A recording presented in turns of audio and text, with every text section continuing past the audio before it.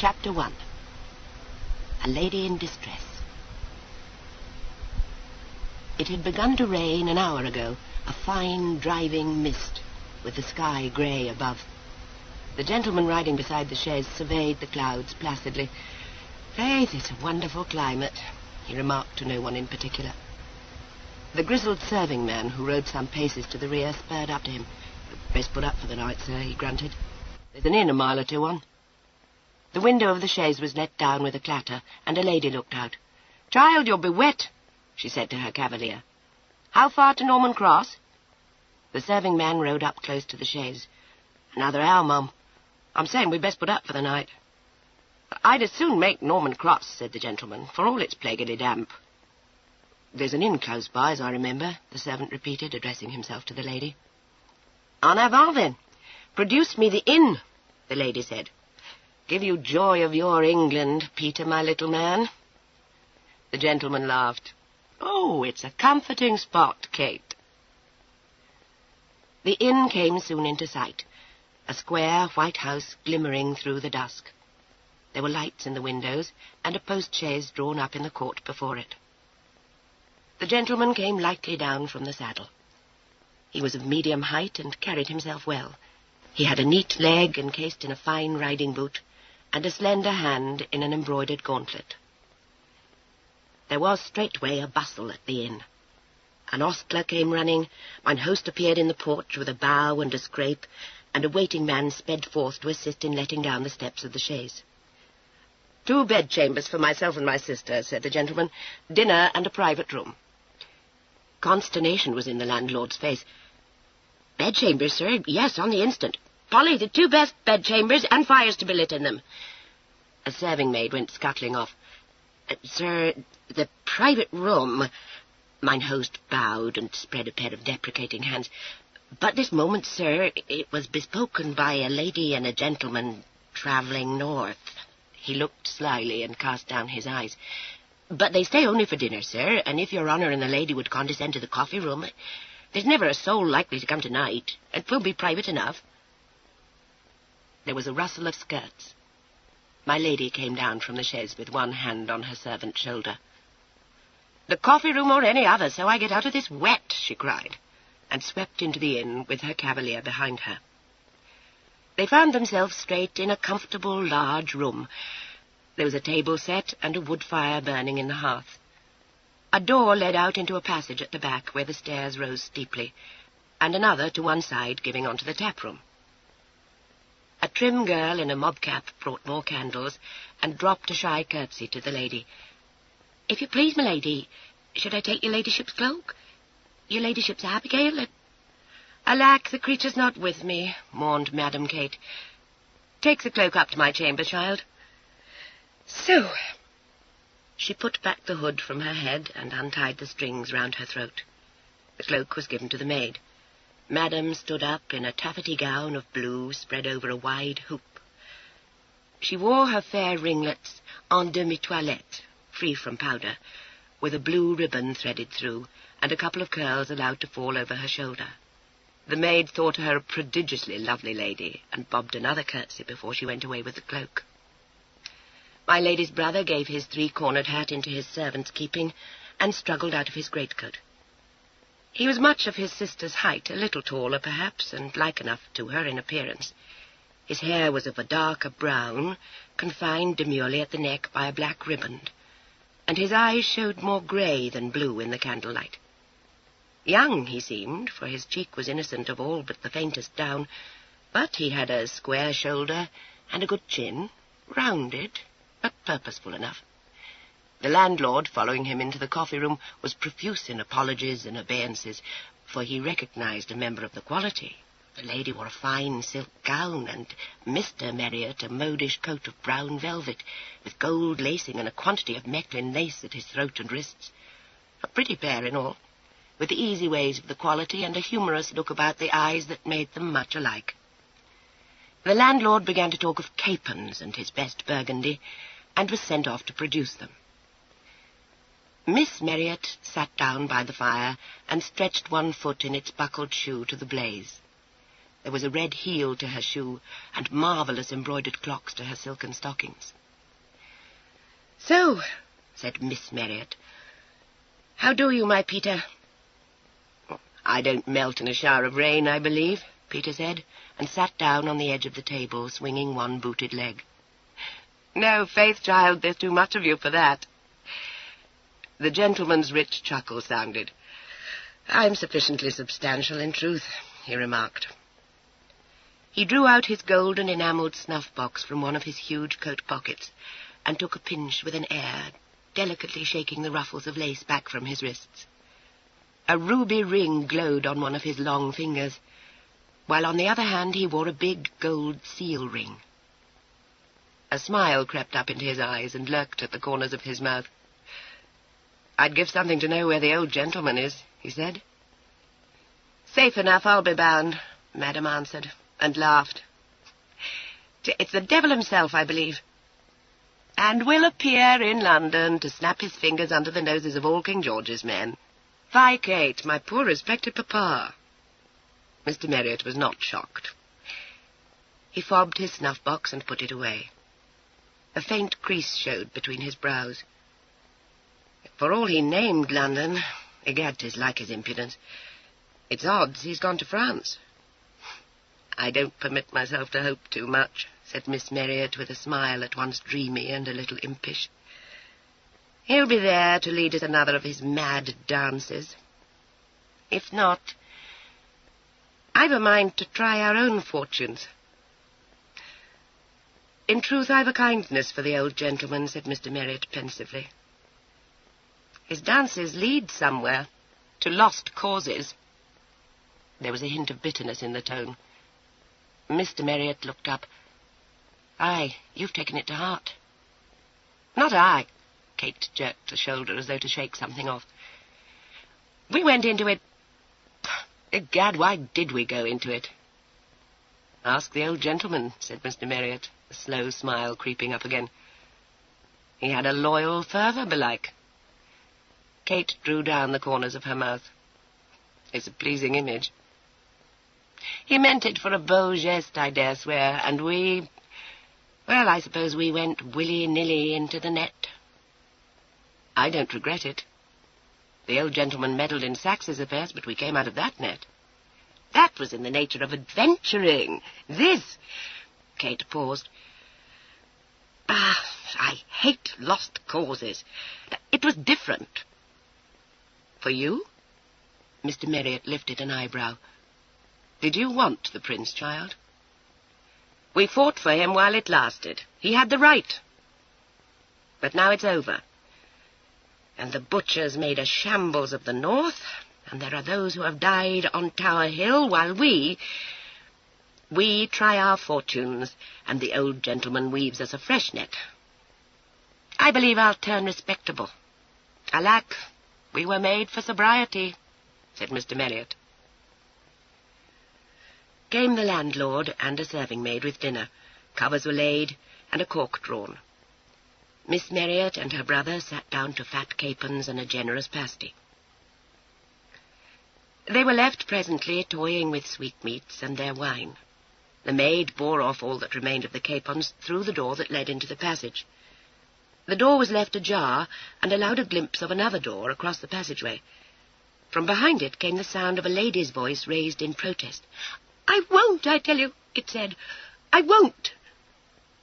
There came the sound of a deeper voice, half coaxing, half bullying. Then the lady cried out again on an hysterical note of panic. "I won't go with you. You shan't elope with me against my will. Take me home. Oh, please, Mr. Markham, take me home." Miss Marriott looked at her brother. He got up, and he went unhurriedly to the door and stood listening. The man's voice was raised now in anger. "By God, Letty, you shan't fool me like that!" Following on a crash from behind the closed door, as of a fist banged on the table, came a choked, imploring murmur. "No!" barked the man's voice. "If I have to gag you to Gretna, you'll go, Letty. Do you think I'm fool enough to let you slip through my fingers now?" Mr. Marriott turned his head. "My dear, I believe I don't like the noisy gentleman," he said calmly. Madam Kate listened to a cry of, "My papa will come! I won't marry you! I won't!" And a faint frown was between her eyes.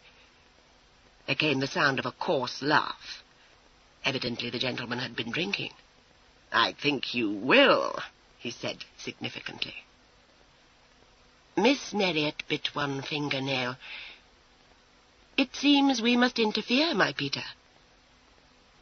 Peter looked rueful and drew his sword a little way out of the scabbard. "No, no, child, put up," said Madam, laughing. "We know a trick worth two of that. We must have the fox out of his earth, though." "Stay you there," said her brother, and went out into the courtyard and called to John, his servant. John came. "Who's the owner of the post-chaise, John?" inquired Mr. Marriott. The answer was severe. "It's a Mr. Markham, sir. Running off to Gretna with a rich heiress, so they say. And the lady not out of her teens. There's wickedness." "John's propriety is offended," murmured Miss Marriott. "We will dispose John, since God seems unwilling. I want a stir made." "Oh, best not meddle," said John phlegmatically. "We've meddled enough." "A cry of fire," mused Mr. Marriott. "Fire or footpads? Where do I lie hid?" "Oh, you are with me already," admired Kate. "Let me have a fire, John, or a parcel of daring footpads, and raise the ostlers." John fetched a sigh. "We've played that trick once before. Will you never be still?" Mr. Marriott laughed.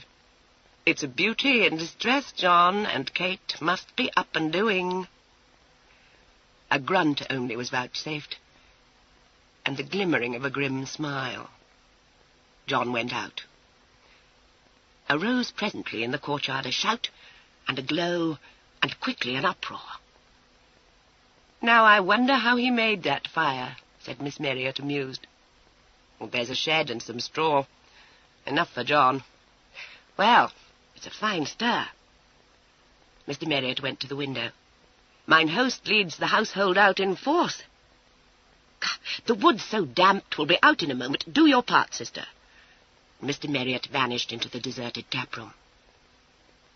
Miss Marriott added then to the stir by a scream, close followed by another, and a cry of, "Fire! Fire! Help! Oh, help!" The door across the passage was burst open, and a dark gentleman strode out. "What in hell's name—" he began. His face was handsome in the swarthy style, but flushed now with wine. His eye lighted on Miss Marriott, and a smell of burning assailed his nostrils. "What's the noise? Gad, is the place on fire?" He came quickly into the coffee-room, and received Miss Marriott in his unwilling arms.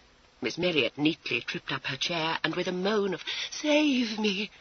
collapsed onto Mr. Markham's chest. He grasped the limp form perforce, and found it a dead weight on his arm. His companion, a slim child of no more than 18, ran to the window. "Oh, 'tis only an old shed caught fire away to the right," she said. Mr. Markham strove to restore the fainting Miss Marriott. "Now, compose yourself, madam. For God's sake, no vapours up. There's no danger. Damnation, Letty, pick the chair up." Miss Letty came away from the window towards Miss Marriott's fallen chair.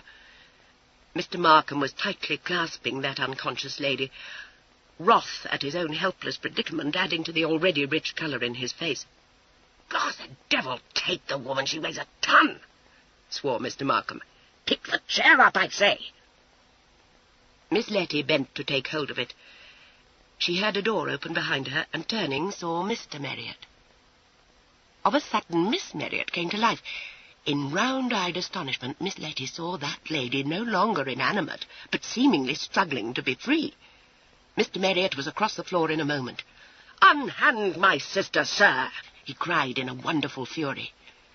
Miss Marriott was thrust off. "God's life, 'twas herself," began Mr. Markham, but got no further. His chin came into sudden contact with Mr. Marriott's sword-hilt, nicely delivered, and Mr. Markham fell heavily all amongst the table legs. "Oh, neatly done, i'faith," vowed Miss Marriott. "Down like an ox, as I live. Set the coach forward, Peter, And you, child, upstairs with you to my chamber." Miss Letty's hand was caught in a firm clasp. Quite bewildered, she was swirled away by the competent Miss Marriott. Miss Marriott's brother put up his sword and went out into the court. John seemed to rise up out of the gloom to meet him. "All well, sir?" Mr. Marriott nodded. "Where's the dear gentleman's chaise, John?" John jerked a thumb over his shoulder. "Horses put to?" inquired Mr. Marriott. "Aye, they're ready to be off. The men are in the tap-room. It's dry they are after the great fire. There's an ostler to the horses' heads." "I don't want that ostler there," said Mr. Marriott. "Drive the chaise past Stilton, John, and hide it somewhere where the gentleman won't find it too soon." "To hide a chaise and horses, is it?" John growled. "It is, John," said Mr. Marriott serenely. "Tell that ostler I want a horse saddled on the instant. One of our own, if need be. I shall set the dear gentleman after you, John. Godspeed you." "Oh, it's a mad couple you are," said John, but he moved away to where the lights of the chaise shone.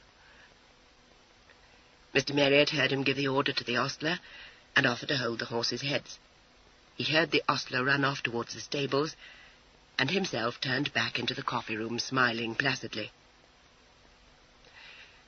Miss Marriott had come downstairs again, and was standing by the fallen Mr. Markham, calmly surveying him. "Well, child, is it done?" she asked. The clatter of horses and the rumble of wheels on the cobbles answered her. John was off. They heard the chaise roll away down the road to London. Miss Marriott laughed and dropped her brother a mock curtsy. "My compliments, child. It's you have the head, indeed. Now, what to do for the poor gentleman?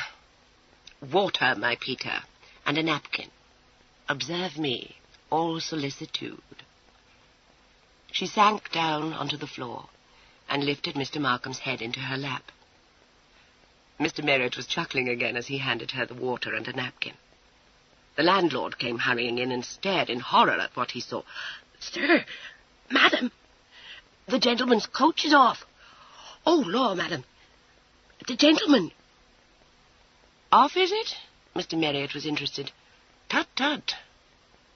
And the lady in it, belike?" The landlord's jaw dropped. "Aye, that would be it. But what's come to the gentleman, sir?" "Good Lord, sir, never say." "The poor gentleman," said Miss Marriott, holding a wet napkin to Mr. Markham's brow. "'Twas the drink turned the head on his shoulders, I dare swear. An accident, host. I believe he won't die of it." "A warning to all abductors," said Mr. Marriott piously. A gleam of understanding shot into the landlord's eyes. "I'm sure he'll be raving mad when he comes to." "A warning to you, good fellow, not to be by," said Mr. Marriott.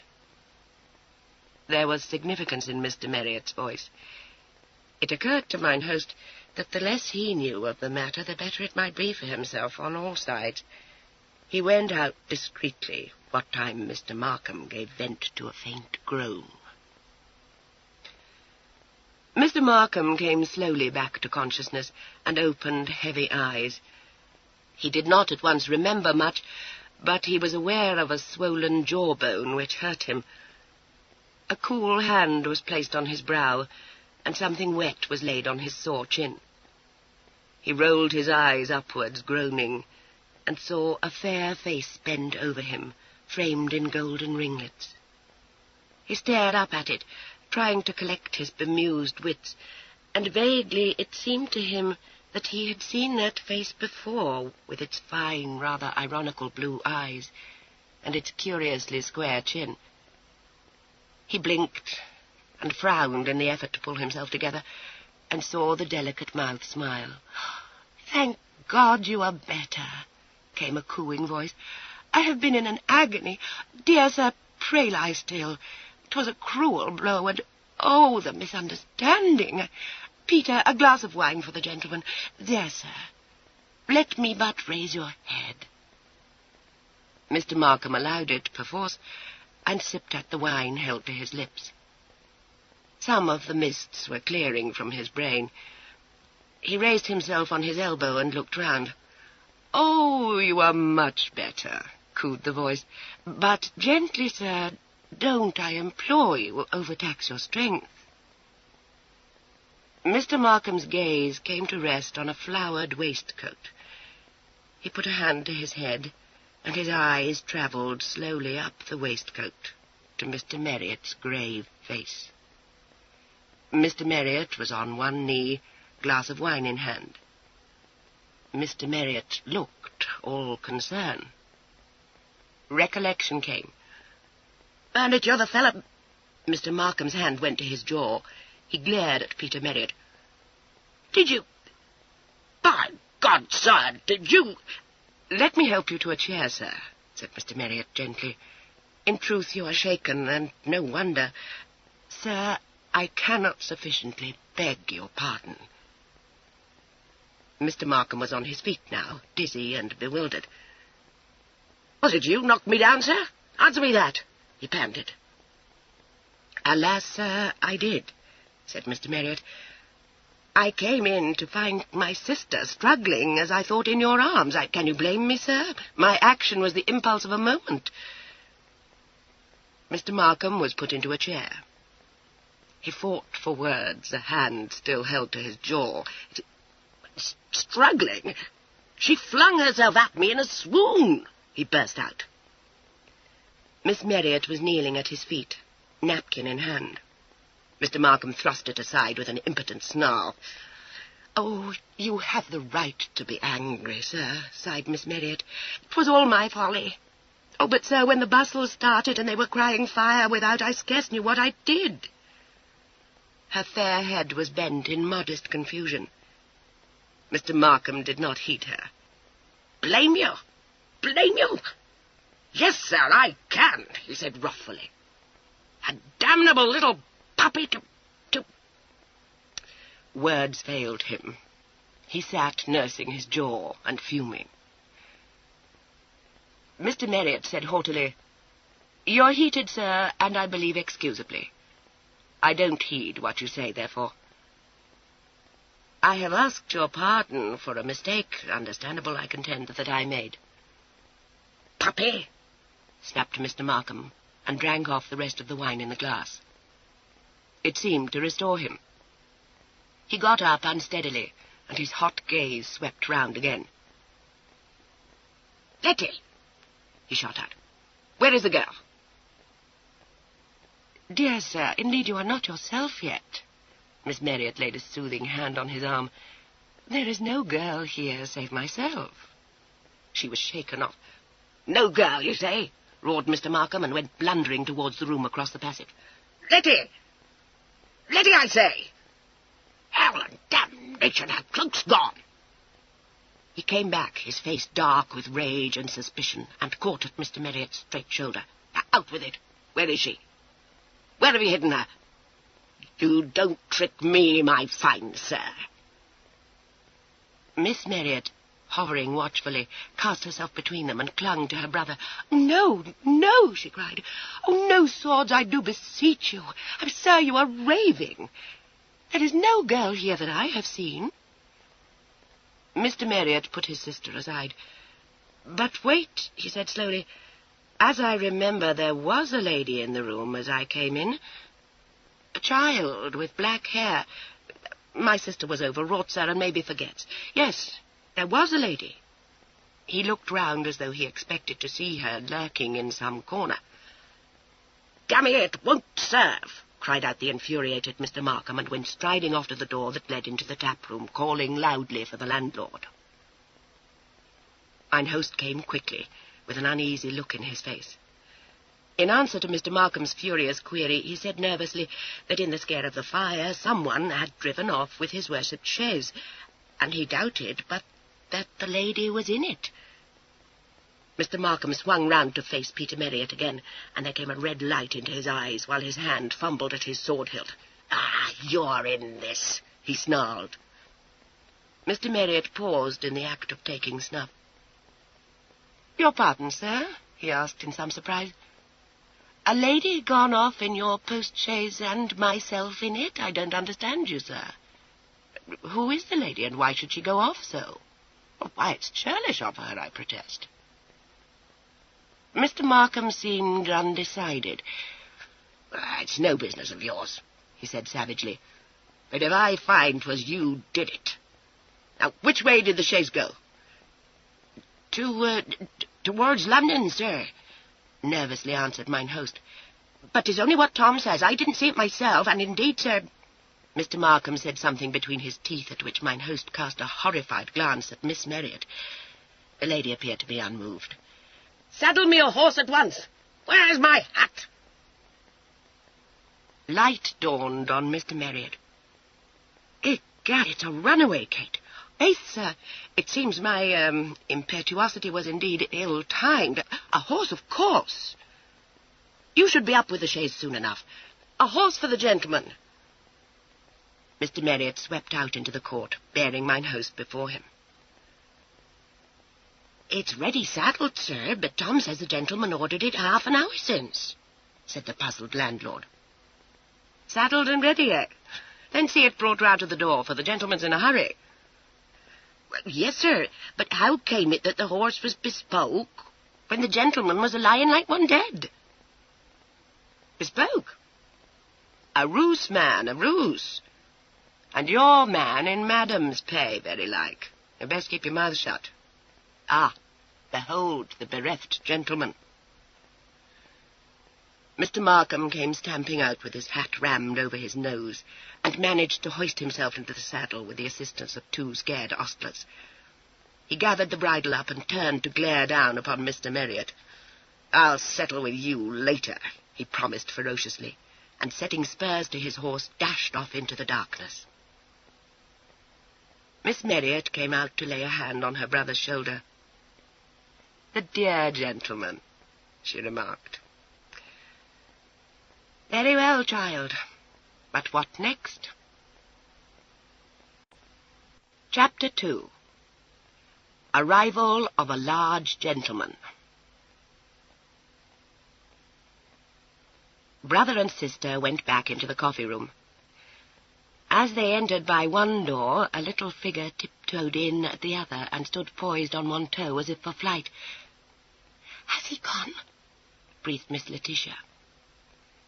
It was Peter Marriott who went forward and took the lady's hand. Why, yes, child, gone for the moment, he said, and led her to the fire. She raised a pair of big, pansy-brown eyes. Oh, thank you, sir, she said. And you too, dear madam. Miss Marriott flushed slightly, whereat the humorous look came into Peter's eye again. He looked down at Miss Letty gravely enough, and pulled a chair forward. Sit down, madam, and let us have your story, if you please. I should desire to know how we may serve you. You have served me, bowed the lady, clasping her hands in her lap. My story is all folly, sir. Wicked folly rising out of the most dreadful persecution. You shock me, madam. Miss Marriott came to the fire and sat down beside the little lady, who promptly caught her hand and kissed it. I don't know what I should have done without you, she said fervently, for I had quite made up my mind I didn't want to go to Gretna Green at all. You see, I'd never seen him in his cups before. It was a terrible awakening. He became altered altogether once we were out of London, and I was afraid a little. She looked up, blushing. At home, when I saw him, he was so different, you see. Do I understand, my dear, that you consented to elope with the gentleman? Inquired Miss Marriott. The black curls were nodded vigorously. I thought it would be so romantic, sighed Letty. She brightened. And so it was when you hit him, she added, turning to Peter. It was positively marvellous. Did you elope with him for the romance of it? Asked Mr. Marriott, amused. That, and because of my papa, said Letty, and because of being bored. Oh, have you never known, ma'am, what it is to be cooped up and kept so close that you are ready to die of boredom? "In truth, I've led something of a rover's life," said Miss Marriott. "But continue, child." "I am an heiress," announced Letty in tones the most lugubrious. "My felicitations, ma'am," bowed Mr. Marriott. "Felicitations? I wish I were a pauper, sir. If a man comes to the house, my papa must needs imagine he is after my money. He said that of Gregory Markham, and indeed I think he was right," she said reflectively. "Ma'am, I think fathers are the veriest plague." "We have suffered, child," said Miss Marriott. "Then, ma'am, you will feel for me. My papa puts a hateful, disagreeable woman to be my duenna, and I am so guarded and sheltered that there is nothing amusing ever happens to me, in spite of having been brought to town. Now, add to all that, ma'am, Sir Anthony Fanshawe, and you will see why I have come to the pitch of doing anything only to get away." "I feel we are to deplore Sir Anthony, Kate," said Mr. Marriott. "It is not that I am not fond of him," Letty explained. "I have always been fond of him, but conceive, ma'am, being required to marry a man whom you have known all your life. A man, too, of his years and disposition." "I perceive in you a victim of parental tyranny, child," said Miss Marriott. "We consign Sir Anthony to perdition." Letty giggled at that. "Oh, never, ma'am. 'Tis a model of prudence and of the virtues, and 35 years old at the very least." Mr. Marriott flicked a speck of snuff from his sleeve. "And to escape this greybeard, hence the young Adonis yonder, I suppose." Miss Letty hung her head. He was not very young either, I suppose," she confessed. "And I have been very silly and wicked, I know. But indeed I thought him vastly more entertaining than Tony. I mean, you could not for your life imagine Tony excited, or in a scrape, or even hurried. And Gregory said such pretty things, and it was all so romantic. I was misled." "The matter's plain to the meanest intelligence, madam," Mr. Marriott assured her. "I discover in myself a growing desire to meet the phlegmatic Sir Anthony." His sister laughed. "Aye, that's to your taste. But what's the next step?" "Oh, she goes with us along to London. Pray, ma'am, may we know your name?" "'Tis Letitia Grayson, sir. My papa is Sir Humphrey Grayson of Grayson Court in Gloucestershire. He is afflicted with the gout. I expect you may see him by and by, for I left a note for him, and he would be bound to find it." "We await his coming, then," said Miss Marriott. "It solves the matter. Might Peter bespeak a bedchamber for Miss Grayson?" A confiding hand was slipped into Kate's as Mr. Marriott strolled away to the door. "Please, will you call me Letty?" said Miss Grayson shyly. Mr. Marriott made an odd grimace at the panel of the door and went through into the tap-room. Mine host had barely recovered from his very natural bewilderment at finding that the supposed fugitive was still in his house, when there came the sound of a chaise bowling at a rare speed along the road. It drew up at the inn, and in the light of the lamps Mr. Marriott saw his servant jump down. He pursed his lips in a soundless whistle. "This should be Papa," he said pensively. "Your fourth room will be wanted, host." He went back into the coffee-room to find that Miss Letty was at the window already, peering out. "Your papa, as I believe," announced Mr. Marriott. "I am afraid it is," agreed Miss Letty. "Yet with the gout plaguing him so much, Oh, lud! As I live, 'tis Anthony!" Miss Marriott threw her brother a comical look. "And so your desires are fulfilled, child? We are all impatience, Letty." Mr. Marriott stood by her chair and took snuff. The door opened to admit a large gentleman who came in very leisurely. "Lud, it's a mammoth," said Miss Marriott for her brother's private ear. "Oh, are you jealous?" he retorted. The large gentleman paused on the threshold and put up his quizzing glass, through which he blandly surveyed the room. He was a very large gentleman indeed, with magnificent shoulders and a fine leg. He seemed rather to fill the room. He had certainly a presence and a personality. He wore a tie wig of plain brown, and carried his hat under his arm. The hilt of his sword peeped out from between the folds of his greatcoat, but in his hand he held a cane. "The gentleman would appear to be annoyed," murmured Mr. Merriott, looking at the lines about the newcomer's mouth and square jowl. "La, my dear, how can you say so?" marvelled Miss Merriott, seeing the large gentleman's grey eyes calm and bored. She rose with an air and swept a curtsy. The gentleman must not be allowed to dominate the room thus. It seemed he had the way of it. "Make your leg, child," she threw over her shoulder at Peter. "We are under observation."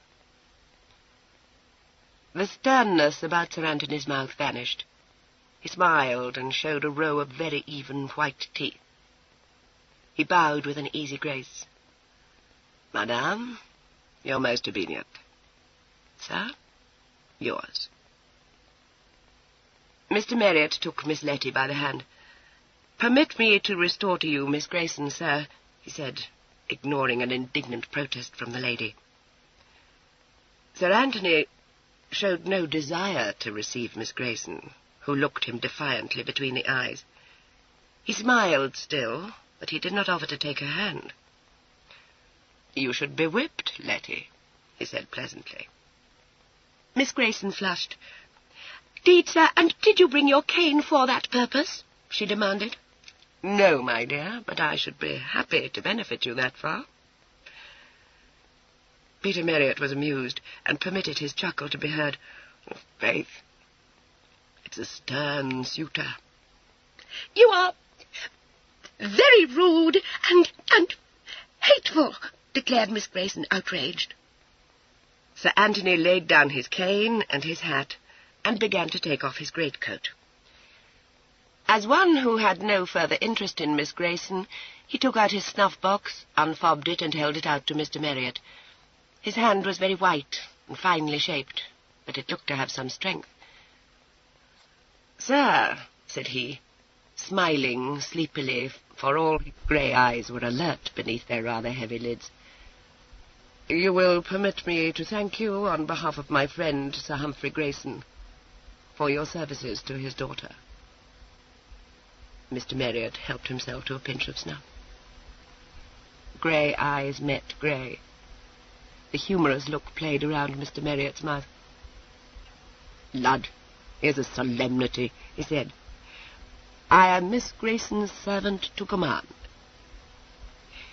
Miss Grayson forgot her dignity. "Tony, it was wonderful. His sword was out in a trice, and I thought he was about to run that odious Markham right through the body. But just as it was too monstrously exciting for words, the point seemed to flash upwards, and the hilt caught Mr. Markham on the chin." She demonstrated with a small fist to her own pretty chin. "He went down like a stone," she ended dramatically. Her glance fell on Miss Merriott by the fire. And Miss Merriott, too, was splendid, Tony, for she pretended to swoon in Markham's arms. Mr. Merriott looked down at his sister something quizzically. "My dear, I eclipse you," he murmured. He turned again to Sir Anthony. "Thus we mourn our departed suitor. Now, where did you find my man John?" He began to pour wine, and handed one glass to the large gentleman. "At Stilton," Sir Anthony replied, "just before I saw my friend Mr. Markham. He was endeavouring to hide a chaise and horses, which aroused my suspicions. He was induced to confide in me." Mr. Merriott looked meditatively at the square, handsome face. "I wonder why," he said, for he knew his John. A singularly attractive smile crossed Sir Anthony's face. "My charm of manner, sir, I believe," he said. There came a laugh from Miss Marriott. "I begin to have a kindness for the large gentleman," she remarked to the room at large. "And you met the so dear Mr. Markham, sir?" "Hardly, madam. I had rather say I saw the so dear Mr. Markham pass me in a cloud of mud, I believe." "I wonder, did he see you?" Miss Marriott's eyes were bright with laughter. "I am almost persuaded that he did," said Sir Anthony. "Then I take it we are not to expect his return?" Miss Marriott cocked a knowing eyebrow. "I hardly think so, madam," said Sir Anthony placidly. Miss Marriott looked at Miss Grayson. "Why, child, I like the large gentleman, I protest," she said. "Pray, sir, have you dined?" "So far I have not had the time, madam, but I have reason to hope the landlord is preparing dinner for me at this moment." Mine host himself came in most opportunely then, with a serving maid behind him, carrying a loaded tray. A fresh cover was laid, a roasted chicken placed before Sir Anthony, and a fresh bottle uncorked. "You permit, madam?" Sir Anthony bowed towards Miss Marriott. "Pray, sir, be seated. You will be ravenous." "I confess I hate to miss my dinner," said Sir Anthony, and began to carve the chicken. "There is something of me to maintain, you see," he added, with a twinkle and a glance cast down his noble bulk. Miss Grayson cut in on Miss Marriott's laugh. "Food!" she ejaculated scornfully, and tapped an impatient foot. Sir Anthony paid no heed. "Well, Tony, you are come nigh on 100 miles to rescue me, as I suppose, and now you have nothing at all to say but that you have missed your dinner." "Well, that thought has been absorbing me for the last 20 miles, said Sir Anthony imperturbably. "And me in peril!" cried the affronted Miss Grayson. Sir Anthony raised his eyes from the chicken and looked coolly across at her. "Oh, were you in peril?" he inquired. "I came merely to put an end to an indiscretion, as I thought." "Peril? At the hands of such a monster!" Miss Grayson was indignant. "I wonder, sir, that you need ask." Sir Anthony poured wine for himself and Mr. Marriott. "My dear Letty," said he, "you have so frequently assured us that Mr. Markham is a model of all the virtues that I did you the honour to respect your judgment." Miss Grayson turned scarlet and looked as though she were about to cry. "You didn't, Tony. You are just being disagreeable. And he's not a model of virtue. He is an odious brute, and so are you." "Tut, child, the gentleman's hungry, and will be the better for his chicken," said Mr. Marriott. "I am not a child," flashed Miss Grayson, and was off in a swirl of skirts to Miss Marriott's side. From the shelter of Miss Marriott's arm she hurled a tearful defiance. "And I would sooner go to Gretna with that monster than marry you, Sir Tony." Sir Anthony remained unmoved.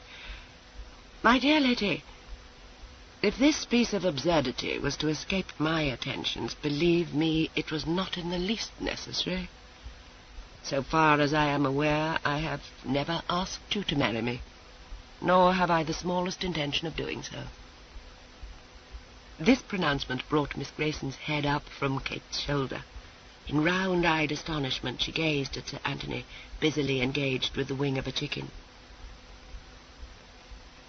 "I have to suppose," said Miss Marriott sharply, "that the gentleman is an original." Mr. Marriott turned away to hide a laughing face. "These family arrangements," he said. But Papa says," began Miss Grayson. "Why, Tony, don't you want to marry me?" "I do not," said Sir Anthony. Miss Grayson blinked, but she did not seem to be offended. "Why don't you?" she asked with naive curiosity. At that Sir Anthony looked up, and there was a twinkle in his eyes. I suppose, Letty, because my taste is at fault. Well, Miss Grayson digested this in silence. She disengaged herself from Kate's arm and went slowly to the table. Sir Anthony rose at her approach and received one little hand in his large one. "Tony, will you tell Papa?" she asked. "I have told him, my dear." "How did he take it?" said Miss Grayson anxiously. "Philosophically, child." "I am so glad," said Miss Grayson with a relieved sigh. "If you don't want to marry me, Tony, I can go home with a quiet mind, and I can even forgive you for being so disagreeable." "And I," said Sir Anthony, "can finish my dinner." Chapter 3. My Lady Lowestoft. Miss Marriott called, "Come in," to a scratching on the door. Came Mr. Marriott into the big bedroom and walked across to the fireplace where Kate stood. Mr. Marriott cocked an eyebrow at Kate and said, "Well, my dear, and did you kiss her good night?" Miss Marriott kicked off her shoes and replied in kind, "What, are you parted from the large gentleman already?" Mr. Marriott looked into the fire, and a slow smile came, and the suspicion of a blush. "Lord, child," said Miss Marriott, "are you for the mammoth? It's a most respectable gentleman, my dear." Mr. Marriott raised his eyes. "I believe I would not choose to cross him," he remarked inconsequently. "But I would trust him." Miss Marriott began to laugh. "Be a man, my Peter, I implore you." "Alack," sighed Mr. Marriott, "I feel all a woman." "Oh, Prue, my Prue, it's a Whig with a sober mind. Will you take it to husband?" "I suppose you will be merry, Robin. Do you imagine me in love on 2 hours' acquaintance? Ah, you're jealous of the gentleman's inches, said I not so? My inches, child, stand me in good stead. I believe it's the small men have the wits." "My compliments on the sword play." "At least the old gentleman taught me a trick or two worth the knowing," placidly said the lady, and pulled up her coat sleeve to show a stained shirt. "The last glass went down my arm," she said, smiling. Her brother nodded. "Well, here's been work enough for the evening," he remarked. "I await the morrow. Give you good night, child, and pray dream of your mammoth." "In truth, I need a mammoth to match me," said Madame Prudence. "Pray dream of your midget, Robin." She went away, humming a snatch of an old song. It was apparent to her that her brother frowned upon the morrow, but she had a certain placidity that went well with her inches, and looked upon her world with calm, untroubled eyes.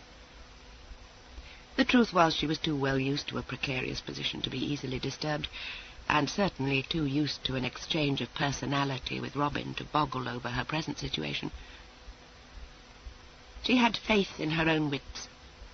These failing her, she had a rueful dependence on the ingenuity of her sire.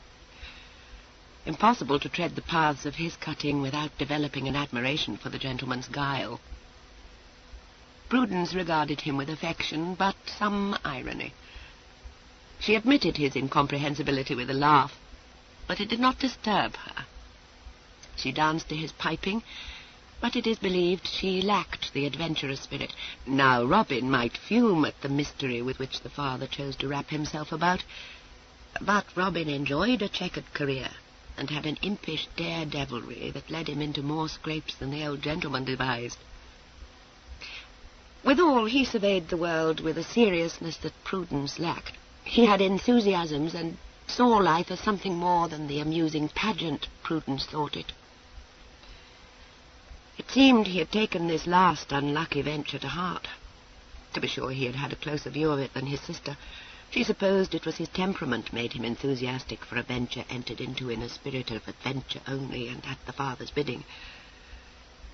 She remembered he had wept after Culloden, with his head in her lap at the old house in Perth, wept in a passion of fury and heartbreak, and dashed away the tears with an oath and a vow that he hated lost causes.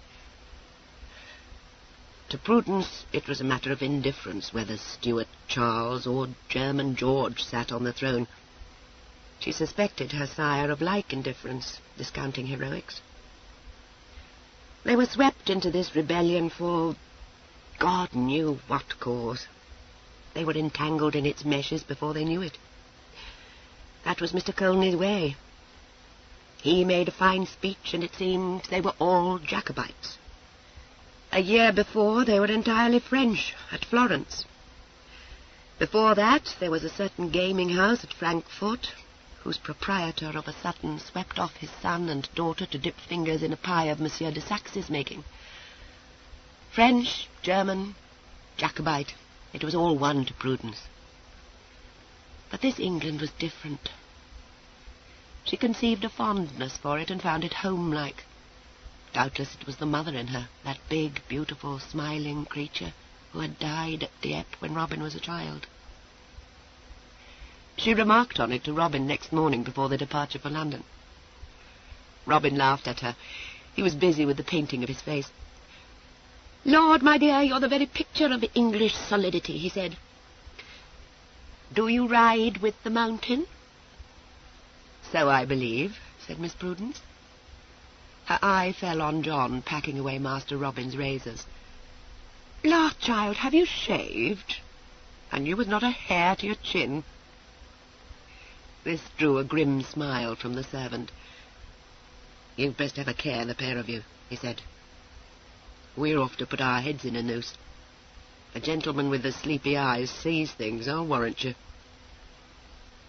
"What? Do you shy away from the mountain?" Robin said. "I might engage to run in circles round it." The man looked upon his young master with rough affection. "Aye, you're a cunning one, Master Robin, but the big gentleman's awake for all you think him so dull." Prudence sat saddle-wise across a chair and leaned her arms on the back of it. Chin in hand, she regarded John and said lazily, "Where's the old gentleman, John?"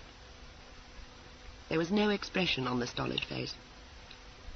"I've lived with him more years than you, Miss Prue, and I don't take it upon myself to answer that."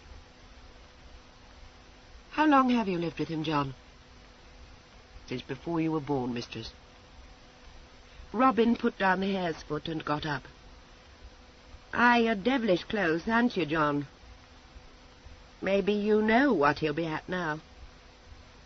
"Maybe I do, maybe I don't," was all the answer vouchsafed him. "What's to be your ladyship's dress today?" Robin came down to the coffee-room 20 minutes later in a dimity gown and pink ribbons. The hood was cast aside in favour of a straw hat with rosettes and more ribbons, but Prudence, very sober in fawn breeches and a coat of claret-coloured cloth, carried a fine mantle over her arm, which was presently put about Madame Robin's shoulders. Miss Letty was agog to be off. They set forward in good time, Robin and the ladies seated demurely in the chaise, and the seeming Mr. Marriott and Sir Anthony riding a little way behind for escort. There were questions, of course. Prudence was prepared for them and knew no faltering. She spoke of a home in Cumberland, it seemed remote enough, and of the grand tour. Sir Anthony had made it, that went without saying. They conversed of foreign towns amicably and safely. Prudence displayed a remarkable knowledge of places. Indeed, she had the greater part of Europe in her memory, as it were, and an intimate acquaintance with haunts unfrequented by the fairer sex. Once she saw the straight brows rise, and tranquilly awaited developments. "You've seen a vast deal for your years, Master Peter," said Sir Anthony. "They number 20, sir," she replied. If the truth be told, they numbered 26, but she looked a stripling, she knew. "But I lived abroad with my parents some years before my mother's death. She could not support the English climate." Sir Anthony bowed politely, and desired to know where Mr. Marriott might be found in London. "My sister is to visit my Lady Lowestoft, sir," Prudence answered. I am her escort, and I believe her ladyship will give me a lodging. Perhaps you are acquainted with her? Faith, all the world knows Lady Lowestoft, said Sir Anthony. If she denies you, or you grow tired of the petticoats, my dear boy, you may command a lodging with me at any time. Prudence flushed with a sudden surprise and looked sideways at the gentleman. This was unexpected. It seemed Sir Anthony was developing a kindness for her. She thanked him gravely and learned that he owned a house in Clarges Street. They came to London in the dusk. Prudence sat straight enough in the saddle, but she owned privately to fatigue. It was necessary to restore Miss Letty first to her father, where also they left Sir Anthony. The lateness of the hour was pleaded as an excuse for not entering the house with Miss Letty, but Miss Marriott promised to wait upon her as soon as might be. The chaise drove on to Arlington Street and drew up at my Lady Lowestoft's door. Prudence came down out of the saddle with a sigh of relief. Robin touched her shoulder. "Bravely done, child. Journey's end now." "A halt," Prudence amended. "No doubt we'll have done with our travels when we get to heaven." My lady's black page it was that ushered them into my lady's withdrawing-room. This was a spacious apartment, resplendent with gilt and yellow brocade. My lady, it seemed, had a taste for the new French furniture. The page went away to carry Mr. and Miss Marriott's names to his mistress, and Miss Prudence looked round with a comical grimace. "Faith, it seems my Lady Lowestoft is the same Thérèse de Bruton," she remarked.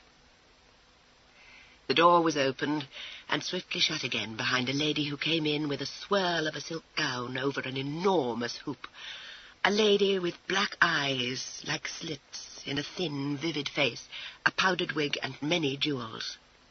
She stood with her back to the door, her hand still on the knob, and as she looked sharply from one to the other of her visitors, the narrow black eyes narrowed still more, and her face was all alive with laughter. "Eh, but which is the man of you, my little ones?" she demanded. Prudence made her bow. "So please you, madam?" My lady came to her with quick, jerky steps. She said, "Never! Do I not know thee, my cabbage? Eh, Prue, my dear!"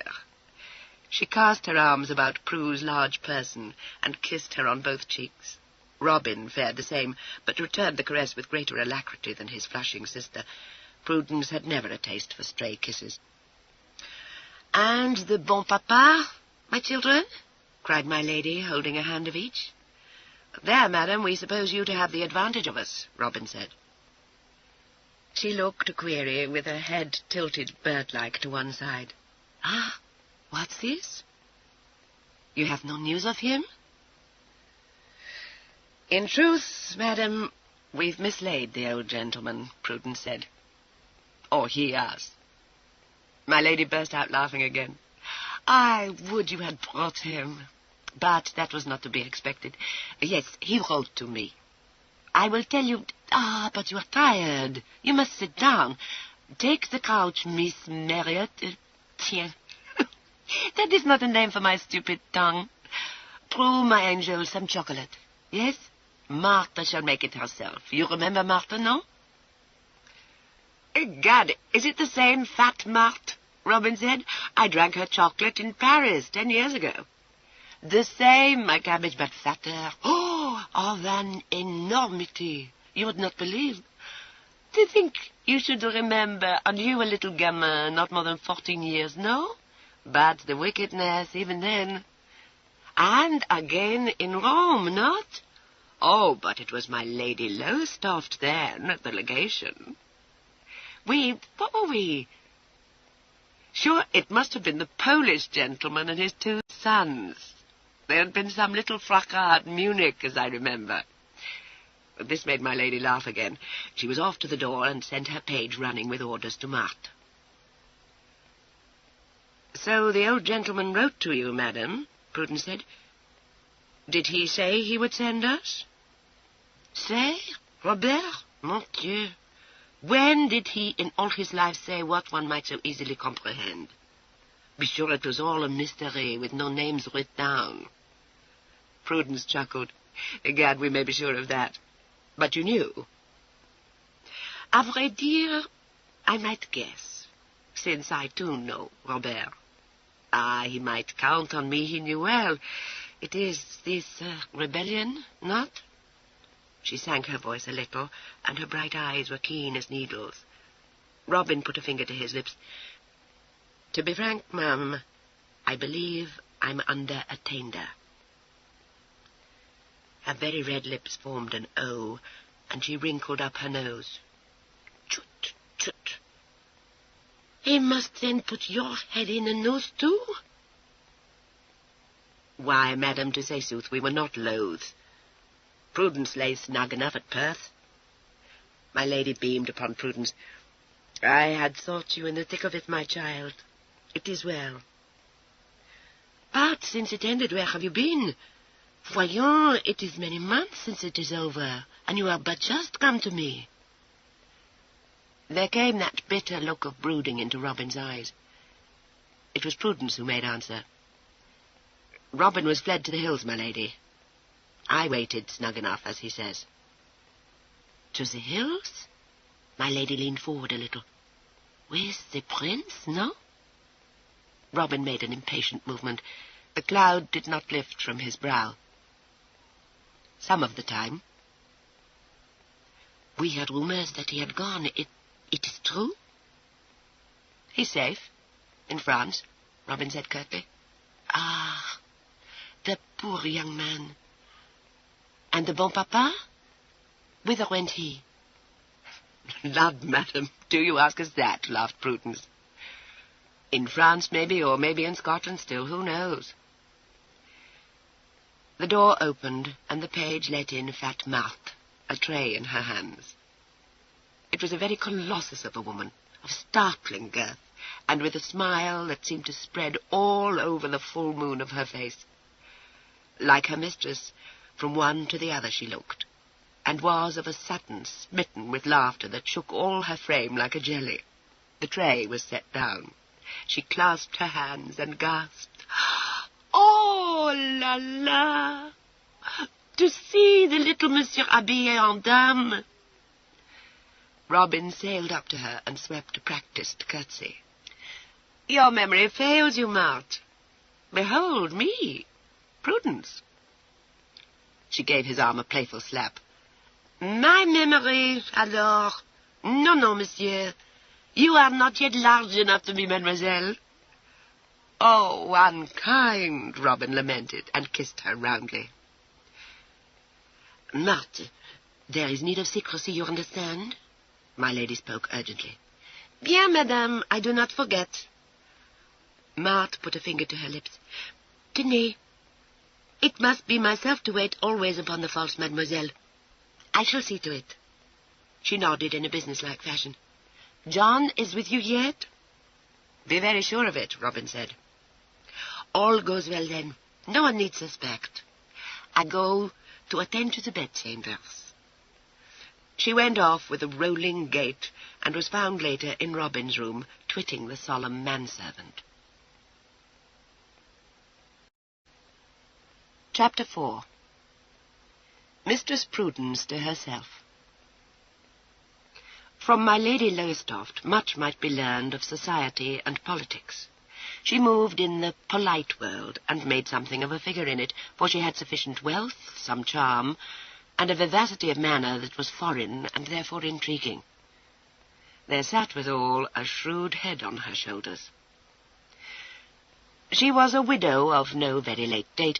Indeed, she had interred Sir Roger Lowestoft with all decency little more than a year back, and having for a space mourned him with suitable propriety, she had now launched upon a single life again, which promised to be very much more entertaining than had been the married state. It must be admitted, Sir Roger was little lost to his lady. She had been heard to say that his English respectability gave her cramp in the soul. Certainly she had been a volatile creature in the days of her spinsterhood. Then came Sir Roger, and laid his sober person and all his substantial goods at her feet. She picked them up. I am no longer so young as I was, voyez-vous, she had said to her friends. The time comes for me to range myself. Accordingly, she married Sir Roger, and as an ambassador's lady she conducted herself admirably, and achieved popularity. She was ensconced now in her house in Arlington Street, with fat Marthe to watch over her, a monkey to sit in the folds of her skirts, as fashion prescribed, and a black page to run her errands. She entertained on a lavish scale. Her acquaintances were many, and she had, beside, quite a small host of admirers.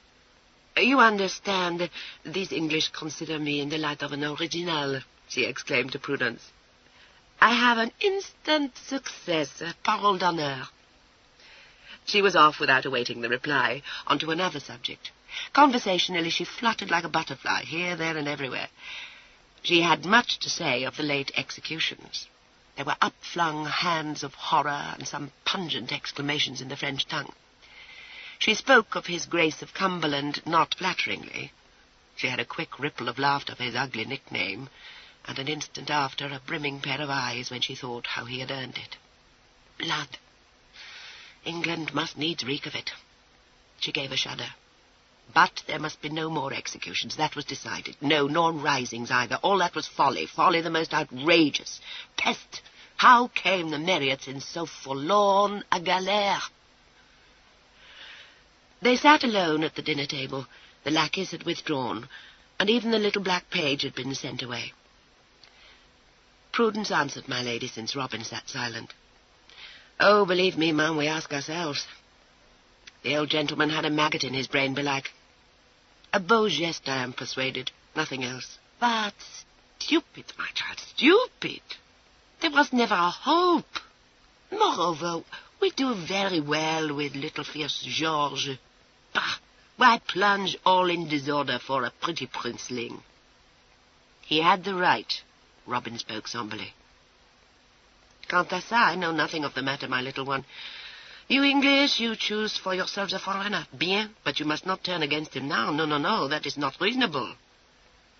By your leave, ma'am, not all chose him. She flashed a look at him. Eh, so he had you under his spell, the bonny prince? But you... No, my cabbage, you are no Jacobite at heart. A spell, no more. Oh, I am nothing at all, ma'am, rest you content. I meddle no more in the affairs of princes. That is wise, she approved. This time you escape. Another time, who knows? He laughed irresponsibly. As to that, my lady, I don't count myself safe as yet. His sister's serenity was ruffled momentarily. She looked with some anxiety towards my lady, who bent towards her swiftly and patted her hand. Ah, no more of that. Au fond, you do not like to see blood flow, you English. It is thought there has been blood enough. The tide turns. Like close, and all blows over. I am certain of it. Moi qui te parle. Robin made a face at his sister. The creature must needs play the mother to me, madame. Madam, behold my little mentor, Prudence retorted. Give you my word, I have my scoldings from him, and not the old gentleman. 'Tis a waspish tongue, egad. Talk ran a while then on the vagaries of Mr. Colney. My lady must needs speculate upon his whereabouts. His dutiful children could not permit themselves to indulge in the optimism of hazarding a guess, sufficient for them that he had named London as a meeting-place. Wherefore, behold them here, in all obedience. My lady professed alarm. Prudence cracked a nut. My lady was urgent to know the nature of Mr. Colney's business in the late rebellion. Her queries were met by a humorous quirk of the eyebrow and a half shrug of the shoulder. Eh bien, then, might he with safety show himself in town? Had he not, in effect, been conspicuous up there in the north? It was Robin who said with a laugh, "Lad, ma'am, did you ever know him when he was not conspicuous? It has been dark intrigue for him, here and there, a go-between, as I take it. What does one know of him? Nothing. But I'd wager my last guinea he has his tracks well covered." My lady reflected on the likelihood of this, but it was evident that she continued to feel some trepidation at the thought of Sir Cher Robert coming to London, which was, in fact, the lion's den. Prudence smiled. My lady, he has very often informed us that I contrive might well stand for his motto, and faith, I believe him. I contrive, mused my lady. Yes, that is Robert. But it is the motto of the Tremaines. The more like the old gentleman to appropriate it, said Robin. Who are the Tremaines? Oh, one of your old families. They are Viscounts of Barham. These many years, you must know. The last one died some few months since, and the new one is only some cousin, I think, of name Rensley. Then our poor papa can have his motto, said Prudence. She had a mind to learn something of Sir Anthony Fanshawe, and drew the trend of the talk that way. There was no word spoken of Miss Letty and her indiscretion. Sir Anthony had been chance met on the road, also one Mr. Markham. My lady wrinkled her brow at the last name. It was plain she did not count Mr. Markham among her friends. More closely questioned, she said that he was a man of mauvais ton, a great gambler, and received at an astonishing number of houses, for no reason that she could perceive, unless it were his friendship with my Lord Barham. There you have two people of no great breeding, ran her peroration, have not to do with either, my children. Both are counted dangerous, and both are rogues. Of that I am convinced. And Sir Anthony, said Robin, with a quizzical look at his sister, is that another rogue? My lady found this infinitely amusing. The poor Sir Tony, to be sure, a very proper gentleman, well-born, rich, handsome, but of an impenetrability. You English. She shook her head over the stolidity of the race. He displays already a most fatherly interest in my little sister, ma'am, Robin said solemnly. We are like to be undone by it. Robin must have his jest, my lady. Prudence was unruffled. I believe I'm not a novice in the art of simulation. I don't fear Sir Anthony's detection. My dear, he does not see a yard before his own nose, that one, my lady assured her. Fear nothing from him. You will meet him at my rout tomorrow. All the world comes. There was no more talk then of Sir Anthony, but he came again into Prudence's mind that night when she made ready to go to bed. She came out of her coat, not without difficulty, for it was of excellent tailoring, and fitted tightly across her shoulders, and stood for a while before the long mirror, seriously surveying herself. A fine, straight figure she made.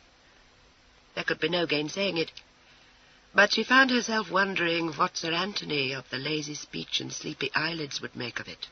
She doubted there might be too great a love of the respectable in the gentleman. She placed her hands on her slim hips and looked, without seeing, into the grey eyes in the mirror. Sir Anthony refused to be banished from her mind. Respectable. Aye, there was the sneering epithet of a vagabond or an honourable gentleman. It was tiresome of the man, but there was that in his face inspired one with trust, and a disinclination to simulate. One could not imagine the large gentleman descending to trickery and masquerade. Well, so much the worse for him, then, if he found himself ever in a dangerous corner. One might give the masquerade an ugly-sounding name. Call it deceit. No good ring to that. Or call it pitting of one's wits against the world's. That had a better smack. The fine mouth showed a tendency to curl scornfully. One's wit against the world was well enough. One's wit against a single fellow creature, not so good. The one was, after all, a perilous losing game with all to risk. The other savoured a little of the common impostor.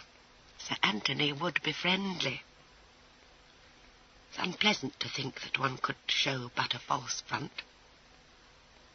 She caught herself up on the thought, turned away from the mirror, and began to untie the lace at her throat. Egad, she was in danger of turning sentimental because a large gentleman looked on her with kindness. A sentimental country, this England. It awoke in one a desire for security. The neckcloth was tossed onto the table, and a soft chuckle came. How ludicrous to think of security with Mr. Colney for a sire. She reflected ruefully that her father was somewhat of a rogue, disreputable even. A gaming house in Frankfurt, forsooth. She had a smile for that memory. Hand-to-mouth days, those, with herself in boy's clothes, as now. The old gentleman had judged it wisest, and when one remembered some of those who came to the gaming house, one had to admit he had reason. A dice-box in one pocket and a pistol in the other, though.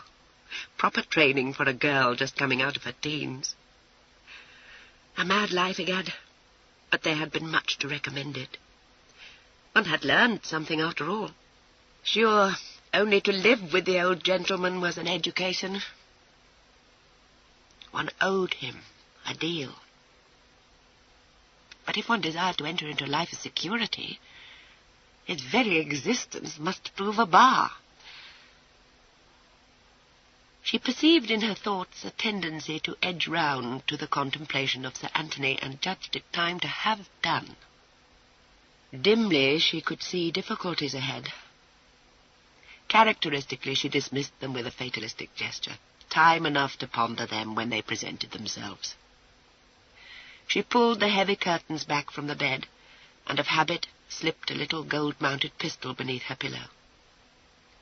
She climbed into the big four-poster, and very soon lay lightly asleep.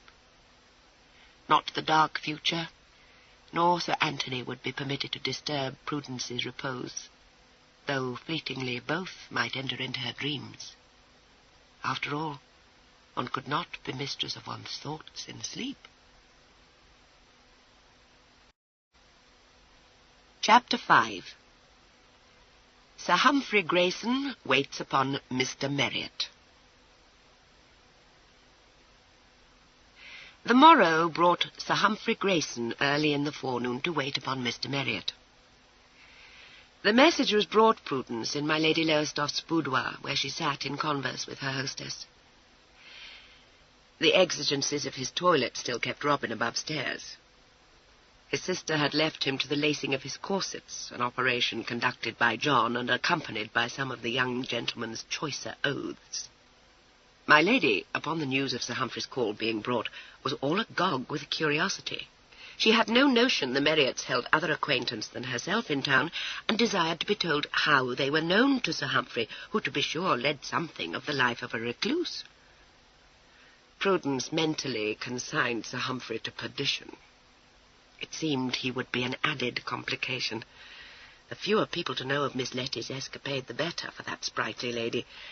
But Prudence reflected that there were mysteries and secrets of her own enough to keep close without the addition of another's. She evaded my lady's questions. She claimed no acquaintance with Sir Humphrey, but believed Sir Anthony Fanshawe had solicited his kindness on her behalf. My lady was left to make what she could of this. Prudence went downstairs to the room looking out onto the street that was used for morning callers. There arose at her entrance a tall, thin gentleman with stooping shoulders and a limp. He wore the powdered wig of fashion, but neglected to paint his face. The brown eyes, not unlike Miss Letty's own, held some trouble. He had the look of a man prematurely aged by ill health. The gentleman bowed to Mr. Marriott, leaning the while on his cane. Mr. Marriott returned the bow, and was swift to pull forward a chair for the visitor. "Sir Humphrey Grayson, I believe. Sir, you honour me. Will you not be seated?" A certain grimness about Sir Humphrey's mouth vanished as his glance took in Mr. Marriott. The young gentleman had a great air of fashion, but practised what Sir Humphrey had come to believe an old-fashioned courtesy towards the elder generation. He took the chair offered, with a passing reference to a gouty foot. There was a slight squaring of the bent shoulders. It was evident this elderly gentleman had little relish for his visit. "Mr. Marriott, I believe you must know the reason of my being here," he said bluntly. "Let me be plain with you. My daughter has put me in your debt." A stiff-backed old man. One must perforce pity the hurt to his pride. Prudence made swift answer. "Why, sir, I protest, there is no need for such talk. Do me the favour of letting a very trifling service be forgot." There were further signs of thaw. "Bear with me, Mr. Marriott. You must do me the honour of accepting my very heartfelt thanks for your rescue of my daughter." "Why, sir, there is nothing to all this. My part was played but a bare half-hour before Sir Anthony came upon us. He would have settled the business as quickly had I let be. Pray, let us not speak of it. I am happy to have been of service to Miss Grayson. Or thank my sister, sir, whose quicker wits devised the little plot." Sir Humphrey permitted himself to smile and to incline his head. "I do indeed desire to render my thanks to Miss Marriott. My foolish daughter can talk of naught else but that same plot. At least allow me to compliment you on a tricksy piece of sword-play." Prudence gave her rich chuckle. "An old ruse, sir, but useful. I trust Miss Grayson finds herself none the worse for her adventure." "Rest assured, sir, my daughter is incorrigible." But a reluctant smile went with the words. "Why, sir, it's a child, after all, with a child's desire for a romantic venture." "It might have led to a most damaging scandal, Mr. Marriott." Prudence discerned some anxiety in Sir Humphrey's eye and made haste to reassure. "All fear of that must be at an end with you, sir. Of that I am certain. None save Sir Anthony and ourselves can know aught of the matter." There was again a bow. "My daughter should count herself fortunate in meeting so discreet a friend in her trouble," said Sir Humphrey. This punctilious grandeur became oppressive. Prudence conceived the happy thought of sending a message up to Robin. Sir Humphrey professed himself all desire to lay his compliments before Miss Marriott. Black Pompey was sent running to Robin's chamber, and in a little while Robin came, all powdered and patched and scented, a fair vision in pale blue taffety. And no girl, Prudence thought, could appear lovelier. There was a curtsy, a few gliding steps towards Sir Humphrey, and a delicate hand held out. Sir Humphrey bowed low over it, and a faint crease crept between Prudence's brows. It seemed to her unseemly that the old courtier should kiss her graceless brother's hand. She met Robin's dancing eyes of mischief with a look of some reproof. Robin sank into a chair with a billow of stiff silks. "Sir Humphrey, this is too kind in you, I protest. Miss Letty spoke of your love of seclusion. There was no need for this visit. No, no, sir, you shall not thank me for the other night's work." A fan was spread, but a laughing pair of eyes showed above it. "Oh, spare my blushes, sir. Conceive me fainting in the arms of the Markham. Oh, Lud!" Prudence might retire into the background. Robin had the situation well in hand. She sat down on the window-seat and was at leisure to admire her brother's adroitness. For some reason he seemed bent upon the captivation of Sir Humphrey.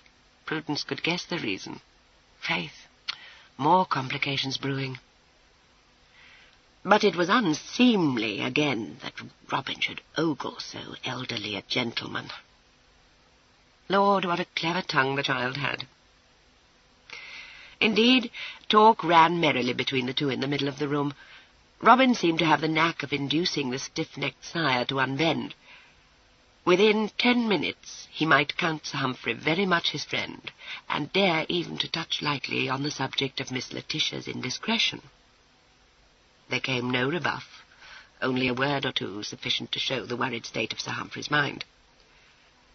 Robin put by the fan of painted chicken skin.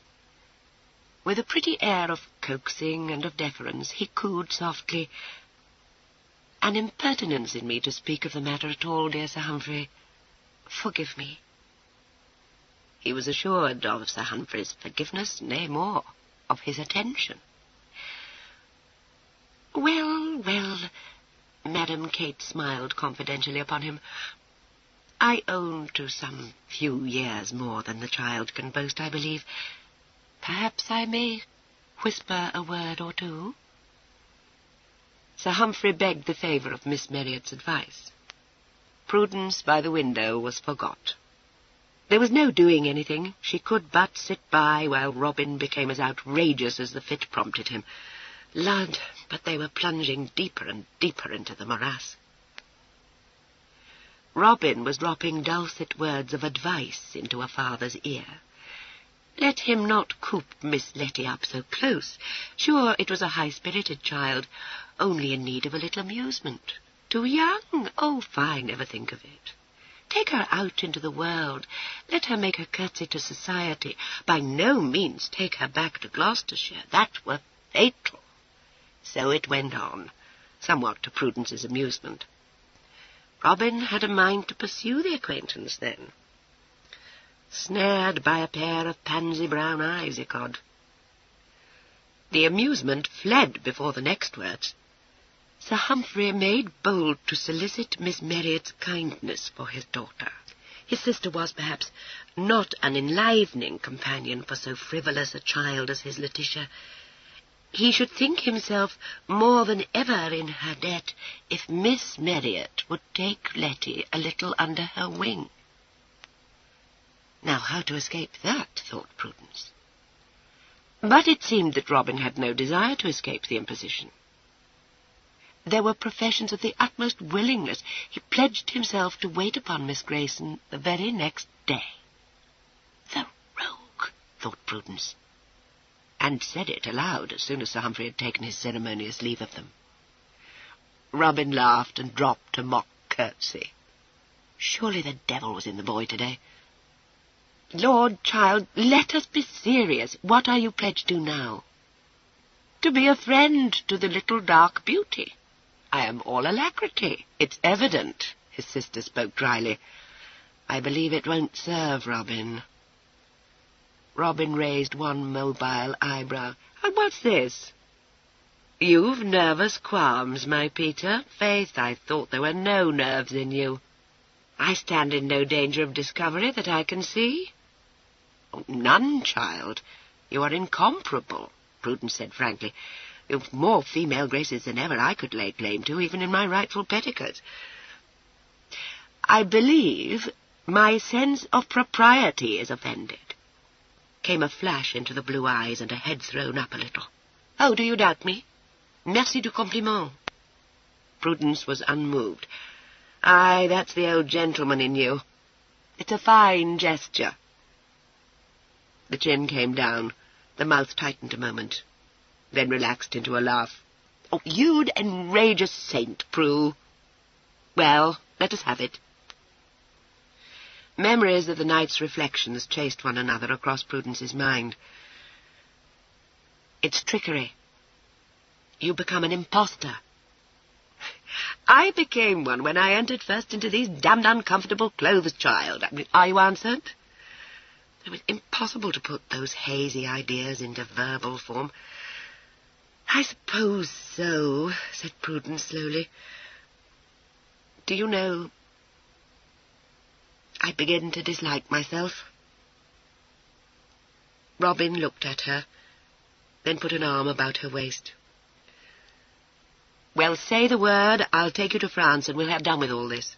You're a dear, Robin. No, I chose this road, and we'll stay. I've a notion it may lead to some end. Play it out, my dear. Trickery it is, but we harm none. Prudence looked sceptical. Oh, you are thinking of the Grayson child? Never doubt me. I don't doubt you. But she thinks you are a woman, and there are things she may say you should not be hearing. Do you think I cannot stop her? 'Tis I shall lead the talk. Be at rest, Prue. And if she discovers the truth? I don't fear that. There seemed no more to be said. We brave it to the end, then. Well, I'm content. Chapter 6. The polite world receives Mr. and Miss Marriott. My Lady Lowestoft made no idle boast when she declared that all the world might be seen at her rout that evening. The world, as she knew it, was the polite society of the day, and polite society chose to venerate her ladyship. She had the felicity of seeing her salons filled to overflowing. Downstairs there were refreshments laid out in the dining-room, angel cakes and ratafie, strange French concoctions, and some of the late Sir Roger's best Burgundy, sweetmeats of every known variety, and French champagne sparkling in the glasses to go with them. There was a card-room also, spacious enough to hold some few tables with comfort. Those who wished might escape from the chatter and the scraping of the fiddles in the salons above to seek a little quiet diversion here with a dice-box. My lady was fond of all games of chance herself, but her duties as hostess kept her tonight in the main rooms, where people came and went, gathered into knots for conversation, separated again to greet a new arrival, or lent an indulgent ear to the fiddlers scraping away at the back of the room. Robin, in his character of Miss Marriott, was kept near my lady. He had chosen to array himself in shades of rose-pink. A necklace lay on the white skin of his chest, and a bracelet enclasped one rather sinewy arm. If there could be found aught whereat to cavil in his appearance, it must be those arms. They lacked the dimpled roundness necessary for beauty. Elsewhere no fault could be detected. The fair hair was piled up on top of his head, lavishly powdered, and decorated with a jewelled ornament. The face below was pink and white as any girl's, with blue eyes dreamy under delicately pencilled brows, and a nose many a reigning toast might envy. A black riband around the throat served to emphasize the creamy whiteness of the skin. The waist, thanks to John's lacing, was trim enough, and the foot peeping from beneath the hem of a flowered petticoat sufficiently small to escape notice. Maybe it was fashioned on the large size for so dainty a lady, but a high heel disguised a possible fault. There could be no fault found either in his deportment. Standing a little back from the crowd, Prudence watched him with a critical eye. He had several times before donned this woman's garb, but never for so long a stretch. She had coached him to the best of her ability, but well as she knew him, could still fear some slip. She had to admit knowledge of him was deficient yet. Sure, he might have been born to it. His curtsies were masterpieces of grace, the air with which he held out a hand to young gallants, so consummate a piece of artistry that Prudence was shaken with silent laughter. He seemed to know by instinct how to flirt with his fan and how to spread his wide skirts for the curtsy. Apparently, he might be left safely to his own devices. His sister withdrew her gaze from him, reflecting that she would give much to hear what he was saying to the beautiful Miss Gunning standing beside him. If the spirit of mischief did not carry him away, there was naught to be feared in his bearing. Prudence turned away and came upon my Lady Lowestoft in gay talk with Mr. Walpole, who, since he lived so close, was naturally a latecomer. My lady manoeuvred the elegant Mr. Walpole away from Prudence's vicinity, and disposed of him at length to his dear friend Gilly Williams, who, with Mr. Selwyn, seemingly but half awake, stood talking by the fire. My lady came rustling back to the door, for there were guests still ascending the stairs. To Prudence, under her breath, she said, "I take him away so. Of an inquisitive disposition, my cabbage, you would not believe it. I feared he might pry too close." "Ah, madame!" She curtsied to a new arrival, and a moment later was exchanging witticisms with my Lord March, that saturnine peer. A gentleman but lately introduced to Prudence suggested a hand at piquet. She looked calmly at this gentleman, and professed herself all readiness. It took her no more than a minute to reach the conclusion that she was to be a lamb for the fleecing. Well, the gentleman should see. There were several men in the card-room, some few dicing, some talking idly beside, and one party engaged in a hand of lansquenet. Prudence sat down with Sir Francis Joliot at a table away from the door and assented placidly to his proposed stakes. They seemed large, but she had played for larger and was in no wise perturbed. "'Tis a game I'm devilish partial to," Sir Francis observed. "You played much, eh?" "A little, sir," Prudence said, and displayed hesitation over the question of her discard. Across the table Sir Francis smiled in infinite good humour. He had played with young gentlemen from the country before, and foresaw a profitable evening. When the game was over, he condoled with Mr. Merriot on his ill fortune, and proposed a fresh one. Prudence accepted most cordially. She perceived a greater skill at piquet in herself than in her smiling opponent. Played carefully, this game of turning the tables on the wolf would be amusing. With no less hesitation in her demeanour, but with much less folly in her discards, she won the game. She was complimented on the cards she had held, and embarked upon a third encounter. "A reverse," commented Sir Francis gaily. "I hardly thought you would keep a guard to that queen in the last hand, throwing the king of hearts." The crease showed between Prudence's brows. "Did I throw my king? You played out your card so fast, you see, I scarcely..." She left the end of her sentence to be understood. Sir Francis thought that he did understand, and sought at his hand with a smile ill-concealed. There came a fresh arrival into the room, and paused a while in the open doorway. This gentleman was very large, with wide shoulders under a coat of maroon velvet, and a strong, handsome face. Under heavy lids his eyes fell on Prudence and rested there. "Why, Fanshawe, I had thought you were out of town. Someone told me you had gone down to which end?"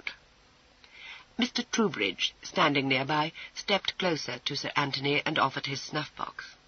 "What are you looking at?" "Oh, my Lady Lowestoft's protégé. By name Merriot, and seemingly a pleasant youth. That face should captivate the ladies."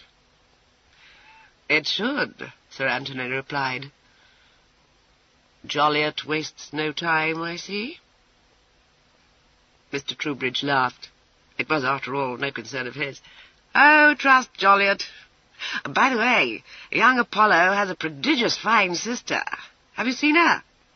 One of your fair beauties. She's above stairs in the withdrawing room."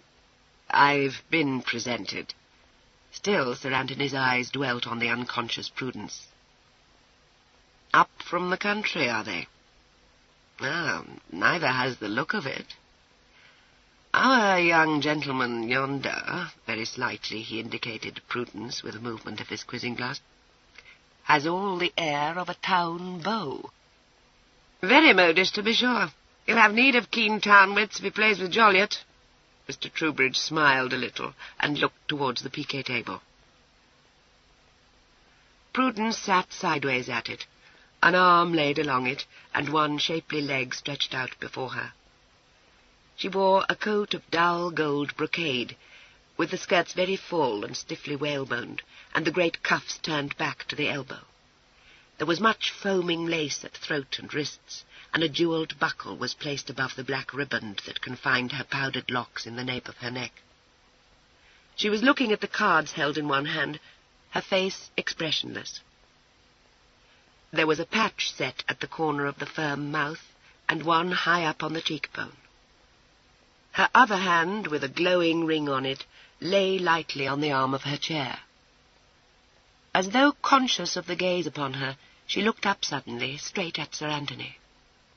A tinge of colour rose in her cheeks. Involuntarily she smiled. "Oh, do you know him?" asked Troubridge, surprised. "We were introduced above stairs," Sir Anthony answered with a fine disregard for the truth, and went across the room to Prudence's side. "Well met, my dear boy." His hand pressed on Prudence's shoulder to prevent her rising. "No, do not permit me to interrupt." At the sound of that lazy, pleasant voice, a faint frown crossed Sir Francis' face. He acknowledged Sir Anthony's greeting only by a curt nod, and declared a point of 5. Sir Anthony stood still behind Prudence's chair, and in silence watched the play through his eyeglass. The stakes had been raised at each new game. At the end of this one, Sir Francis was, most strangely, a heavy loser. Either the young sprig from the country had played the game a many times before, or else the Providence, who guides the hands of novices, had exerted herself most prodigiously on Mr. Marriott's behalf. Sir Francis was disinclined to believe Mr. Marriott an adept. He had not the manner of it. Sir Anthony moved at last, and spoke before Joliet could suggest yet a 4th game. "Will you take a hand with me, Marriott?" "I should be pleased, sir." Prudence swept the little pile of guineas to one side. There was nothing for Sir Francis to do but go elsewhere. He gave up his seat to Fanshawe, and trusted he might have an evening with Mr. Marriott some time in the near future. "Why, sir, I shall count myself fortunate," said Prudence. Sir Francis moved away to a group of men by the window. Prudence turned to find Sir Anthony shuffling the pack. "Will you name the stakes, sir?" she said. "What you will," Sir Anthony replied. "What were they with my friend Joliet?" She told him indifferently enough. "Do you make it a rule to play for so large a sum?" blandly inquired Sir Anthony. "I make it a rule, sir, to play for whatever sum my opponent suggests," was the quick answer. The heavy lids lifted for a moment, and she saw the grey eyes keen. "You must needs have faith in your skill, Mr. Marriott." "In my luck I have, Sir Anthony." "I felicitate you." "I will play you for the half of Joliet's stakes." "As you please, sir. Will you cut?" It would not do to show a change of front now that the large gentleman had watched her at play with Sir Francis. Prudence fumbled a little at the cards, and displayed a beginner's uncertainty. Sir Anthony seemed to be engrossed in his own hand, but as she hesitated once more over the 5 cards of her discard, he glanced up and drawled, "Oh, spare yourself the pains, my dear boy. I am no hawk." Prudence fenced cautiously. She was not quite sure what the gentleman would be at. "The pains of what, sir?" "Of all this dissimulation," said Sir Anthony with a disarming smile. "I must suppose you were taught to play piquet in your cradle." Almost she gasped. It seemed as though John had reason when he said that large gentleman was awake for all his sleepiness. She laughed, and forbore to evade, judging her man with some shrewdness. "Nearly, sir, I confess. My father has a fondness for the game." "Has he indeed?" said Sir Anthony. "Now, what may have induced you to play the novice with my friend Joliet, I wonder?" "I have been about the world a little, Sir Anthony. Oh, that I believe." Leisurely, Sir Anthony looked at the 3 cards that fell to his minor share. "Well, it seems you lost no feathers in that bout." She laughed again. "Oh, I'm an ill pigeon for plucking, sir. I declare a point of 5. "I concede it you, my fair youth." "A carte may perhaps be good?" "It depends, sir, on what heads it." "The king, Sir Anthony." "No good," Sir Anthony said. "I hold a carte to the ace." "I am led to believe, sir, that 3 kings won't serve?" "Quite right, my dear boy. They must give way to my 3 aces." This was all in the grand manner. Prudence chuckled. "Oh, I've done then." "My lead, and I count 6, sir." The hand was played. As the cards were gathered up, Sir Anthony said, "I take it so shrewd a youth stands in no need of a friendly warning?" Certainly the enigmatic gentleman was developing a kindness for her. "You are very kind, sir.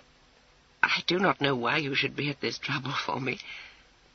It was spoken with some warmth of gratitude. "Nor I," said Fanshawe indolently. "But you are not, in spite of those 20 years, of a great age, and there are plenty of hawks in town." Prudence bowed. "I shall take that to heart, sir. I have to thank you." "Oh, pray do not. Plucking pigeons has never been a favourite pastime of mine. Well, I concede your point, but I claim a kint and 14 queens, besides 3 kings. Alack for a spoiled repique. 5 played, sir." The game came presently to an end. "Very even," said Sir Anthony. "Do you care to honour me at a small card party I hold on Thursday evening?" "Indeed, sir, mine will be the honour." "On Thursday, and in Clarges Street, I think?" Sir Anthony nodded. He beckoned to a lackey standing near and sent him to fetch wine. "You will drink a glass with me, Marriott?" "Thank you. A little canary, sir." The wine was brought. 1 or 2 gentlemen had wandered towards the table and stood now in converse there. Sir Anthony made Mr. Marriott known to them. Prudence found herself pledged to ride out next morning in the park with a chubby-faced young gentleman of friendly disposition. This was the Honourable Charles Belfort, who combined a passion for dice with almost phenomenal ill luck, but managed to remain cheerful under it. "Well, Charles, what fortune?" Sir Anthony looked up in some amusement at the young profligate. "The same as ever. It always is." Belfort shook his head. "It's bad, very bad, but I've a notion that my luck will turn tomorrow at about 8 o'clock. "Good gad, Bell! Why at 8? Demanded Mr. Molyneux. The Honourable Charles looked grave. "Angels told me so in a vision," he said. There was a shout of laughter. "Nonsense, Charles! They were prophesying your entry into a sponging house." This was my Lord Kestrel, leaning on the back of Fanshawe's chair. "You see how it is, sir," Belfort addressed himself plaintively to Prudence. "They all laugh at me, even when I tell them of a visitation from heaven. Irreligious, dammy, that's what it is." There was a fresh outburst of mirth. Through it came Sir Anthony's deep voice, full of friendly mockery. "You delude yourself, Charles. No angel would visit you unless by mischance. Doubtless a sign from the devil that he is about to claim his own." He rose and picked up his snuff-box. "Well, Marriott, I must do myself the pleasure of making my bow to your sister. Upstairs, when I was there, she was surrounded." "I'll lead you to her, sir," said Prudence readily. "At 9 in the morning, Mr. Belfort? I shall be with you." Sir Anthony went out on Mr. Marriott's arm. Halfway up the broad stairway, he said, "It occurs to me you may be in need of a sponsor at White's, my dear boy. You know you may command me. May I carry your name there?" So, she was to become a member of a club for gentlemen of quality. Egad, where would it all end? Well, no help for it. The large gentleman overwhelmed one. She accepted gracefully, and then, with a hesitancy not unpleasing in a young man, looked up into the square face and said diffidently, "I think you go to some trouble for me, Sir Anthony. From all I have heard, I had not thought to find so much kindness in London." "There are any number would do the same, boy. My friend Jolliet, for instance. But you had better take me for sponsor."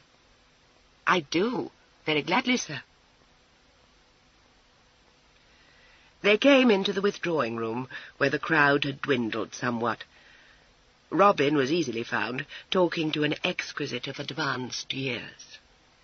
From the looks of it, he was receiving some extravagant compliments. Prudence could not but applaud inwardly the pretty modesty of the downcast eye and the face slightly averted. Over his fan, Robin saw them. He rid himself of his elderly admirer with some adroitness, and came rustling forward. "My dear, I vow I am nigh to swooning from fatigue," he told Prudence.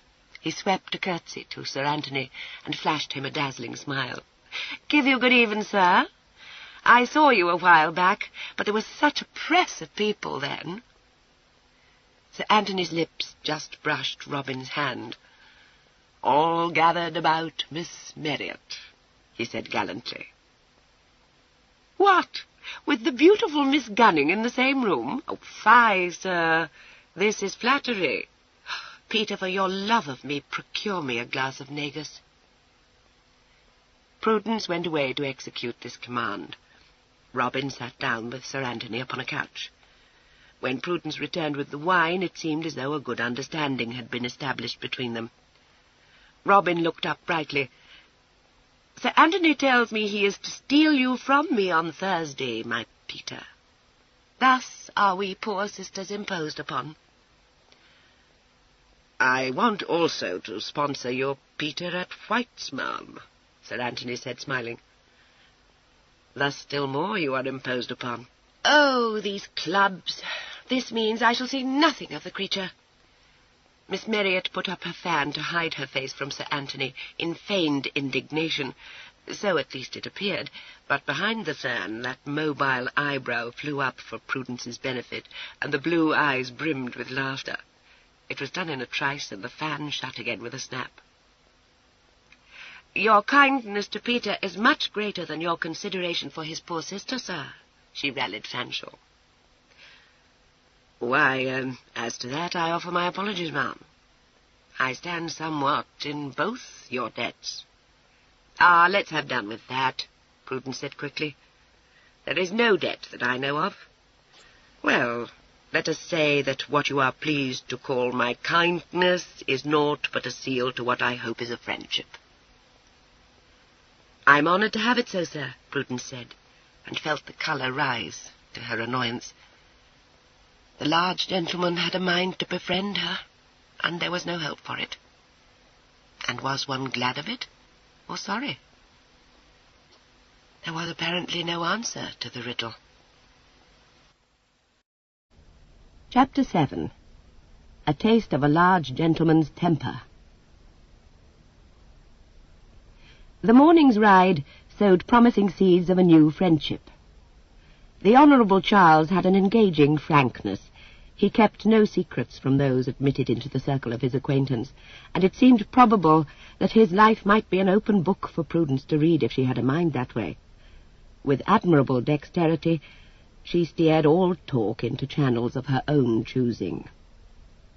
She was certainly not squeamish, but half an hour spent in the company of the expansive Mr. Belfort was enough to show that the greater part of his reminiscence was calculated to bring a blush to maiden cheeks. Prudence maintained an even complexion, and had sense enough to think none the worse of him for all his lurid confidences. Sure they were not meant for a lady's ears. The ride at an end, it was Charles and Peter with them. They might have been blood brothers. Prudence acquiesced in it, but grimaced to herself when she reflected that it had been in her mind to lie close in London. Evidently this was not to be. But there was nothing to be feared from Mr. Belfort. The disguise was deep enough to hoodwink a dozen such rattlepates. She came back to Arlington Street to find Robin posturing above a bouquet of red roses. Robin achieved a simper. "Behold me, my Peter, in a maidenly flutter." Prudence put down her whip and gloves. "What's this?" "An elderly admirer," said Robin in an ecstasy, and gave up a note. "Read, my little one." Prudence gave a chuckle over the amorous note. "Robin, you rogue." "I was made to be a breaker of hearts," sighed Robin. "Oh, this one was cracked many times before." Robin tilted his head a little. The merry devil looked out of his limpid blue eyes. "I've a mind to enthrall the mountain," he said softly. "You won't do it. He's much more like to unmask you than to worship at your shameless feet," Prudence answered. "Oh? Here's a change of front by my faith. Unmask me, is it? Now why?" John was right. The gentleman's wide awake for all we think him so dull. So? Robin awaited more. She told him of the incident at cards the night before. He listened in silence, but shrugged a careless shoulder at the end. "I don't see a great deal to that. Easy enough to see your game if he stood at your elbow." "Did you fleece the wolf?" "Some 50 guineas. We may stand in need of them if this is to continue long. But, Sir Anthony," she paused, "you're bewitched. What now?" "I believe we shall do well to preserve a strict guard before him." "As you please, but I think you rate a mountain's intelligence too high. Consider, my dear, how should any man suspect what is, after all, the very light of improbability? Why should so wild a surmise so much as cross his brain? There is that, of course. Oh, plague take the man, he must needs load me with favours." Robin laughed. "He takes you to White's, eh? Some little matter of a card party, too, I think?" "On Thursday, at his house." Robin folded pious hands. "I believe that my sense of propriety is offended," he quoted maliciously. The shot glanced off her armour. "You've none, child, rest assured." Robin let be at that, and went off to make ready for a call on Miss Grayson. My Lady Lowestoft's town chaise bore him to the house, and a lackey in sombre livery ushered him into the withdrawing-room. An elderly lady arose from a chair near the fire and dropped a stately curtsy. Before Robin could return the salute, Miss Letty bounced out of her chair and came running towards him. An embrace was clearly offered. Robin withstood the temptation and held out his hands. Miss Letty's were put into them, and so he kept her at an arm's length. "My dear, dear Miss Marriott, I have so hoped you would come," Letty cried. The elder Miss Grayson spoke in austere reproof. "Letitia, your manners, child." Robin swept a curtsy to the lady. "Why, ma'am, I beg you'll not chide her. I should be flattered indeed to receive such a welcome." "I fear, ma'am, our Letitia is a sad madcap," Miss Grayson said. "Pray, will you not be seated? My honoured brother told me we might expect the pleasure of this visit." Miss Grayson's honoured brother at that moment made his entry, and stayed some little while in converse with Miss Marriott. When he went out again, he took his sister with him. Robin enjoyed an hour's tete-a-tete with Miss Letty, at the end of which time the lackey came in to announce the arrival of Mr. Marriott to fetch his sister. "Mr. Marriott must come in," Letty declared. Her greeting was scarcely less warm than had been her greeting to Robin. Sir Humphrey, reappearing, was cordial enough, and had to endure a rapturous hug from his daughter upon his announcement of an invitation but this instant received from my Lady Dorling for a masked ball. My Lady Dorling begged the pleasure of the Mrs. Grayson's company, and Sir Humphrey said that Letty might go. Would Miss Marriott be there? Miss Marriott could not answer with certainty. "I wonder, will Miss Marriott be there?" Prudence said when they sat together in the coach. "Don't doubt it, child. A masked ball—" "Well, we shall see." There was that in the tone which made Prudence look up sharply. "What devilry's afoot?" Robin's eyes mocked from beneath long lashes. "You would give much to know, would you not?" he taunted. Prudence declined to encourage this spirit in her brother. "What's the upshot là-bas?" she inquired. The jerk of her head might be supposed to indicate the direction of the Grayson abode. "Letty's to appear in society. My doing." "And the Markham?" "I am somewhat at a loss. I might gather a word here and there, you understand, not many. I take it there's a deadlock. All Sir Humphrey's concern is to keep the affair dark, wherein I am to suppose Fanshawe with him." "There's to be no meeting." "What? Are you in a flutter? Robin jibed. "As you see," was the placid rejoinder. "Aye, you're a cold-blooded creature, aren't you? There's to be no meeting. I had thought it might easily be arranged, but it seems the Markham is an ambitionless creature and lacks the desire to meet your mountain. There was some little talk of Fanshaw's swordsmanship." He pursed his lips. "Oh, as to that, I crave leave to cherish doubts. They say he's a swordsman? So I was given to understand. It's my belief the English don't understand the art. There's some mobility required. Do you see the mountain on the skip?" He laughed gently. "With pistols I will believe him an expert. It's a barbarous sport." Prudence frowned. "You would say there can be no meeting for fear of the Markham making a disclosure. I apprehend the matter runs something after that fashion." "It's a very cur." "Certainly, child, but curs may snap. I need not tell you to step warily, I suppose. I stand in some danger of being called out, you think? I shall be all conciliation." "It's possible the dear soul may himself step warily. That blow in the coffee-room, a child's trick, egad, would make pretty telling. Just, my dear, but run no risks. There are pitfalls on all sides." "You do perceive them, then?" "I've trod no trickier maze, and we plunge deeper and deeper. There is flight open to us if need arise. I console myself with that thought." Prudence crossed one leg over the other. "And the old gentleman?" "Oh, the devil take him. This is in part a maze of his making. Have you considered it?" "Of course." "There should be word from him soon. I suppose we are to be swept back to France to await the next mad freak." "You don't want that?" Robin looked sideways. "I'm in love with respectability," said Prudence lightly. There was a teasing word ready, but Robin forbore to utter it. This change in his sister promised to complicate things still further. Not a doubt of it, the mountain had caught her fancy, but there could be little hope of a happy ending. Gentlemen of Sir Anthony's stamp did not marry daughters of... Egad, the daughter of what was she? There was no saying, but rogue might serve as a general term. Cast off the old gentleman and all his wiles. A shabby trick, that. She would never hear of it. Nor would they be in much better case. A girl must have some parentage, after all.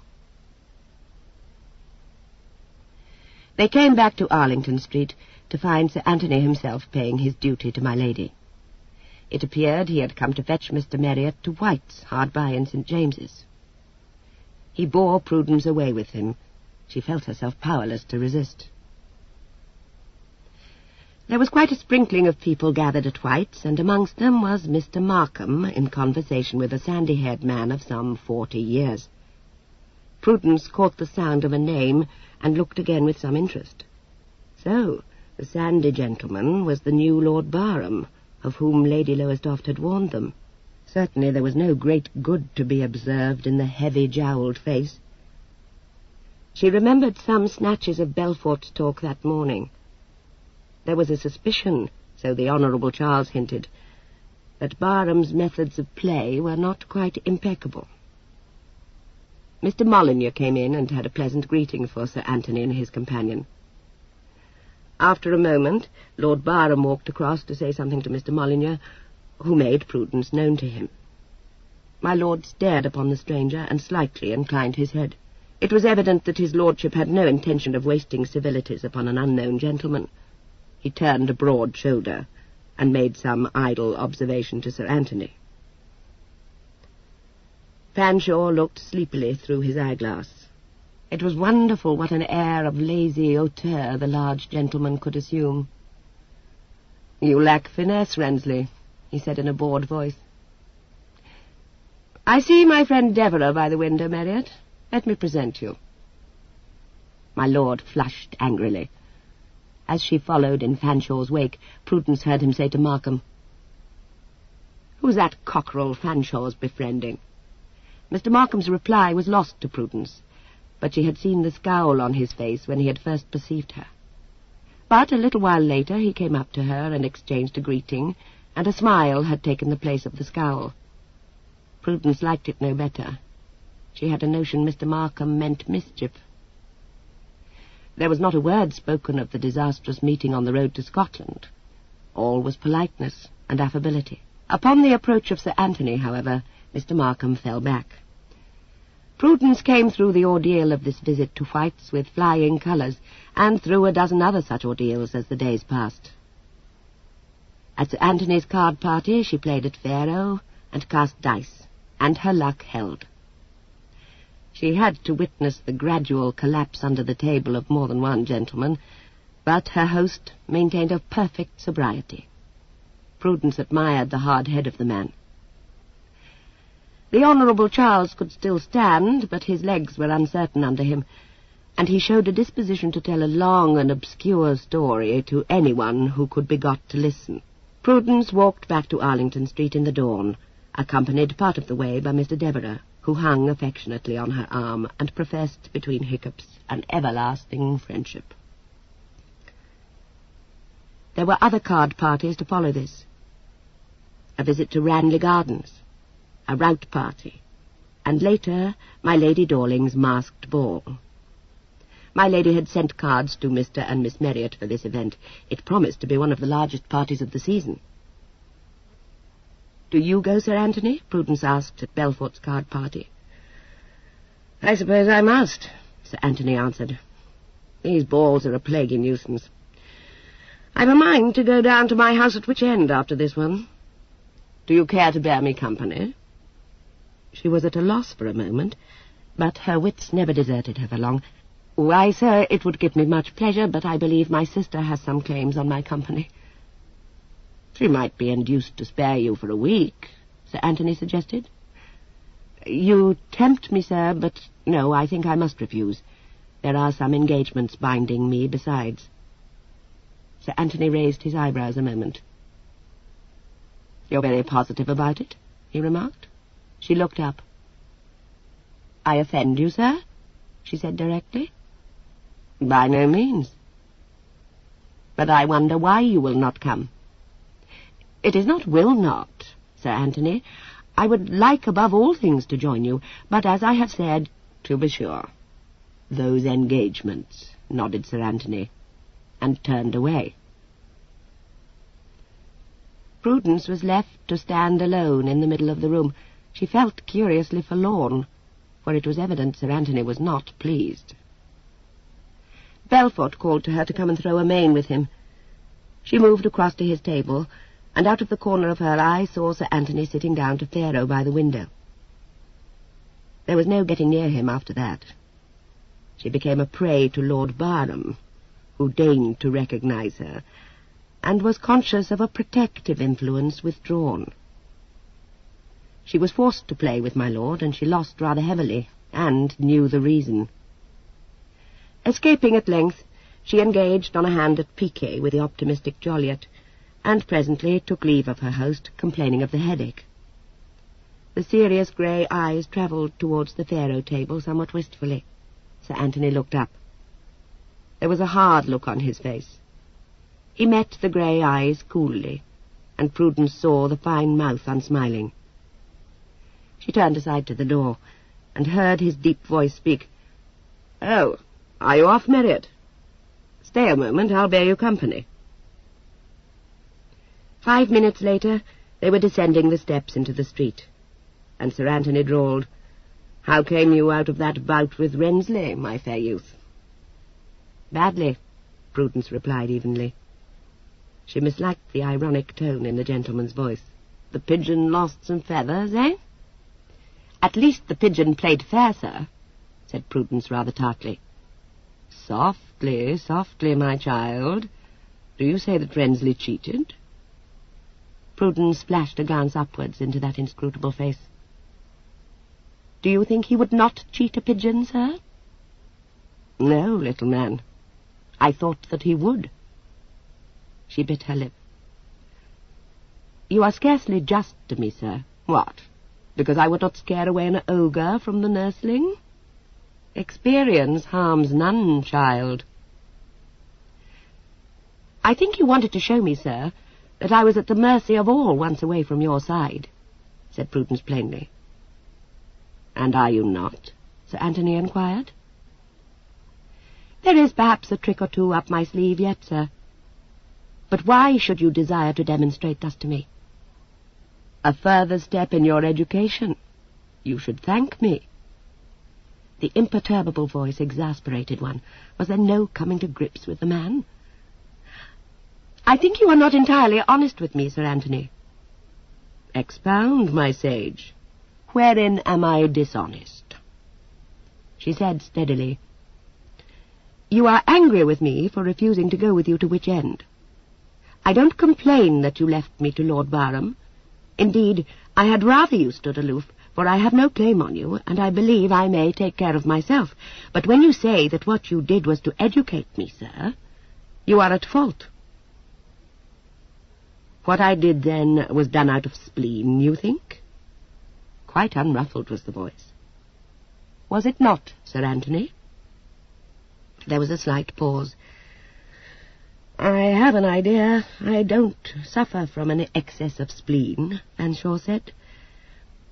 Shall we say that my rendering you up to the wolf was a punishment for churlishness? This was coming to grips with a vengeance. Decidedly it was not well to cross the large gentleman. One felt something of a midget. I am sorry that you should think me churlish, sir.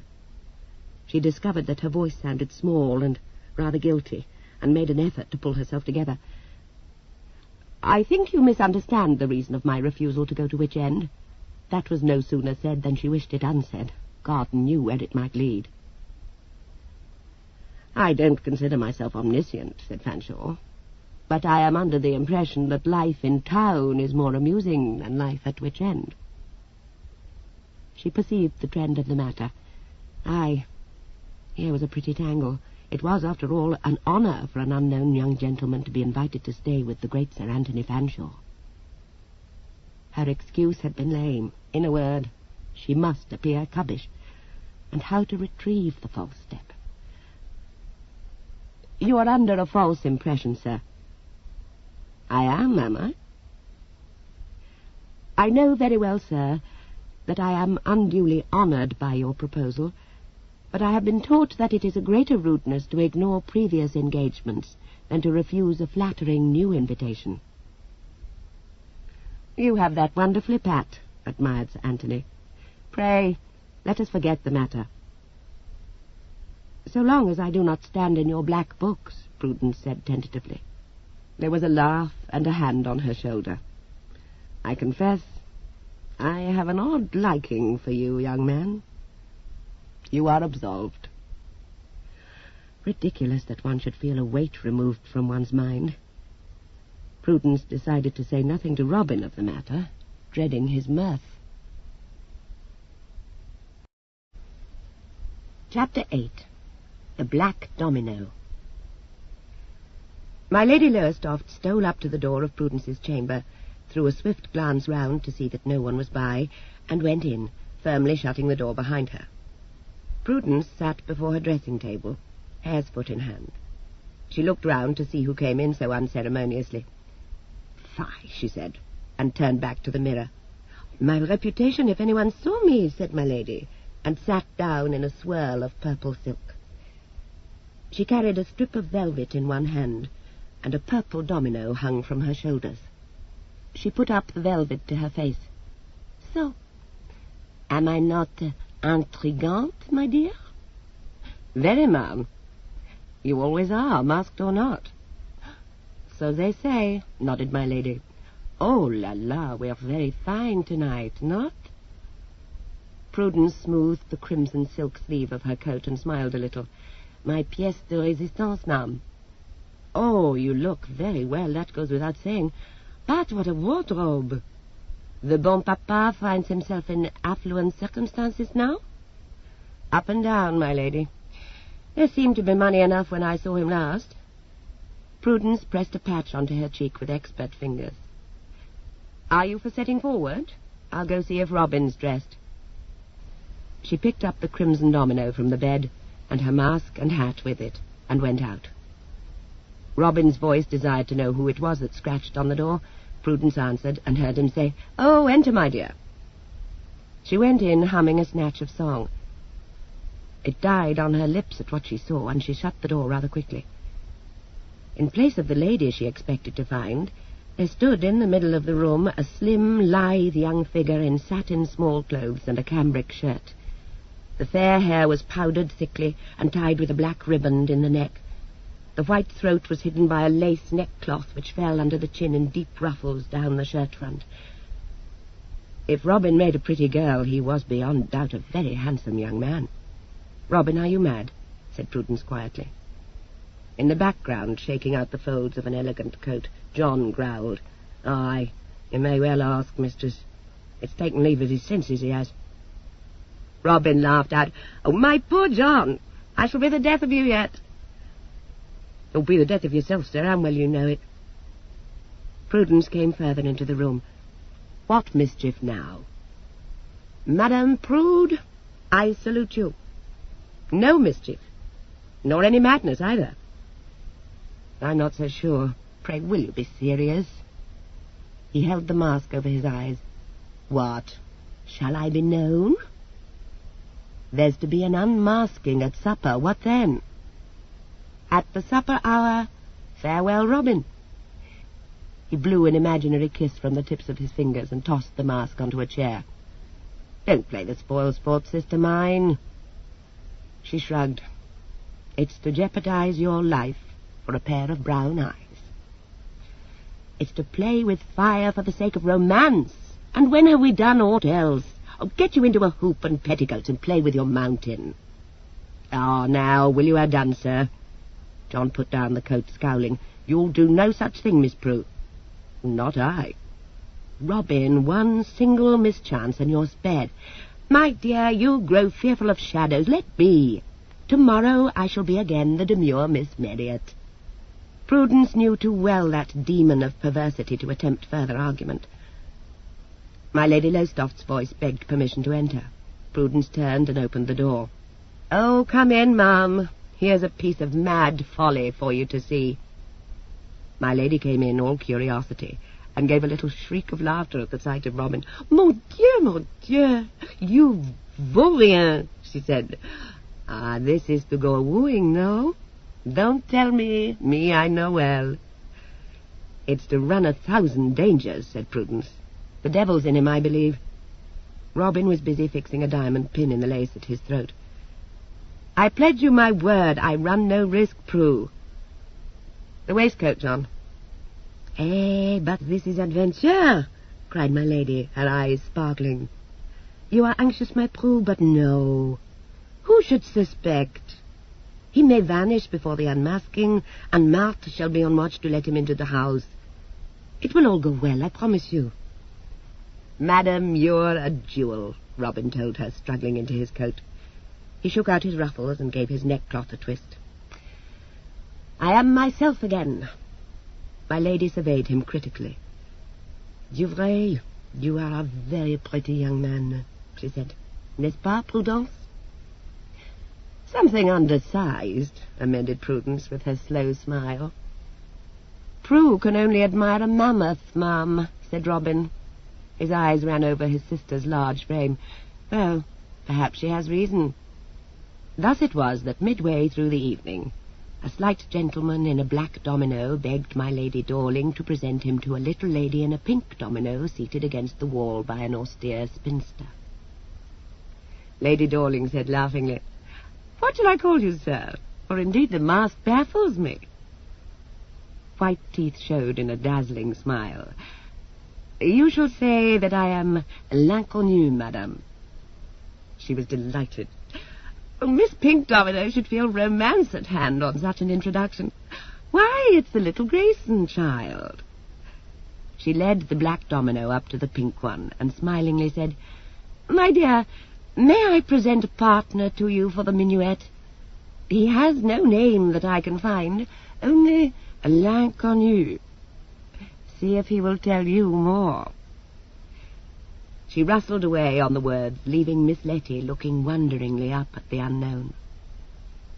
He stood bowing deeply before her, one hand holding the point-edged tricorn over his heart, the other laid lightly on the hilt of his dress sword. The black domino fell all about him in silken folds. The velvet mask through which his eyes glittered strangely baffled recognition. Miss Letty made her curtsy, still gazing into the unknown's face. "Mademoiselle will bestow her hand on me for this dance?" There was something faintly familiar in the elusive voice. "I may go, aunt?" The elder Miss Grayson gave reluctant consent. Masked balls, where strange gentlemen with fanciful sobriquets might claim introductions, were not to her taste, but there was no help for it. Miss Letty went away on the unknown's arm. "I have an odd feeling I know you, sir," she confided, looking up with a child's smile. "Please, tell me, do I?" He shook his head. She thought his smile intriguing beyond words. "How should you know l'inconnu, mademoiselle?" This was romance indeed. "But you know me, do you not?" They were dancing now, and she asked the question as she sank to the curtsy. They came together again.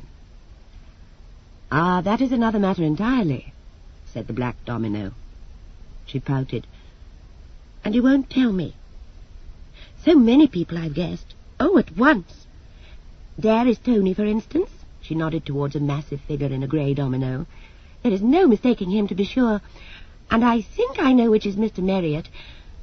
I thought that lady in the blue domino was his sister, but of that I am not sure. Do you know, sir?"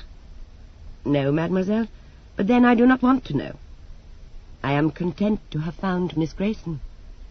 She blushed and turned away her head. "I offend, Miss Grayson?" the unknown said softly. No, she was not offended, only it was so very strange not to know who he was. "My name you would not know if I told it," he said. "Why spoil a perfect hour?" Her lips were a little parted. "A perfect hour," she echoed. "Is it perfect, sir?" "For me, at least, Letitia."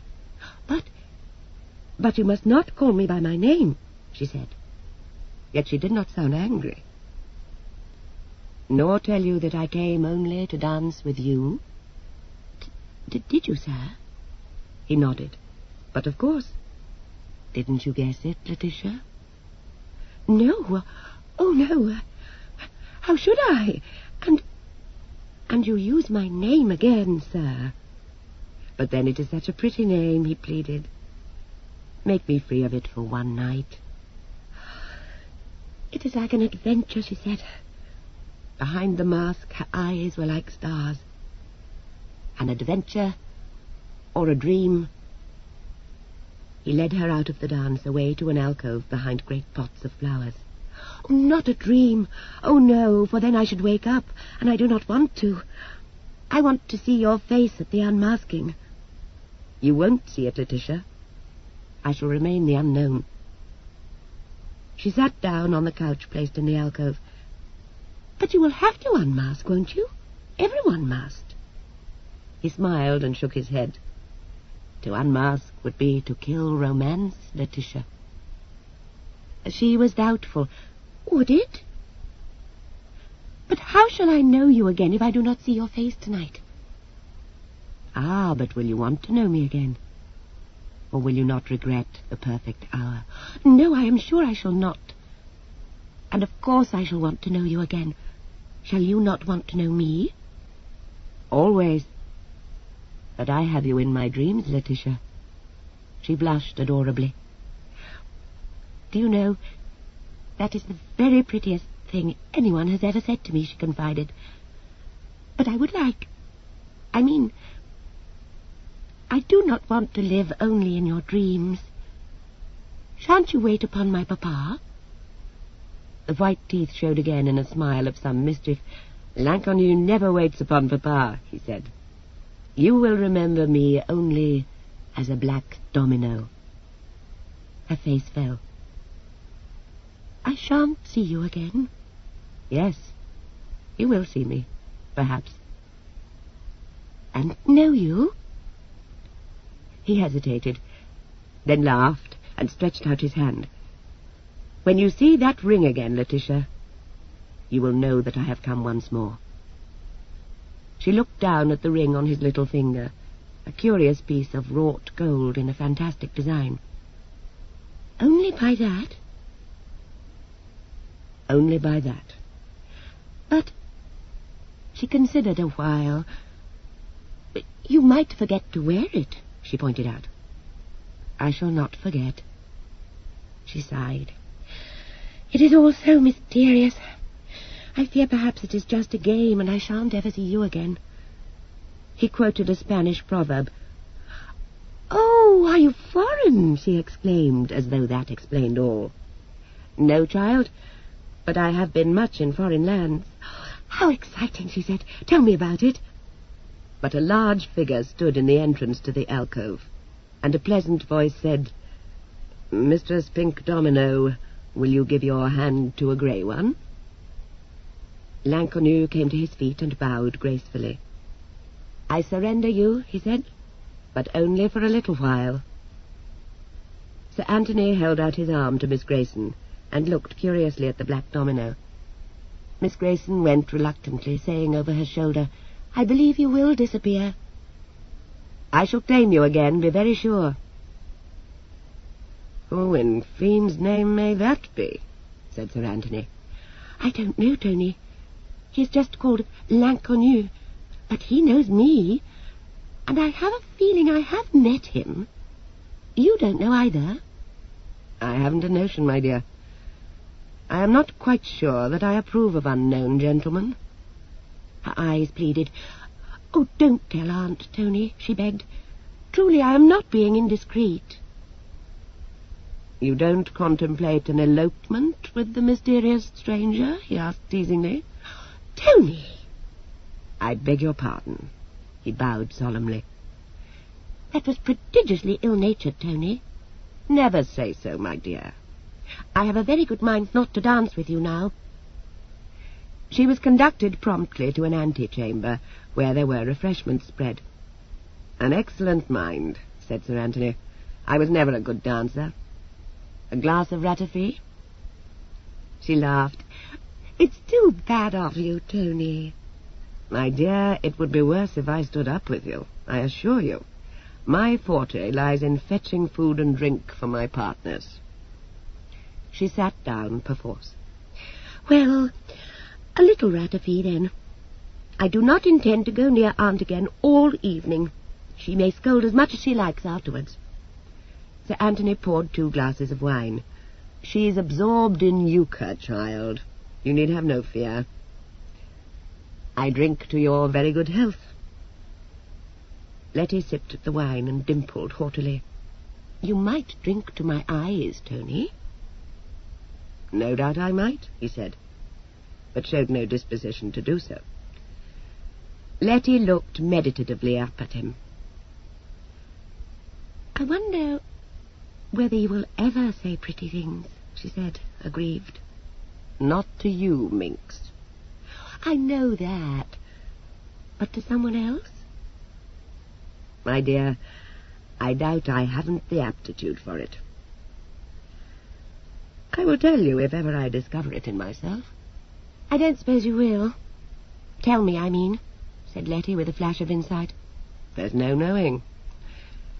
I'm to understand your ear's been tickled with pretty speeches tonight? She spread out her fan and began to trace the pattern on it with one rosy-tipped finger. I shan't tell you that, Tony. You need not, Sir Anthony smiled a little. It leaps to the intelligence.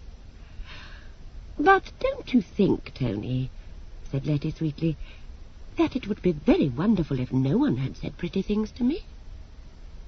Sir Anthony regarded her calmly. You bid fair to become a rare handful, he remarked, and that is all the compliment you'll have from me. I'm very glad I am not going to marry you, said Letty frankly. You would not suit me at all. Perhaps you will marry my dear Miss Marriott instead. Withhold your felicitations a while, he replied. The event is not imminent. I expect you're agog to be off to claim her hand for the dance, nodded Miss Letty sapiently. Sir Anthony set down his empty glass. "Well, I shall have to curb my impatience, then," he said. "She's not here." "Oh, is she not? I quite thought that was she in the blue domino. Who told you?" "My Lady Lowestoft. She is kept at home with the migraine, as I believe." Letty was all concern. "Oh, poor Miss Marriott. But Mr. Marriott is here, isn't he? In the crimson domino?" "Yes, I thought so." "To say truth, it was he set me on your track. He told me he had sought you for the minuet only to find you spirited away by a man in a black domino." This brought the unknown back to mind.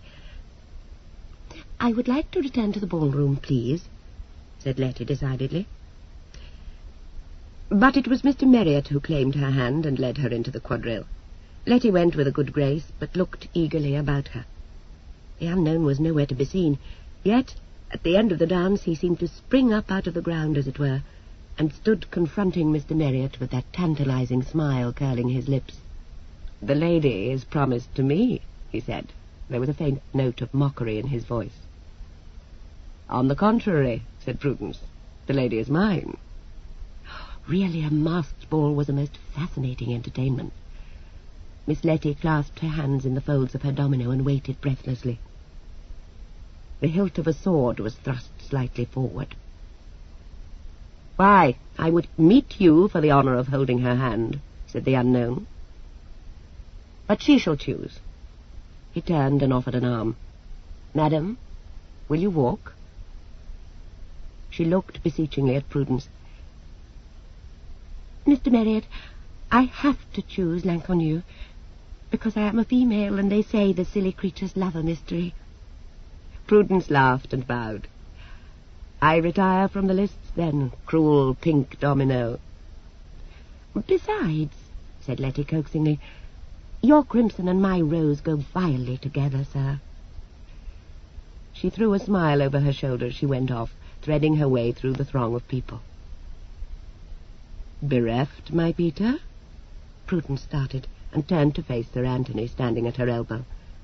"Robbed, sir, by a man in a black domino. I chose the wrong colour, and Miss Grayson won't stay to clash with my crimson. So the mysterious stranger filches the lady from you. Too bad, my dear boy. Come and drown your sorrows in claret." Out on the terrace, under a starry sky, the unknown raised Miss Grayson's hand to his lips and held it there a long moment. She shivered a little, and her eyes widened. "Take off the mask." He spoke little above a whisper. "Oh, no," she said, and drew her hand away. "Ah, don't deny me." An arm slid round her shoulders, and deft fingers sought the mask's string over her ear. You must not," Letty said faintly, and put up her hand to stop his against her hair. But the string was untied, and the mask fell. Her hand was caught and held. She lay back against the unknown's shoulder, and felt his other hand gently forcing up her chin. It must surely be a mad dream from which she would awaken soon. She looked up and saw only glittering eyes behind the blackness of the mask, and the hint of a smile in the moonlight. The arm tightened about her shoulders, the hand beneath her chin pressed more insistently, and the unknown bent his head till his lips found hers. The spell held for a moment. Then she quivered and made a fluttering movement to be free. The unknown sank on one knee and lifted the hem of her gown to kiss. "Forgive me," he said. "I may never have the chance again, Letitia." She stood poised for flight, but his words kept her still. Half timidly she stretched down her hand to him. "Oh, do not," she said. "I think we are both mad tonight." He came to his feet and stood holding her hands between his. "But you will remember." "I shall see you again," was a forlorn petition. "Who can say? This I promise. If ever you are in danger, or in need of a champion, you will see me, or I shall come to you then." He stood for a moment, silhouetted by the silver light against the deep blue sky. Then once more he bent, and turning her hand upwards, pressed a kiss into the palm. "Adieu, ma belle. You will not forget." He moved swiftly to the low parapet that walled the terrace in, looked over an instant, and placing his hand on the top, vaulted lightly over, down into the silent garden a few feet below. She ran forward and peered over the low wall. There was no one in sight, but she thought she heard an echo of his adieu borne back to her on a soft wind. Chapter 9. Mohawks Abroad. It seemed Robin was well satisfied with the night's work. His sister visited him as he lay sipping his chocolate in bed next morning and cocked a quizzical eyebrow. Robin smiled sweetly, but volunteered no confidences. He went to call upon Miss Grayson later in the day, but although Letty was delighted to see her dear Kate, she was a little abstracted, and had but a few words to say of the ball. Yes, it had been very amusing. She wished Kate had been there. Yes, she had danced with a number of gentlemen. It was a pity Mr. Marriott had chosen to wear crimson. Robin went off with a smile playing about the corners of his mouth. He was constrained to drive out visiting with my Lady Lowestoft, and went, smothering a yawn. Prudence, she was beginning, she thought, to feel more of a man than a woman, strolled round to White's, and found Mr. Walpole there reading the Spectator. Mr. Walpole was graciously pleased to exchange a few words. He had a small flow of tittle-tattle at his tongue's tip, and announced his intention of retiring to Strawberry Hill. He protested that these late nights in town were harmful to his constitution. He raised supercilious brows at the sight of Mr. Markham entering the room, and retired once more behind the Spectator. Mr. Markham bowed to Prudence, and went to write letters at a table against the wall. Prudence stood talking to one Mr. Dendy, and was presently tapped on the shoulder. "Here's your man, Devereux," said the voice of Sir Francis Joliot. Mr. Devereux came up with his mincing gait. "'Pon my soul, so 'tis." He swept a leg, flourishing a scented handkerchief. "I am but this instant come from Arlington Street, where they told me that you had walked out. I have to beg the honour of your company at a small gathering I have a mind to hold tonight. A little game of chance, you understand?" He held up a very white finger. "Now don't, I implore you, don't say me nay, Mr. Marriott." Prudence smothered a sigh. "Why, sir, I confess I had purposed to spend this evening with my sister," she began.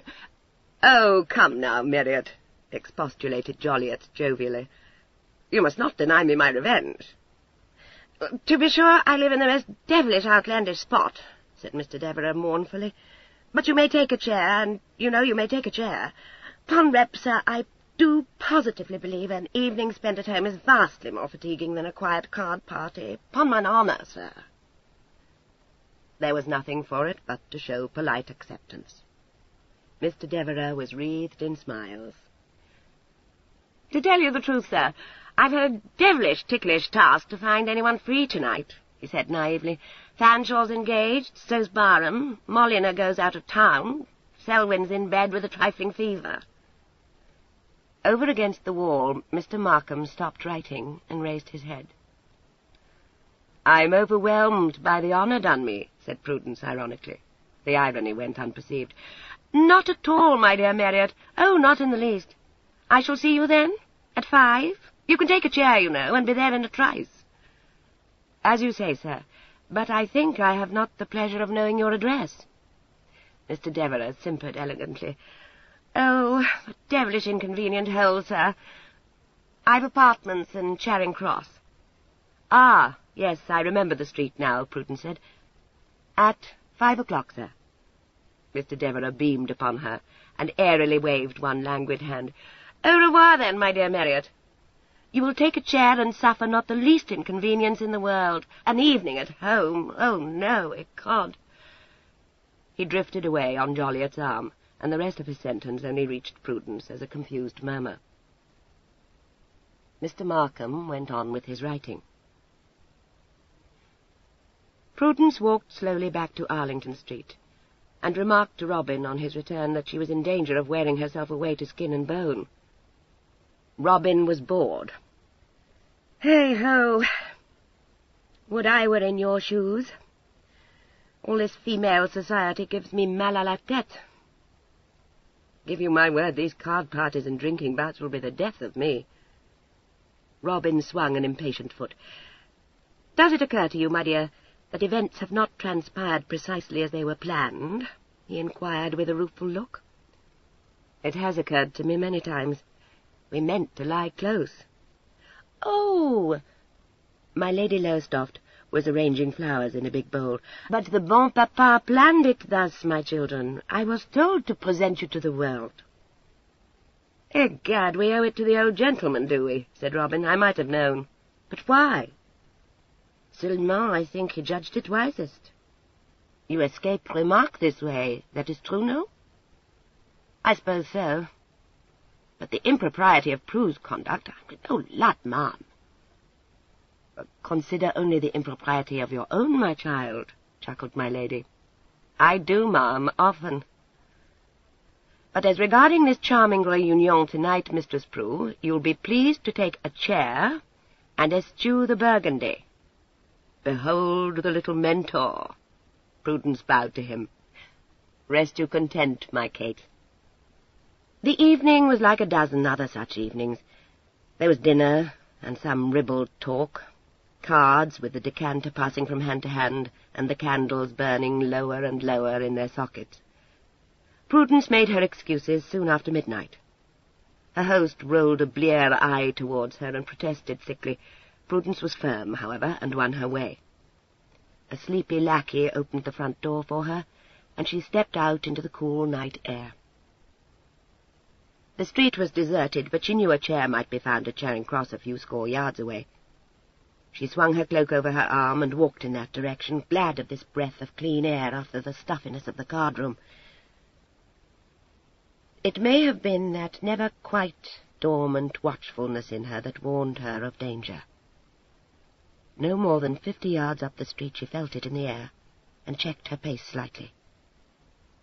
There was a shadow crouched in an embrasure in the wall a few steps further on, a shadow that had something of the form of a man.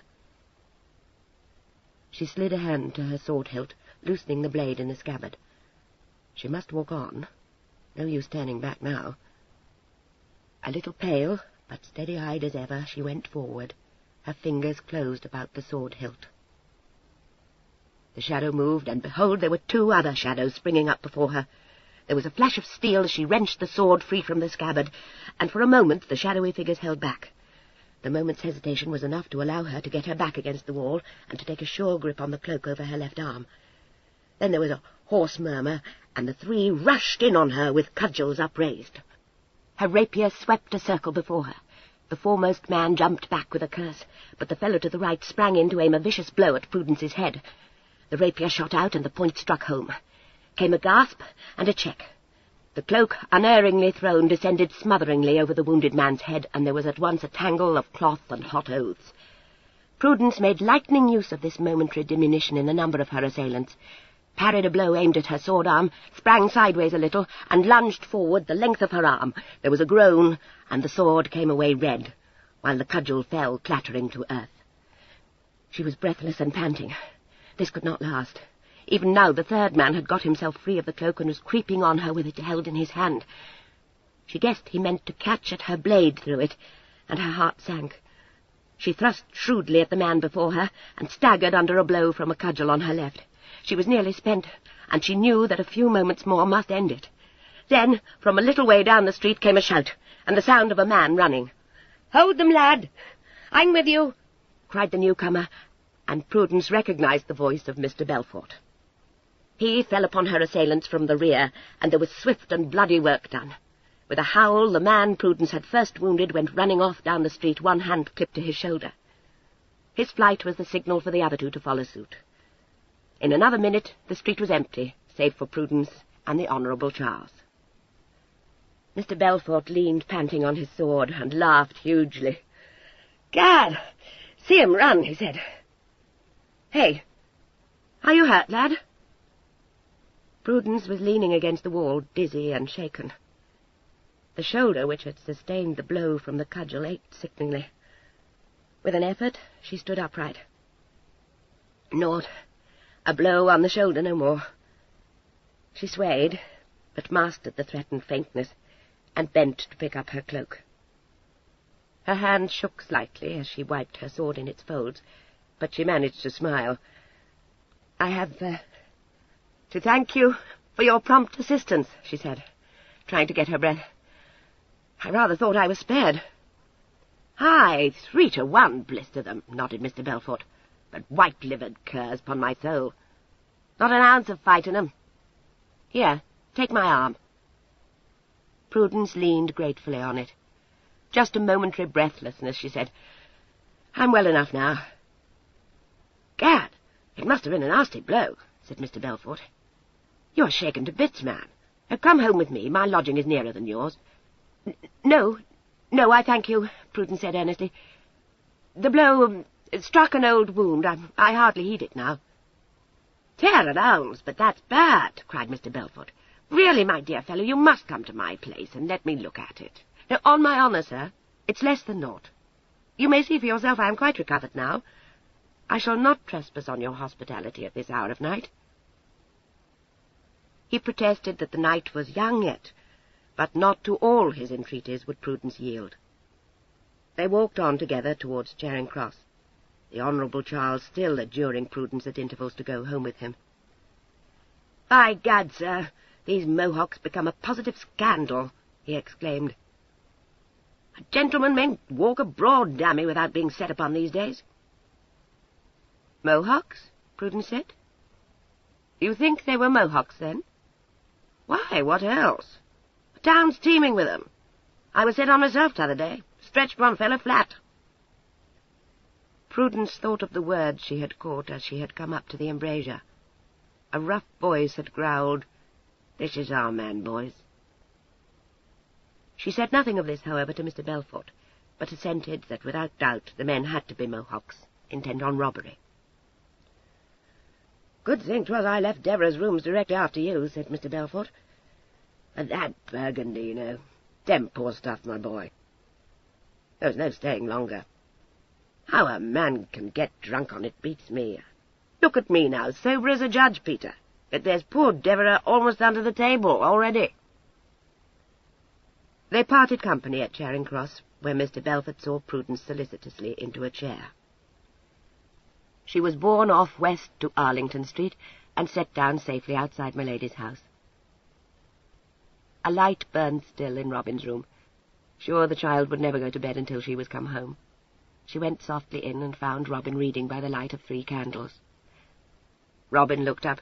"My felicitations, you escaped betimes." His eyes narrowed, and he got up. "Oh." "What's toward, child?" he said sharply, and came across to Prudence's side. She laughed. "What? Do I look a corpse? I was near enough to it. But there are no bones broken, I believe." The beautifully curved lips straightened to a thin line. Prudence saw her brother's eyes keen and anxious. "Be a little plain with me, child. You've sustained some hurt?" "No more than a bruise, I think, but, oh, Robin, it hurt." Again she laughed, but there was a quiver in her voice. "Help me to come out of this coat. It is on my left shoulder." The shoulder was swiftly bared, and an ugly bruise disclosed. There came a soft curse from Robin. "Who did it?" "Now, how should I know? Charles spoke of the Mohocks." Robin was searching on his dressing-table for ointment, and came back to her with a pot in his hand. As he smeared the stuff lightly over the bruise, he said remorsefully, "'Tis I who was at fault. I should have seen to it you had my lady's chaise out. Oh, no harm done as it chances. But there were 3 of them, and I was all but spared. Then Charles came running up, and there was an end of it." She slipped her shirt up again over the shoulder. "Thanks, child. I would you had seen my sword-play. I'm sure it did you credit." She paused and looked at the guttering candles. Her tone changed and became serious. "I have a notion They were creatures of Markham's, set on to beat me. Markham's? Robin set down the ointment. I know of no one else with a grudge against me. They were not common Mohawks. She told him what she had heard. He strode to the window and back again, frowning. "I think this is where we make our bow," he said at last. "Devil a bit," was the cheerful response. "For the future I shall remember to take a chaise, that's all there is to it. I had rather see you safe in France. I won't go." He raised an eyebrow. "Oh, do you turn stubborn?" "As a mule. We go down to Richmond with my lady tomorrow, and the Markham may think that I've gone into retirement on account of my mauling. He should be satisfied. I await the old gentleman, for I've a curiosity to see what his game is." She got up and stretched her long limbs, wincing at the pain of her bruised shoulder. "Get you to bed, Robin." She went out, yawning. They were gone on the morrow down to my lady's house at Richmond. My lady was loud in her exclamations of horror at what had befallen Prudence, but Prudence could chuckle now that it was all over. The while Robin sat in frowning silence. His petticoats began to irk him. Mr. Markham heard of the affair at White's from the lips of Mr. Belfort. He professed himself all concern, but his friend Lord Barham, drawing him aside, said with a snigger, "So, that's a score settled, eh, my buck?" "It's not," said Mr. Markham curtly, and scowled. "Gad, I'd give something to know what you have against the young sprig," said his lordship. "It's a conceited puppy, ecod. I've a mind to give it a trouncing myself." Mr. Markham saw Sir Anthony Fanshawe idly twirling his quizzing glass, and rather testily requested his noble friend to guard his tongue. Sir Anthony continued blandly to survey the pair. Mr. Markham strode off, rather red about the gills. Sir Anthony turned to Mr. Belfort, standing in a circle of his acquaintances. "Well, Charles, have you been fighting with the devil's emissaries?" he said genially. "What's this I hear of Mohawks?" "3 of them, right in the middle of town, if you please," said Mr. Belfort. "Thunder and turf, but it's a crying disgrace. I'm saying to Proudy here that measures ought to be taken." Sir Anthony took out his snuff-box and shook back the ruffles from his hand. "Oh, were you attacked?" he inquired.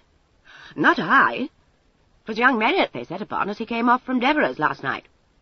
The strong hand paused for a moment in the act of unfobbing the snuff-box. The sleepy eyes did not lift. "Indeed?"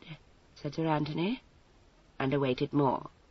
3 to 1, the ruffians, and lucky I chanced along, for the lad's not over-strong in the sword-arm, I take it. Game enough, but he was soon blown." "He was he?" Sir Anthony took snuff in a leisurely fashion. "And, was he hurt?" "A blow on the shoulder. It seemed to knock him pretty well endways.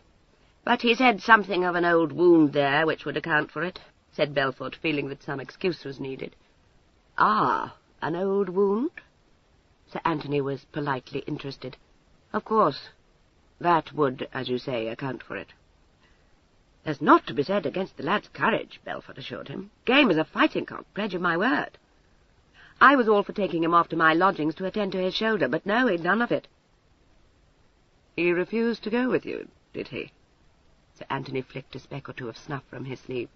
"Oh, wouldn't hear of it. Naught I could say was to any avail. He would be off home and have no fuss made."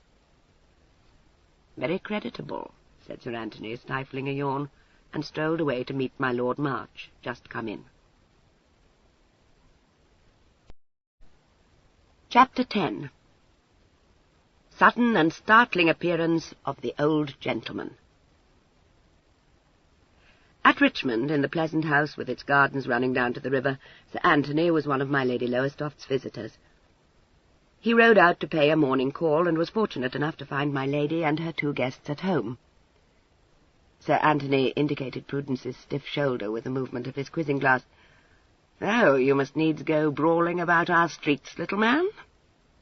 There was a quick contradiction of Robin's brows. He looked up to find the sleepy gaze upon him, and straightway achieved a shudder. "Oh, pray, sir, don't speak of it." "You should keep him closer tied to your apron strings, ma'am," said Sir Anthony, and began to talk of the state of the roads. But upon my lady's going out of the room, he broke off to say, "Have you any idea that it was Markham's men set upon you, young man?" "Some little suspicion of it," Prudence admitted. "I shall be more wary in the future." "It's a vengeful creature." Sir Anthony crossed one leg over the other. "I believe you would do well not to go abroad unaccompanied at night," he said, and fell to twirling his eyeglass by its riband. He presently took leave of them and rode off back to town. Robin said with a laugh, "Oh, it's all solicitude, the benevolent mammoth." "Lord, must you still be jeering?" Prudence demanded, and left him rather abruptly. They returned to Arlington Street at the end of the week, arriving on the day of Her Grace of Queensberry's rout, whither they were bidden. They went in state in my lady's town chariot, and my lady regaled them on the way with some highly entertaining details of my Lord March's private life. Her Grace's salons were large enough to accommodate even the crowd that assembled at her house that evening. There were bright lights in sparkling chandeliers and many heavy-scented flowers, and over all the hum of gay chatter. Her Grace stood at the head of the stairs to receive her guests, and had the felicity of knowing that my Lord March, her son, was adorning the rout with his unaccustomed presence. My lord was in excellent spirits and stayed for at least an hour in the big withdrawing-rooms. After having done his duty there so nobly, he retired to the card-rooms for a spell, in search of a little relaxation. Robin's elderly admirer found him out, and showed an ardent desire to know more of him. Prudence left him murmuring compliments into one bashful ear. It was quite late in the evening when there came a slight stir about the doorway, and Prudence had returned to Robin's side, ousting the elderly beau. She stood now behind his chair, Sir Raymond Orton a few paces from her, and my Lady Lowestoft laughing immoderately at something Mr. Selwyn was saying to her not far distant. Some late-comer, it appeared, was arriving. A knot of ladies gathered near the door gave way, and Prudence could enjoy a clear view. Two gentlemen came in, and stood for a moment looking round. One of these was my Lord March. The other was a slight, elderly gentleman with arresting grey eyes, a nose inclined to be aquiline, and thin, smiling lips. He was magnificently attired in puce satin with an embroidered waistcoat. His wig must surely have come straight from Paris. His shoes, with their jewelled buckles, had preposterous high red heels to them. The cut of his coat spoke the most fashionable tailor of the day in every line. There was a hint of a diamond in the lace at his throat, and on his breast he displayed several scintillating foreign orders. He stood very much at his ease, his head slightly inclined to hear what my Lord March was saying, and one thin white hand delicately raising a pinch of snuff to a finely chiselled nostril. Prudence's hand found Robin's shoulder and gripped hard. Robin looked up, and she felt him stiffen. The old gentleman's eyes travelled slowly round the room while he listened to my Lord March, rested a moment on Miss Marriott's face, and passed on. Her Grace of Queensberry came forward to welcome the newcomer, and he bent with great courtliness over her hand. Robin turned in his chair. "I am dreaming. I must be dreaming. Even he could not dare." Prudence was shaking with suppressed laughter. "Oh, it's the old gentleman himself, never fear. Lad, might we not have expected something after this fashion? Arm in arm with March, covered with jewels, all his misbegotten orders, gad, it beats all. And who the devil does he pretend to be now?" Robin sat fuming. He could not admire this last freak of his sire. "Of course we're spared now," he said in a voice of gloomy conviction. "This will land us all at Tyburn." "Oh, my dear, he's incomparable. You have to admit it." Prudence saw Mr. Molyneux advancing, and hailed him. "Pray, sir, who is the magnificent stranger but just arrived?" What? Don't you know? Cried Molyneux, shocked. Well, to be sure, you've been out of town this last week. That stranger is the greatest romance we've known since Peterson ran off with Miss Carslake. He laughed at Robin. All the ladies are in ecstasies over it, I assure you. It appears, you see, that the grand gentleman is the lost Viscount. One thought such things only happened in fairy tales. Robin sank back in his chair. Seeing him incapable of speech, Prudence said faintly, "Indeed, sir? And who is the lost Viscount?" "Oh, fie, what ignorance!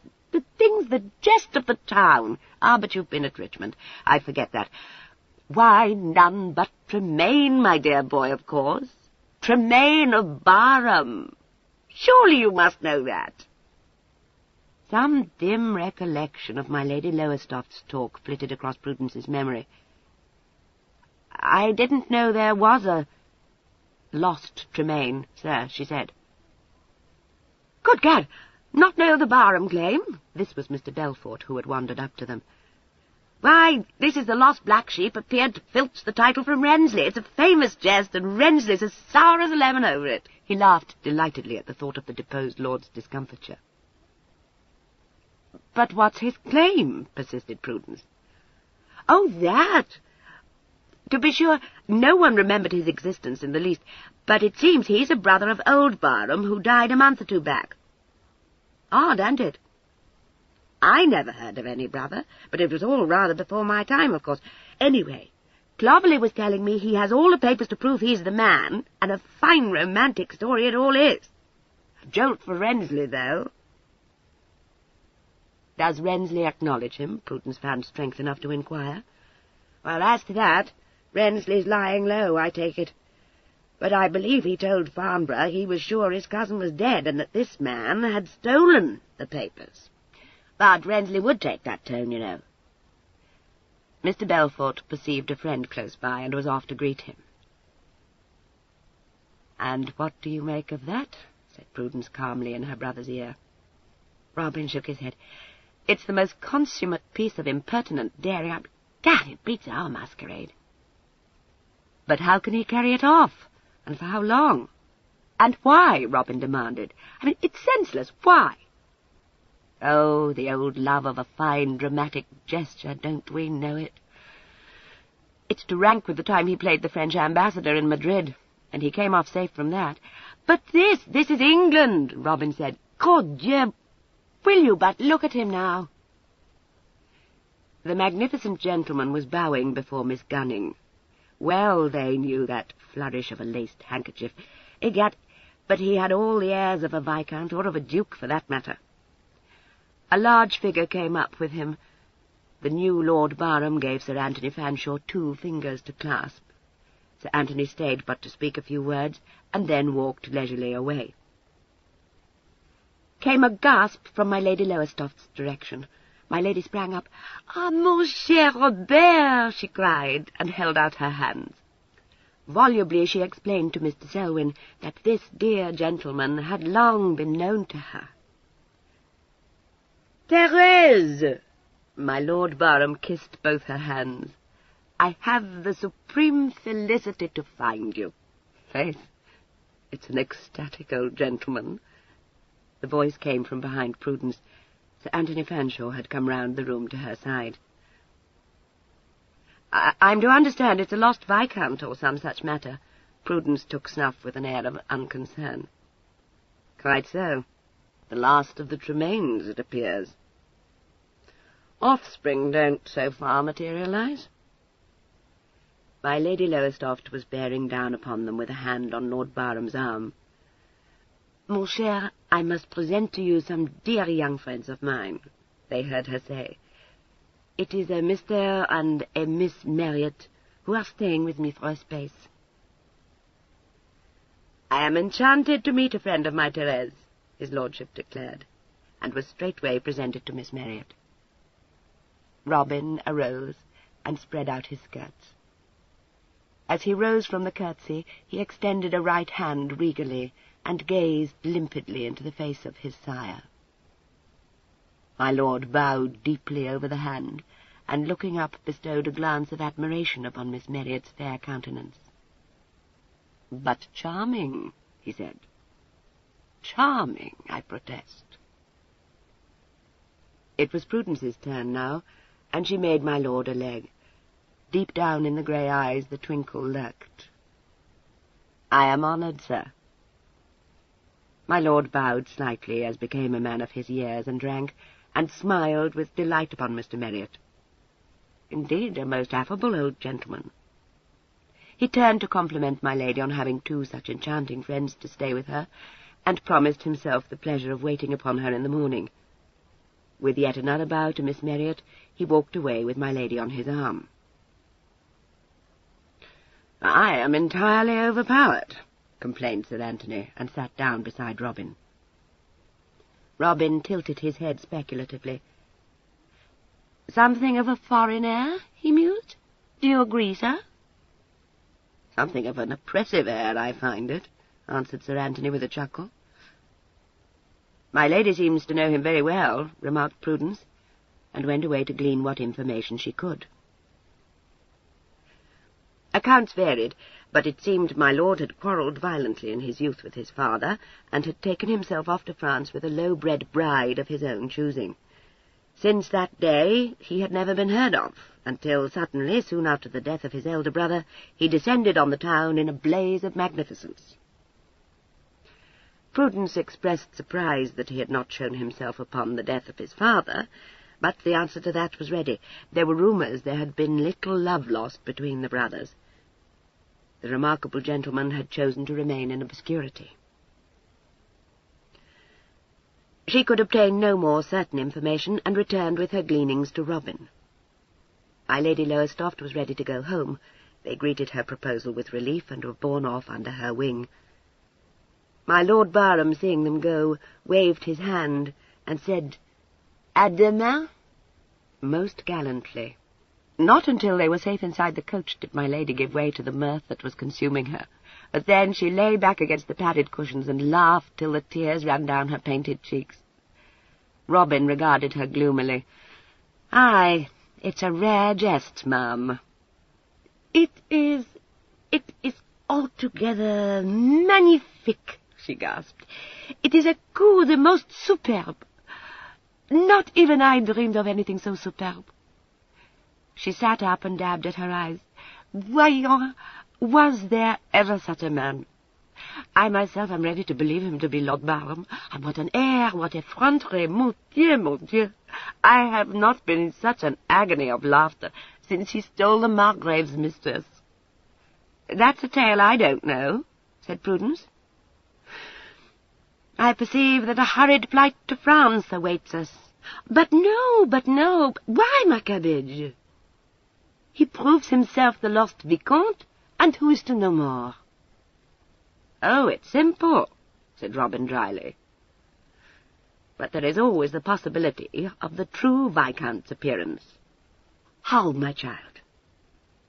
"We see the bon papa with all the papers. The real Viscount is dead, of course. How else could Robert have the papers?" "Good God, ma'am, do you put it above the old gentleman to steal them from a live man?" "There's more to it than that." Prudence's calm voice broke in. "A counterfeit for a day, a week, a month is very well. But even the old gentleman can't maintain it for ever. Rensley won't be satisfied with a few documents. There'll be traps set, and others of no one's setting, into which he is bound to fall. Consider, ma'am, what it means suddenly to become an English peer with estates and a large fortune. The thing's not so easily done, I believe." "There's also the little matter of the late fracas in the north," said Robin. "Certain he discards the black wig and the French accent, but there must be information out against him."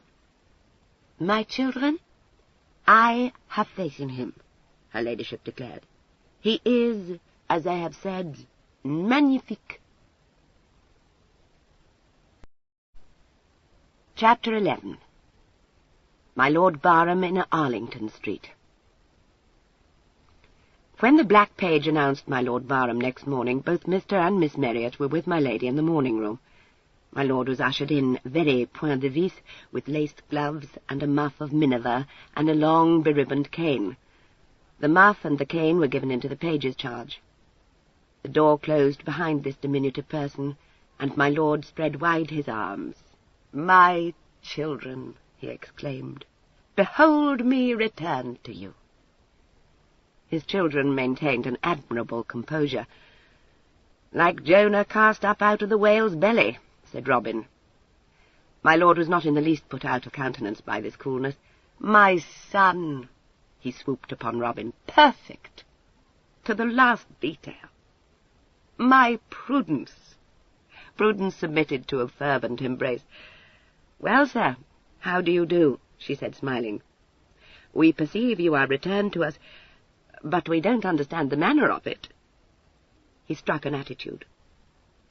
"But do you not know? I am Tremaine of Barham." "Lud," said Robin, "you don't say so, sir." He was hurt. "Ah, you do not believe in me. You doubt me, in effect." "Well, sir," Prudence sat on the arm of Robin's chair and gently swung one booted leg to and fro. "We've seen you as Mr. Colney. We've seen you as Mr. Daughtry. We've seen you as the Prince Vaniloff. You cannot altogether blame us." My lord abandoned his attitude and took snuff. "I shall show you," he promised. "Do not doubt that this time I surpass myself." "We don't doubt that, sir." My lady said on a gurgling laugh, "But what will you be at, mon cher?" "What madness!" "I am Tremaine of Barham," reiterated his lordship with dignity. "Almost I had forgot it, but I come now into my own.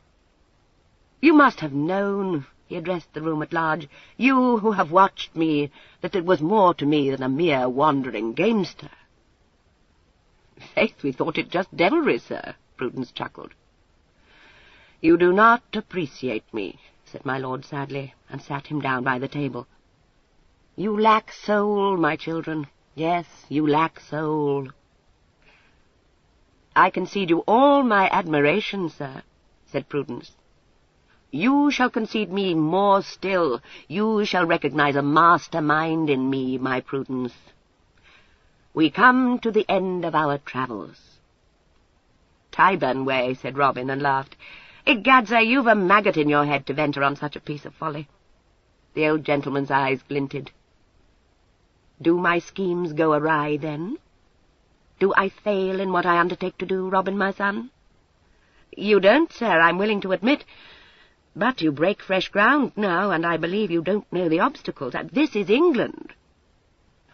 "Robin acquires geography." My lord smiled gently. "It is the land of my birth. I am come home, enfin. I am Tremaine of Barham." "And pray what are we, sir?" inquired Robin with interest. "At present, mes enfants, you are Mr. and Miss Marriott. I compliment you.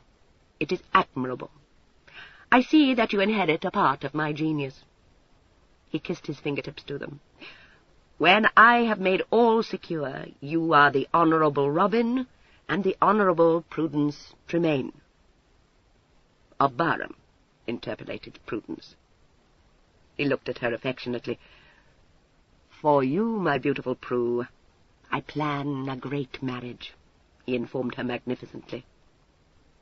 "A royal prince, belike?" said Prudence, unimpressed. "I will choose from an older house than this of Hanover," my lord said grandly. "Have no fear." Robin looked at his sister. "My dear, what to do?" he said helplessly. "Leave all to me," commanded my lord. "I do not make mistakes." "Except in the matter of royal princes," said Robin with meaning. "Oh, bah! I forget all that." The past was consigned to perdition with a snap of thin fingers. It might have chanced otherwise. I seized opportunity as ever. Do you blame me for the rebellion's failure? Prudence shook her head. "Ah, sir, you should have been put at the head of it," she mourned. "The prince would be at St. James's today, then."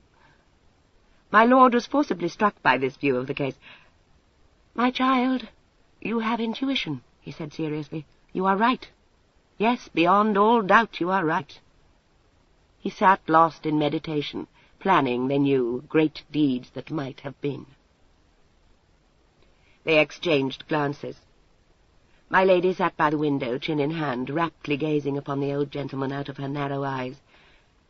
There was nothing to do but to wait for him to come out of his trance. Robin sat back in his chair with a shrug of fatalism. His sister continued to sling one booted leg. My lord looked up. "Dreams." He waved them aside. "Dreams. I am a great man," he said simply. "You are, sir," agreed Prudence. "But we should like to know what you plan now." "I have done with plans and plots," he told her. "I am Tremaine of Barham." There seemed to be no hope of getting anything more out of him. But Prudence persevered. "So you have told us, sir. But can you prove it to the satisfaction of Mr. Rensley?" "If Rensley becomes a nuisance, Rensley must go," my lord declared with resolution. "Murder, sir?" "He will disappear. I shall see to it. It need not worry you. I arrange all for the best." "I wonder whether Mr. Rensley will see it in that light," said Prudence. "Does he acknowledge you, sir?" "No," admitted his lordship. "But he fears me. Believe it, he fears me." Robin had been sitting with closed eyes, but he opened them now. "I grant you this much, sir. You are to be feared." "My Robin," my lord flung out a hand to him. "You begin to know me, then." "I've a very lively fear of you myself," said Robin frankly. "Give me audience a moment." "Speak, my son. I listen. I am all attention." Robin looked at his fingertips. "Well, sir, the matter stands thus. We've a mind to turn respectable, Prue and I." He raised his eyes. His father's expression was one of courteous interest. "I admit we don't see our way clear. We wait on you. To be candid, sir, you pushed us into the late rebellion, and it is for you to extricate us now. I've no desire to adorn Tyburn Tree. We came to London under your direction. We stayed here for you according to the plan. True, you have come as you promised you would, but in a guise that bids fair to compromise us more deeply still. We don't desert you. Faith, we can't unless we choose to go abroad again. But we've an ambition to settle in England. We look to you." The old gentleman heard him out in smiling silence. At the end he arose. "And not in vain, my children. I live but to settle you in the world, and the time has come. Listen to me. I answer every point. For the rebellion, it is simplicity itself. You cease to exist. You vanish. In a word, you are no more. Robin Lacey, it was Lacey, dies. Remains my son, Tremaine of Barham. I swept you into the rebellion, it's true. In a little while I have but to stretch out a hand, and you are whisked from all danger. Have patience till I make all secure. Already I announced to the world the existence of a son and of an exquisite daughter." He paused. Applause, it was clearly expected, came from my lady, who clapped delighted hands. His eyes dwelt upon her fondly. "Ah, Thérèse, you believe in me. You have reason.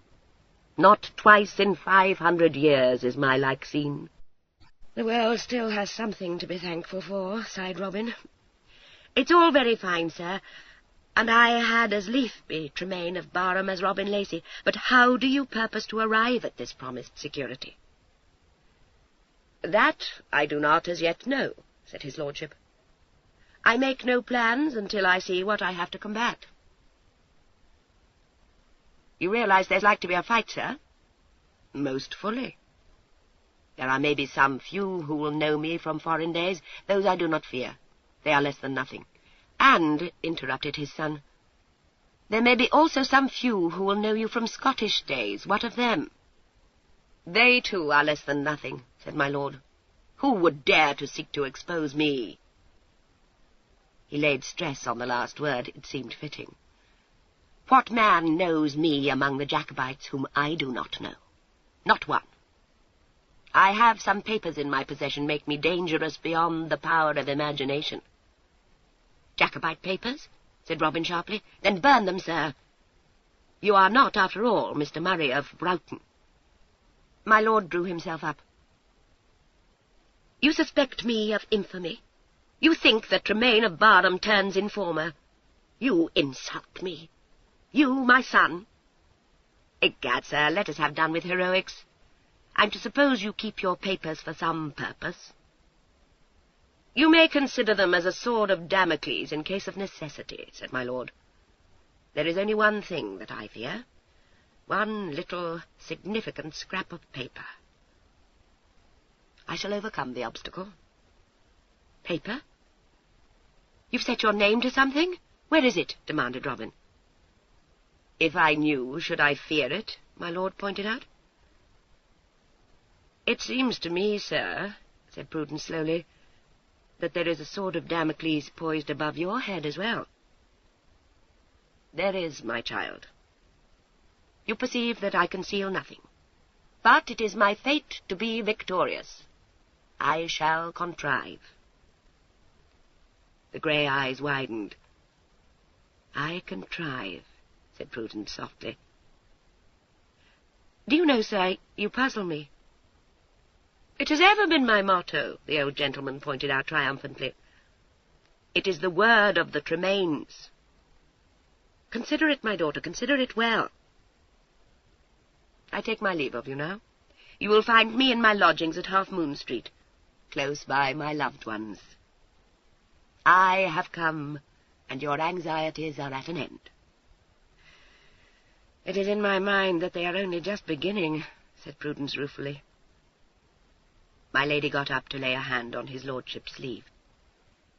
You do not take possession of your fine town-house yet, no? She inquired. In time, Thérèse, in good time. There are legal formalities. I do not trouble myself with lawyers.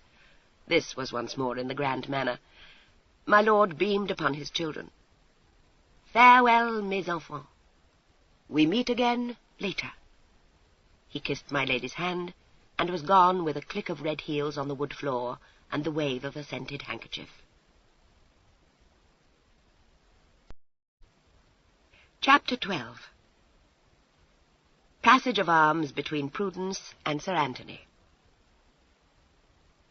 They were left to stare at one another. My lady showed an inclination to laugh. Well, my children, well? She demanded. I'm glad you think so, ma'am, bowed Prudence. Oh, what's to be done with the man? Robin said impatiently.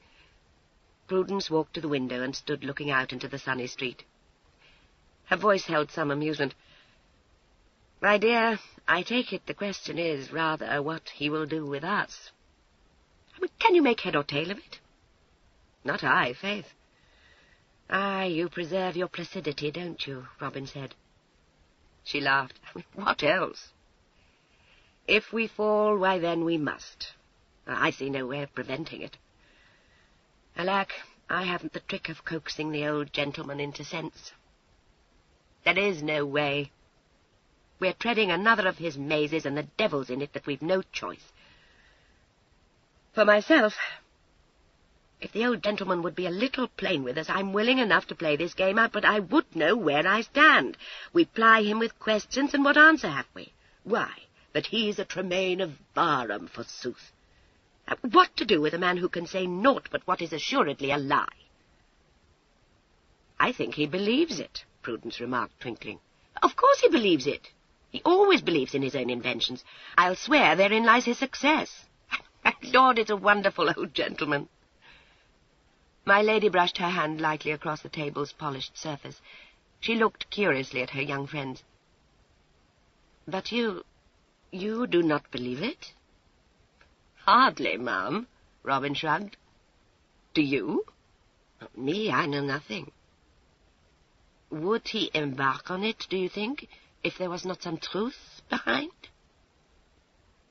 Ma'am, you've heard him. He believes himself omnipotent. There's the motto, Prudence spoke reflectively. I don't set great store by that. He may have had this in mind many a long day. How? "Oh." She turned her head. "We don't know when he came by these documents he holds," Robin pointed out. "As I see it, he may have met the real Tremaine any time these 40 years. When did Tremaine die? Or if he lives yet, when had the old gentleman those papers from him? Now, I believe this may have been deep laid." "Ah, so do not I." Prudence came back into the room. "His genius lies in grasping opportunity at a moment's notice. I'll swear this was not in his mind when he swept us into the rebellion." Robin was silent, puzzling over it. Came the page to announce Sir Anthony Fanshawe. Sir Anthony had called to fetch Mr. Marriott to ride out past Kensington with him. Prudence went off, and my lady's black eyes twinkled merrily. "That is a romance, not?" she said. Robin caught back a sigh. "I don't see the happy ending, ma'am." He got up and began to pace the room. "I wish I saw my way," he said, pausing. He bit one fingertip, frowning. Her ladyship watched him. "You stand by the bon papa, yes?" "It seems likely. I see no other hope of a fair conclusion. But this is to risk all for the slim chance of gaining all. Well, it has ever been our way. I might be off to France, taking Prue with me. That's the safe road. I can fend a path for us both. But it's the end to her romance." "And to yours, mon enfant," said her ladyship softly. "Perhaps. That does not signify so much. I was, after all, born to this game. But Prue's not.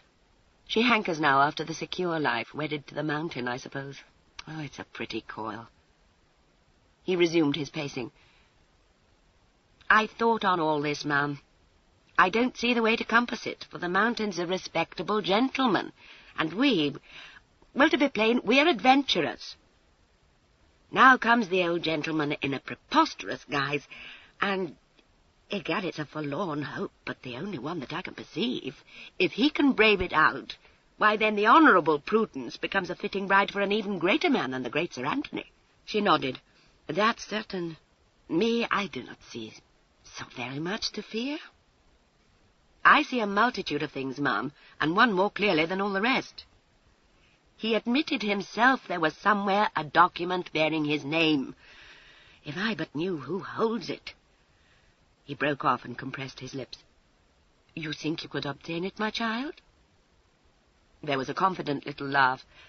"Let me have but wind of it," Robin said. "I shall see you yet as the heir of Barham," my lady prophesied, and went off to send out the cards for her next evening party. Along the road to Kensington, Prudence rode by Sir Anthony's side and talked idly of this and that.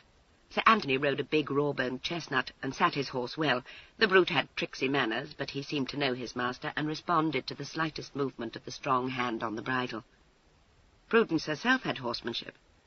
The bay mare from my lady's stable chose to curvet all across the road in a playful endeavour to throw her off. She swayed gracefully to the mare's buckings, humoured her a little, and brought her up alongside her chestnut companion. Sir Anthony sat easily in the saddle, watching her, a hand laid lightly on his hip. "She's a little fresh," he remarked. Prudence leaned forward to pat the mare's neck. "Playful. There's no vice." The mare reared up as though to protest against this reading of her character, and of a sudden all the indolence left Sir Anthony. He bent swiftly forward and caught the mare's bridle close to the bit before Prudence knew what he would be at. The mare was brought down by a man's iron hand, but her rider sat unshaken. Now what possessed the man to do that? "She doesn't throw me so easily, sir," Prudence said gently. "As I see." Sir Anthony pricked onward. "In all, you puzzle me, boy." Prudence studied the road ahead. "I do, sir," she said. "I don't know why I should." The heavy-lidded eyes rested on her profile for a minute. "Don't you?" said Sir Anthony. A pulse began to beat rather fast in her throat. She waited. "You are," Sir Anthony said, "a curious mixture." You'd no suspicion of it? She laughed. None, sir, upon my word. A babe in our midst, he remarked thoughtfully, and yet not a babe. I told you, sir, that I have been about the world a little. It may be that. Was all this junketing about by yourself, I wonder? She was being cross-examined. One must step warily. There was usually a friend with me, she answered indifferently. You must have spent a prodigious time touring Europe, he said pensively. I don't know why you should think so, sir. I made the grand tour. You must have made it a very extended one to have seen so much, Sir Anthony pointed out gently. You forget, sir, a great part of my life was spent abroad with my parents. Ah, to be sure, he nodded. No doubt many of your experiences were gained then. Yes, Sir Anthony. There was a slight pause. The gentleman was looking straight between his horse's ears. What a very tender age at which to have seen so much, he remarked blandly. The mare bounded forward under a spur incautiously driven home. Sir, said Prudence, for some reason I don't guess, you seem to hold me in suspicion. It was a daring move, but she could see no other. Up went the straight brows in sleepy surprise. Not at all, my dear boy. Why should I? I have no notion, sir. They rode on in silence for a while. Shall we have the pleasure of seeing your respected father in town? Inquired the tiresome gentleman. I believe not, sir.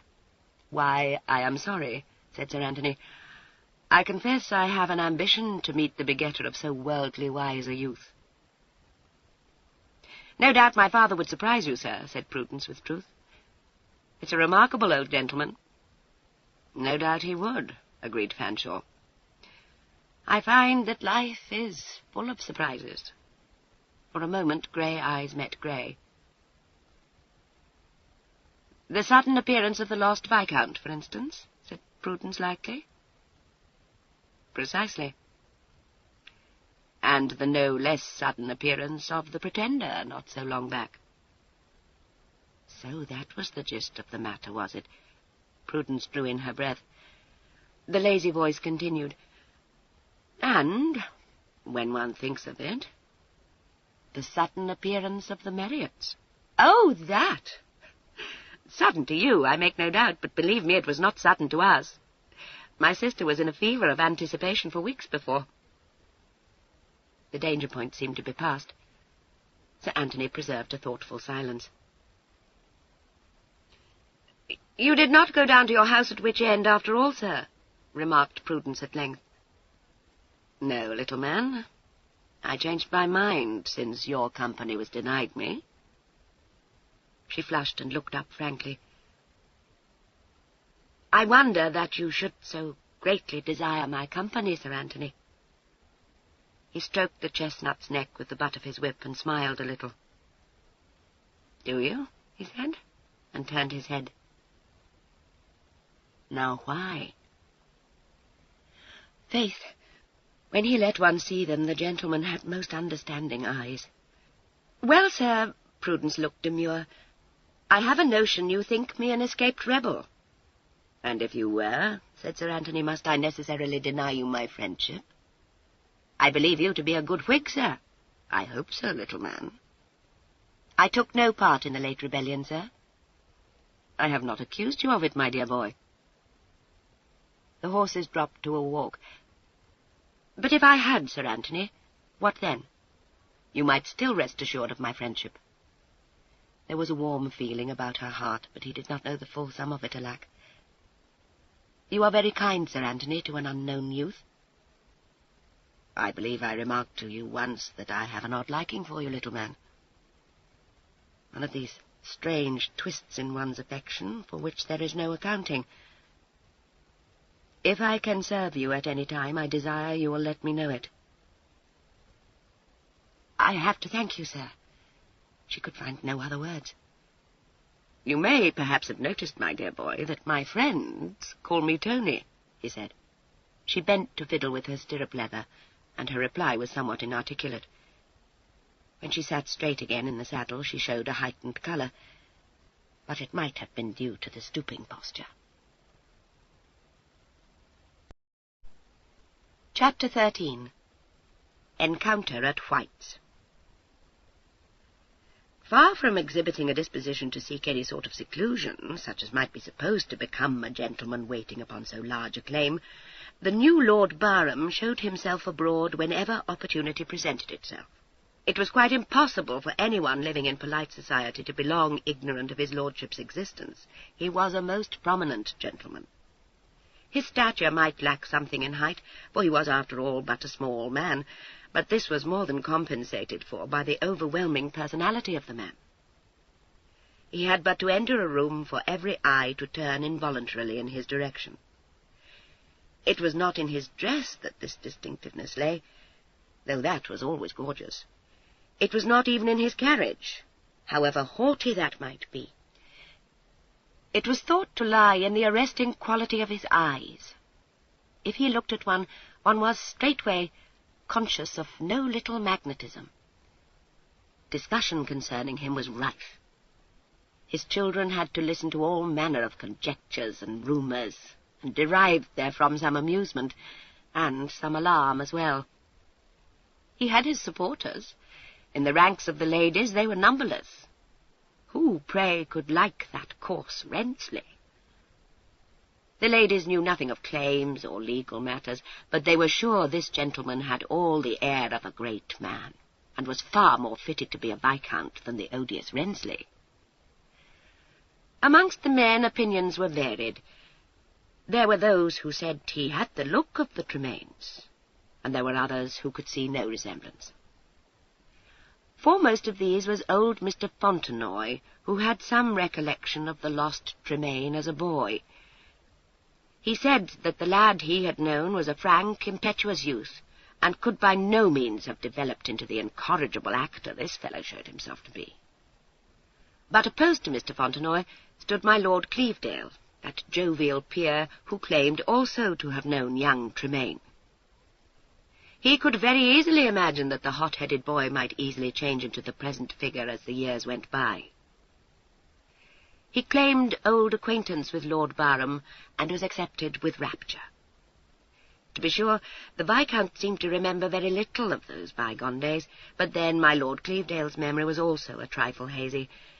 It was all so many years ago, 30 at least, his lordship believed, for young Tremaine had run off to the continent when he was scarce a day more than 18.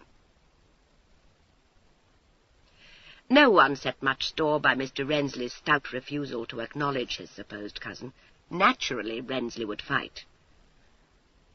The trouble was to know how to address poor Rensley.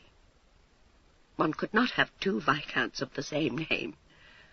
But until the lawyers had done ferreting out information and quibbling over documents, the new lord had no claim to any title at all, and Rensley might continue to hold it as he held the estates and the houses.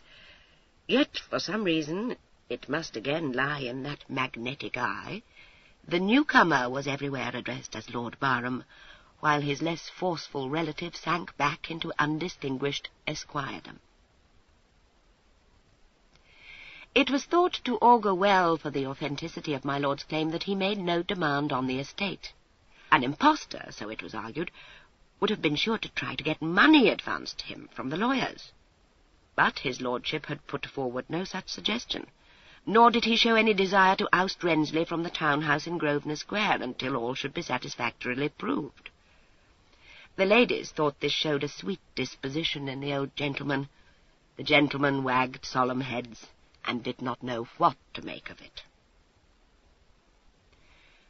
When my lord made his stately way in at the sacred portals of White's Club, there were one or two gentlemen muttered darkly of effrontery, but the mutterings died down. My lord became a member of the club. No one quite knew the man responsible for this. It was Sir Anthony Fanshawe who said with a deep chuckle that he believed they might see my lord's proposer in my lord himself.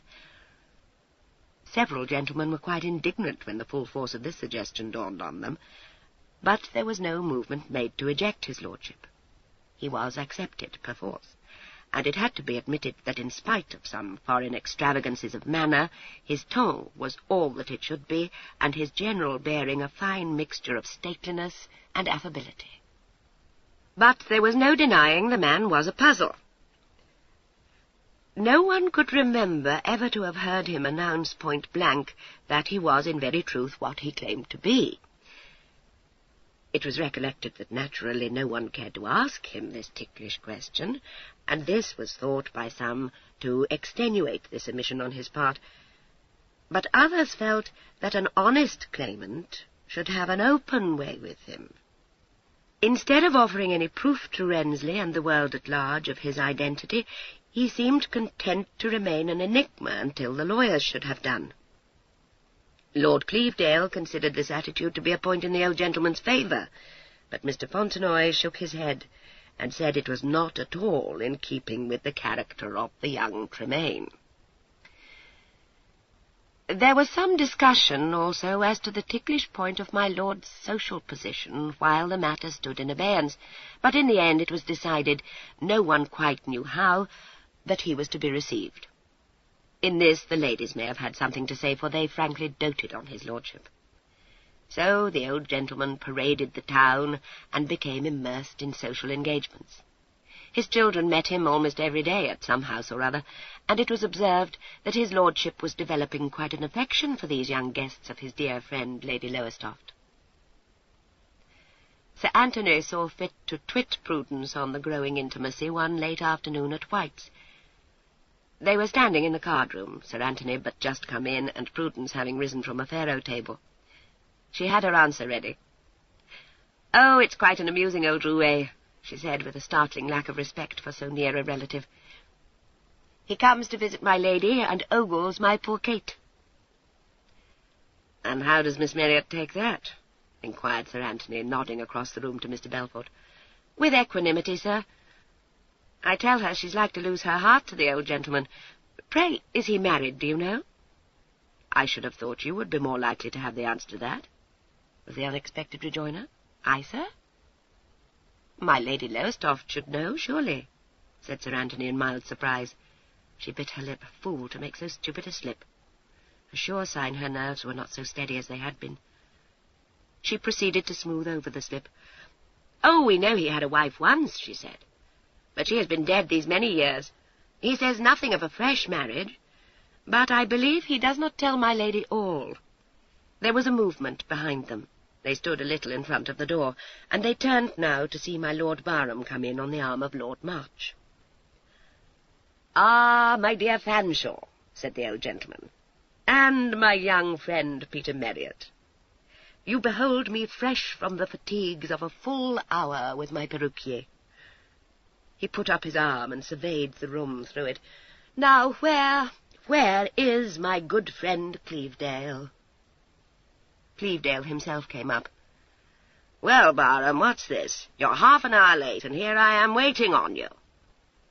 My lord flung up his hands. "The perruquier! I crave 10,000 pardons, my dear Thomas, but the exigencies of the perruquier. Had it been anything else in the world, the claims of piquet had held me adamant, but adamant, my dear Thomas. My tailor even I would dispatch to the devil, but a perruquier... You absolve me. You have to absolve me." Clevedale laughed. "Gad, what foppery! Oh, I hold you excused. God send I never see you bald. Come off to my table. I've held it in the teeth of Molyneux this half hour." He bore my lord off to a place near the window. "I wonder, doesn't he find that manner of thought fatiguing to maintain?" said Sir Anthony meditatively. "Clevedale?" Prudence looked inquiringly. "No, my innocent, the new Viscount." Mr. Belfort came over to them. "Tony, here's Devereux wants to play at lansquenet, and all the world's bent on faro. Will you and Marriott join us? The devil's in Devereux that naught else will do for him. But the poor fellow's feeling plaguily low today. He's had bad news, you know." Mr. Belfort nodded profoundly. "One must try to cheer him, so I'm pledged to find a 4 for lansquenet."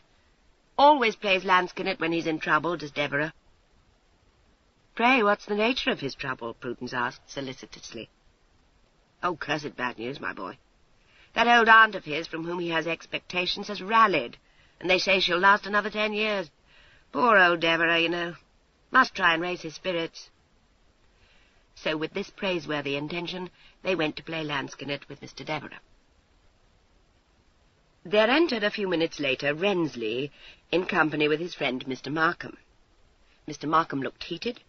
Mr. Rensley was scowling. The truth was, he had been somewhat testy with his satellite, and there had been a slight altercation. Mr. Rensley refused curtly an invitation to join a faro party on the score of his being promised to Markham. The pair sat down to piquet at a table close to Mr. Belfort's. It fell to Mr. Markham to deal, while Rensley looked sourly round the room. His glance fell upon my Lord Barham, likewise engaged on piquet. He uttered a strong expletive beneath his breath and glared angrily. My lord, catching sight of him, waved a white hand, which salutation Mr. Rensley did not return. "Damn the fellow, is no more my cousin than you are," he said, addressing Mr. Markham. Mr. Markham was still feeling ruffled. Rensley was always quick of temper, and one bore outbursts of anger from a rich viscount, but if Rensley was going to lose his wealth and his title, his friend Markham had no intention of bearing his ill-humour with complacency. "Gad, man, let be," he said shortly. "You've said little else for the past hour. Do you take all 5 cards?" Rensley sorted his hand rather sullenly, and took time over his discard. A well-known voice smote Mr. Markham's ears. "Don't despair, Deborah.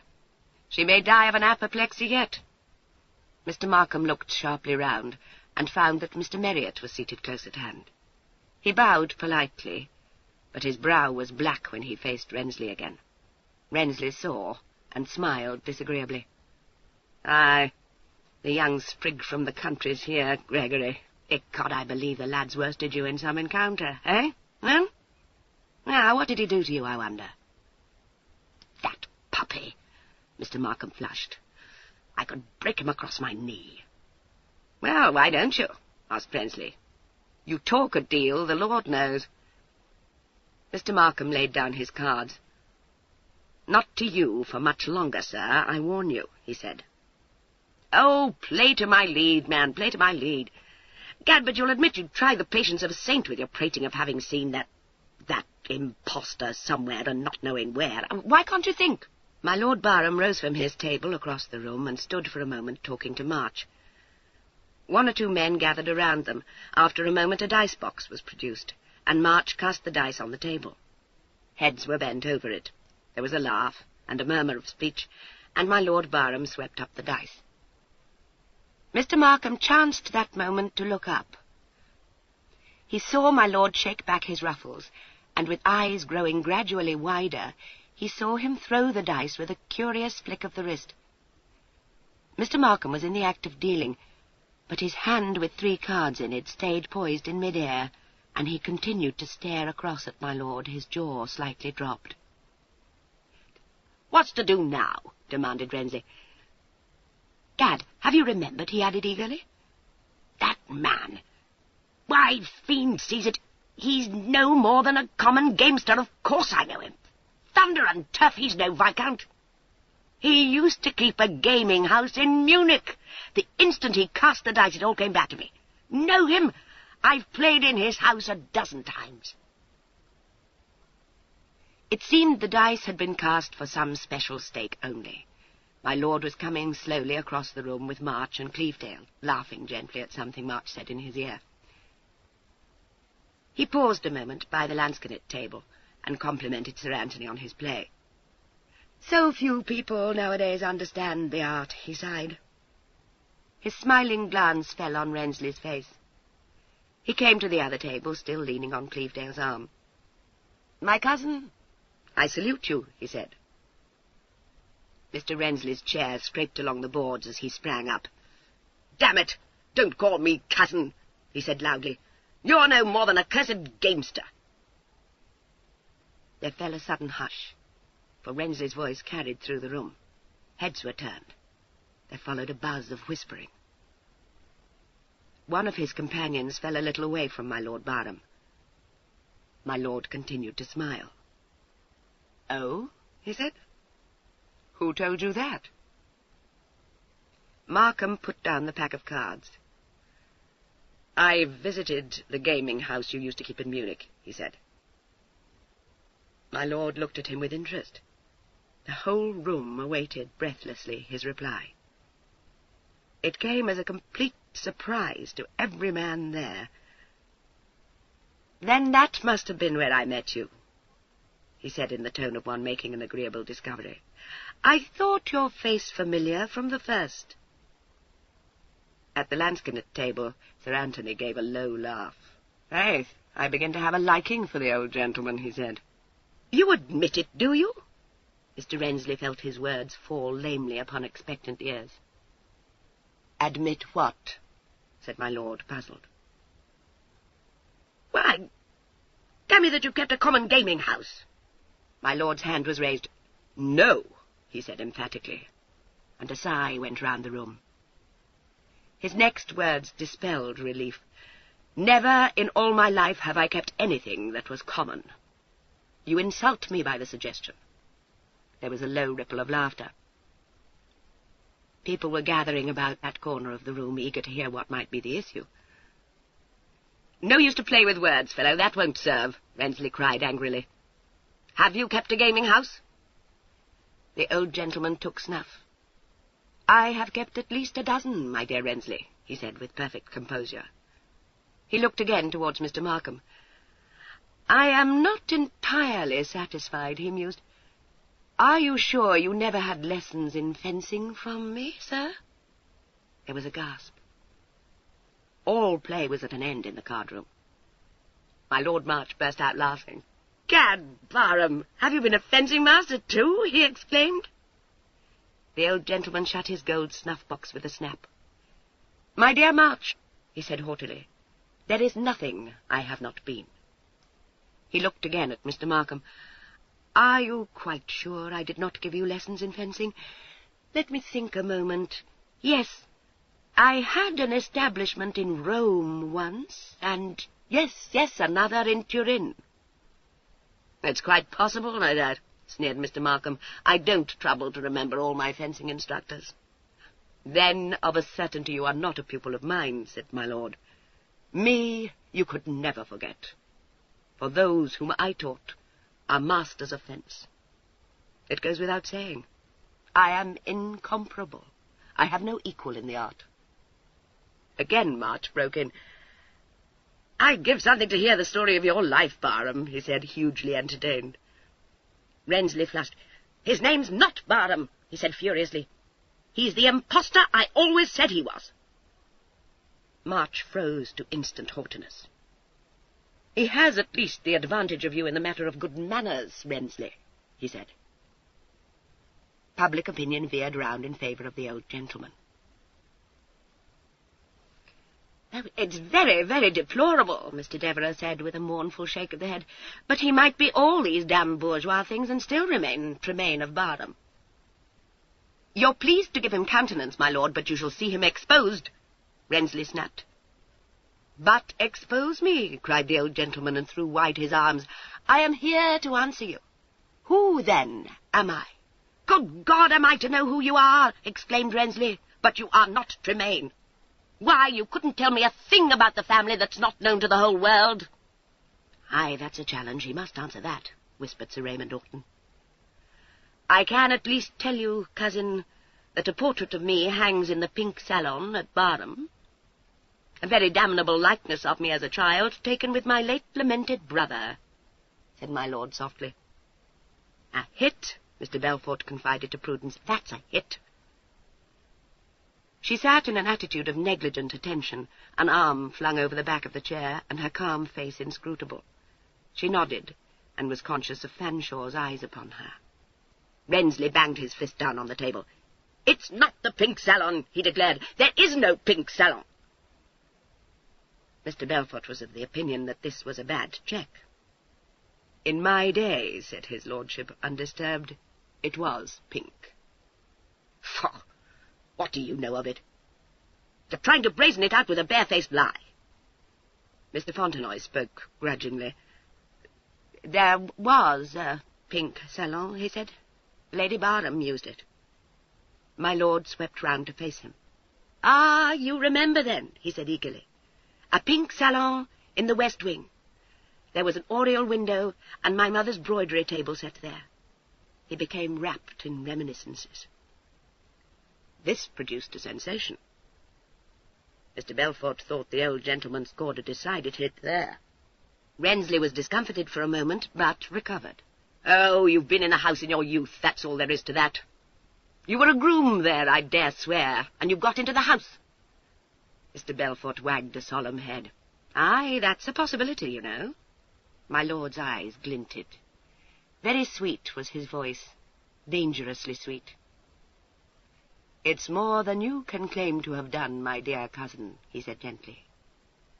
I'll swear you never set foot in it till my brother died. Rensley's jaw dropped. He grew purple in the face. Damn your impudence, he spluttered. Lord March interposed. Enough of that. Did you set foot in it, Rensley? The old gentleman was indignant. Certainly he did not, he said, before Rensley could reply. There was never a Rensley dared show his face on our land. What had we to do with them?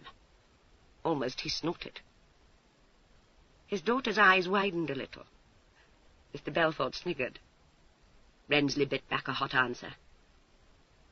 Came a look of cunning into his face. So you never met me when we were boys, my Lord Barham, he said. Only once, said my lord. He dwelt lovingly on a pleasant memory. How hard I punched your nose then, he said dreamily. There was a roar of laughter, hastily suppressed. Mr. Rensley strode to the door. Don't think I've done with you, my fine gentleman, he said savagely, and slammed out of the room. The old gentleman smiled affectionately upon the assembled company. Very like an encounter I had once with a margrave, he said pensively. I was acting as one of his lackeys at the time. Terranhounds, a lackey? Gasped Clevedale. Certainly, said my lord with some hauteur. Why not? There was a lady in the case. He smoothed a wrinkle from his satin sleeve. She was the margrave's mistress, he remarked. Quite a number of people drew nearer. March thrust his arm in my lord's and walked away with him. Let's hear that tale, Barham, he said. Which margrave? Chapter 14. My Lord Barham becomes mysterious. The old gentleman was left undoubtedly a victor. There could be no gainsaying it. Poor Rensley came off badly from a battle of wits. The world shook its head sadly over the startling disclosures of my lord's past history, but it was prepared to look indulgently on those shocking lapses. Had his lordship betrayed only the faintest sign of discomfiture, shown the slightest shame, the world might have decided to turn a cold shoulder on him. But my lord was far from showing either shame or discomfiture. So far, indeed, that his attitude was one of pride in his checkered career. He carried all off with a high hand. He said majestically that there was nothing he had not done, and such was the power of the man's eye that the world began to perceive clearly that he had nothing at all to be ashamed of. There was also the attitude of my Lord March to be considered. March seemed to be in no doubt of the old gentleman's identity, and there were few who cared to set themselves up in opposition to my lord. If the newcomer was good enough for March, he was certainly good enough for the rest of the world. But there were one or two far-seeing people who began to realize that the new Viscount had wormed himself into the graces of society so completely and so cleverly that it would be quite extraordinarily difficult, in the event of his claim falling to earth, to turn him out without loss of dignity to oneself. His lordship made not the smallest attempt to conceal his lamentable past. His attitude gave one to understand that whatever he chose to do must of necessity become straightway a creditable performance. In fact, not the lowest of vocations could demean this grand gentleman. It was considered then that, to be sure, if one had the good fortune to be born a Tremaine, one might do most things with impunity. Certainly it was a pity to have dragged that noble name in the dust, but after all one had to take into account that the old gentleman had been cast off penniless when little more than a boy. That must stand for his excuse. As for Rensley, his attack had been ill-judged, and he had taken many shrewder blows than he had dealt. Not a doubt of it that March was right when he said that the old gentleman had the advantage of him in good manners. A number of people remembered that they had said at the outset that there was very little breeding to Rensley, cousin to the Tremaines though he might be. Viscount or no Viscount, the old gentleman had great polish, and he showed himself perfectly at ease in the politest of company. My lord had something to say on the matter himself when he took a dish of bohea with my Lady Lowestoft next day. He smiled benevolently upon his daughter, leaning over the back of a couch, and said triumphantly, "You saw me? You, my daughter, had the privilege of seeing a mastermind at work. I felicitate you." Prudence gave her deep chuckle. "I knew a few moments of dread, sir, I confess." He brushed that aside. "Never again make that mistake. I am invincible. Observe the subtlety of my methods. I achieve a miracle." My lady gave a piece of angel cake to the monkey nestling at her feet. "You told them, then, mon cher? You admitted the past?" "They hung on my lips," his lordship said dramatically. "They waited breathlessly to hear what I would say. As always, I became the centre, the dominating presence." My lady twinkled. "And you said?" she prompted. "I said, Thérèse, that I had kept 12 gaming houses. No other man alive would have dared. But I swayed them. I, Tremaine of Barham." His admiration of the deed held him silent for a moment, but he went on. "They perceived that I could play the lackey and still keep my prestige. It is true. It is very true." My lady gasped. "And they condoned it? They supported you?" "It was not for them to condone what Tremaine might choose to do," said my lord with hauteur. "They applaud me now. I achieve the impossible." "He is a great man," my lady said to Prudence. "You must admit it." "Oh, I do, ma'am, believe me." My lord tapped the lid of his snuff-box with one polished fingernail. "Even that large gentleman, that ponderous baronet, that sleepy-eyed Sir Anthony Fanshawe, who looked askance at me, even he concedes me admiration. I win all to my side. It could not be otherwise." "Indeed, sir, he said he had begun to conceive a liking for you," nodded Prudence. My lord accepted this with a gracious inclination of the head. His daughter continued with a hint of seriousness in her tone, "Yet I think you would be well advised, sir, not to seek too great an intimacy with that same large gentleman." "My Prudence, it is he and all the rest shall seek intimacy with me," his lordship said majestically. "Well, that's as may be, sir, but I have some friendship with Sir Anthony, and I say, beware." He shook his head, but it was more in sorrow than in anger. "Still, you do not sufficiently appreciate me," he said. "It's conceivable, sir, you don't sufficiently appreciate the large gentleman." My lady smiled. "Ah, my cabbage, you have a too great opinion of ce gros Sir Anthony. He sees no further than the end of his nose." "You're mistaken, ma'am. He sees more than the rest of them put together." She hesitated. "He watches me, that I know. Something he suspects. Not much, but a little." My lady looked incredulous. "Not you, my child, but no." "Oh, not that. Well, who lives may learn. But I've warned you, sir." "The little Prudence," my lord smiled affably. "So cautious." "You named me Prudence, sir?" He was inclined to suspect a hitherto unperceived foresight in himself. And wisely. A premonition. I must surely have known. But to return, mon ami. My lady clasped her hands in her lap. Society adopts you then? In spite of all? Again you observe the subtlety of my methods. Consider, my Thérèse. Consider how I become one of the select circle. It is fitting. I am, at last, in my proper milieu. He looked kindly at his daughter. I shall carry you with me, my child. Have no fear. You shall be established, you and Robin. He became aware of Robin's absence. But where is my son? Where is the beautiful Miss Marriott? He demanded. The rogue's gone off to sit with his lady-love, answered Prudence. He looked incredulous. You tell me he entrusts his secret to a woman? No, no, do not say so, my daughter.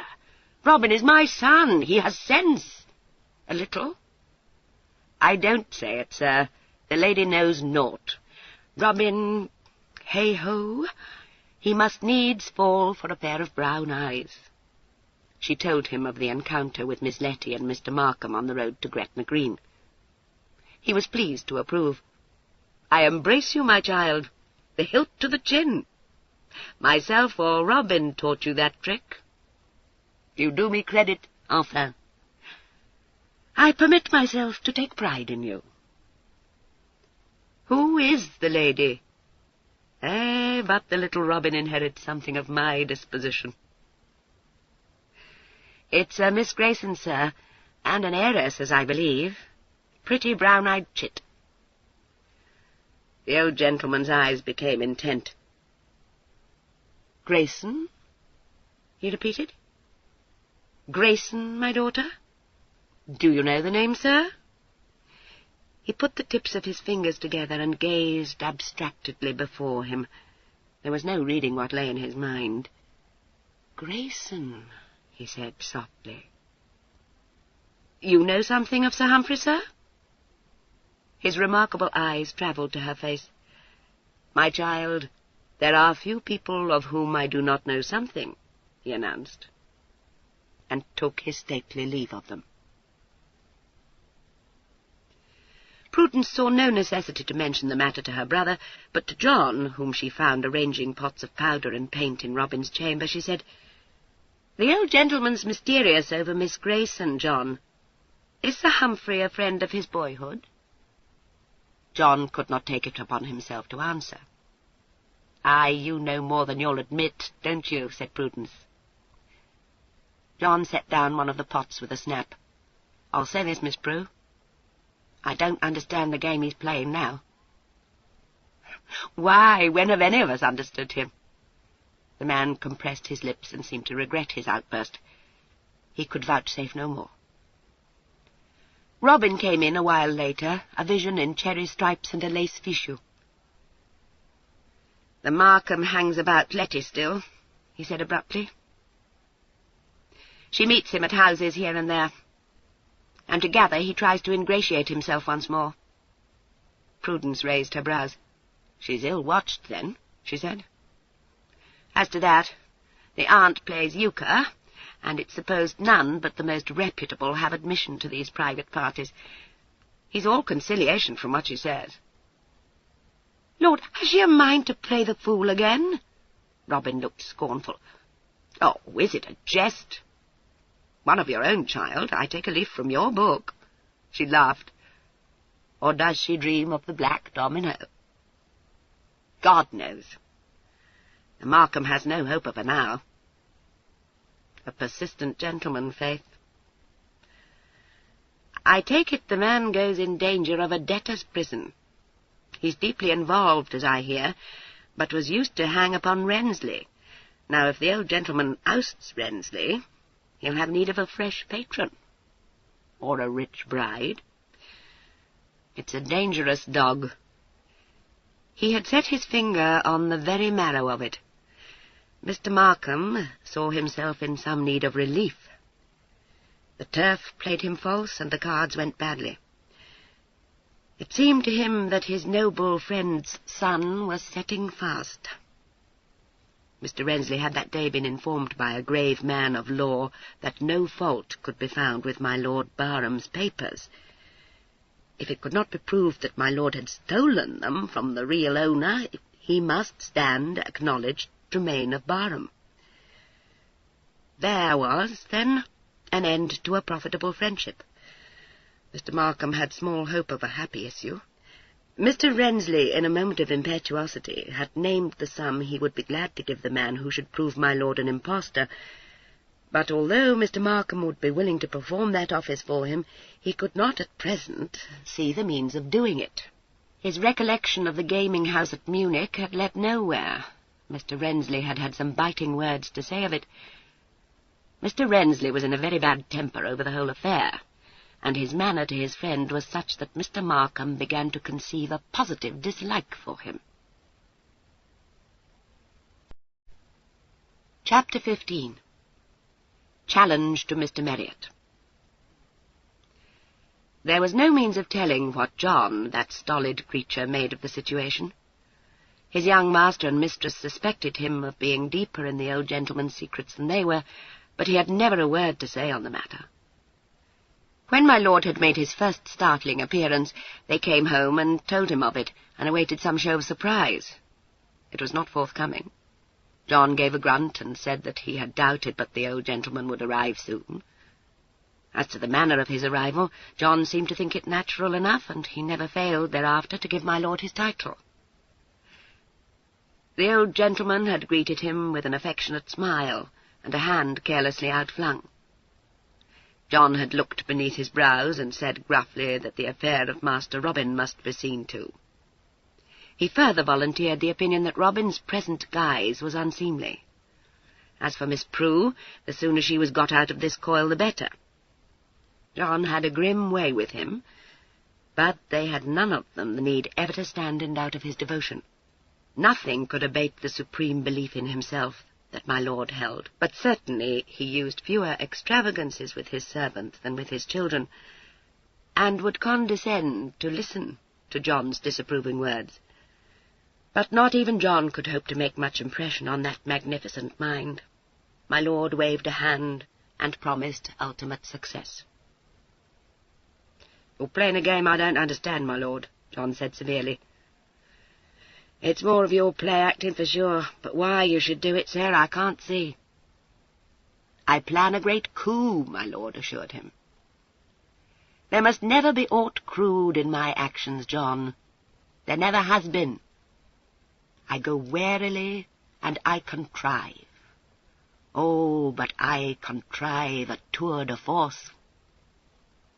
Continue to watch over my children." "It's well there's someone to do it, my lord," said John, "for it's little care of them you'd be taking. Masquerades and the like. My John, you are foolish. You lack understanding. My wing is spread over the children as ever. There's this Miss Grayson," John continued, entirely ignoring his lordship. "Master Robin must needs set his fancy on her. I'd a word or two with Sir Humphrey's man, and it's little hope there is that he'd countenance such a marriage." The old gentleman half-closed his eyes. "He shall countenance it, John. If I were to fail in my claim, which is not possible, he should countenance it.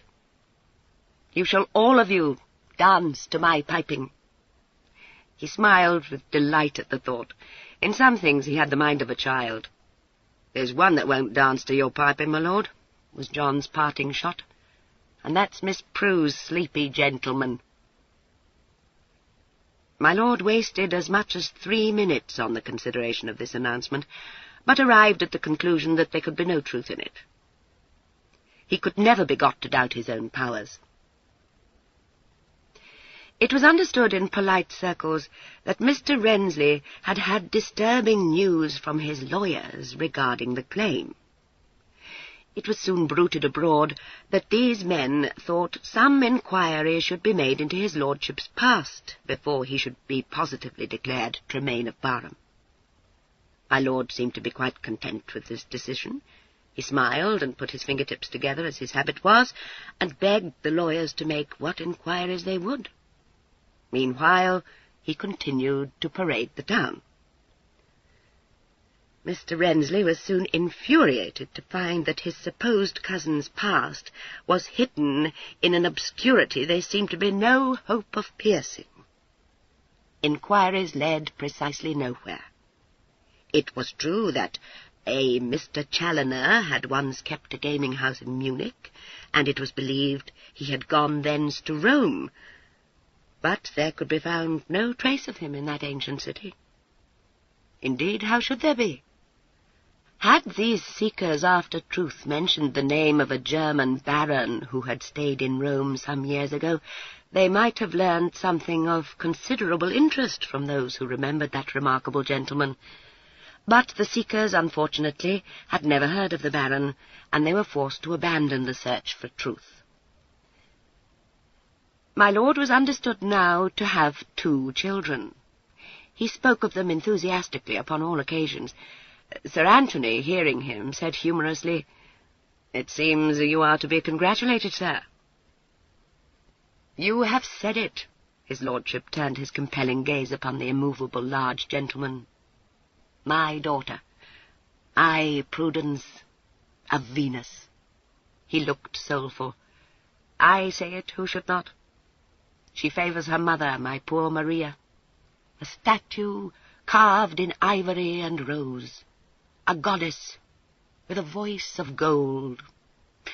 Soon you shall see her," he promised. "Egad, we're all agog to, sir," said Mr. Molyneux, smothering a grin. "And is your son thus godlike, too?" "My little Robin," sighed his lordship. "He has not the height for it, alack, but he is well enough. To see him in the duello is to say he is incomparable. I pine to clasp them to me once more. And, if one is permitted to ask," said Sir Anthony, observing a speck of dust on his great cuff through a levelling quizzing-glass, "where are these 2 paragons?" "It is permitted. They stay with a friend in France. I send for them when this business is at an end." "Did you ever see or hear the like?"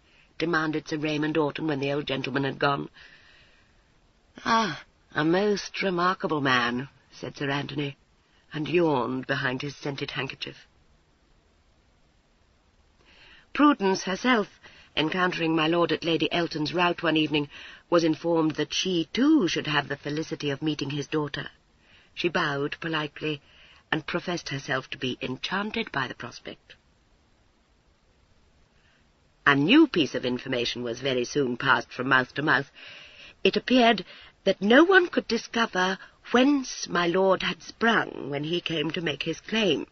It had been supposed that he came from France, but no trace of him could be found either at Calais or on the packet-boat.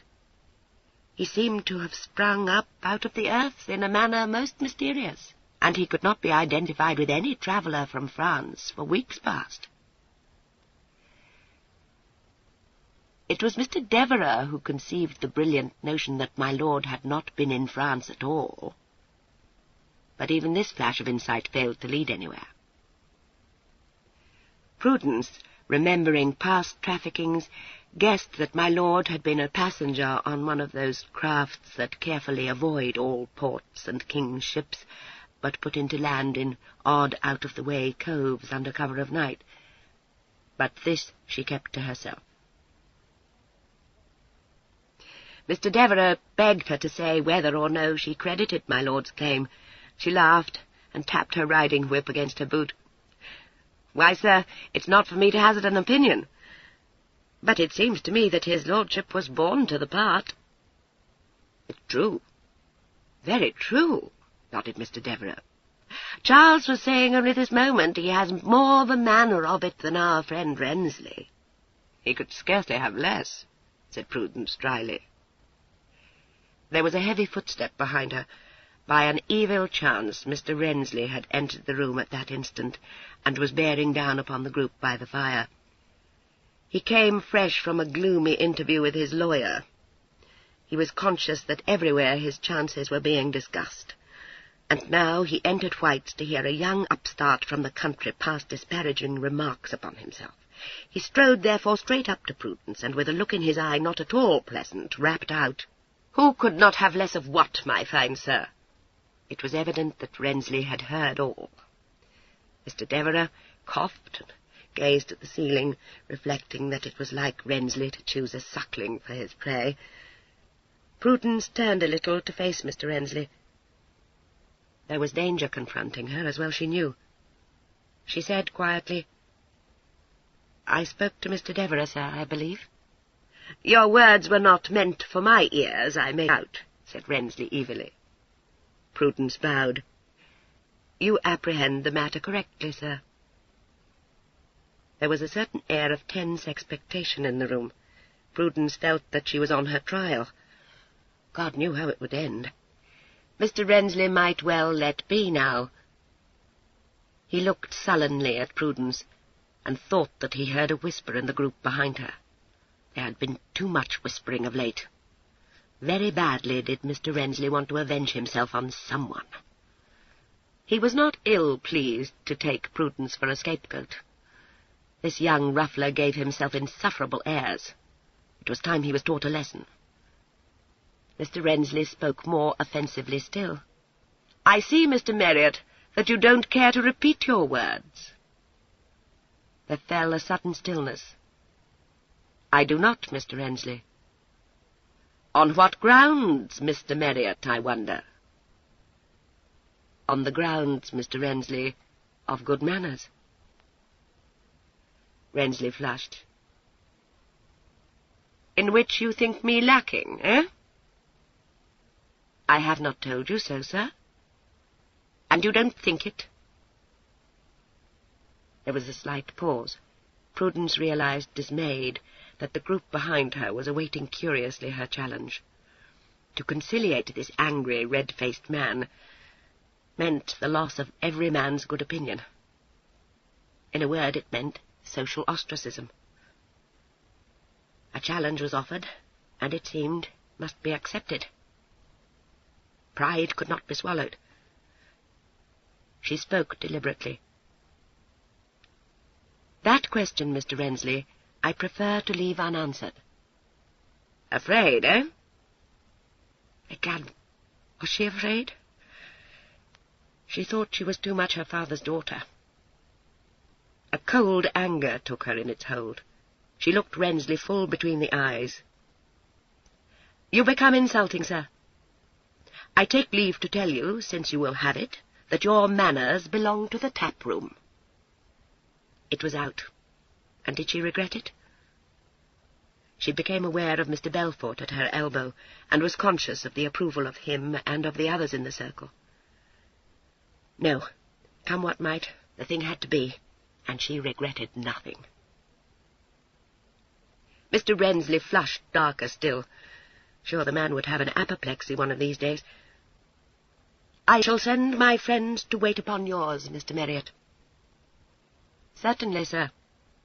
She looked towards Mr. Belfort, who nodded encouragingly. Mr. Devereux smiled wearily and stepped forward a pace.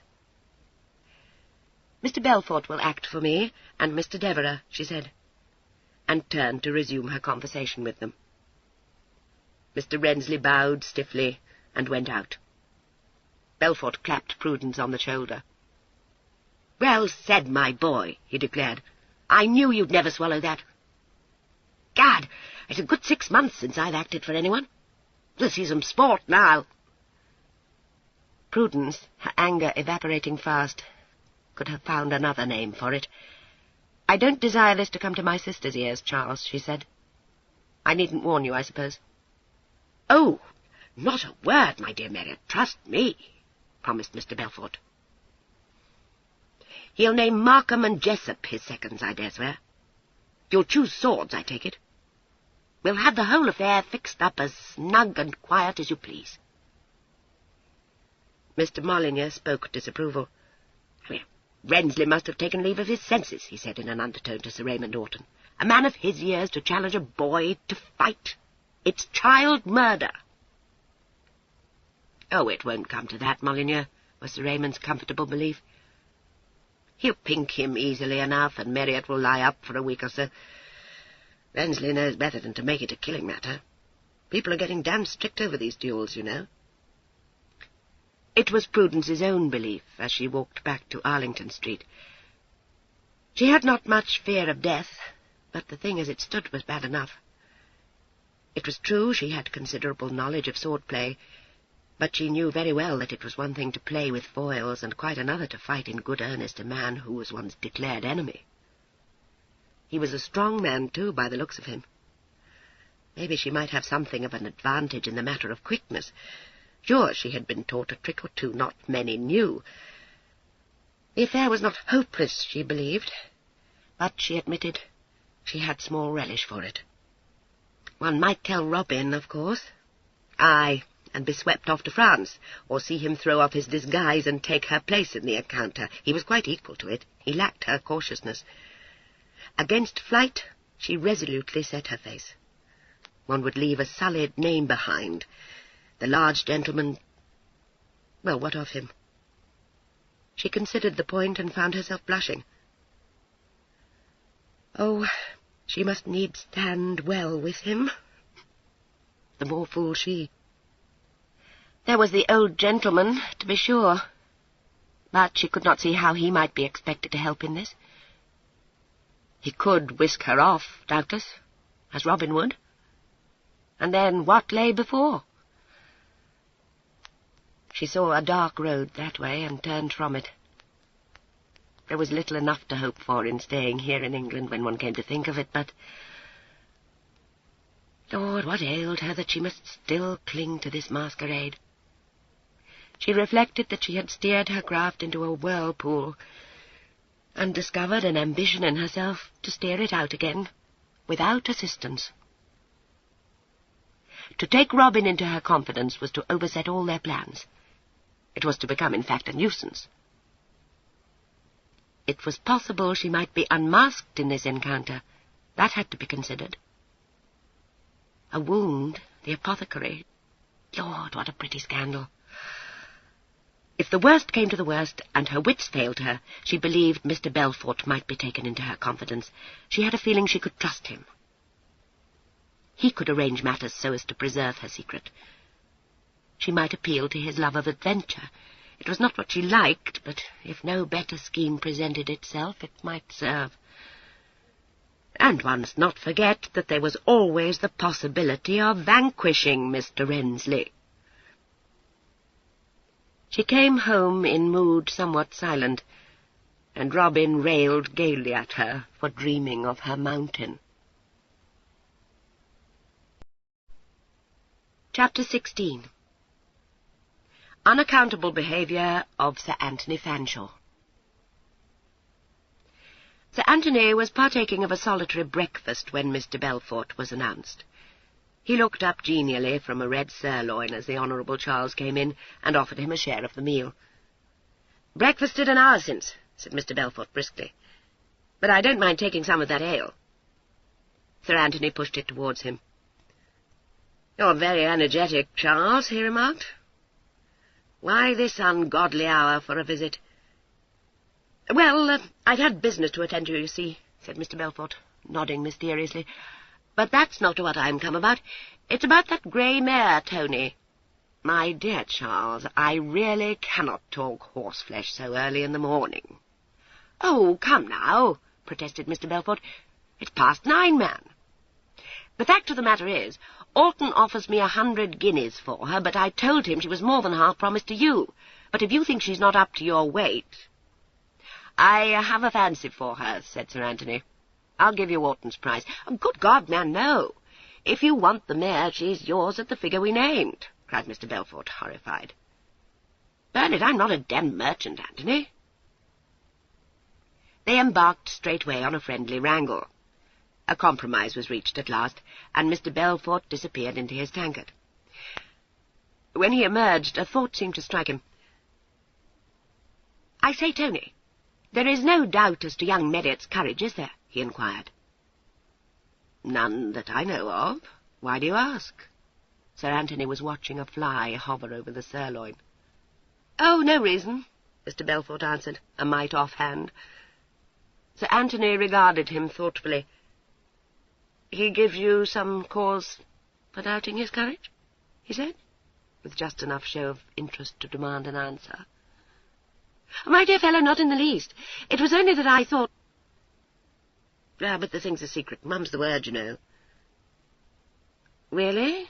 Sir Anthony returned to the contemplation of the fly. Some weighty matter, I must suppose. Why, as to that, it's kept close only for fear of Miss Marriott's getting to hear of it. I never do at all.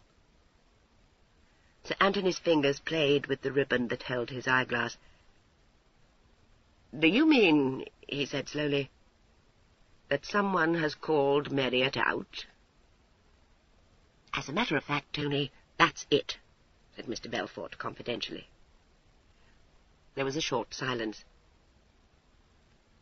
Who is the warlike challenger? Sir Anthony asked. Rensley. Molyneux thinks it's a scandal, and so 'tis if you consider it.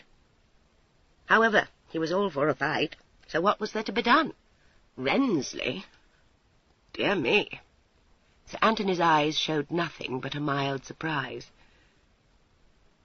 And Marriott refused the challenge, did you say? No, no. Mr. Belfort was shocked. Nothing of the sort. Good God, man, no. Though I will say that for a moment I'd a notion he was going to rat, but I was quite wrong, Tony. He took up Rensley's challenge mighty coolly. Sir Anthony rose and walked to the mirror that hung above the fireplace, and became busy with the rearrangement of his neckcloth. Then what, Charles, gave you the reason to doubt his mettle? He asked. Oh, nothing in the world, I give you my word. Only that I'd an idea this morning that he didn't relish the affair over much. I have the whole thing arranged. I'm acting for him, you see, and saw Jessup at my rooms a couple of hours since. Between the two of us, we had it all fixed as snug as you please for tomorrow out at Gray's Inn Fields, and I was off at once to let young Marriott know. And he didn't seem to be so delighted with the arrangements as you'd expected. Well, he was precious quiet over it.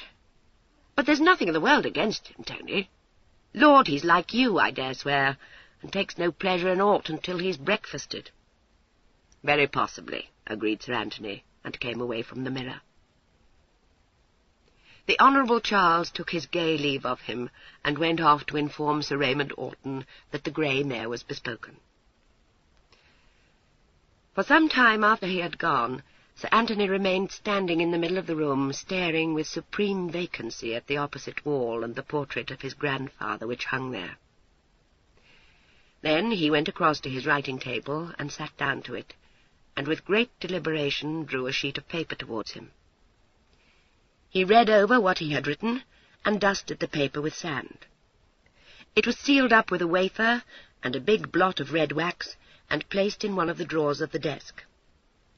Sir Anthony rose, called for his hat and his cane, and sallied forth into the street.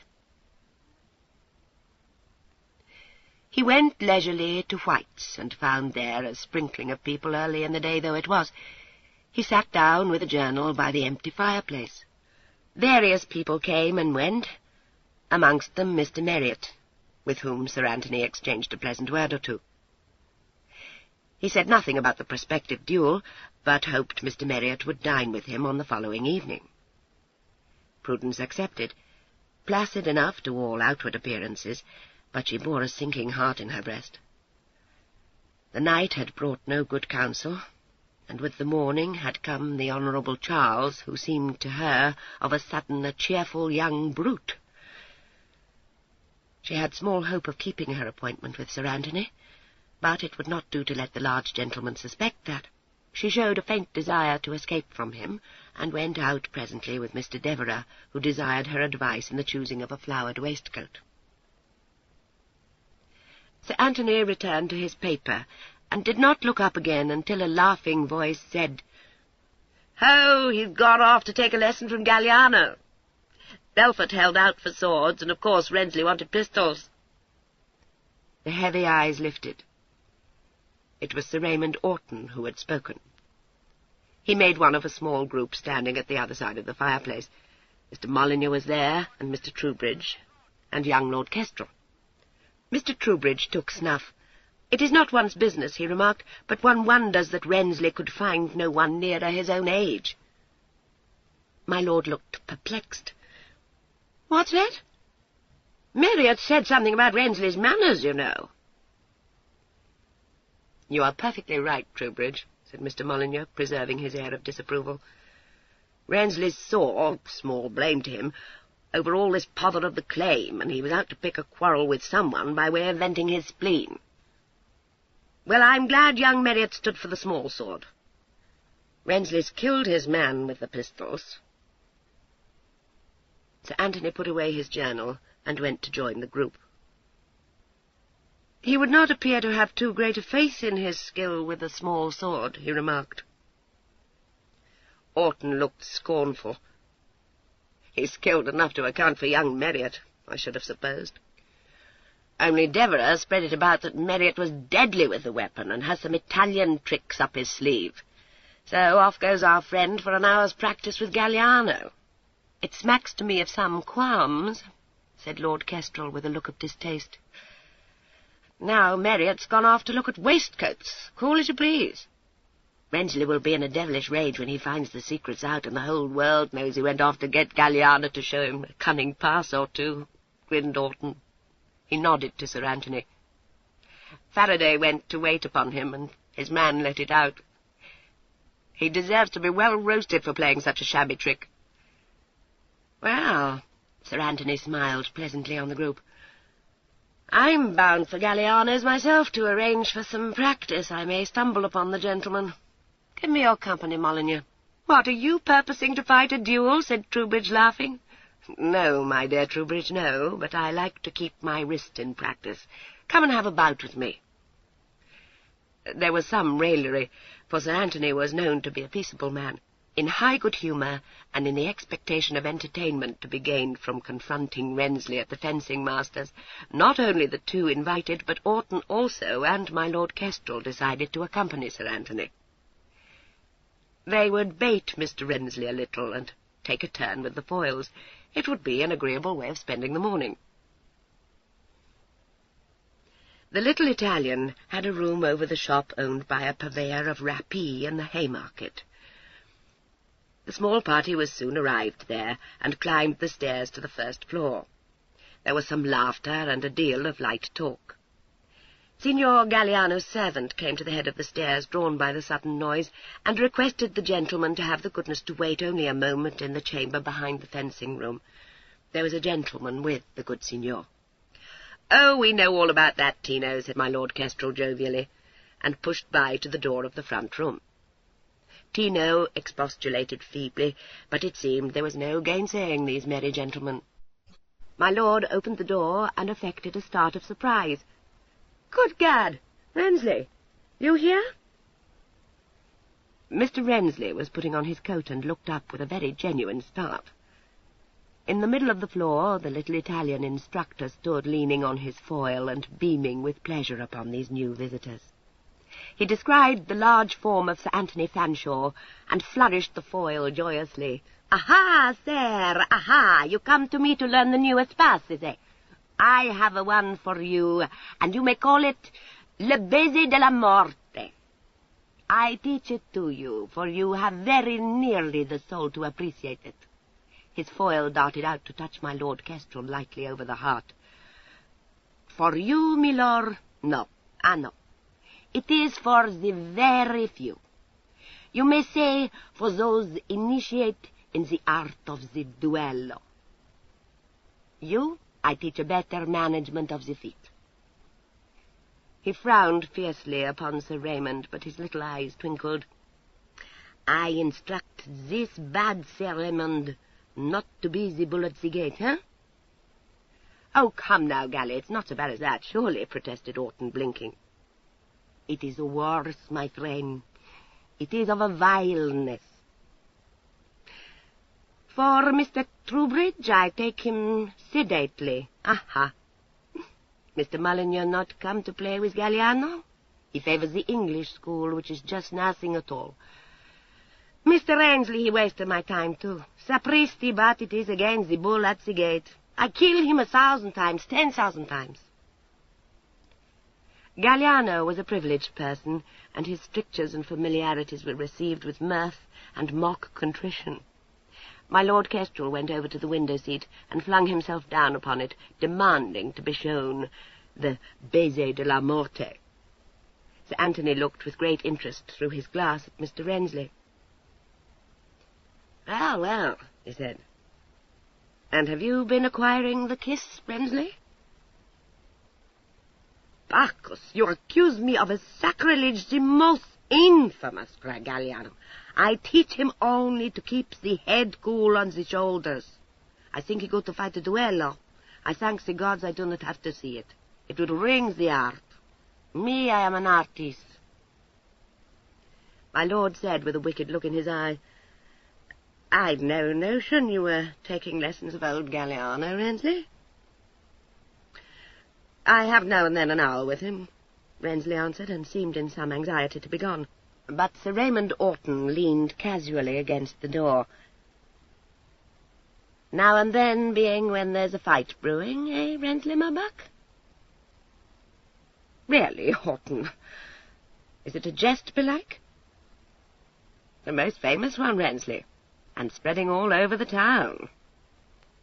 Sir Anthony spoke to Galliano. "We'd a mind to have the foils out, Gally, but I suppose you have Mr. Marriott coming to you." "I do not know any Mr. Marriott," said Galliano positively. "I am at Sir Anthony's disposal. Why should I have an appointment with a Mr. I do not know?" "Oh, I thought 'twas a new fashion to take a lesson before a meeting," said Sir Anthony, idly twirling his eyeglass. "Now I see it is only Mr. Rensley's fashion. But what a disappointment for him to have his new pass withheld. Can't you teach him your baiser, Gally?" The Italian looked quickly from one face to the other. Some mischief he could smell in the air, and all his sharp little brain was on the alert. "I do not try to teach him baiser. You? Yes, I will show. But I do not show Mr. Rensley, nor you, my lord, nor Sir Raymond either." "You've no heart, Gally. Positively you've none," Sir Anthony told him. "Have a little pity on poor Rensley." Mr. Rensley stood still beside Sir Raymond. He had shut his mouth hard, but his eyes smouldered. Mr. Molyneux was looking curiously at Fanshawe, but my lord by the window watched Rensley and chuckled. It was a jest he could appreciate. "You don't apprehend the matter," Sir Anthony went on persuasively, still twirling his glass.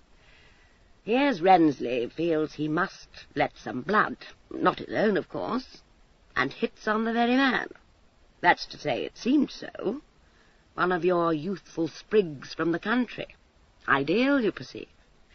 But the devil was in it that the sprig was held to have some cunning tricks of fence, possibly your baiser, Gally. Who knows? Naturally, poor Rensley is monstrous put out over it, and what else should he do but fly to our friend Galliano? And you fail him, Gally. It's unkind in you, upon my word it is. Poor Rensley will be forced to withdraw from the engagement, I fear me." The chuckle died on my Lord Kestrel's lips. Sir Raymond looked round quickly. Mr. Rensley took 2 steps towards Sir Anthony and spoke in a voice barely controlled. "Will you be good enough to explain these remarks, Sir Anthony?" he demanded. Sir Anthony turned slowly to face him. Mr. Rensley was by no means a small man, but the lazy eyes looked down at him. Sir Anthony stopped twirling his glass, and though he smiled still, it was not his usual genial expression, but on the contrary, a smile rather disdainful, and with a hint of sternness behind it. "Certainly, Mr. Rensley, but I should have thought my meaning was plain enough.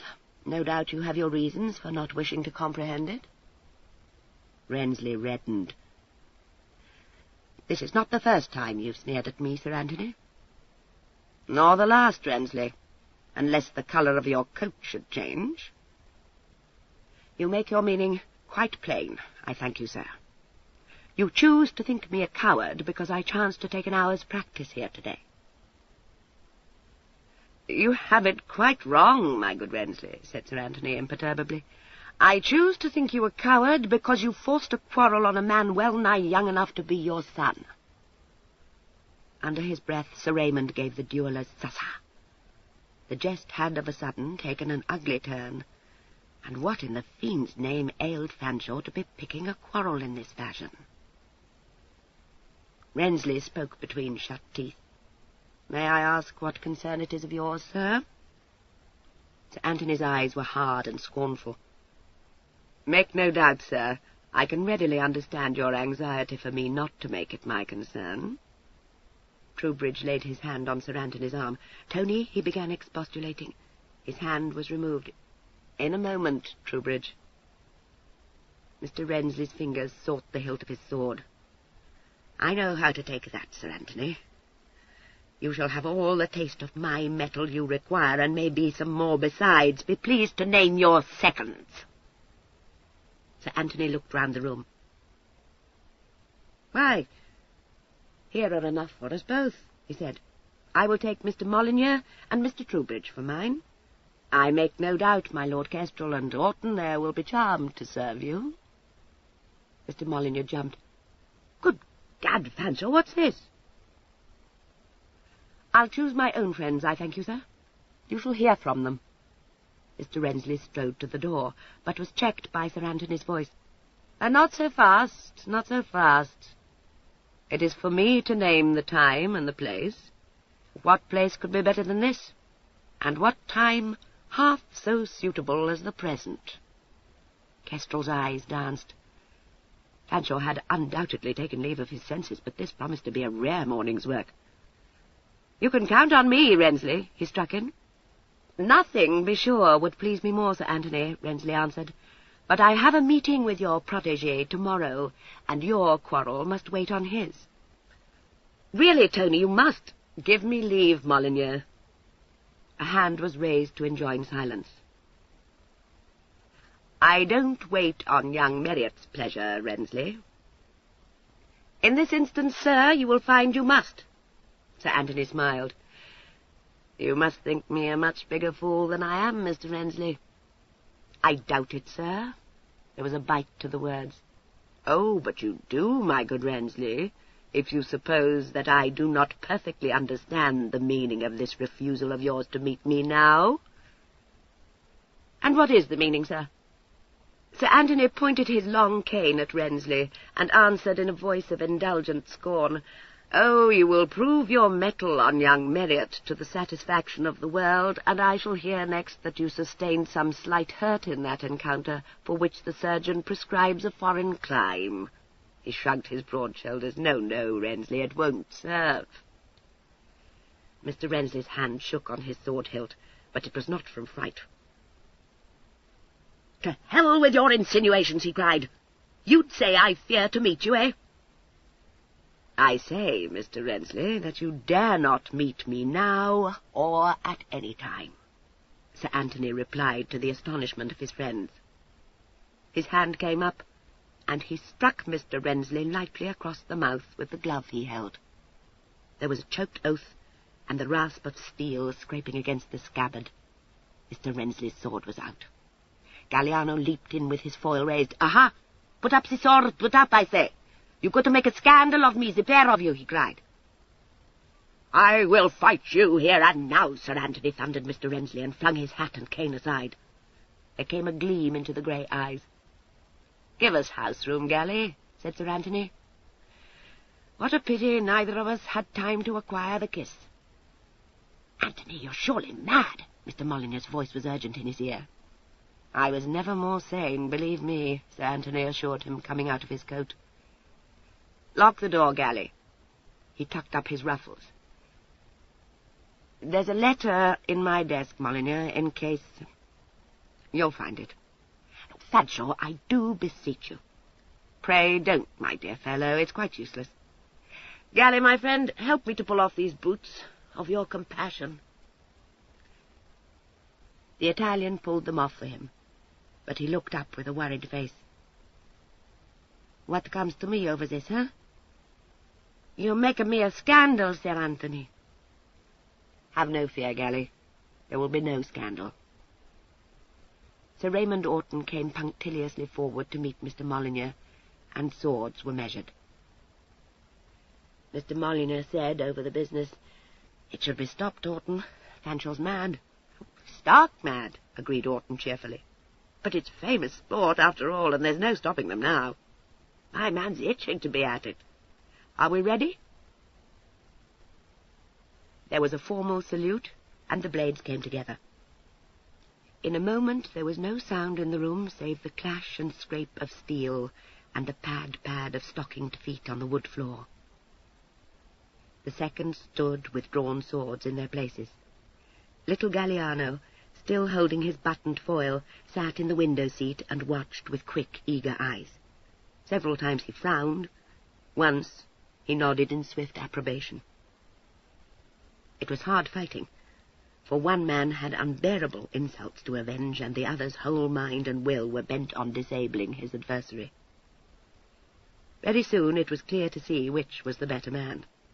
Rensley's thrusts were savage indeed, and his attack full of fire, but his passes went wide, and more than once it seemed to the onlookers that Sir Anthony held him at his mercy. The big man, who was yet so curiously light on his feet, was playing with Rensley, and slowly the men standing by realized that he was making for just one spot, and would be satisfied with no other. The end came quickly. Rensley saw an opening and lunged forward.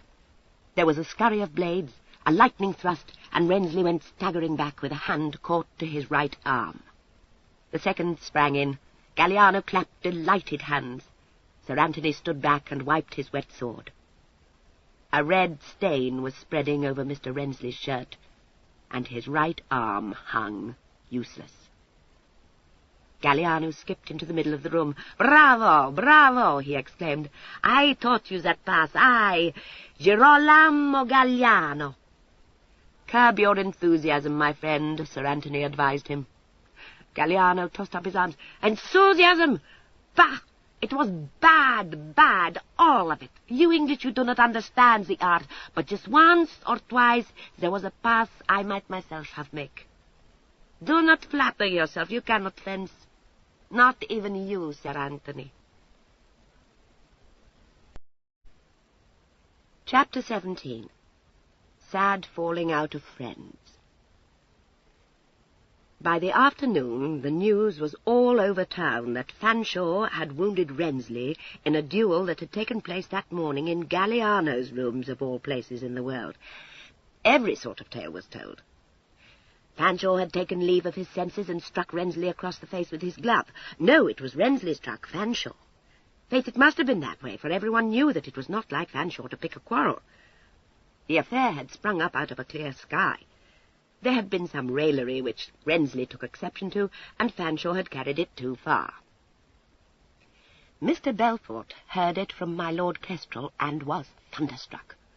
My lord told it him between chuckles and with many embellishments, and described, with gesture, the thrust that had put Rensley out of action for many weeks to come. Mr. Belfort went hurrying off to confer with Mr. Devereux, whom he found writing execrable verse to a lady of uncertain morals, and bore him off straight to Arlington Street. My lady laughed when the message was brought to Prudence, but Robin looked queerly and showed a desire to inquire further into the need for a private conference. Prudence said lightly that it was some matter concerning a horse, and escaped before Robin could read the trouble in her face. He had the uncanny knack of it. She found Mr. Belfort looking portentous, and Mr. Devereux melancholy. "Why, Charles, what ails you?" she asked. It seemed to her that there was no one but herself had the right to look solemn. "My dear fellow, it's the devil of a business," Belfort said severely.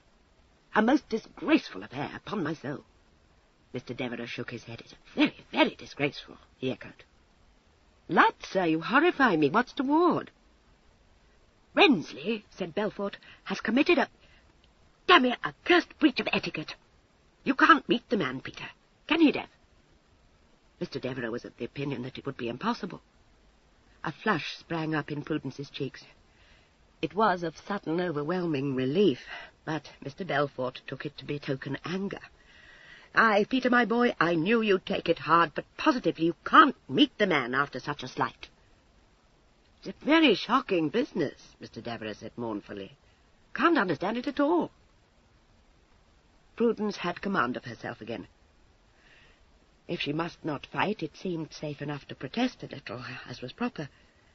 "But pray, let me hear what it is," she said. "I don't draw back from an encounter, Charles, be sure." "It's Rensley has drawn back," Mr. Belfort said, still with awful solemnity. "Not drawn back, Belle. You couldn't say he had drawn back," protested Mr. Devereux. "It's the same thing, Dev. He can't meet Peter tomorrow, and I say it's a cursed insult. I shall tell Jessup our man won't fight." "Has Rensley fled the country?" demanded Prudence. "Worse, my dear boy." "Well, not worse, Belle, hardly worse. Plaguey unfortunate happening." Mr. Belfort laid an impressive finger on Prudence's shoulder. "He's offered us a damned slight, Peter. It can't be swallowed. Take my word for it, there can be no meeting." "Why, Charles, you mystify me. Let me know what this slight is, I beg of you."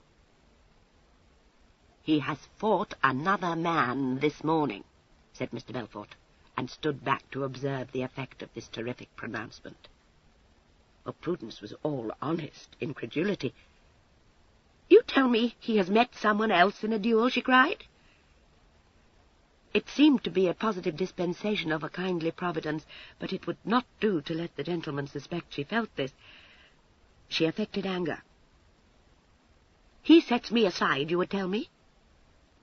It's for some later quarrel? You call it a slight? You're moderate, Charles."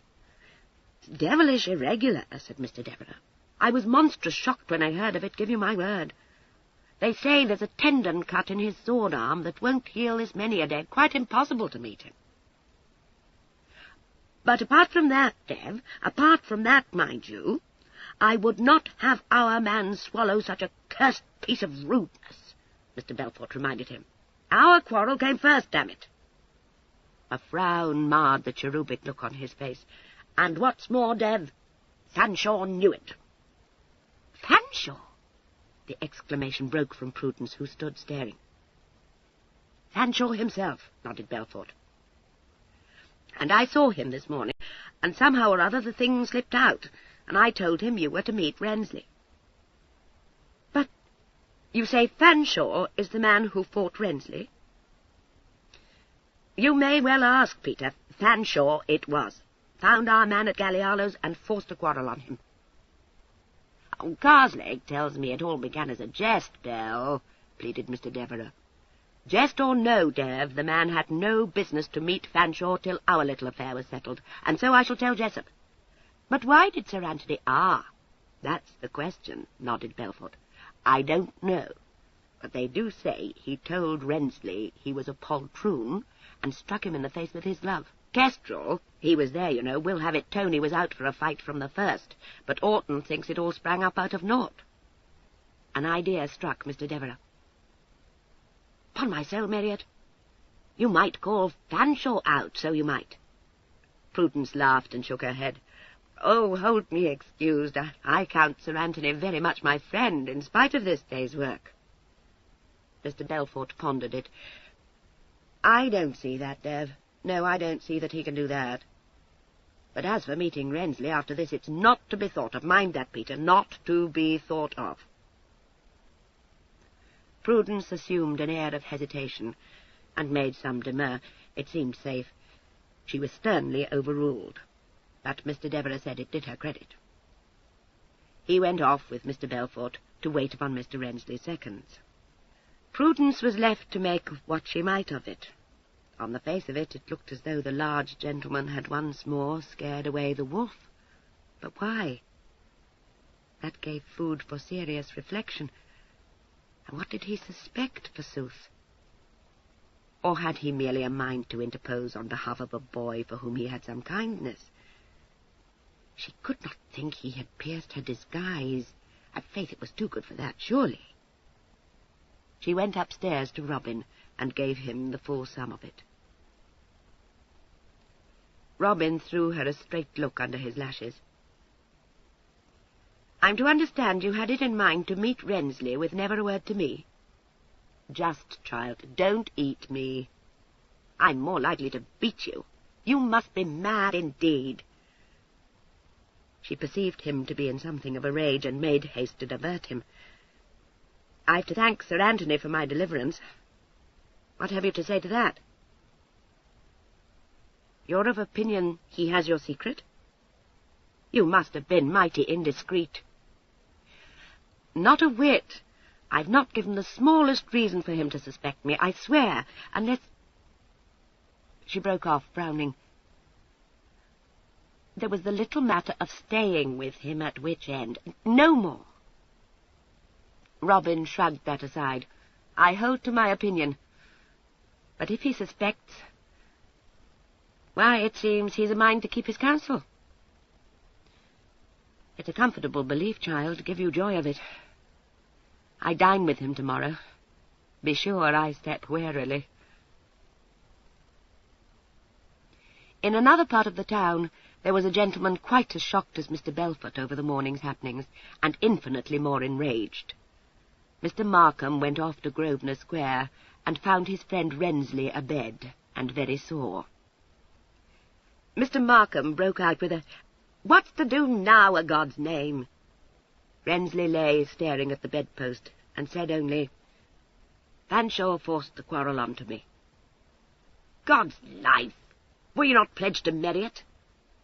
"Oh, aye, you're mighty anxious to see him trounced, aren't you?" "Oh, to hell with that!" All Mr. Markham's flattering deference towards his friend was fast departing. "Here's Belfort and Devereux mighty haughty, damme, they've reason, and say their man won't fight. And Jessup and I have to make your excuses for you, and look a pair of fools. You make us ridiculous, Rensley, curse it." Mr. Rensley received this in silence. "Burn it, you must needs spoil all," Markham said in disgust. "What madness took you?" "I tell you it was forced on me," Rensley exploded. "Forced be damned.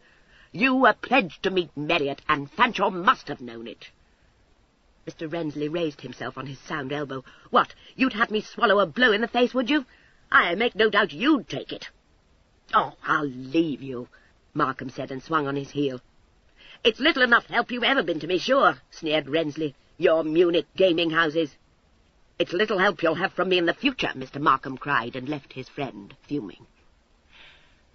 He was let out of the house by a solemn lackey who had spent the morning discussing his master's freak below stairs.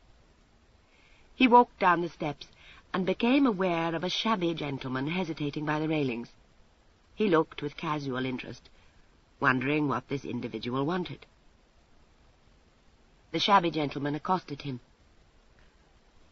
Your pardon, sir, but does my Lord Barham live here?" Mr. Markham gave a short laugh. "There's certainly a man within calls himself Lord Barham," he said. The shabby gentleman looked a little puzzled. It's a small man with a hooked nose," he ventured. "That's the man I want to see, sir." Mr. Markham paused, and his eyes took in the stranger more thoroughly. There was an air of mystery about the man, and some slight savour of nervousness. If this was one of my lord's late associates, it was quite possible that something might be gathered from him of no little importance. "I'm a friend of Lord Barham," said Markham, in a tone meant to inspire confidence. "Do me the favour of stepping up to my rooms with me." The stranger seemed to shrink into himself. Hurriedly he declined the honour. He desired to see my lord and none other. Mr. Markham's suspicions were thoroughly aroused. He took the stranger by the elbow, and, abandoning the conciliatory tone, said unpleasantly, "Aye, you're in a mighty hurry to be off, aren't you? Now what should the likes of you have to say to Lord Barham that no one else may hear?" The stranger tried to break away. "Oh, nothing, sir, I assure you. A matter for my lord's private ear. I beg you won't detain me." "Aye, but I've a mind to know something more of you, my friend," said Mr. Markham, retaining his hold. "You look to me as though you have some information to sell. I know something of this Barham, you see." The stranger disclaimed quickly, shooting a swift, scared glance up and down the road. Markham's suspicions grew, and he drew a bow at a venture. "I believe you're some damned Jacobite skulking in hiding," he said. There was the faintest start, and a fresh movement to be free. Markham's grip tightened on the arm he held, and he began to walk down the square, taking the stranger with him. The stranger protested in a high voice of alarm. His vehement oaths that he was no Jacobite left Mr. Markham unmoved. Markham said, "If you've information for sale about Lord Barham, you can go free for aught I care. If not, why, we'll see what the law will get out of you." The protestations died away. The stranger went sullenly beside Mr. Markham until the house where Markham lodged was reached. He was ushered into his host's rooms and told to sit down. On either side of the table they sat, the stranger holding his battered hat between his hands and stealing furtive glances towards the door. "Now then, fellow, I'm a friend of Lord Barham's, and I'll hear what you have to say." "If you're a friend of his, you'd best let me see him," the other said sulkily. "His lordship won't desire to have me given up. I can tell too much." "Why, what should Barham care for aught you could say?" "Ask him," the man replied. "I'm ready to sell his lordship what I hold, but if you, who say you're a friend of his, are fool enough to give me up, I'll disclose all I know. And then where will his fine lordship be?" "You'll give up what you hold to me, my man." "If you're a friend of his," the stranger insisted, "you dare not hand me out to the law. Take me to Lord Barham." "You mistake, fellow," said Markham cruelly. "I am a friend of the other Lord Barham." "I don't know what you're talking of. The man I mean is a little man with bright eyes and a soft-spoken manner. I saw him riding in a fine coach the other day, and I was told it was Lord Barham." In a few words, Mr. Markham let him know the true state of affairs. He watched closely the effect, and saw again the furtive look around for means of escape. "So, now, fellow, you perceive into what trap you have fallen. Faith, you're a bad plotter. I make no doubt your Barham would pay well for the information you hold, because he dare not give you up, but make you no doubt that you'll get little enough for me. I've naught to fear from handing you over to the law. You deserve to hang, but I'm kind. If your information's worth something, I'll give you 20 guineas to help you out of the country. If you're stubborn, why, we'll see what the law officers have to say to you." The stranger attempted to bluster and disclaim, but it was plain he had some fears. Mr. Markham bore with this a while, but arose at last with a significant word of calling to his servant. Bluster turned to a whine. There was produced at last a folded letter from an inner pocket, upon which Mr. Markham pounced with some eagerness. He read some half a dozen finely inscribed lines addressed to no less a person than my Lord George Murray, concerning certain hopes of drawing in 2 gentlemen to the rebellion whose names were only indicated by an initial, and came at last to the signature. The name of Colney conveyed nothing to Mr. Markham, but the stranger said sulkily, "That's the name of the man I saw out driving, he who calls himself Lord Barham." "How came you by this letter?" The stranger said evasively that it had fallen into his hands. He saw no reason to tell Mr. Markham that he had stolen it along with some others of little or no importance, in the vague belief that they might be of use to him. Fortunately, Mr. Markham's interest in the manner of the letter's acquisition was but fleeting, and he inquired no further, but sat frowning down at that elegant signature. "Can you prove this Colney to be indeed the man you say he is?"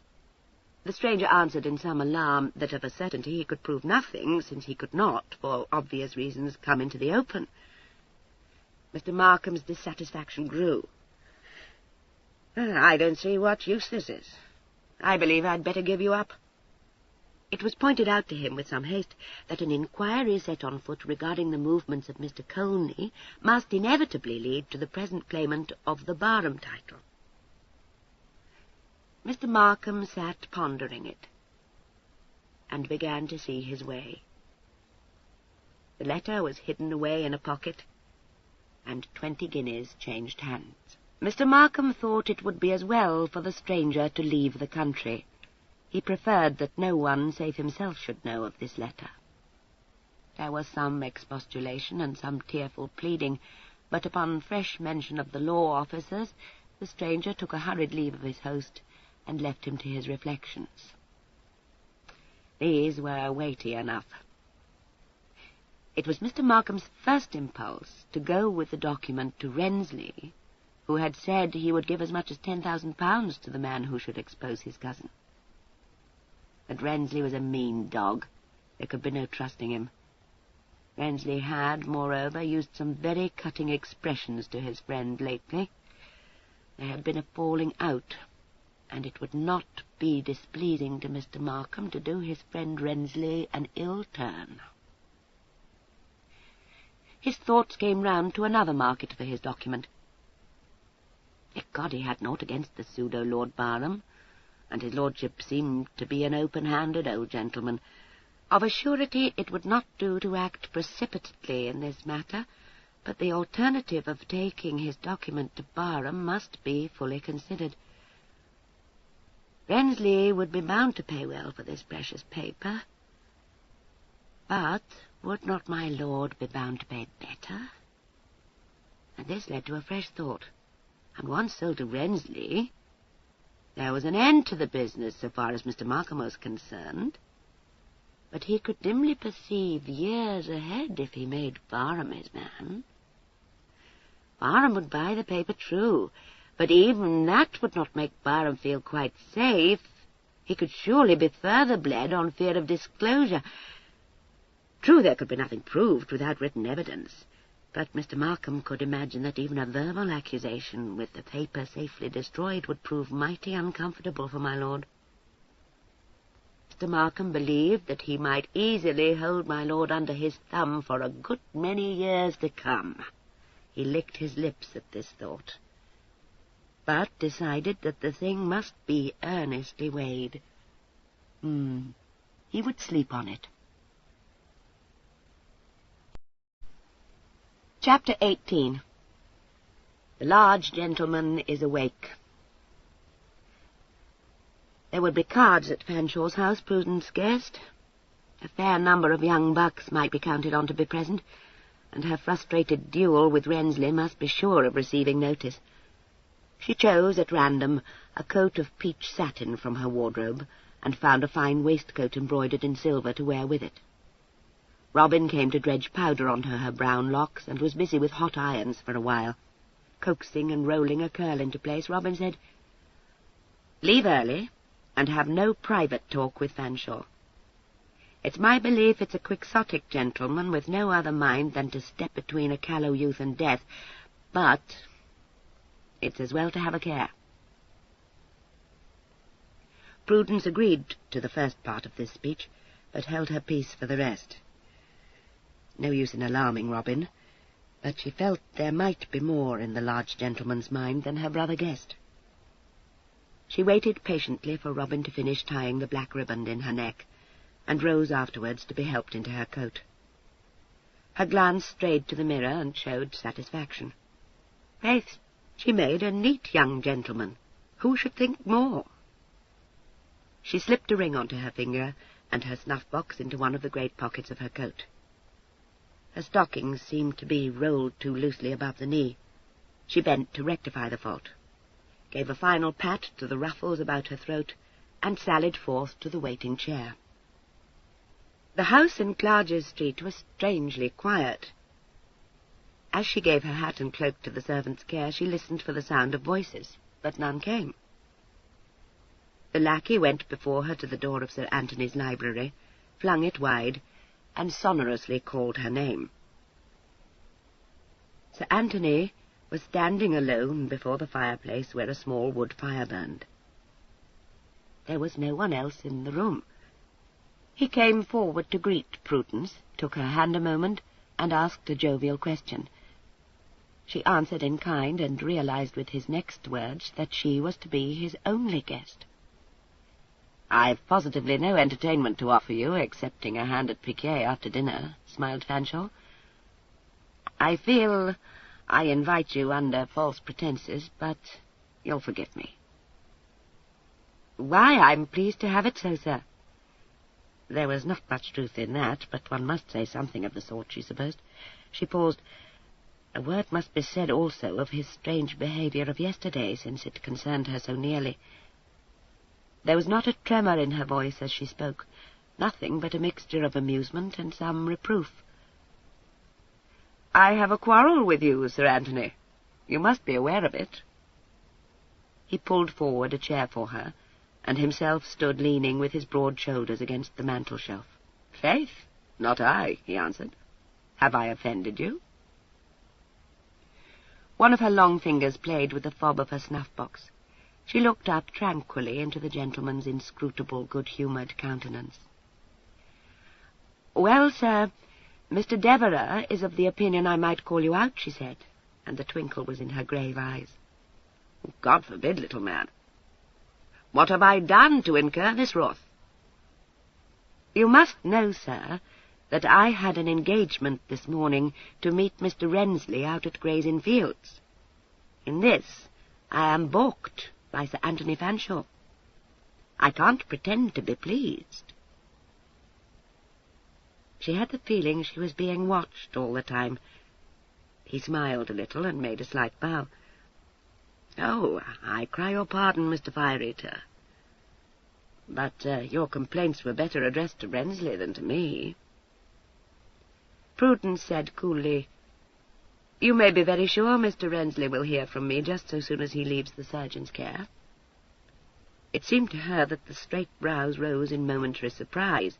She went on, "Charles is of the opinion I can't meet the man, but for myself I conceive that so far from considering myself debarred from fighting him after this insult, I have the more reason. If Charles won't act for me, faith, his sense of propriety in these matters is prodigious. May I call on you, sir?" This was something of a bold move, to be sure, but by the time Mr. Rensley was recovered, there would be no Mr. Merriott in town, she believed. "I'm of Belfort's opinion, little man," Sir Anthony said slowly. "You are exempt from the obligation of meeting Rensley." "By your leave, sir, I think the choice rests with me." She looked up with an assumption of displeasure. "Next time I trust there will be nothing to hinder our meeting," she said. "Myself, for instance?" Sir Anthony put up his glass. "I believe I don't repeat myself." She bowed and let it go at that. A servant came to announce dinner, and Sir Anthony led the way into the dining-room at the back of the house. There were wax candles in wrought holders on the table, and silver winking in the golden light. 2 chairs were set, and 2 places laid, with wine in cut-glass decanters, shining covers, and fine white napery. They sat down, Sir Anthony at the head of the small table, and Prudence on his left. Dishes were presented to her. She made a fair meal, and the talk ran merrily. Sir Anthony spoke of a visit to Newmarket, and begged Prudence's company. When she paused before making reply, he said provocatively, "You daren't say me nay this time, Peter. Remember my displeasure on another such occasion." She suspected him of teasing her, and looked up, smiling. "What, am I supposed to fear that, sir?" Sir Anthony was busy with the carving of a chicken, but he found time to meet the challenge in the grey eyes with a look quizzical and humorous. "Don't you, little man?" Well, if the truth be told, one did fear it. But what was the gentleman's drift? "I take that to be a reflection on my courage," she said gaily. "I believe I've no cause to fear you." "You never can tell," Sir Anthony answered. "I might lose patience with so fugitive and reserved a youth." "Then have you naught to fear? Was this a threat, perchance?" No, for the large gentleman was smiling with the same good humour. "Oh! Am I to be called out?" she wondered. "Now, acquit me of child murder, but I might refuse to scare away the wolf a second time." She sipped the burgundy in her glass and frowned a little. "Ah, She set down the half-empty glass, and her host filled it again. It was the second time. "You lead me to suppose, sir, that what you did yesterday was in the nature of wolf-scaring?" "Would you call it that?" Sir Anthony filled his own glass very leisurely. "I had thought it more in the nature of disabling the wolf." "If you like. Then what I suspected was truth, indeed." She looked steadily at him with some dignity in her glance. "That depends, young man, on what your suspicions were." "I thought, sir, that you had intervened, quite incomprehensibly, on my behalf." "But why incomprehensibly?" inquired Sir Anthony. This was something of a check. "Well, sir, I believe I am not, after all, just out of the nursery, though it pleases you to think so. I'm grateful for the kindliness of the action, but frankly, Sir Anthony, I had rather be given the chance to prove my mettle." There came a fleeting look of admiration into the eyes that rested so enigmatically on her face, but it was so transient an expression that she doubted she had been mistaken. "I compliment you, boy. But prove your mettle on one nearer your own age." She bowed, and for form's sake sipped at her wine again. A dish of nuts was pushed towards her. She chose one, and cracked it without having recourse to the silver crackers of the dish, a boy's trick, and she hoped the large gentleman noted it well. The indolent voice continued, "Though, to be sure, I'd an idea your mettle had been proved already. You've had an engagement before this." She was peeling the nut, and her fingers did not falter, though she was taken by surprise. What was he at now, pray? She looked up inquiringly, but had sense enough to commit herself to nothing.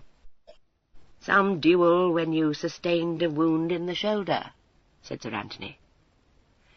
She was at a momentary loss, and knew herself closely scrutinized. Recollection of the night when she was set on by Mohocks returned to her. She remembered the excuse manufactured on the spur of the moment for Belfort's edification. "True, Sir Anthony, but that took place abroad." "Like so many of your experiences," nodded Sir Anthony, and again picked up the decanter.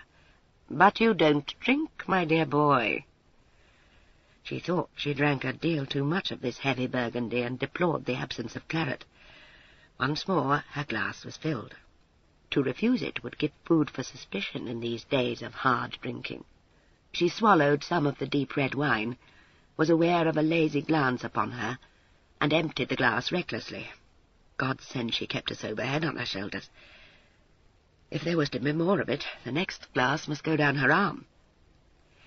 "But we drift from the point," Sir Anthony said genially. "We were talking of Newmarket, and, as I remember, I queried an assertion on your part, child, that you'd no fear of me." "Why, what should I fear in you?" Prudence asked, and chuckled. "You tell me you won't call me out, and I am able to breathe again." Sir Anthony's mouth relaxed into a smile of real amusement. "I do verily believe, young man, that you'd meet me with perfect sang-froid." "Oh, as to that, sir, I might know some serious nervous qualms. I'm to understand you're accounted something of a master of the small sword." "You've been misinformed." "Do you ever have nervous qualms, I wonder?" Her fingers closed round the stem of her wine-glass. She was looking at the ruby liquid sparkling in it. "Often, sir. Why should you suppose me cast in the heroic mould?" "I'd a notion you'd a vast deal of courage, my friend," placidly replied Fanshawe. "Good gad, sir, why? Because I would fight Rensley?" "That and some other things." Sir Anthony drained his glass and refilled it, glancing at the untouched wine in the glass Prudence still held. He selected a nut from the dish, and became busy with the cracking of it. Now was her moment, while his eyes were bent on his plate. Prudence raised her glass to her lips, as though to toss off the whole. There was a quick, practised turn of the wrist, over in a flash, and the contents of her glass were sent down her arm. But quicker even than her own movement, Sir Anthony leaned forward. His hand shot out, and the hard fingers closed round her wrist. Relentlessly her arm was borne down till the glass she held emptied its dregs onto the floor.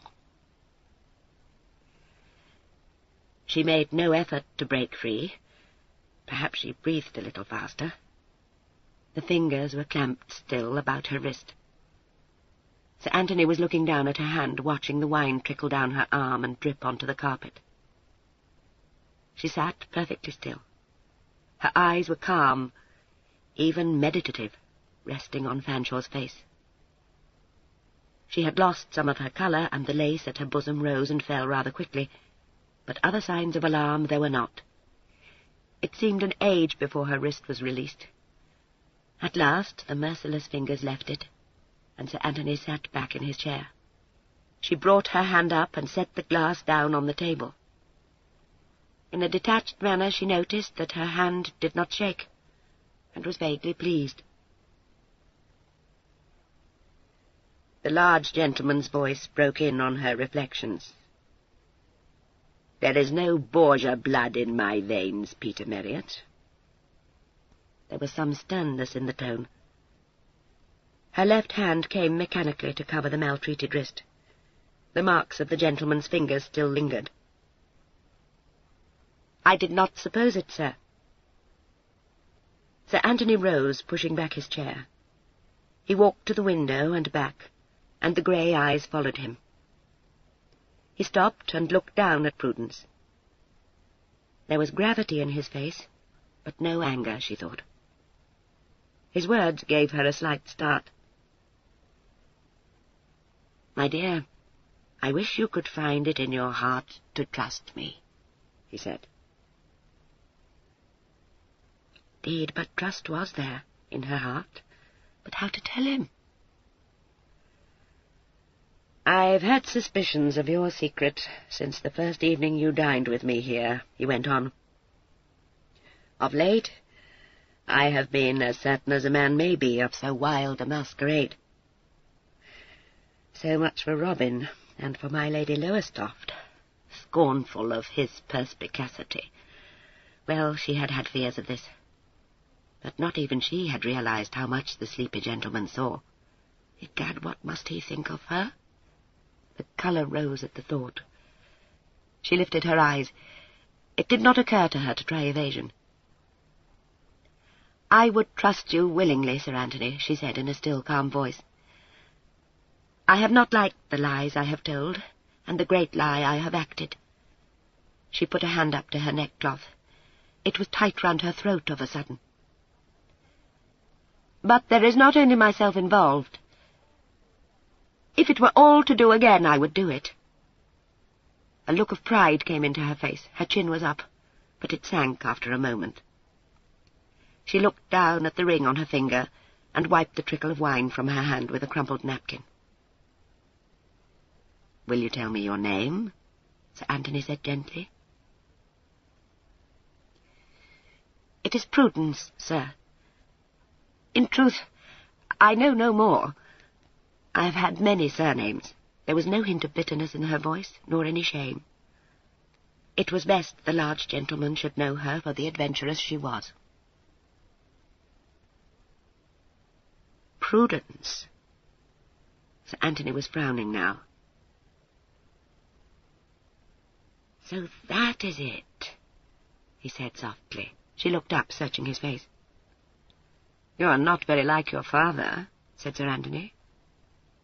She gave nothing away in her expression, but she knew that he had very nearly the full sum of it. There fell a silence. "Prudence," Sir Anthony repeated and smiled. "I don't think you are very well named, child." He looked down at her, and there was a light in his eyes she had never seen there before. "Will you marry me?" he said simply. Now at last there came surprise into her face. On a wave of colour, she rose swiftly to her feet and stood staring at... "Sir, I have to suppose... you jest." "It is no jest." "You ask a nameless woman, an adventuress, to marry you, one who has lied to you and tricked you, and you say it is no jest?" "My dear, you have never tricked me," he said, amused. "I tried to do so." I wish you would call me Tony, he complained. She had a tiny suspicion she was being punished. Sure, the fine gentleman would never ask her to be his wife in all seriousness. "You have the right to your revenge, sir," she said stiffly. He came round the corner of the table and took one of her hands in his. She let it lie there, resistless. "Child, have you so little faith in me?" he asked. "I offer you all my worldly goods, and the protection of my name, and you call it a jest? I've to thank you, sir. I don't understand you. Why do you offer this?" "Because I love you," he answered. "Must you ask that?" She raised her eyes to his face, and knew that he had spoken the truth.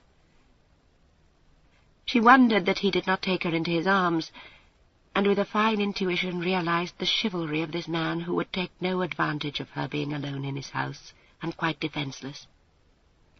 She drew her hand away and felt a hot pricking beneath her eyelids. "I cannot marry you, Sir Anthony. I am no fit bride for you." "Don't you think I might be permitted to judge of that?" he suggested. She shook her head. "You know nothing of me, Sir Anthony." "My dear, I have looked many times into your eyes," he said. "They tell me all I have need to know." I don't think so, sir," she forced herself to say. Her hand lay on the chair back. He took it in his again and carried it to his lips. "You have the truest eyes in the world, Prudence," he said, "and the very bravest." "You don't know me," she repeated. "I have led the life of an adventurer. I am an adventurer, a masquerader. I have no knowledge even of my true name. My father—" She paused. "I take it your name may well prove to be a Tremaine," he said, with a soft laugh. "You've guessed my father, sir?" "Why, yes. It's the remarkable old gentleman who claims to be the lost Viscount, I believe. You told me once your father would surprise me." "Did I, sir? Well, that is he. I think you are one of those who have little faith in his claim." "To say truth," remarked Sir Anthony, "I care very little whether he proves to be Barham or not." "But I care, Sir Anthony. If he is Barham indeed, and I am thus a woman of birth, noble enough—" She found it was impossible to continue. "Then you would marry me?" Sir Anthony prompted. "Is that it?" She nodded. It was not in her nature to deny she cared for him. "And do you know what you will do if he is not Tremaine of Barham?" inquired Sir Anthony conversationally. She made a gesture of fatalism. "I shall be off on my adventuring again, sir." "Now, you may call it adventuring if you please, but I believe I'm a staid creature. You will marry me just the same, you see." She smiled a little. "This is madness, sir. You will be glad one day that I said you nay." "And will you be glad, Prue?" he asked gravely. "I shall be glad for your sake, sir." "My dear, I want to take you out of this masquerade of yours at once. There's danger on all sides, and I love you." "Ah, do not," she made swift outcry. "It's not possible, sir. More depends on the masquerade than you know." "I believe I may guess.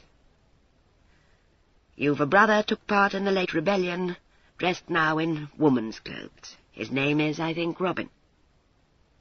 She looked wonderingly up at him. "Do you know everything, sir?"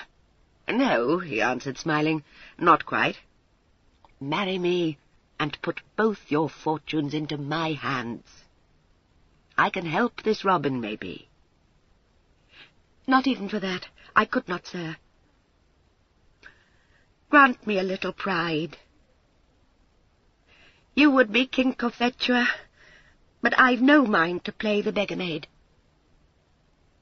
He made no reply for a moment, but stood looking down at her. "I cannot force you to marry me," he said at last. "Sir Anthony, I would have you marry a woman of whom you can be proud. I have nothing but pride in you, in your courage, in the quick wits of you. I have never known so wonderful a woman." "You can have no pride in my birth, sir. I do not know what my father is. We have never known, for he loves to be a mystery. If this claim is true, if he is indeed Tremaine of Barham, ask me once more." Her eyes were wet, but her mouth smiled resolutely. "I am to wait, then? You deny me the right to protect you now?"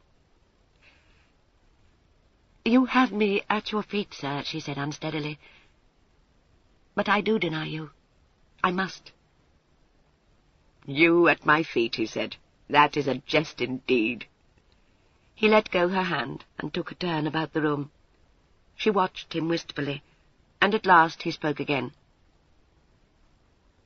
"Aye, you've pride," he said. "Did that spring of low birth? You must needs cleave your own path and take no help even from the man who loves you. You ask me to wait. I will wait until this father of yours has settled his affairs. But when that day comes, and whatever the issue, believe me, I shall take you then by force if need be and carry you off to church. Is that understood?" She smiled mistily and tried to shake her head. He laughed, and there was no laziness either in his face or his voice. "You'd better come to me willingly, then," he said, "for, by God, I shall have no mercy." Chapter 19. Meeting in Arlington Street. Prudence showed an impassive face to John, who was waiting to let her into the house, but she slipped past the door of Robin's chamber on tiptoe and was gone into her own without the usual visit to him. She preferred to meet her sharp-eyed brother in the morning, when she might have acquired some command over herself. Sure, the world was upside down, and who would have thought it of the large gentleman? She had come to think she could no longer be surprised, but this strange proposal of his came to dispel such fancies. He meant it, too, not a doubt of that. As she prepared for bed, she thought over it long and with some agitation. The gentleman's last words lingered. They had been forcefully uttered. She believed he was not the man to promise what he would not perform. Well, she had said him nay. That had been of instinct, because she loved him, and it was not in a lover's part to take the selfish course. But the devil was in it the gentleman refused to take her nay. There seemed to be no counter for that. She perceived that she was doomed to become Lady Fanshawe. A slow smile played around the corners of her mouth. It's no use pretending it was not a role she had an ambition to play. Not much use, either, to pretend she would escape from Sir Anthony and hide herself abroad. It might be a difficult matter, she reflected, but honesty forced her to admit it was not the difficulty of it deterred her. If, when the time came, the sleepy gentleman still claimed her, she would be his for the taking. There was, faith, a limit to altruism. But he should be granted a respite. He must have time to think it over carefully. Maybe he had fallen under a spell of her unconscious weaving and might later achieve sanity again. Yet he had a position to maintain in the world, and an old name to consider. He would thank her, perhaps, for her nay. A gloomy thought to take to bed with one. She slept but fitfully. The evening's work haunted her dreams, and in the waking moments a vision of security and the love of a large gentleman came to tantalize her. The night hours passed in wakeful contemplation. She fell asleep with the grey dawn and was sleeping still when Robin peeped in on her in broad daylight. Robin forbore to wake her. Something had gone amiss, that was sure. He had awaited her homecoming last night, and he had heard her creep past his door to her own. That told its own tale. Robin declined to drive out to visit friends with my Lady Lowestoft, and sat him down to await his sister's pleasure. There came soon a knock on the door into the street, and a few minutes later Sir Anthony Fanshawe was ushered into the room. Robin made his curtsy, and was startled to see no gallant bow in response. "Sir," said he, in a voice of some dignity.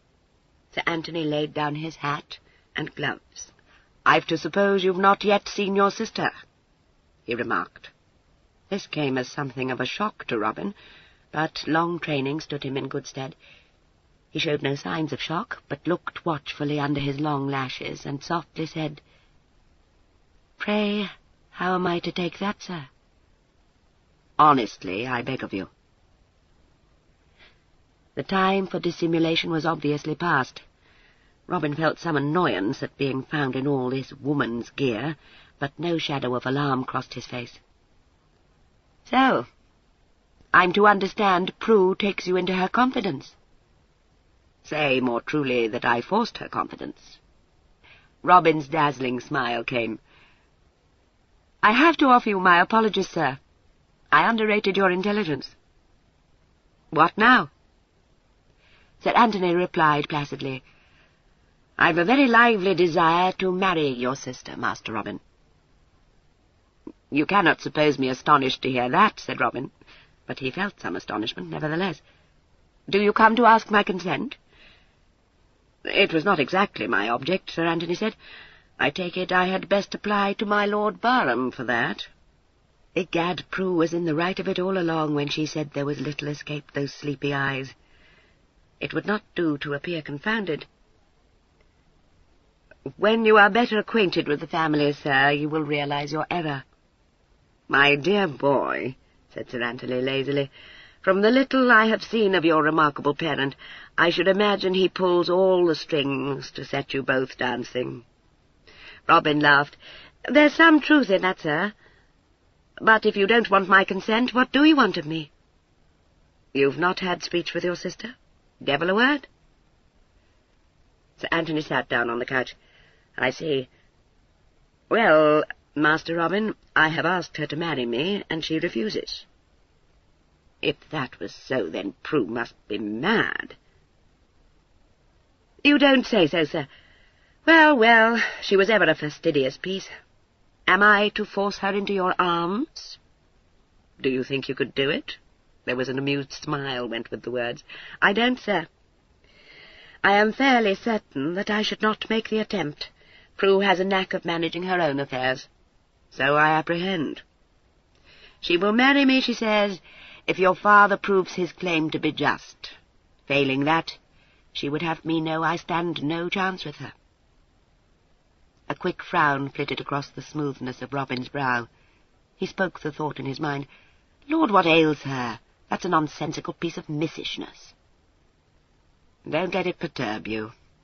Allow me some say in the matter. She'll marry me, whatever be the issue, and she knows it. I've said I'll wait upon Barham's claim. It's to solace pride, I take it. But I want her out of this masquerade with all speed. That's why I'm here." "As a family, sir, we stand by each other. It's for Prue to decide, and for me to support her decision. To say truth, I am a little of her mind. I believe the old gentleman may settle his affairs. Well, we're bound to him. We've played too many of these games to turn our backs now. I don't ask it of you. I ask only that I, too, may be permitted a share. You stand in some danger, as I understand. I've influence in certain circles. I think I can serve you. If I could get a pardon for you, the Marriots may disappear and await the issue of the Barham claim in a safe seclusion." The door was opened again. "My Lord Barham," announced a lackey, and my lord came in, all scented and powdered and patched. He stopped just inside the room, and seemed to be enraptured at the sight of Sir Anthony. "My friend Fanshawe!" he exclaimed, "and the beautiful Miss Marriott." "It won't serve, sir," Robin broke in. "Your friend Fanshawe is more intimate with you than you know. You may say that we all lie in his power." My lord evinced not the smallest discomfiture. "My son, if you think I lie in any man's power, you do not know me. As for you, to be in danger when my wing is spread over you is not possible." He spoke with a tinge of severity in his voice. Sir Anthony had risen at his entrance and bowed. "Now, you stand in no danger from me, sir." My lord surveyed him haughtily. "I stand in no danger from anyone, my dear Sir Anthony." "You have no knowledge of me. You are to be pitied." "Envied, more like," said his undutiful son. Sir Anthony's mouth twitched, but he suppressed the smile. "Let us hope, sir, that I'm not to be long in dismal ignorance. I aspire to the hand of your daughter." The severity left my lord. He beamed and spread open his arms. "I am to embrace a second son, enfin." "You aspire. It is well said. Tremaine of Barham's daughter may look to the highest quarters for a mate." "You're abashed," Robin told Sir Anthony. He seemed to be struggling more with amusement, however. "Why, sir, I hope you'll look kindly on my suit." "I will give it my consideration," my lord promised. "We must speak more of this." "By all means, sir.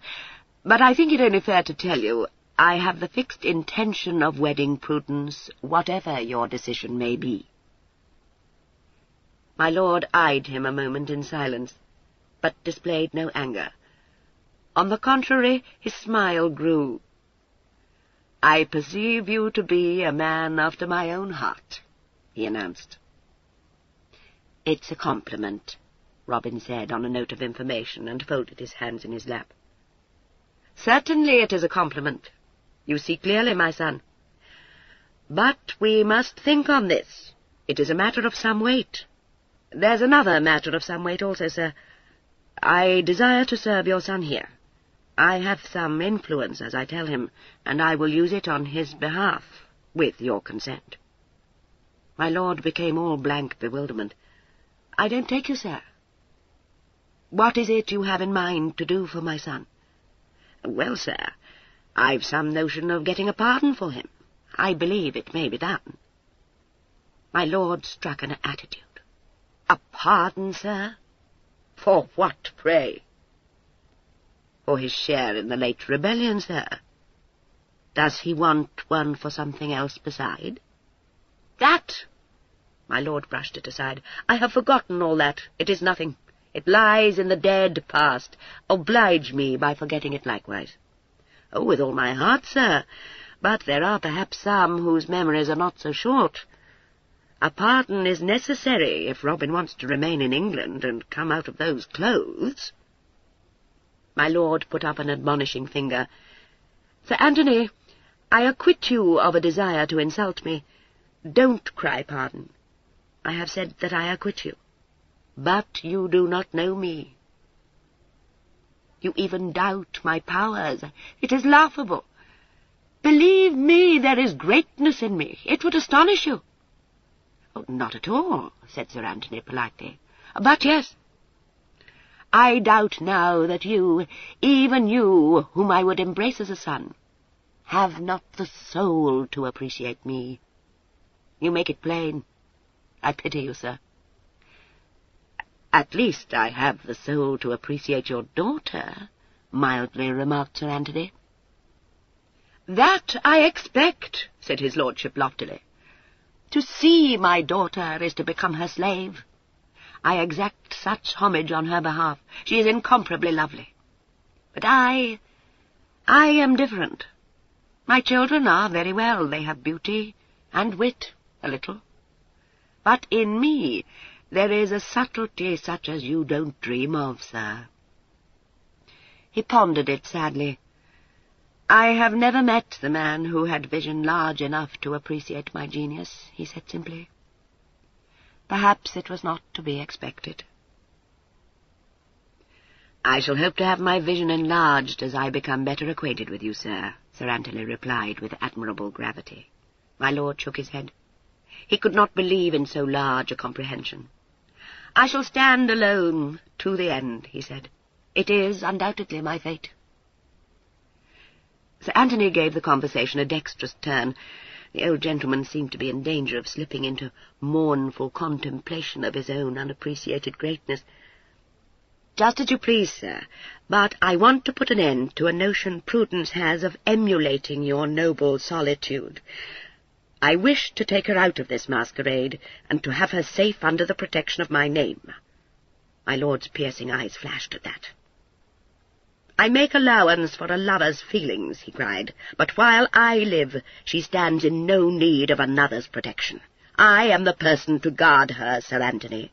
"You are, sir, certainly," Fanshawe said. There was an edge to his words which did not escape my lord. "I admire my forbearance. Concede me great patience. You may call it toleration. I do not call you out. I curb myself.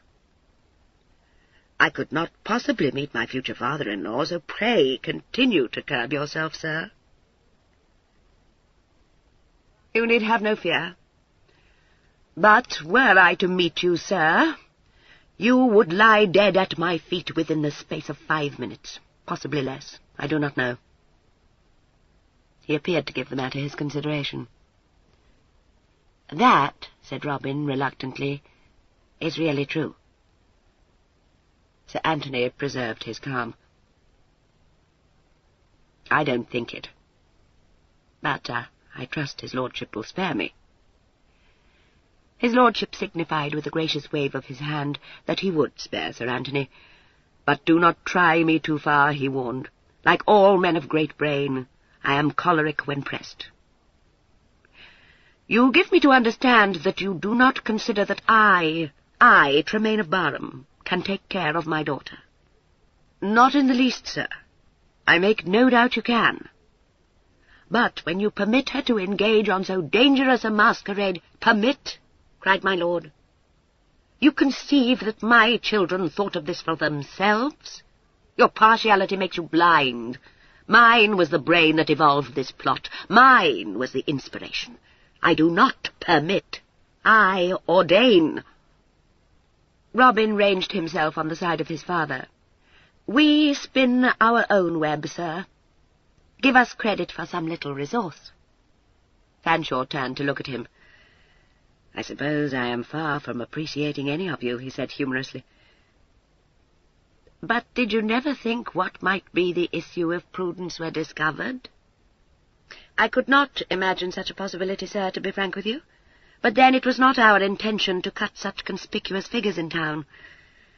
I will pay you the compliment to say that I think no other man would have discovered the imposture. I should like to know what made you suspect." "I should find it hard to tell you, Robin. Some little things, and the affection for her I discovered in myself. I wondered when I saw her tip wine down her arm at my card party, I confess." My lord frowned. "Do you tell me my daughter was clumsy?" "Oh, by no means, sir, but I was watching her closer than she knew." My lord still seemed dissatisfied. After a moment, Sir Anthony went on, "And I want now, sir, to spirit her off. She tells me she must needs wait upon your claim." "Certainly," said my lord. "She shows a proper feeling. She has faith in me, enfin." "Well, that's as may be, sir, but I rather see her in safety now." "I applaud her decision," said my lord. "She will await my reinstalment, and you may then pay your addresses to her with all propriety. As for Robin, he is my son, and I want no pardons for him. I arrange all in a manner sublime, beyond your comprehension. You may place your trust in me." A deep, calm voice spoke from the doorway. "In fact, sir, we are all of us wandering in a maze, and there is only one of our number knows the path out of it." Sir Anthony turned quickly. My lord bowed ineffably in acknowledgment of a compliment he had no hesitation in taking to himself. Prudence stood on the threshold, neat in brown velvet, with brown hair unpowdered. She met Sir Anthony's gaze, and there was a little smile playing at the corners of her mouth. "I've this much faith in my father, sir, that I believe we may ruin all by a step taken without his knowledge." "My Prue!" His lordship stretched a hand towards her. "I said you had intuition." "It seems to me," said Sir Anthony whimsically, "that I, too, am being drawn into this maze." "Inevitably," nodded his lordship. "You, too, are in my toils." "And I'm a respectable creature, sir, I believe." "If I did not think it, sir, I should deny you the right to aspire to my daughter's hand." Sir Anthony bowed, but Prudence was not pleased. "Let's have done with that, sir. Sir Anthony honours me beyond my deserts. I don't desire to see him in the maze." She came forward and put her hand on Fanshaw's sleeve. She looked up at him seriously. "Stand back from us, sir. I ask it of you." He covered her hand with one of his. "Faith, you ask more than I can perform. I don't meddle, but I reserve to myself the right to watch over you." My lord smiled indulgently, and helped himself to a pinch of snuff. Prudence said earnestly, "Believe me, we were born to this game of hazardous chances." "But you are not. Stand back from us." "My child, you need have no qualms," my lord assured her. "My plans are not overset even by Sir Anthony's entering into them." "That was not what was in my mind, sir," said Prudence dryly. Sir Anthony smiled down at her. "My dear, I know, but I may take care of myself. Don't worry over my safety. I am to wait. You're none of my help. Well, I said that it should be so, and I abide by my word. But things must be the same between us, if only to avert suspicion. You will visit me as frequently as ever. My Lord Barham can trust me." My lord waved his hand. "Implicitly, my dear Fanshawe. Are you not to be a second son to me? I can even applaud your forethought. Certainly my daughter visits you the same as ever." Observing a troubled crease between Prudence's brows, Sir Anthony said softly, "And Prudence herself has naught to fear from me, neither exposure nor importunities. I remain her friend, Tony." "Admirable," nodded my lord. "You are all delicacy, sir." Prudence looked up into the square face and smiled mistily. "Indeed, Tony, I think so," she said. Chapter 20. Ingenuity of my Lord Barham. Robin had perforce to wish his sister joy of her conquest. He perceived her to be troubled, an unusual state of mind with her, and abandoned the teasing note. "To be honest, my dear, I was wrong in underrating the mountain. What happened last night?" She told him, choosing her words carefully, he thought. "He caught my wrist," she ended, "and bore it downwards. I knew then, of course. There was no more to say. I know when it is time to have done with lies." She pushed back the ruffles from her hand and inspected the wrist closely. "What, do the marks still linger?" Robin was inclined to be indignant. "No, I thought they did," she said inconsequently. "He asked my name. I told him. He guessed that I was the old gentleman's child. The rest is nothing." Robin let that pass. He fell to playing with his rings. "I'm of the opinion he'll have you, Prue." She smiled at that, but the smile died. "I don't like it, Robin. It was very well to play this part when none knew the truth, but now he knows, and... Do you understand at all?" "Certainly, child." "You might leave your part. He offers you a change." She turned her head. "Oh, and you thought that I would take it, did you not?" "No, my Prue, I thought you would not." Robin grinned. "For myself, I don't mind the large gentleman. For all his respectability, there's some humour in the man. I've a notion he doesn't approve of your little brother. We shall see. The Honourable Charles appearing then to claim Mr. Merriott, there was an end to further discussion. Prudence went off with Mr. Belfoot. Later in the day she met Sir Anthony at White's Club. She knew a momentary embarrassment, but something in Fanshaw's demeanour banished it.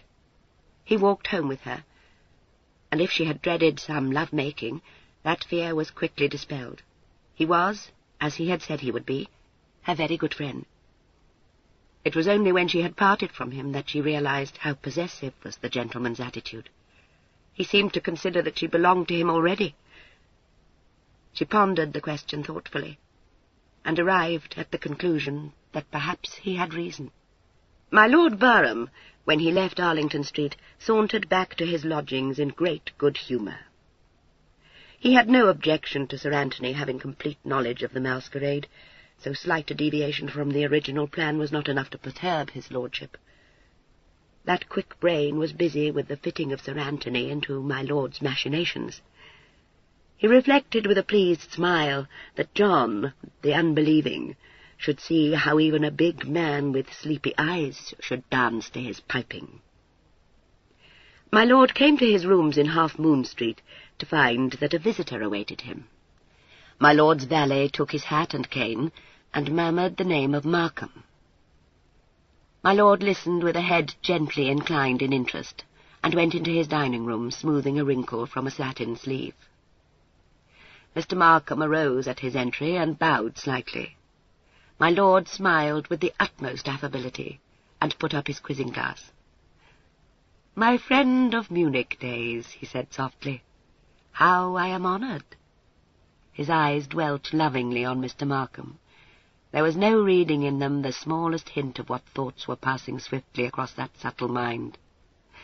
"But sit down, my dear Markham, pray sit down." Mr. Markham obeyed this injunction, and was silent while the valet set wine and glasses on the table. My lord's white hand hovered over the Burgundy decanter. My lord looked inquiringly.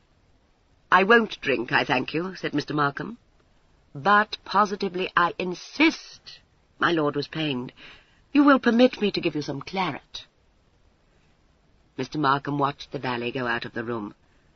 "You must guess I've come upon business," he said curtly. "No? But no, my dear Markham. I thought you had come to recall old days," said his lordship. "I never occupy myself with business. You cannot interest me in such a subject. Shall it be claret or Burgundy?" "Oh, claret, then," Mr. Markham said impatiently. "I am quite of your opinion," nodded my lord. "Burgundy is the very king of wines, but it was not meant to be taken in the morning." He handed his guest a brimming glass, and poured another for himself. "To your very good health, my dear sir." Mr. Markham made no answer to his toast. He drank some of the wine, and pushed the glass from him. "I venture to think, my Lord Barham, that the business I am come upon will interest you vastly," he said. My lord refilled his glass. "I am sure if anyone could interest me in such a subject, it must be you, dear Markham," he said warmly. Against such smooth-spoken politeness, Mr. Markham found it difficult to proceed. He felt somewhat at a disadvantage, but comforted himself with the thought that it was my lord who should feel at a disadvantage in a very few moments. He plunged abruptly into the subject of his errand. "As to this claim of yours, sir, that you are Tremaine of Barham, I don't believe in it, but I am taking no interest in it now." "That is very wise of you," my lord approved. "You must allow me to compliment you." Mr. Markham ignored this. "For all I care, you may ape the part of Barham to your heart's content. It's nothing to me." "Positively you overwhelm me," my lord said. "You oppress me with kindness, sir. And you come, in fact, to set my mind at rest. Believe me, all gratitude." "I don't come for that purpose at all," said Mr. Markham, annoyed. "I come for a purpose for which you may not be so damned grateful." "Impossible," my lord shook his head. "The mere felicity of seeing you here in my rooms must fill me with gratitude." Mr. Markham broke in on this without ceremony. "Barham you may be, But there is one thing you have been which is certain. He paused to let this sink in. My lord did not seem to be greatly impressed. Oh, a number of things, he assured his guest. Of course, there are a number of things I have not been, too. They have never fallen in my way, which is the reason, you see. But continue, pray continue. I will, my lord. You may not find it so palatable as you imagine. You have been, you may be still, for aught I know, a cursed Jacobite. My lord's expression of polite interest underwent no change. But you should tell this to my cousin, Rensley, he pointed out. You may be thankful I don't, sir. It's nothing to me. My information goes to the highest bidder. If you haggle, my lord, Rensley shall have it. But I don't think you will haggle. I'm sure I shan't, my lord answered. I am not a tradesman. You're a damned jack-of-all-trades, in my opinion, said Markham frankly. You assume a mighty lofty tone, to be sure. No, it comes quite naturally, my lord interpolated sweetly. I assume nothing. I am a positive child of nature, my dear sir. But you were saying? Aye, it doesn't interest you at all, does it? Mr. Markham achieved a sneer. My lord was apologetic. Well, not just at the moment, my dear friend of old days. But presently I feel you will arrive at a climax which will astound me. I am all expectation. It may well appall you, my lord. I have here, he laid his hand on the breast of his coat significantly, something that spells ruin for you. What, in your heart? My lord was puzzled. No, sir, in my pocket, snapped Markham. Oh, I see.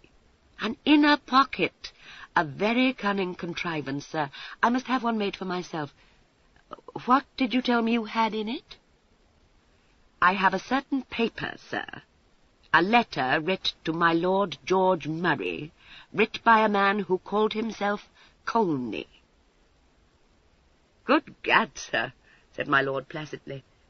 But you don't drink. You find my claret insipid, I fear. Let me send for some canary.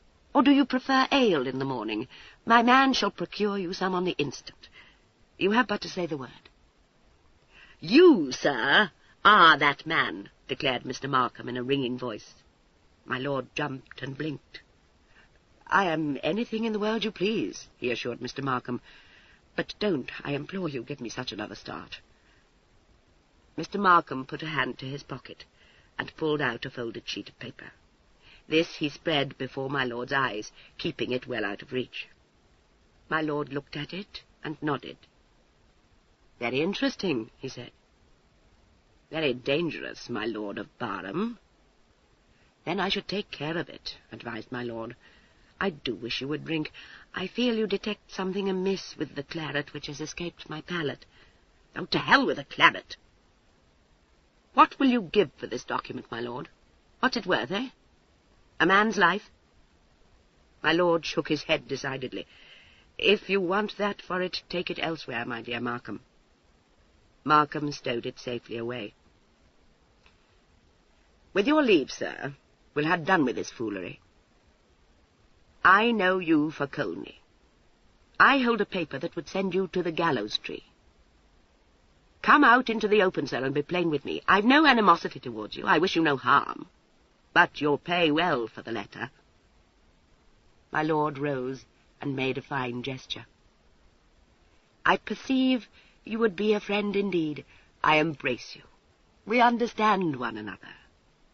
Well, as to that, said Markham, rather bewildered by this sudden effusion, I am neither your friend nor your foe, but I hold you in the hollow of my hand.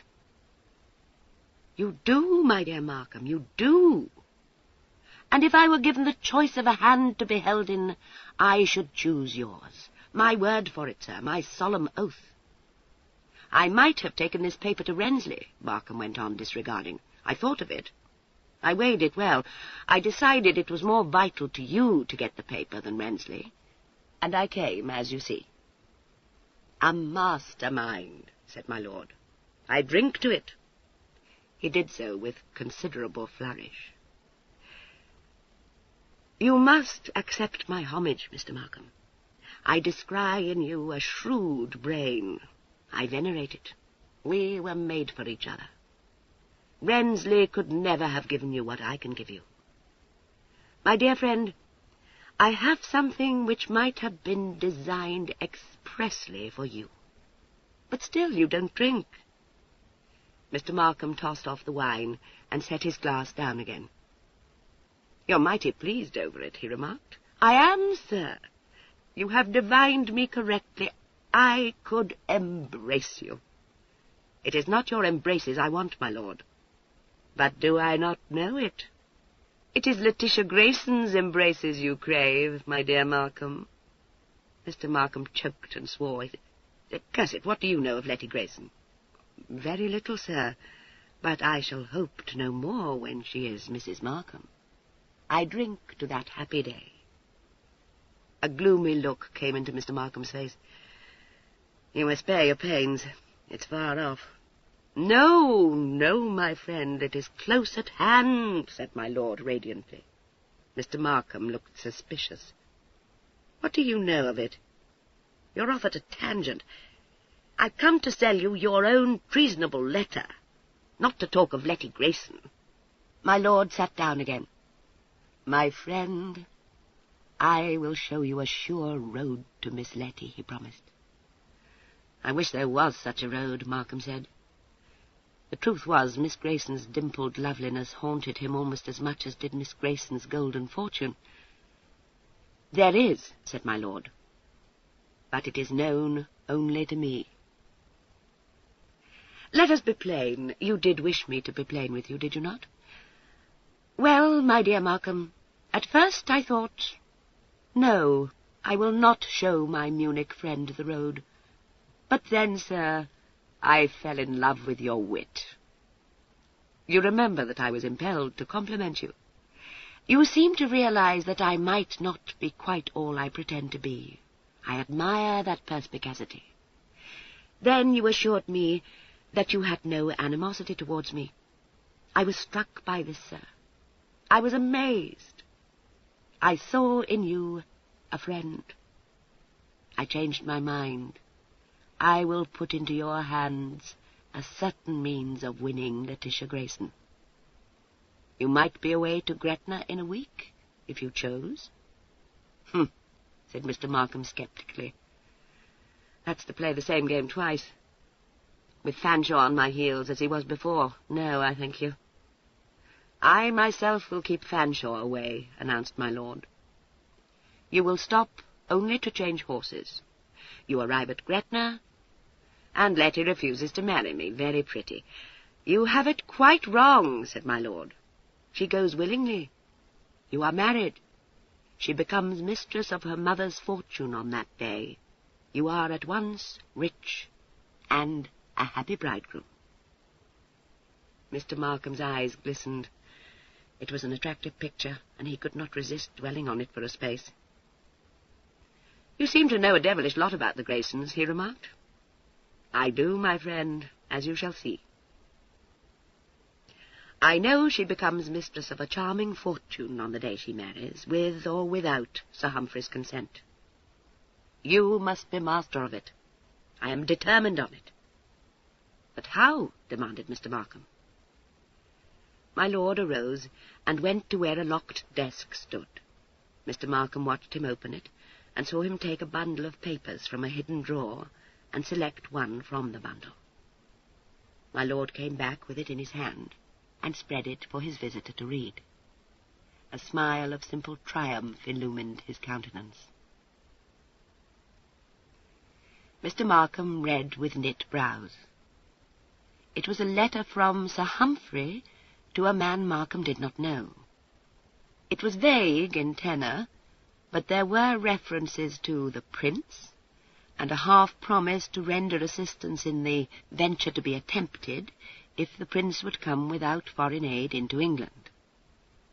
Mr. Markham sniffed. "The old dog," he said.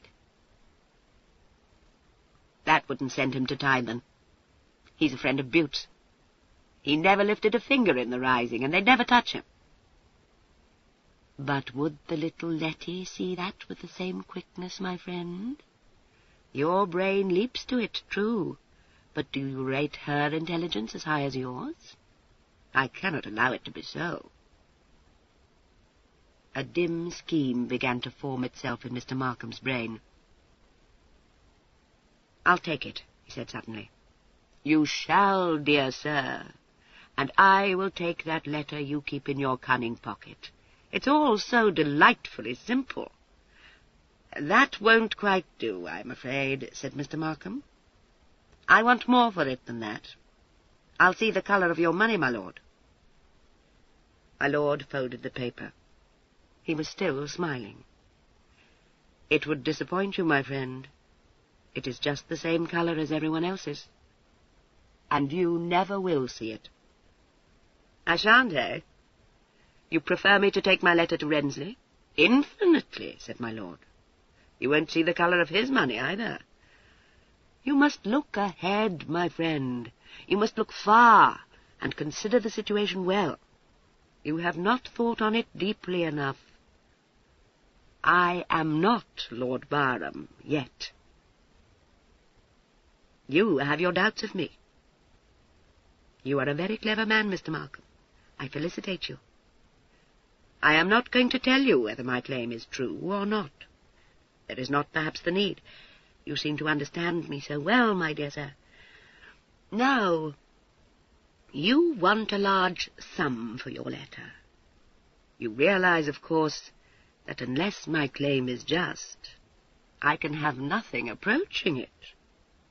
All I have lies in the letter I hold, and I offer it to you. I can give no more." This speech of my lord's had an uncomfortable effect on Mr. Markham. My lord appeared to admit an imposture which was not now at all what Mr. Markham wanted to have proved. He looked warily, but decided to ignore the hint. "You can give me a written promise, my lord. You haven't thought of that, have you?" "I have not.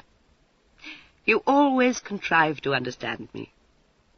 It is a delight to me, for so few people do.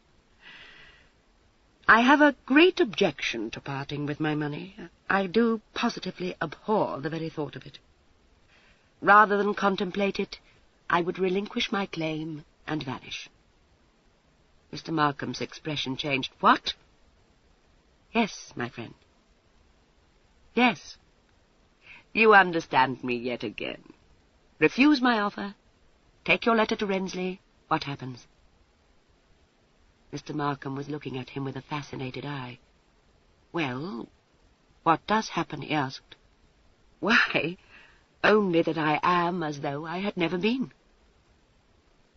There will no longer be a rival claimant to the estates. I shall have gone, and Rensley will be Viscount Barham without need of letters or of any assistance whatsoever. You see, you must think ahead, Mr. Markham. You must visualize the possibilities." It was quite evident that Mr. Markham was visualizing this particular possibility. "You wouldn't do it," he said. "But of course I should. I am not a fool, my dear Markham. I do not say that I have your brain, but still I am not a fool. If you walk out of this room with the paper still in that pocket of yours, you must show me how that is contrived. What can I do but fly the country? I am in the hollow of your hand, as you so aptly phrased it." Mr. Markham began to entertain doubts of the truth of this. It had certainly seemed true enough at the outset, but things were taking an unfortunate turn. "I know very well you don't mean to give up your claim. You'll pay safe enough." "Still you follow me," admired my lord. "I have an ardent wish to pursue my claim, and certainly I will pay. But within reason, my dear Markham, within reason. I give you my paper, and, unless you are a man of very clumsy address, which I will not, nay, I cannot believe, you are bound to prevail with Miss Letty. You become thus the master of the fortune you require, and I am rid of a menace. That talk of written promises, no, my dear sir, it's not worthy of you. I, who am not even sure yet of the success of my claim, am to purchase your paper from you at the cost of fresh documentary evidence. You cannot, I beg you will not believe me to be so big a fool. Credit me with a preference for a free gamester's life to a bound viscount's. He ended on a little laugh. His arresting eyes were glowing with the light of triumph. There fell a silence. Bit by bit, the force of my lord's argument sank deep into Mr. Markham's brain. He cursed himself for not having taken his paper to Wrensley and made sure of a snug £10,000. He began to see that he had snatched at a shadow.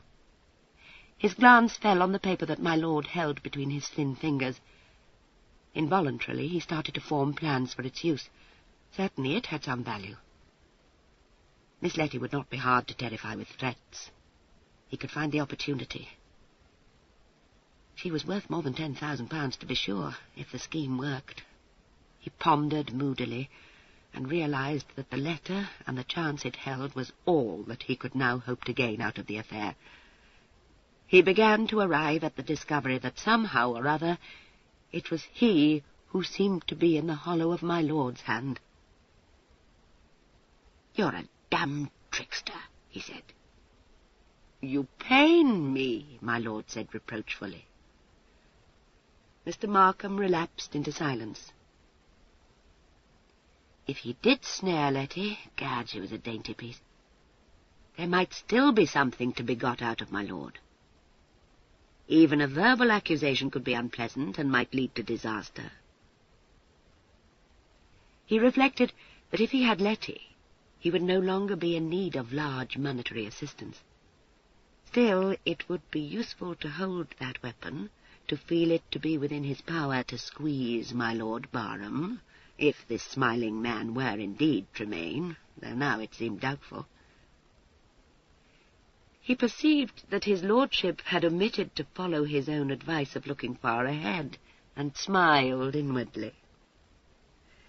He would take that letter in exchange for the one he held, and if he got Letty, well, he would be fairly satisfied, for after all he wanted her, had always wanted her, even apart from her fortune. If he failed, if she would not be frightened by a threat to expose her father, then my lord would find he had not bought his dear friend's tongue, though he might have bought his letter. "I'll take it," he announced. "You are always so wise," said my lord. "It is a pleasure to have to do with you, sir." The exchange was effected. Mr. Markham refused an offer of more claret brusquely, and strode off in the wake of my lord's man. My lord remained standing by the table, one hand resting lightly upon it, and the smile curling his lips. He heard the front door shut behind Mr. Markham, and he listened to the heavy footsteps growing fainter and fainter in the distance. He raised his head then, and laughed softly to himself in exquisite enjoyment. His man, returning to clear away the wine and the glasses, looked at him in some surprise. "Henry," said my lord, "you are fortunate. You serve a master of infinite resource." "Yes, sir," said Henry stolidly. My lord looked at him, but it is doubtful whether he saw him. His gaze seemed to go beyond. "I am a great man," he said. "Oh, but I am a very great man." "Yes, my lord," said Henry. Chapter 21. Proceedings of Mr. Markham. The element of uncertainty made the prize not quite all Mr. Markham had hoped for, but since it was all he had been able to get, he determined to make the most of it. An evening spent in plan-making restored him to satisfaction and good humour. He thought he saw his way clear. No thought of the light in which his conduct might possibly be regarded crossed his mind. Probably he held to the maxim that all was fair in love and war. Certainly no reflection of Miss Grayson's feelings in the matter troubled his head, or abated one jot of his new cheerfulness. If he thought about the affair from her side at all, he considered that she would very soon settle down to the married state, especially since she had, not so long ago, fancied herself in love with him.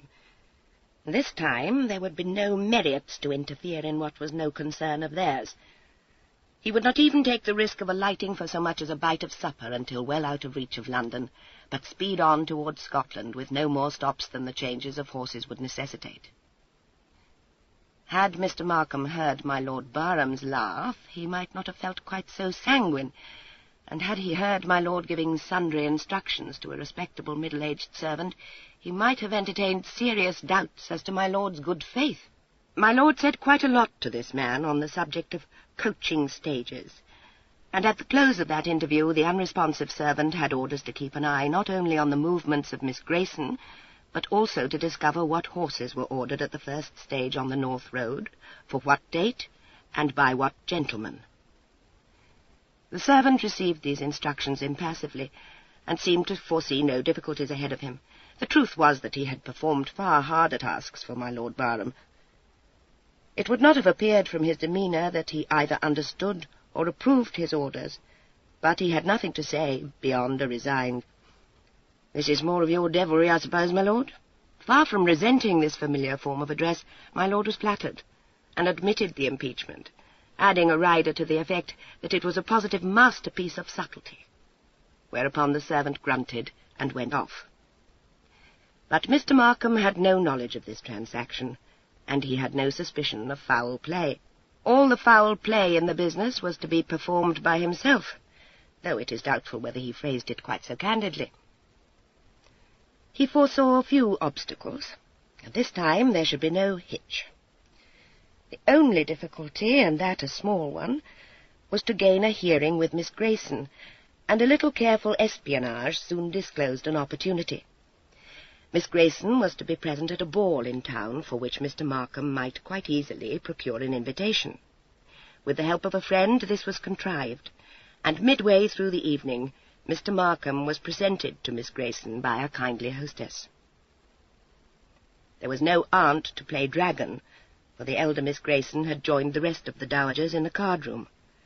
Even Miss Marriott was away at the other end of the long room, flirting outrageously with Sir Anthony Fanshawe.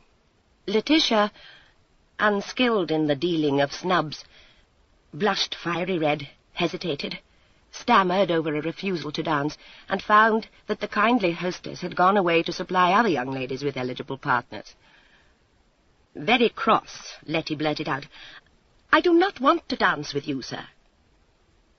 It seemed that Mr. Markham had no desire to dance either. He wanted to talk to Letitia. "You know very well I don't want to have anything to do with you," said Letty, still very red. "Oh, don't be so unforgiving," Mr. Markham said. "I have something of very great importance to say to you. It can't be said here. It is a secret and a dangerous matter." That sounded prodigious exciting, to be sure, but Letty was still suspicious. "You will lure me out and abduct me," she said. "All I ask of you is that you should come into the little anteroom across the passage with me." "How could I abduct you here?" "If you don't come, you will regret it all your life. You do not know how weighty a matter it is I have to disclose." Letty reflected that Mr. Markham would indeed find it hard to carry her off from a crowded ball against her will, and rose undecidedly to her feet. Anything in the nature of a mystery intrigued her at once. She intimated graciously that she would hear what Mr. Markham had to say. Unobserved of the Marriotts or of Sir Anthony Fanshawe, she went out with Mr. Markham. She had leisure to repent her action when Mr. Markham made his startling disclosure. He allowed her but a glimpse of her father's incriminating letter, and sat back in his chair watching her with a satisfied smile. Her big eyes grew round in horrified wonder. But my papa is not a Jacobite," she exclaimed. "Do you suppose anyone will believe it if I show this letter?" Mr. Markham inquired. "But you won't, sir." You won't, will you? Mr. Markham leaned forward. Not if you will marry me, Letty, he said softly. She recoiled instinctively. No, no. What? You had rather see your father's head adorning London Bridge? Letty's cheeks grew pale at that, and she shuddered. It was impossible not to feel sick horror at the thought. All who lived in London had seen those ghastly sights in the past months. The picture conjured up was terribly real to her. You would not do such a cruel, wicked thing. I would do anything to win you, Letty, Mr. Markham said with fine, lover-like ardour. Papa will never let me marry you, cried Letty, cowering away. But could you not fly with me again? We set out once, did we not, my little Letty? It can be done again, this time with a difference. No, I won't. Not even to save your father, persuaded Mr. Markham. Miss Letty's bosom rose and fell quickly. If you forced me, if you did such a wicked thing, sir, I should hate you all the rest of my life. Do you want a wife who loathes you? Mr. Markham laughed indulgently. You'll soon get over that when we are married, my dear. Won't you care for me a little when I give you this letter to burn? She stretched out her hand. Give it to me now, sir, and indeed, I shall never think hardly of you again. On our wedding day, said Markham. Not before, but just as soon as my ring is on your finger.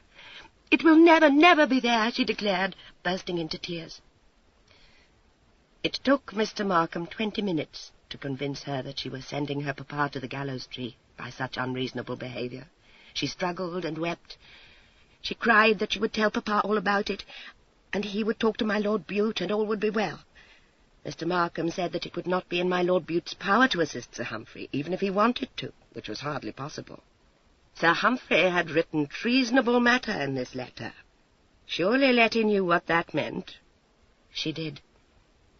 The very thought of it drove the blood from her face. Desperately she cast around in her mind for some source of help. Mr. Markham thought it well, since she struggled so, to extemporize a little.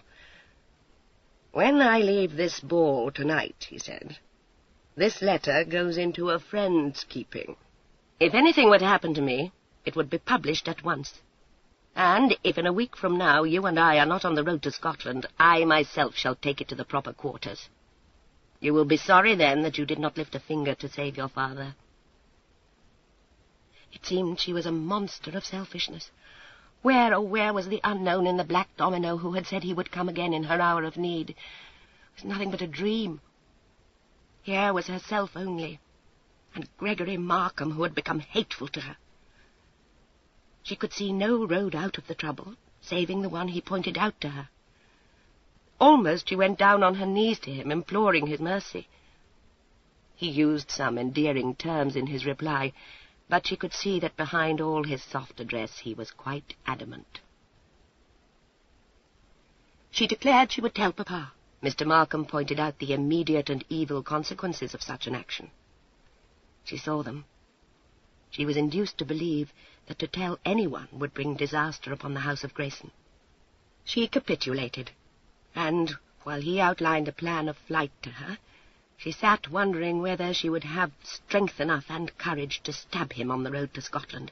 She thought if there were pistols in the coach, she could brave the dreadful explosion and shoot her lover and steal the letter from his person. What would happen to her after that she had no notion, but she expected it would be all very awful.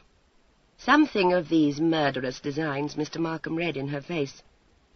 He saw enough in those brown eyes, ordinarily so soft, to make him decide to have no pistols placed anywhere within his bride's reach on the journey to Scotland.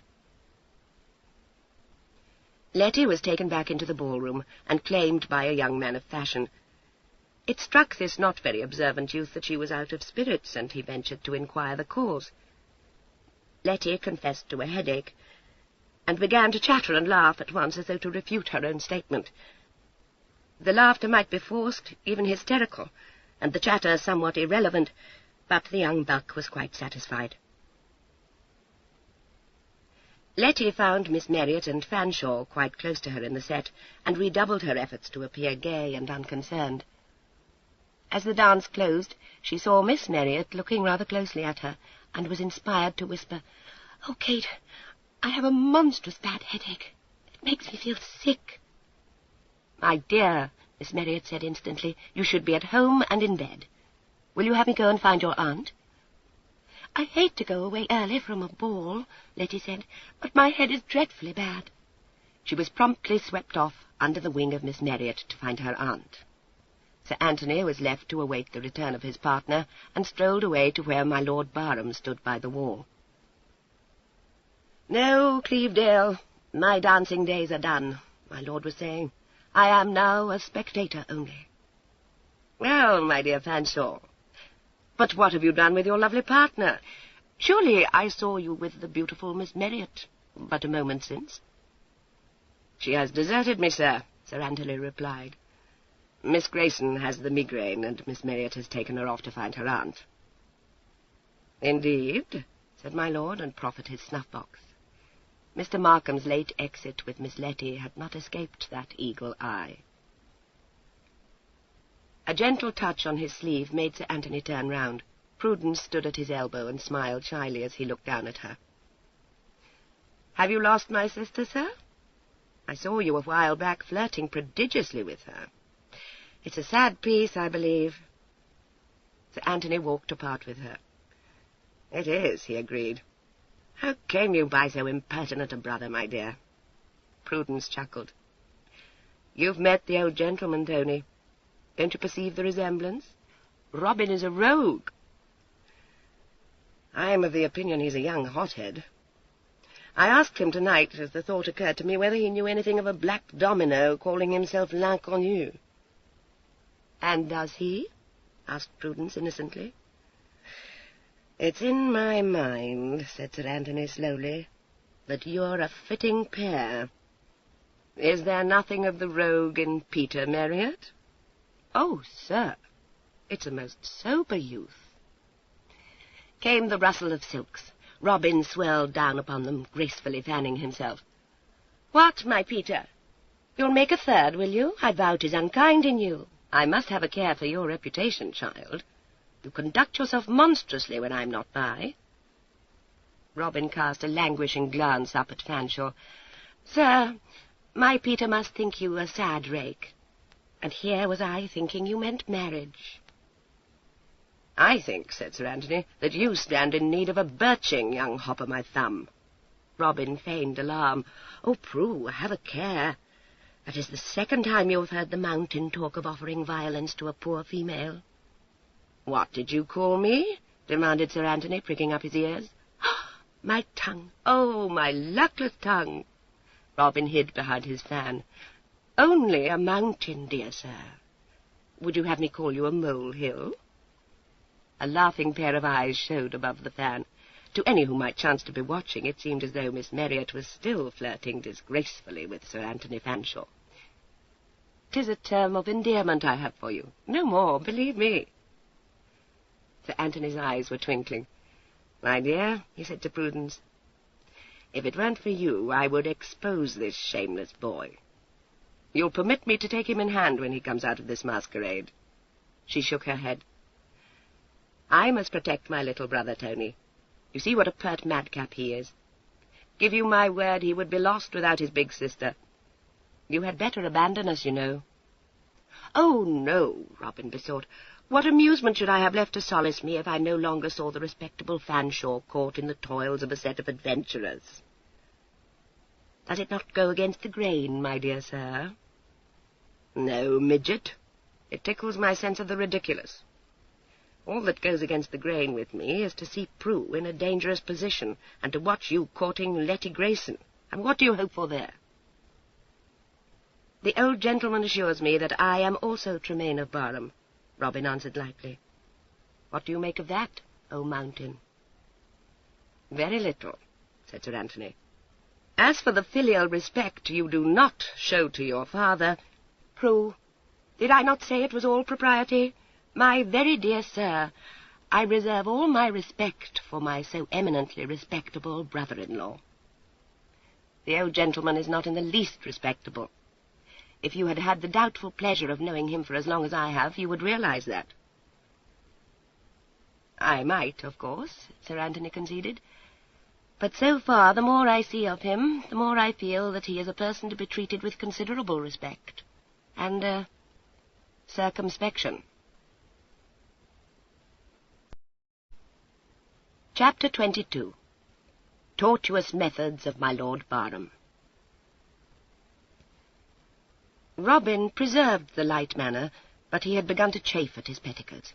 Faith, the old gentleman seemed to do nothing, and there were rumours current now that Wrensley, as soon as he was able to leave his room, meant to bring a case against his would-be cousin. Robin had small mind to go on playing the lady indefinitely. He believed the black domino remained in Letty's memory, but he had little chance of seeing her as the days passed. She was out driving, or she was visiting, or even she was indisposed. When he did meet her, she was abstracted and volunteered no confidences. There were shadows under her eyes. Her aunt said it was no wonder, since nowadays she was seldom in bed before midnight.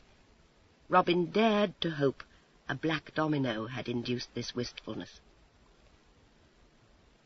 Prudence thought nothing at all of it. She was rather preoccupied with her own affairs, and showed but slight interest even when Robin spoke of John's new behaviour. Robin became aware of the frequent absences of his faithful henchman, and receiving only evasive replies to a sharp question or two, immediately suspected activity on the part of my Lord Barham. Prudence said placidly that it was very possible. She thought they were like to know all soon enough. She was right. In a short while my lord came to pay a morning visit in Arlington Street, and having rapturously kissed my Lady Lowestoft's hands, requested the favour of some private talk with his son. My lady opined mischief to be brewing, shook a playful finger, and went off most obligingly. Robin turned one of the bracelets on his arm and shot a quick look at his father. "Well, sir?" My lord dusted his sleeve with a lace handkerchief. "I come, my Robin, at last. There is work on hand for you, my son." "God be praised for that. Do I come out of these petticoats, sir?" "For a little, son, for a little only. Patience.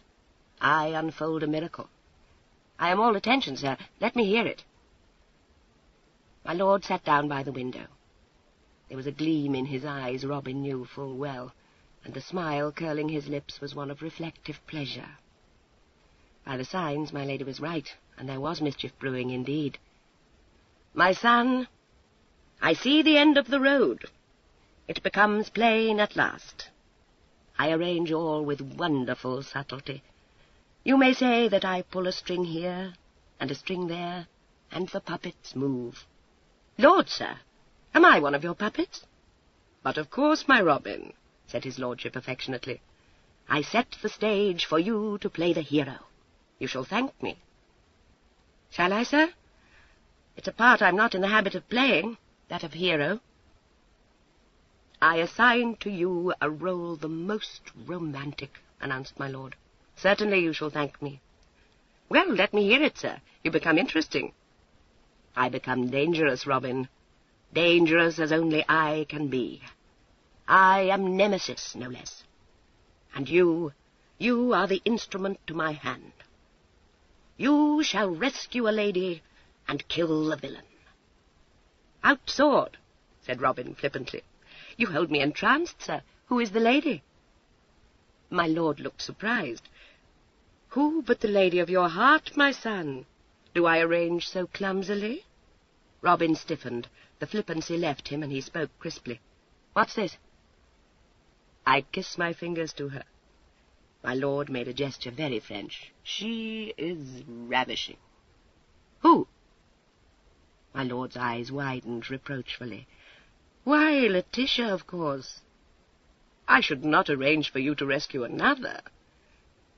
Is it really possible you thought I did not know?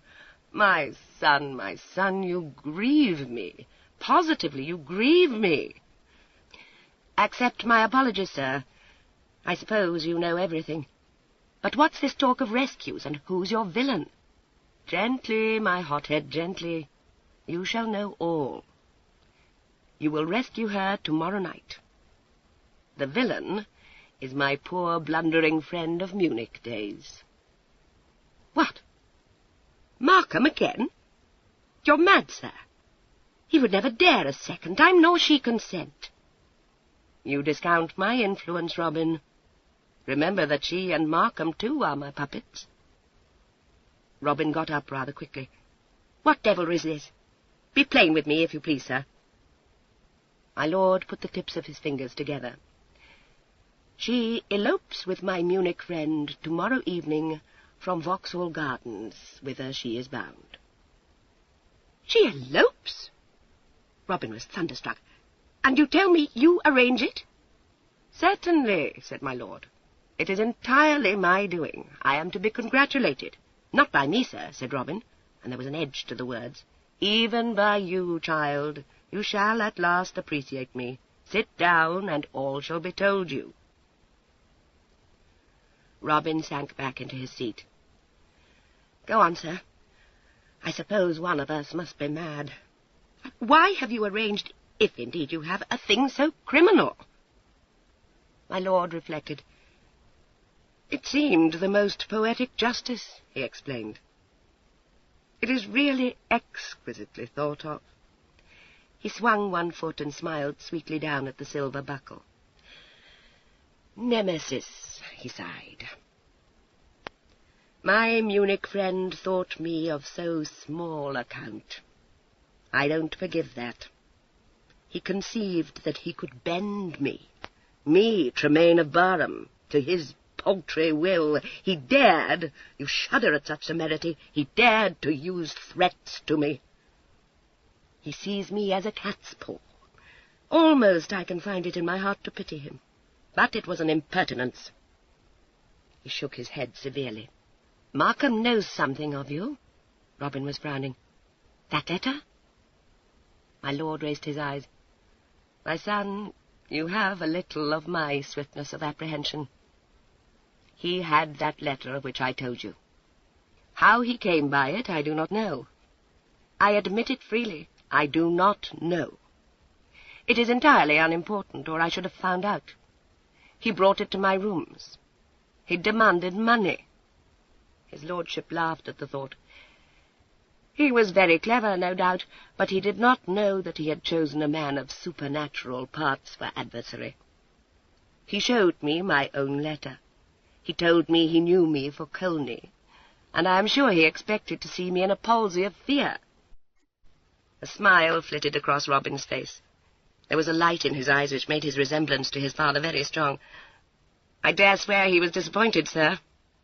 I fear so, my Robin." "And was I afraid? Was there fear beneath my sang-froid?" "No, my son. There was a relief quite enormous. At last I knew where my letter was to be found. I do not fear the danger I can see. My Munich friend, his manners appall me, I am aghast at such a lack of polish, had delivered himself into my hands." "Lord, the man's a fool," said Robin. "But troth, he doesn't know you, sir." "No one knows me," said my lord austerely. "But might he not have descried that in my bearing which speaks of greatness? No, he was absorbed in the admiration of his own poor wits. I descended to crush one infinitely inferior to me, and he could not even appreciate the manner in which it was done. I could wish him worthier of my enmity. Observe, my son, the deficiencies in his intelligence. He thought to obtain a promise in writing from me to pay him untold gold on the day when I am acknowledged to be Tremaine of Barham." Said Robin, "an optimistic gentleman. And you said—" "I had to open his eyes. I dispelled the illusion. A plan so subtle that almost it took my breath away formed itself in my brain. You remember, my son, those papers I told you I held?" "Good God," said Robin. His father began seriously to alarm him. "I remember." "There was one written by you would never guess, that foolish Humphrey Grayson. A trifle, half promises which he never fulfilled. But enough for my purpose. Thunder and turf! Was Grayson in the rebellion? Cried Robin. You may say he once toyed with the notion. It came to naught. He is one of those who waits to see which way the weather vane points. That silly letter I gave to Mr. Markham in exchange for my own, which I have since burned. Do you begin to appreciate the subtlety of my plan, Robin? I'm very far from appreciating it, sir. Be a little plainer. Am I to understand that you gave Markham this paper so he might force Letty into marrying him? My lord nodded. You have it pat, my son. Robin's brow was black. Do you ask my appreciation of this, sir? You think I shall admire so dastardly a plot? God, was there no other way of getting your letter back? Oh, at least a dozen, answered his lordship airily. I rejected them all. They were too clumsy. And I want Markham out of the way, besides. He were far better dead. You will attend to that. Consider also that this way I present you to your lady in the guise of a hero. It is a tour de force, and as such irresistible to me. He smiled benignantly. Until now you are a woman in her eyes. She has no chance to fall in love with you. When you are disclosed a man, she might even feel anger. But I arrange that you shall be her deliverer. In a word, I provide for your romance at the very moment of removing the last boulder from my own path. When I think on it, my son, I begin faintly to realize the extent of my greatness. For the life of him, Robin could not help laughing. Faith, how like the old gentleman to choose a way so tortuous and intricate. But to place Letty in such a position, to work so on her fears, that was unpardonable. I believe you mean well, sir, but I must censure your methods. I could have got that paper from Markham without drawing Letty in. But how crude, how unworthy a scheme when placed beside mine, protested my lord.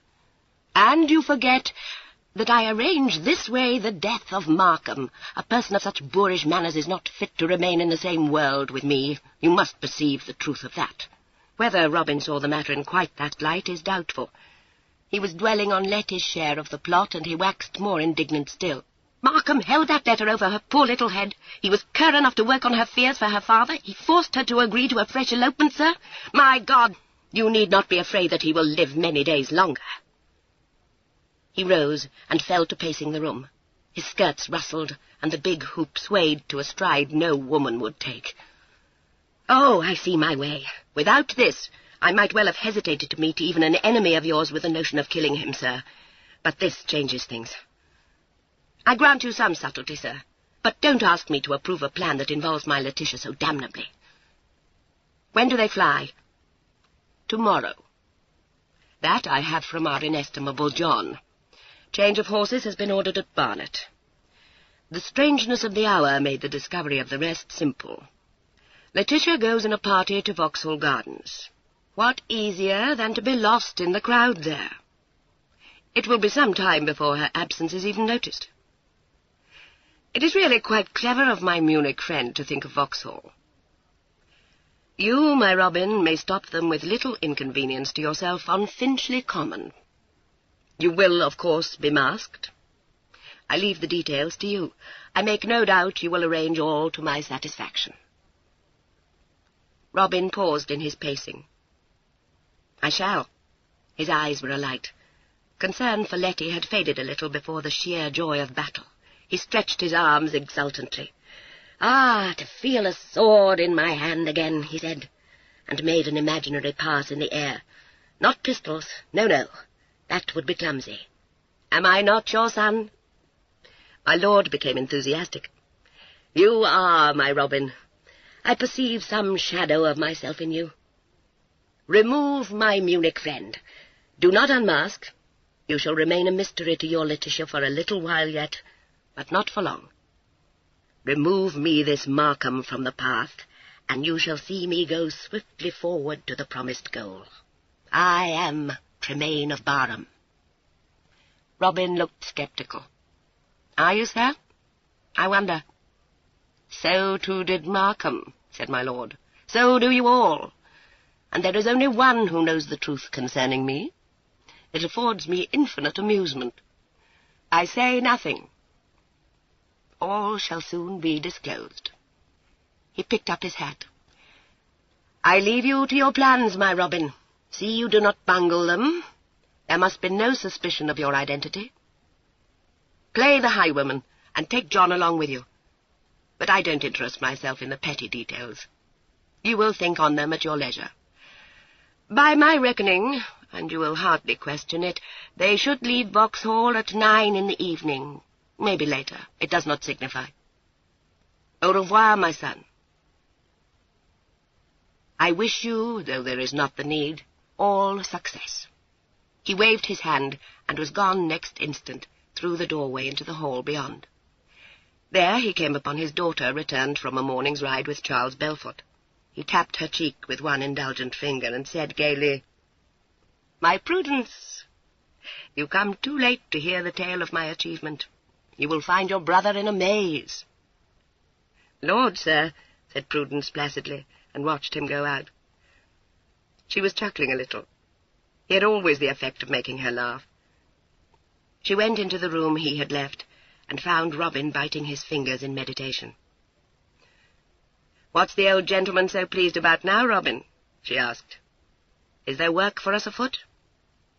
He looked up, appraising her. "Have you a mind to it? It's to be rescue and slaughter, child." "You shock me," said Prudence, sitting down upon the table's edge. "Count on me. You will need me, belike. What's toward?" Chapter 23. The Fight by Moonlight. Such a romantic venture as an elopement from Vauxhall Gardens should have delighted Miss Letty, in love with excitement. But, alack, she performed her part sadly, in a spirit very different from that in which she had run away with this same gentleman so short a while back. Then it had been done with daredevilry and in expectation of romance. Now it was done with a heavy heart, dwelling on a black domino with an elusive, tantalizing smile. Miss Letty had to admit she was reaping the reward of past folly. Ruefully she reflected that if she had never allowed herself to become dazzled in the first place by Mr. Markham's wiles and compliments, she would not now have been in a situation so gloomy and hopeless. She had not been able to think of a way out of the difficulty. Her ideas of law and treason were very vague. She thought that incriminating letter of her father's so fraught with danger that she dared do nothing but what Mr. Markham told her, for fear of what awful things might happen. Before she could take any measures against him, she must have the letter safe. She thought perhaps she might be able to steal it from him while he slept, for in spite of his talk of heading straight for Scotland, she knew very well that he must break the journey sooner or later. It was a forlorn hope, and failing it, she could shoot him, she supposed, if only there were a pistol to her hand. She had never visited Vauxhall with so little pleasure before. It was as though the brilliantly lit gardens, all a-hum with festivity, were a place of execution. It was easy, wretchedly easy, she thought, to slip away from the rest of her party. She drew her cloak around her and hurried away down a walk lit by lanterns to the appointed meeting-place. Mr. Markham was there, and he showed relief at seeing her and took her hand. It was withdrawn. "I may be forced to marry you," said Letty acidly, "but at least you shan't touch me till then." It was no part of Mr. Markham's plans to goad her to rebellion. He begged her pardon, and led her swiftly away down the winding walks till they came to an entrance to the gardens. He told her then to pull the hood over her head. She obeyed listlessly, and in a very short time found herself seated in a post-chaise beside her hated lover. She drew far away into her own corner. "You might at least ride beside the coach," she said. "Can you not see how much I detest you?" He had her safe at last, He cared nothing for her whims. He could even afford to be generous. Bear with me, my dear. I won't plague you with talk. You had much better not, said Letty, for I should certainly not answer. This was not a very promising beginning, Mr. Markham thought. When a haughty shoulder was resolutely turned on him, he decided that Miss Letitia needed a lesson. His fingers itched to slap her, but he controlled the desire, remembering that there was a lifetime ahead in which to tame a refractory wife. Frightened for her father's safety, as she undoubtedly was, she was yet quite capable of raising a disturbance if he tried her too far. So he sat back in his own corner and meditated with some satisfaction on the excellence of his plans and the delightful time to come. Letty's thoughts were not so pleasant. The only food for comfort she could find lay in the pistol-holder beside her. There was a weapon in it, large and clumsy for her little hands, but still a weapon. Mr. Markham observed the direction of her glance and smiled grimly. "Ah, you're a violent piece, aren't you? You'd shoot me if you had the chance, I'll lay my life. The pistol's not loaded. Yes, there's another my side, but it's in the same state. The only loaded pistol, my dear, lies snug in my pocket, and there it will stay." Letty vouchsafed no answer. She gave herself up to the concoction of a plan to get that gun away from her bridegroom. She could evolve nothing but the haziest of schemes, and involuntarily her thoughts drifted onto the contemplation of the impossible. This time there was no large Tony to come after her. She had left no note of farewell, and it would be hours, perhaps, before her father knew of her flight. Even then he could have no means of knowing whither she had gone. There were no quick-witted Marriotts either, and worst of all, no stranger in a black domino.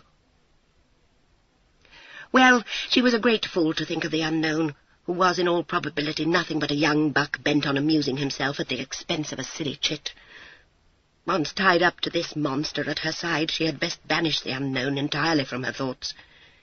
He could no longer be of avail. She looked miserably out of the window at the tall houses slipping by. There were flambeaux at a few of the doors, but a bright moon cast a silver light over all, and made lamps superfluous.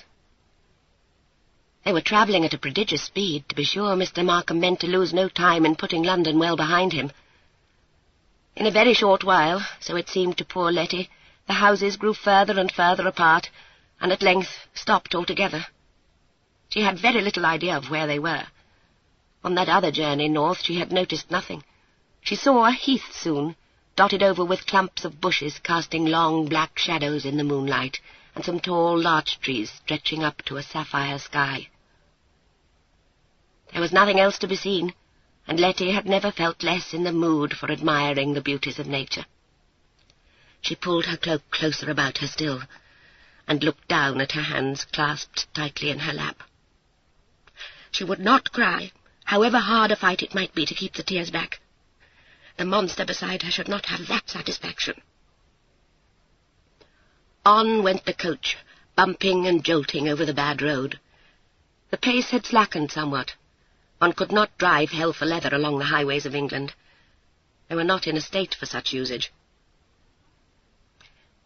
They had been passing through this desolate heath some way when she thought she caught the sound of horses galloping, horses other than the ones that were drawing her to her doom.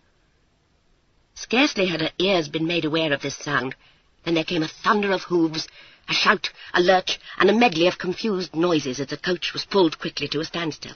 A pistol shot sounded, there was a yell of terror from the box, and at the same moment the glass in the window by Mr. Markham was shattered by a blow with something made of metal, and a small gold-mounted pistol held by a slim white hand pointed straight at Mr. Markham's heart. It had all happened so quickly that Markham, no less than Letitia, was taken quite by surprise. From the moment of the horses being pulled up to the moment of the breaking glass there had been no more time than sufficed to sit up, exclaiming, "What's toward?" Before Markham could pull the pistol from his pocket, he was covered, and had perforce to sit perfectly still, glaring at that deadly barrel. Letty's heart beat fast. It was a highwayman, beyond all doubt. But she was not in the least afraid. Nothing could be worse than her elopement, and she was inclined to think that it would be better to be killed by a highwayman than to be married to Mr. Markham. If fortune smiled, Mr. Markham might be killed, which would be an excellent thing. She sat up all agog with excitement and stared through the broken glass at the man who held that pistol. He was speaking. "Put up your hands." The voice made Letty jump, so oddly familiar was it. She leaned forward, trying to see the horseman's face. There was a black mask over his eyes, and a tricorn was pulled low over his brow. He was a slight man, as far as she could see for the many-caped greatcoat that enveloped him. A wild hope sprang up in her breast. She peered at the stranger's right hand, holding the pistol just inside the window. There was a glint of gold on the little finger. The hand moved a fraction, and the moonlight caught a ring cunningly wrought. "The unknown!" Letty gasped, and began to tremble with excitement, relief, and a queer, glad sensation she had never known till now. "Hands up!" The voice was sharp and compelling. There was nothing for Markham to do but raise his arms above his head. Inwardly he was cursing, and this meant not only delay, but loss of all the money he had brought with him. "Madam," the unknown was speaking to Letty, but he did not take his eyes from Markham's face. "Oblige me by searching this gentleman's pockets for a pistol." Letty pulled herself together. He spoke as to a stranger. She was not to know him then. Oh, here was romance indeed. Romance and a rescue such as she had not dreamed to be possible. She pushed back her cloak, and with hands that shook, but with business-like determination in her small face, dived into the pocket nearest her. There was nothing there. She stretched an arm across Mr. Markham, taking care not to obtrude herself between his person and the unknown's pistol, and felt in the right-hand pocket. As her fingers closed round the butt of a pistol, she felt Mr. Markham's hard breathing, and guessed his impotent fury. With a little laugh caught in her throat, she pulled out the weapon. "I have it, sir. I'll take care of it." She saw the flash of white teeth. "Bravo, madame. Hold fast to it. Sir, be pleased to come down." The chafing, fidgeting horse was pulled back. The unknown bent gracefully in the saddle, and his hand left the bridle to swing open the coach door. Letty sat, grasping the pistol and pointing it at Mr. Markham. Her eyes were bright, and her pretty mouth was set tightly.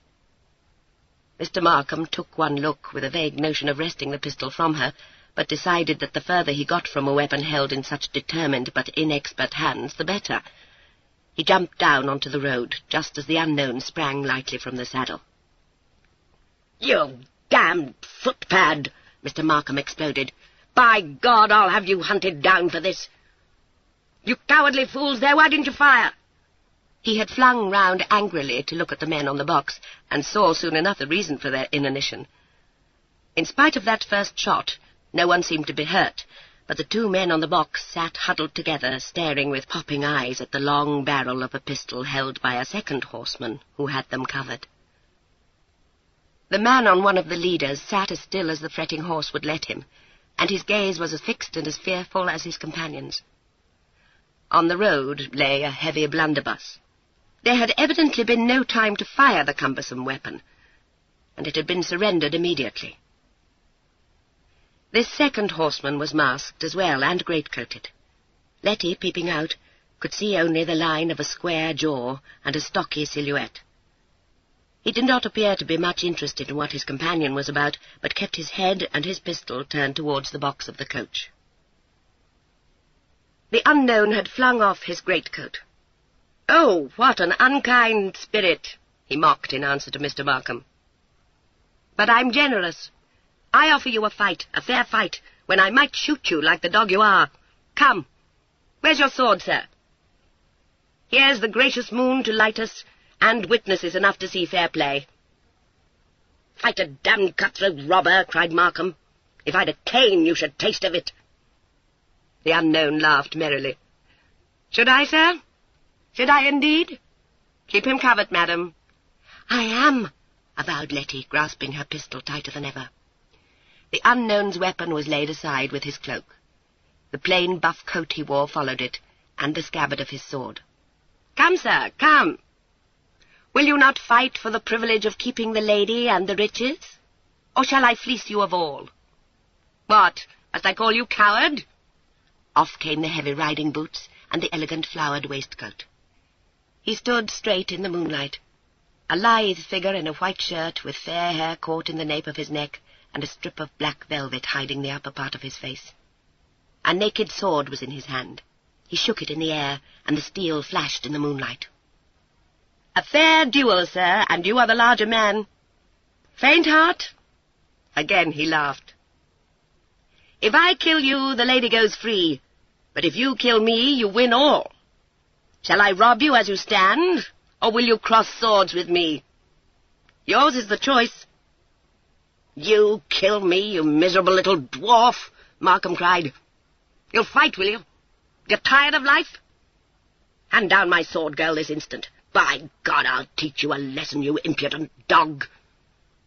He began to strip off his coat as he spoke, and kicked the buckled shoes from his feet. The unknown came to the coach door, and reached up a hand for the sword, and spread his fingers a moment for Letty to see the ring. "I know, oh, I know," she whispered, looking down into the face that had haunted her dreams for so many nights past. "Kill him! Oh, please, kill him!" "I will," he promised, and took the sword from her trembling hold. Mr. Markham stood ready now and snatched his rapier from the unknown's hand. "You asked for this," he snarled. "You'll regret it too late. I'm not a novice with the small sword. En garde!" There was the briefest of salutes, and the blades rang together. Markham lunged in cart. Letty had a moment's sick apprehension and shut her eyes. They flew open the next instant to see the unknown disengaging adroitly. There was no sound on all this deserted heath but the scrape of steel.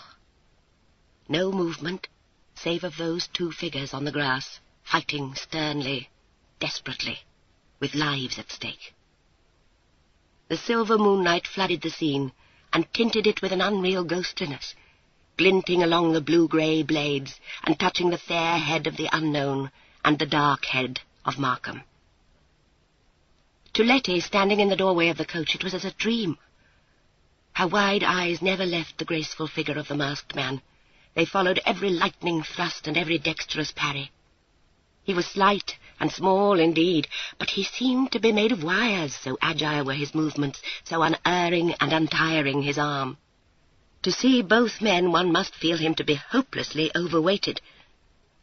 Markham had the advantage in height, in reach, and in strength. He was a good swordsman besides, with a quick eye and a steady wrist.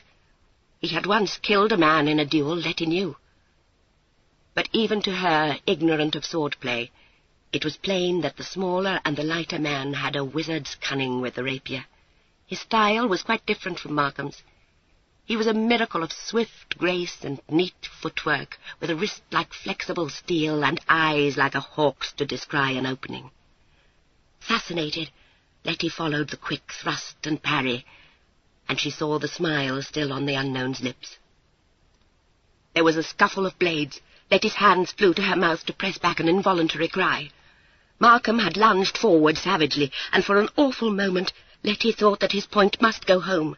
But there was a swift parry, and barely had Markham recovered than the unknown sword flashed forward. Fought touched foible, and Letty saw Markham disengage quickly. She threw a glance round at the second masked man, and saw him intent, too, on the strange duel, and the pistol in his hand was pointing no longer at the men on the box. It covered Mr. Markham. John would have no compunction in shooting if aught befell his young master. His lesser height and strength did not seem to discompose the unknown. He showed no signs of tiring. He was fighting still with the same force and cunning. He even seemed to be pressing his opponent. There was a parry, and it seemed to Letty 2 simultaneous lunges. Mr. Markham thought he had found an opening. But as he lunged, the unknown sword shot out in a time thrust quicker than the eye could follow, took Markham's foible in a flickering parry, and passed on without a check to the heart. It was all over in the flash of an eyelid. Dimly, Letty realized that she had seen a marvellous piece of swordplay. The unknown sprang back, gasping for breath. Markham seemed to crumple where he stood, and fell heavily to the ground. Letty's eyes rested on him full of horror and amazement. Only an instant back he had seemed on the point of killing his opponent, and now there he lay, a dark heap on the ground. The unknown was on his knee beside him, shutting him from Letty's view. She stood still, clinging now to the frame of the door. After a minute, the unknown rose and came to the coach. He was no longer smiling, and Letty saw the sweat glistening on his brow. She held out her hands to be helped from the coach. He put up his, and she sprang lightly down. "It's over," he said. "He was a villain, but he fought well." He turned and bent to pick up Markham's coat. In a moment he had a paper in his hands, and bent his head to inspect it. He turned and gave it to Letty. "Destroy that, Letitia. You know what it is." She hid it in the bosom of her gown. "Oh, thank you. Thank you," she whispered. He held out his hand. "Remember that I am a highwayman," he said. "Give me the pearls you wear. I will return them to you very soon now. Can you trust me?" She unclasped the string. "Trust you? Oh, must you ask?" He shook his head, smiling faintly, and held out his hand again. She put hers into it, and he bent to kiss it. "I shall come again," he promised. "And next time you know what I shall demand." She nodded. Her eyes were shining. She knew neither hesitation nor bashfulness. He would come to claim her. If he chose, he might ride off with her over his saddle now. He had pulled on his boots and was struggling into his coat. In another few minutes he had leapt into the saddle again, and was bowing low over the horse's withers. The fair hair was touched to silver by the moonlight. A jewel at his throat winked, and behind the mask Letty thought she saw his eyes gleaming blue. "Au revoir, ma belle," he said, and straightened in the saddle. "Drive the lady back to town," he said curtly to the coachman. There was a quick word in a strange tongue for the man with the pistol. The restless horse was wheeled about. The three-cornered hat was waved once to Letty. Then the horse bounded forward across the heath.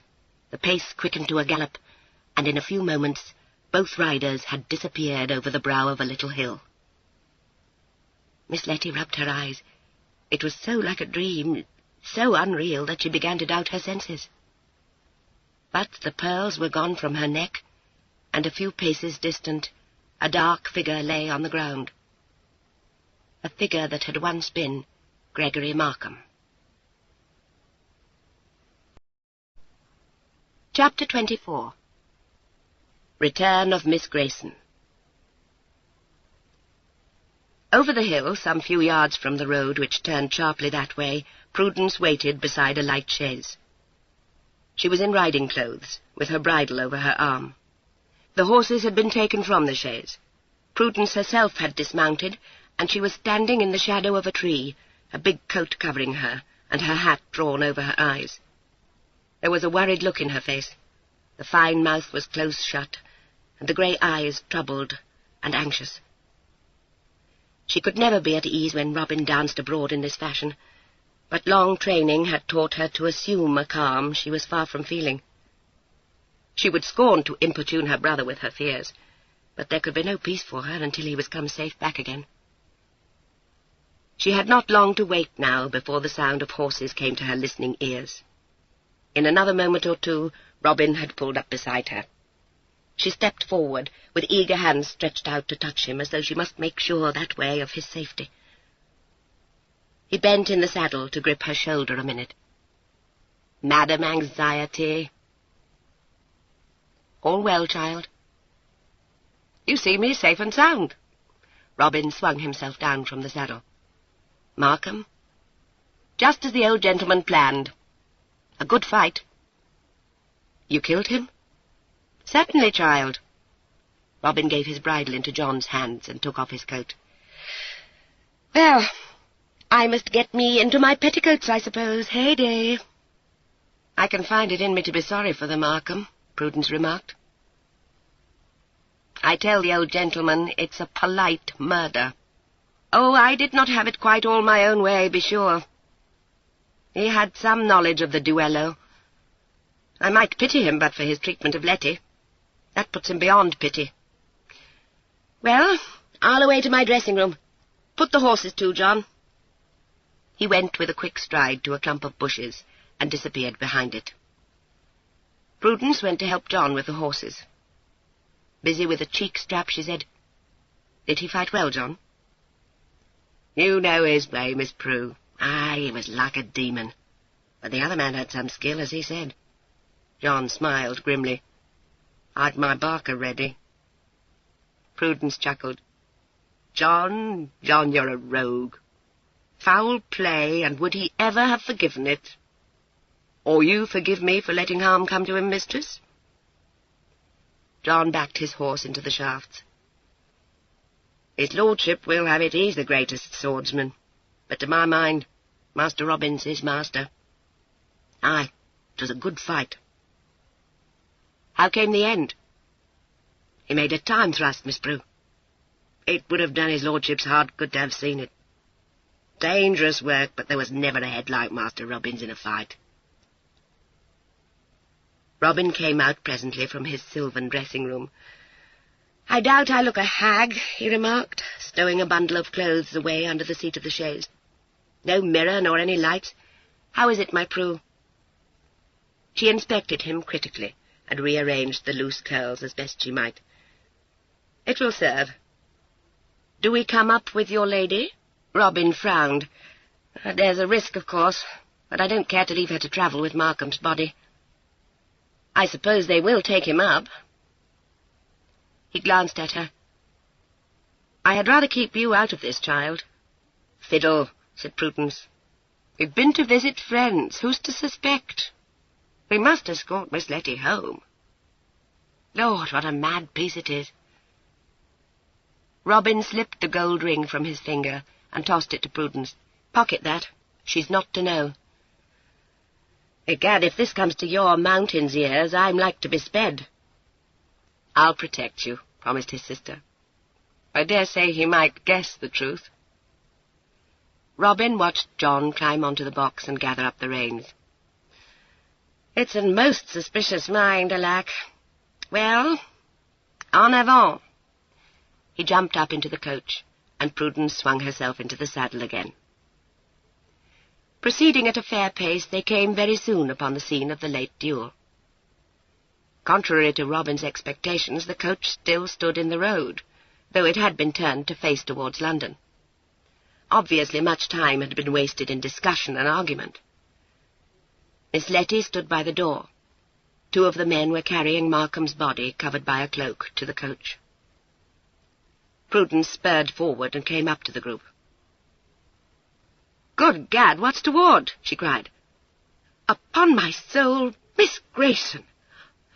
"Oh, Mr. Marriott!" Letty's voice held a sob of relief. "Oh, Mr. Marriott, please help me!" She ran forward to Prudence's knee. Prudence was all wonder. "But what a God's name has happened? How do you come to be here at this hour of the night? Who is with you? And what the plague have you there?" Her riding-whip pointed to the two men's burden. "I can't tell you. I can't tell you. It's all so dreadful," Letty shuddered. "Gregory Markham's dead, and, oh dear, I can't travel all the way back with him beside me. I can't." The light chaise pulled up with them. Miss Marriott's face appeared at the window. "What's this, my Peter?" "'Pon rep, not you, Letty." "Why, child, how comes this? Where's your aunt?" "Kate!" Miss Letty ran forward. "Oh, take me in with you. Mr. Markham has been killed by highwaymen, and I don't know what to do." "Good God, child!" Miss Marriott was aghast. "Markham? Highwaymen? But what have you to do with all this?" "I cannot tell you," Letty said hopelessly. "Please do not ask me." Prudence gave a sharp order. one of Mr. Markham's men came to let down the steps of Robin's coach. Letty was up them in a twinkling, and had cast herself into the arms of Miss Marriott. Prudence began to ask questions, and received a multitude of answers. One man swore to 2 enormous ruffians, another described 1 small villain and 1 huge one, and the third had no very clear idea of anything save that Miss Grayson's pearls had been torn from her neck by a fellow who held a pistol to her head. There was some argument over this. Not one of the braves could agree with another's version. Prudence let them run on a while, but silenced all soon with a curt word. "And not one of you to lift a finger. I make you my compliments. Put the body into the coach and drive back to town. You will be required to answer for this." Then it seemed that no one could decide where to take Mr. Markham's body. That was the reason of all this delay. Prudence settled it out of hand and gave orders for its conveyance to Mr. Markham's lodgings. With cool foresight, she recommended that the officers of the law should be instantly apprised of this terrible happening. Having seen the post-chaise drawn to one side of the road, she nodded to John, and Miss Marriott's carriage drove past. Inside the light town coach, Miss Letty clasped Robin's hand and shivered. Robin had much ado to keep from catching her in his arms. She was shaken and frightened. She had seen death, and violent death at that, for the first time, and she had undergone an 11th-hour rescue. Robin soothed gently, and when she grew calmer, ventured a question or two. "Did you say it was a highwayman, child?" he asked in a puzzled voice. Miss Letty nodded vigorously. "Yes, 2 of them. They stole my pearls." Robin affected surprise. "But, my dear, highwaymen don't offer to fight duels," he pointed out.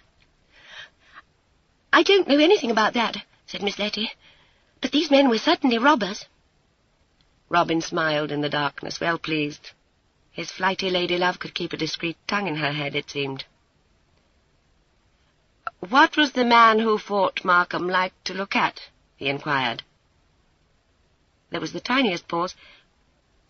"I don't know," said Letty. "Just like anybody." "Short or tall?" Robin pressed. "Oh, of medium height, rather tall," said Letty, blandly disregarding the truth. "And he had brown hair, and he was not at all out of the common way." There was nothing more to be got out of her. Her unknown hero had imposed silence, and silent she would be. Questioned, she had not the smallest hesitation in lying. If there was to be a hue and cry after the unknown, she would do all that lay in her power to throw dust in the eyes of his pursuers. It was close on midnight when the chaise drew up at Sir Humphrey Grayson's door, and no sooner had the steps been let down than both Sir Humphrey and Miss Grayson came hurrying out. There was at once a babel of exclamation. "Letitia! Thank God! Oh, my child, where have you been? Once more your good friends to the rescue." Robin leaned out to speak to Sir Humphrey. "I bring her back to you again, sir. I dare say she will tell you more than I am permitted to know. I don't need to ask you to be kind to her." Sir Humphrey sighed. "Another scrape. I have to thank you once more, ma'am." "There is not the necessity, sir. We happened to chance that way. We had been visiting in Barnet. Take her in, sir. She's worn out, and, I believe, has suffered much. Drive on, John. You will not enter? A glass of wine?" "I thank you, sir, but it grows late, and we must hurry back to my Lady Lowestoft's. You're ready, my Peter?" Letty, clinging to her father's arm, watched the chaise roll away down the street with the neat figure of Mr. Marriott riding behind it. She heaved a deep sigh, and whispered urgently, Papa, I must speak with you alone. Send Aunt to bed." Miss Grayson, the elder, was in a severe bustle. "Letitia, you pass all bounds. Come within doors, for heaven's sake, brother. You will explain yourself, Letitia, if you please. How came you to be lost in the gardens, and where, pray, where have you been?" They stood now in the lit hall of the house. Letty shook her head wearily, and cast an appealing, urgent glance up into her father's face. His mood was of annoyance at this fresh escapade, but he read such lingering horror in his daughter's brown eyes that he silenced his sister. "I will have a talk with Letitia myself, sister, with your leave. Come into the library, child. You will be the better for a glass of Madeira." Miss Grayson was affronted. "As Letitia's chaperone, brother, I feel I have the right to know more of this," she declared. "So you shall, Cordelia, but later. Do not let us forget that I am Letty's father." Hearing that note in her brother's voice, Miss Grayson thought it as well to retire. She sniffed loudly, and saying that she hoped Sir Humphrey would read his erring child a sharp lesson, flounced off up the stairs to her own apartment. Sir Humphrey took Letty into the library, where a fire burned still.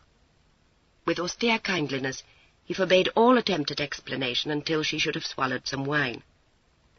This was soon brought by a curious servant. Letty was obliged to drink, and her father had the satisfaction of seeing some of the colour return to her pale cheeks. She put back her cloak, and with quivering fingers pulled the letter from the bosom of her gown. "Take it, Papa. Take it and burn it," she said in a voice of strong agitation. Surprised, he received the paper and unfolded it. An exclamation broke from him. He stood with the letter in his hand, staring down at his daughter. "How came you by this?" Her tired eyelids fluttered upwards. "Mr. Markham had it." "That scoundrel! He gave it to you?" Sir Humphrey's voice was sharp with anxiety. "Good God, child, don't tell me—" He broke off, afraid to put his dread into words. He said he would expose you unless I would elope with him again. I could not think of a way out." She clasped her hands nervously in her lap. "He said if I told you, he would publish the letter. There seemed to be nothing I could do. I was to fly with him tonight. I did not want to, Papa. I have been so miserable. We reached as far as Finchley Common, and then—" She stopped, and after a moment's hesitation, leaned forward in her chair.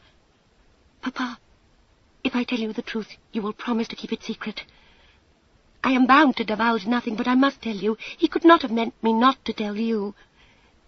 If I don't, you could never understand. But you must keep it secret, Papa, or I may not tell you." He put the letter into the fire and watched it shrivel and burn. "Hush, child. My poor girl. You suffer for my folly, but that villain imposed on you. There was not enough in that paper to send me to the gallows." "Was there not?" She had but a faint interest in it now. "I did not know. But you do not promise, Papa. You do not promise." He sat down beside her and took her hand. "What is this secret? You won't tell without my promise? Why, then, I must give it to you. Don't keep aught back from me, Letty." "I must go back so far," she said hurriedly.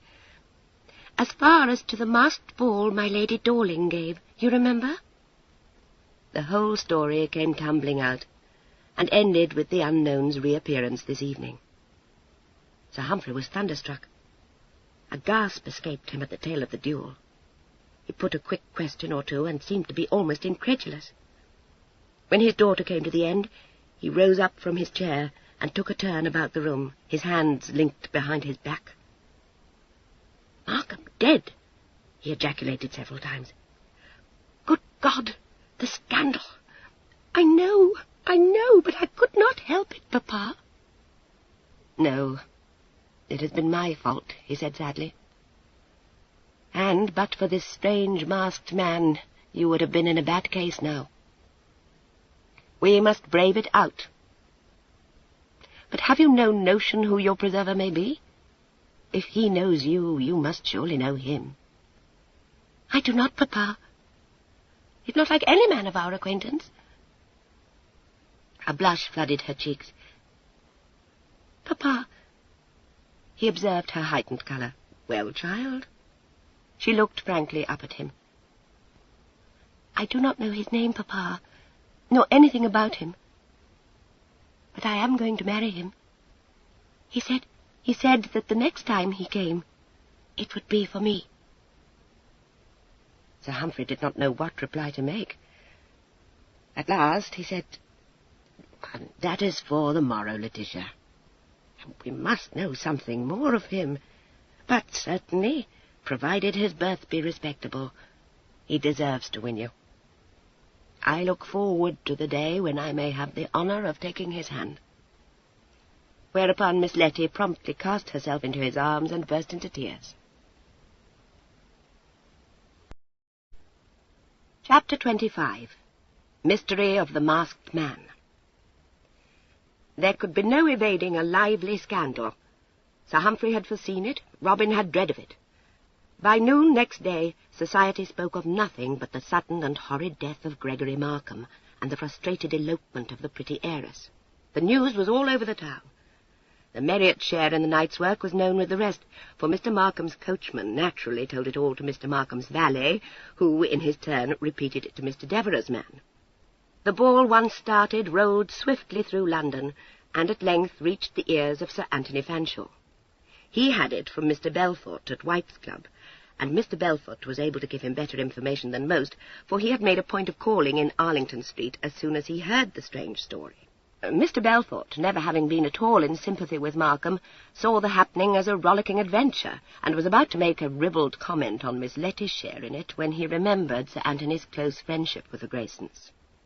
He coughed, glared at Devereux standing by, and relapsed into solemn silence. "Very queer affair," said Devereux, shaking his head. "Oh, monstrous, Fanshawe. I did hear that there's some doubt of the masked man being a highwayman. What do you say to a rival, eh?" He looked very knowing and gave a prim smile. "Oh, quite shocking, my dear Fanshawe." Sir Anthony took snuff with a meditative air. "Who says they were not highwaymen?" he asked. "Upon my soul, I cannot quite recollect where I heard it first," said Mr. Devereux. "It might have been from Kestrel that I had it." "Well, as to that," Mr. Belfort interposed, "I've seen Peter Marriott today, and he says Miss Grayson swore they were highwaymen. Her pearls were taken, you know." "All the same, Belle, you must remember the duel. You must remember that. I never heard of a common robber offering to fight." Mr. Belfort looked portentous. "Now, I've a notion of my own as to it," he confided. "What do you say to its being one of these escaped Jacobites taken to the High Toby?" Mr. Devereux seemed greatly struck by this. "Aye, there might well be something in that, Belle. That's an idea, you know. Upon my soul, that's a devilish clever notion. What do you say to it, Tony?" Sir Anthony would not volunteer an opinion. There might or there might not be some truth in it. He strolled away in a few minutes, and was very soon on his way to Arlington Street. Sir Anthony had a notion in his own head, but it was not for Mr. Belfort's delectation. The lackey who admitted him into the house believed that my lady had gone out. Sir Anthony asked for Mr. Marriott, and was conducted to the smaller withdrawing-room. Miss Marriott was seated in the window, supporting her fair head in one delicate hand. An enchanting profile was presented to the room. There was the straight nose, the beautifully curved lips, and the drooping eyelid. The light curls were unpowdered, and caught up carelessly in a riband of Robin's favourite blue. There was a locket round the white throat, and a fan held in one hand. A gown of blue silk billowed about the lovely lady. The sleeves ended at the elbow in a fall of heavy lace. She did not look as though she could kill a man in a duel. Mr. Marriott stood in a truly masculine attitude, with a foot on the window-seat, and an elbow resting on that bent knee. It seemed he had been riding, as was his wont each morning, for he wore shining top boots and buff small-clothes. A coat of claret-coloured cloth set off his trim figure. His hand played negligently with the lash of his long whip. Sir Anthony, pausing in the doorway, had a moment's opportunity to admire a pretty picture. Then Robin looked round and pulled a face. "Lord, Prue, the mountain." Prudence turned and brought her foot down to the floor. "Give you good day, sir," she said. Robin became impish. "Faith, the world's full of curiosity," he remarked. "Even the phlegmatic mammoth must needs come to visit us today." Prudence held up a finger. "Treat the gentleman with respect, child. I perceive he frowns on you." Robin sighed. "Alack, I could never succeed in captivating the mammoth," he mourned. I doubt I'm too flighty for a sober man's taste. Sir Anthony put down his hat and smiled placidly. You're quite right, Robin. He looked keenly under heavy eyelids. So you chanced to come upon Letty in this fresh trouble last night? A most fortunate occurrence, nodded Robin. We were on our way back from Barnet. Were you so? Sir Anthony was all polite interest. Fortunate indeed. He looked across the room at Prudence, tranquilly regarding him. Do you credit me with any wits or none? He asked. Prudence smiled. Now, how am I to answer that? I beg you won't flatter me, said Sir Anthony sardonically. Impossible, murmured Robin. Prue, we distress the large gentleman. You do. You may say that you annoy me. Sir Anthony turned to face him. You drag your sister from scrape to scrape. Robin bowed. And out of them, sir. Do me that much justice. Why, what's this? Prudence came to lay a hand on Sir Anthony's arm. You don't know me, Tony, if you think I am dragged anywhere. He looked down at her with no smile in his eyes. Aye, I'll believe you went on that mad errand of your own free will. Robin's brows went up. The laugh died on his lips. The gentleman was seriously annoyed, it seemed. Prudence met the hard look squarely. You're angry with me, Tony. Why? You can't guess. It did not occur to you that I might wish to be told of this escapade. Yes, it occurred to me. But I have told you, Tony, that I do not desire to see you tread our maze. I've the right, I think, to choose for myself. You must still exclude me. You said that you would hold back from us, she said. You mistake, my dear. I said that I would wait to claim you. No more. Mr. and Miss Marriott desire no interference or aid in their schemes. Accept my thanks for the compliment. Tare an ouns! I believe you're disappointed you'd no share in it, Robin exclaimed. Well, why not? Said Sir Anthony coolly. My dear sir, you're not an adventurer. But again, if I'd guessed this, I'd have taken you along. Oh, but conceive Sir Anthony Fanshawe masked upon the high road. The stern look abated somewhat. My good boy, must you always harp upon my respectability? I confess I'm hurt. I was always accounted a useful man in a fight. He took Prudence's hand. I wish I could make you understand that I desire nothing better than to walk the maze at your side. You can't credit it? Yes, sir, but can you not understand that I would do my uttermost to keep you free of the dangers that surround us? You shall not be angry with me for that. Give me your word that this shall be the last scrape you enter into without my knowledge. There was a serious look for this. Robin spoke from the window. He has the right, I believe, Prue. If he aspires to wed you, he must needs share your fortunes. That, said Sir Anthony, is the only sensible thing I have heard you say so far, young man. Come, Prue. If I must, sir, she said reluctantly, but... She paused. Oh, it's a man's reasoning, and I must still play the man. I promise, Tony. The storm blows over, said Robin. So you guessed the whole affair, O Mountain? It was not very difficult, Sir Anthony pointed out. Egad, I hope there are no more of that opinion. You have to remember that I know something of you. But I'm in the dark. What possessed Letty to elope a second time? I could have sworn she had not a jot of tenderness left for Markham. Robin frowned. There's more to it than that, he said. It was at this moment that my Lord Barham swept into the room. My lord waved a hand in recognition of Sir Anthony, but swooped upon his son. My Robin, he cried, superb! A time thrust worthy of myself. I have the whole from John. I knew I might rely on you. Sir Anthony cast up his eyes and retired to the fireplace. I might have known, he said. Of course I should have known. My lord's eagle eye was upon him. I assume this gentleman to be in your confidence, my children. I admit him into mine. Sir Anthony, You behold in my son a master swordsman. I permit myself to take pride in him. A time thrust, the most dangerous, difficult thrust of all. I kiss your hands, my Robin. I remember I taught you that pass. The honours would appear to be divided, murmured Sir Anthony, unable to repress a twinkle. Sir, I am wholly at a loss. I wish someone would enlighten me. Do I understand that you planned this affair, my lord? My lord was surprised. But can you ask? He said. I suppose there is not the need, but I should like to know how you had wind of the elopement. My lord gazed at him. Wind of it? I planned it, he said magnificently. The smile died on Sir Anthony's lips. He stopped twirling his quizzing glass. He opened his mouth to speak and shut it again, as though he could find no words. You amaze the large gentleman, sir, said Robin dryly. I am not altogether surprised. Sir Anthony swung round. Were you in this? He asked. And there was that in his voice which made Prudence grimace oddly. Am I to believe you were party to such a scheme? Acquit me, kind sir.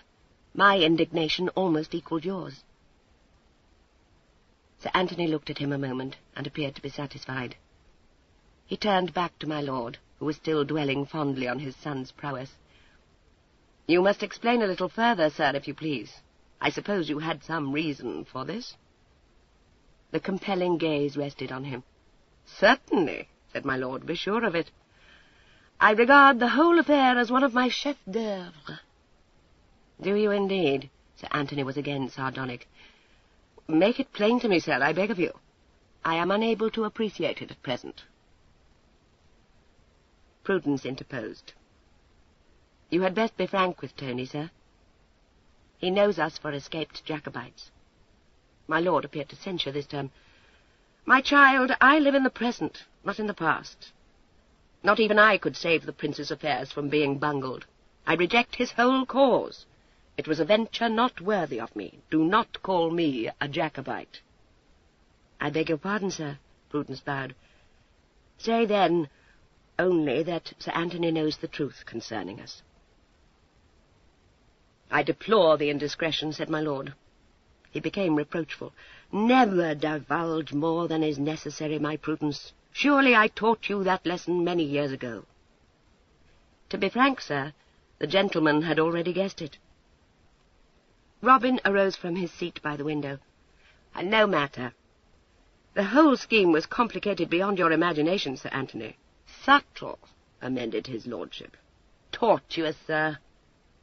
You're to know, Fanshawe, that my father was unwise enough to set his name to a certain treasonable letter. An indiscretion, said my lord, I admit it. But it was not my own name, Robin. Do not forget that. Sir Anthony was surprised. I had not thought that of you, my lord. It seems unlike you. My lord was at once benevolent. You are blessed with a good understanding, my dear sir.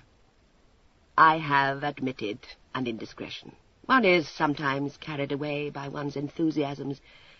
You see that even I can make mistakes. A lesson may be learned from that. Give me leave, sir, interrupted Robin. This letter, Sir Anthony, came into the hands of the late Mr. Markham, who thought to sell it to my father at a fabulous price. You take me? Sir Anthony nodded. There's a ray of daylight, he said. There shall be more. My father held in his possession a letter writ by Sir Humphrey Grayson, containing half-promises to help the prince's cause.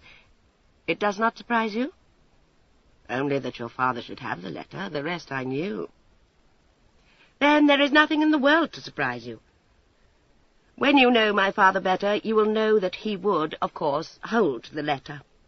Don't cry, God forfend, sir, Prudence said on a chuckle. Spare our filial feelings. My lord held up his hand. My daughter, Sir Anthony must surely realize that it is a privilege to know me. Sir Anthony's mouth twitched at the corners. I wonder if Markham thought so, he said. Proceed, Robin. I begin to understand. My father, sir, exchanged these letters, and that is all there is to it. He assures me that there were at least a dozen other ways of getting Malcolm's paper from him, but this one appeared to him to be the neatest. Of course, said his lordship. It needs no explanation. I was able thus to rid myself for ever of my Munich friend, and to present my son to Miss Grayson in the role of a hero. I surpassed myself. He became aware of Sir Anthony's wondering gaze upon him, and waved his hand gracefully. You are spellbound. I expected it. You can never before have seen my like. Never, upon my honour, said Sir Anthony emphatically. And you never will again, my son, said his lordship with a touch of vicarious regret.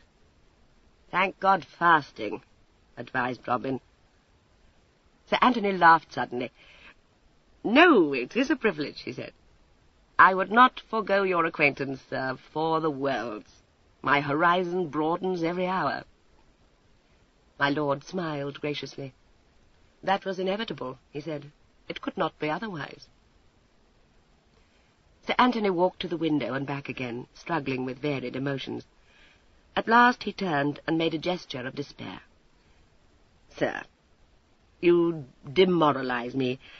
Until the privilege of knowing you was conferred upon me, I protest I led a sober life, and my opinions were all respectable.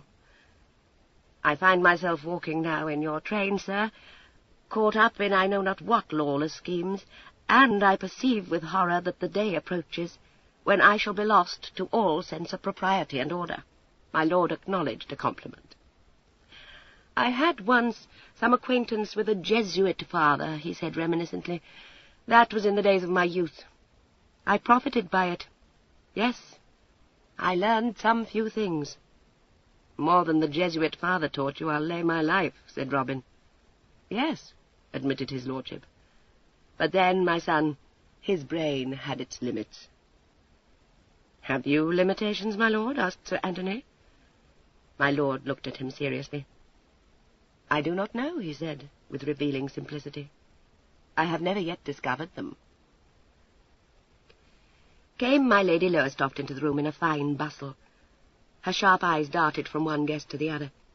Tiens, such a party! She untied the strings of her mantle and cast it from her. Robert, I know very well you have done some wickedness. Your children of a certainty did not visit friends at Barnet last night. She pointed an accusing finger. It is my belief. Robin killed the Markham by your orders, Robert. It is a scandal, a madness. I gasp at it. A time thrust, nodded my lord. Superb. What's that? What is it, a time thrust? Cried my lady. You would not understand, my dear Therese. It is to lunge as your opponent lunges. You may judge how ticklish.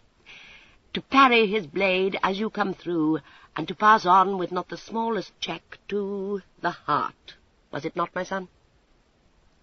Then it is true, said my lady. She seemed to have no interest in the brilliance of Robin's sword-play, unlike Sir Anthony, who was looking at Robin with an appraising, marvelling eye. Good God, Robert, what shall come of this? She pounced on Sir Anthony. And you? Do not tell me you had a hand in this too. Alack, ma'am, no. My lady put her hands to her temples. The head turns on my shoulders. Of a certainty we are all mad. She sat down weakly. You want to end at Tyburn, all three? She demanded. I'm inclined to think the honour of being executed on Tower Hill must be conferred upon the old gentleman at least, said Prudence. Tyburn might do for us, I suppose. You are ridiculous, Therese. My lord was severe. What have the Marriotts to do with duels and masked men? I may be ridiculous, said my lady, but this I say. The sooner you end this masquerade, the better now. Mark me well. We will retire to Richmond, my children. Then, if the wind of suspicion should blow your way, but Robert shall send word, and you vanish. I will go further than that, interposed Sir Anthony.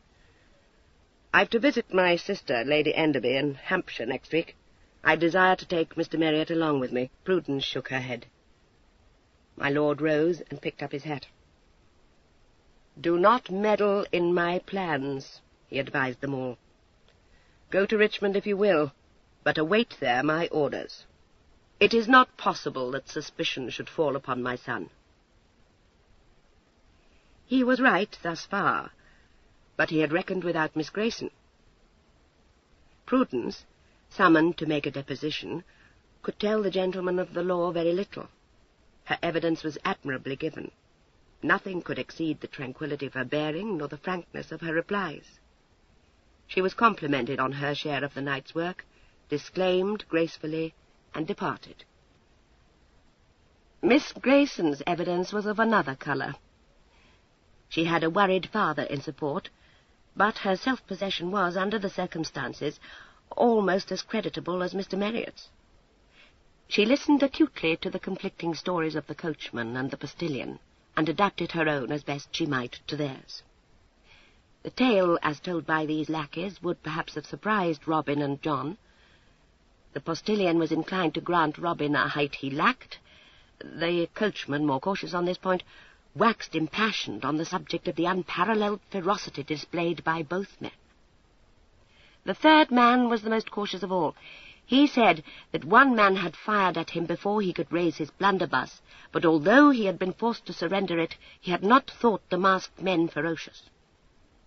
Pressed further, he deposed that the smaller man had told the lady to keep Mr. Markham covered with his own pistol, which she had done. This produced quite a sensation. Miss Letty said with spirit, "I did not care whether I fell into a highwayman's hands so long as I was rid of that odious abductor." It was felt that there was some sound sense displayed in this, but still it was unusual for a lady to be so completely at ease with a couple of highwaymen. Miss Letty thought it best to adhere as closely as possible to the third man's tale.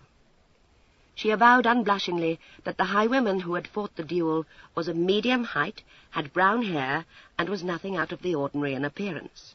When asked if he was not, as the coachman said, a man of polished address, she seemed uncertain. She would hardly say he had polish, but she admitted he had something of the air of a gentleman. Yes, he had kissed her hand, certainly, but to her mind that was little better than an insult, considering he had previously filched her pearls from her. "Whoever it was," she announced, "he rescued me from a monster, and I am very grateful to him." Faced with the question of abduction, the questioners shook dubious heads. That was a criminal offence, but murder on the King's highway— Miss Letty broke in hotly with a flat disclaimer. She turned to the coachman and demanded whether it was not a fair duel.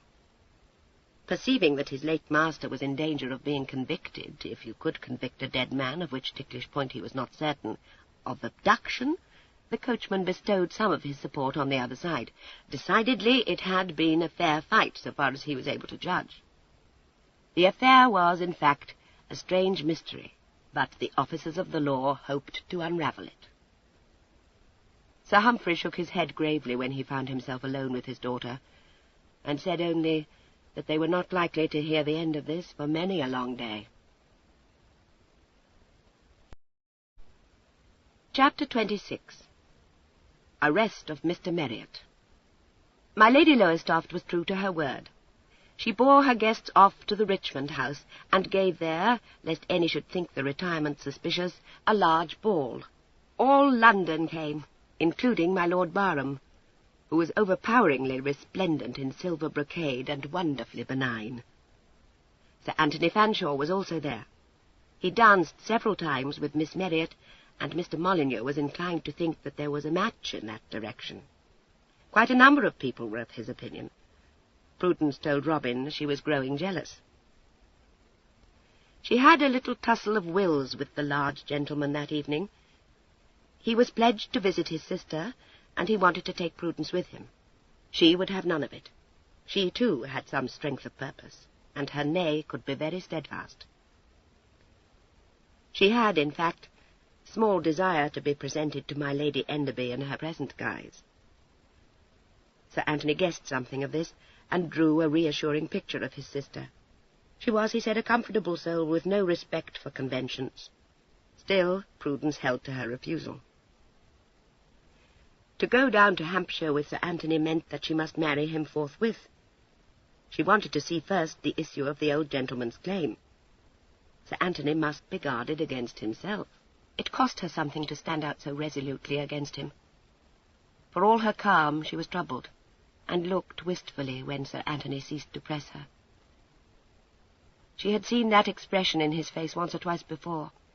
She remembered how, at the very outset, she had remarked to Robin that she would not choose to cross him. Well, it was true, and he was an ill man to withstand. But one had one's pride, after all. Egad, it was a poor love that could wish to see the gentleman pulled down to marry an adventuress. That sister of his had probably some views other than he knew of on the subject of his marriage. My Lord Barham's daughter would be well enough. An impostor's daughter very ill indeed. She stood still before him, a slim figure in dove-grey velvet, one hand fingering the black riband that held her quizzing glass, and her tranquil eyes resting on his face. Even though he was angry with her for her obstinacy, he could find it in him to admire the firm set of her mouth and the clean-cut determination of her chin. She had spirit, this girl, in the man's clothes, and with the man's brain. Aye, and she had courage, too, and a calmness of demeanour that pleased, and no hysterics there. No sentimentalism, no wavering that one could see. Bravery. He warmed to the thought of it. She made nothing of this masquerade. She had faith in herself, and for all the restfulness that characterized her, that slow speech and the slow smile she had, the wits of her were quick and marvellously resourceful. She would fleece the wolf at cards, flash a sword out on a party of Mohawks, and stand by with a cool head while her brother fought a grim duel. She could even contemplate a duel on her own account without outward flinching. Involuntarily, Sir Anthony's face softened. "My dear, I hate to leave you here," he said. The smile crept back into the grey eyes.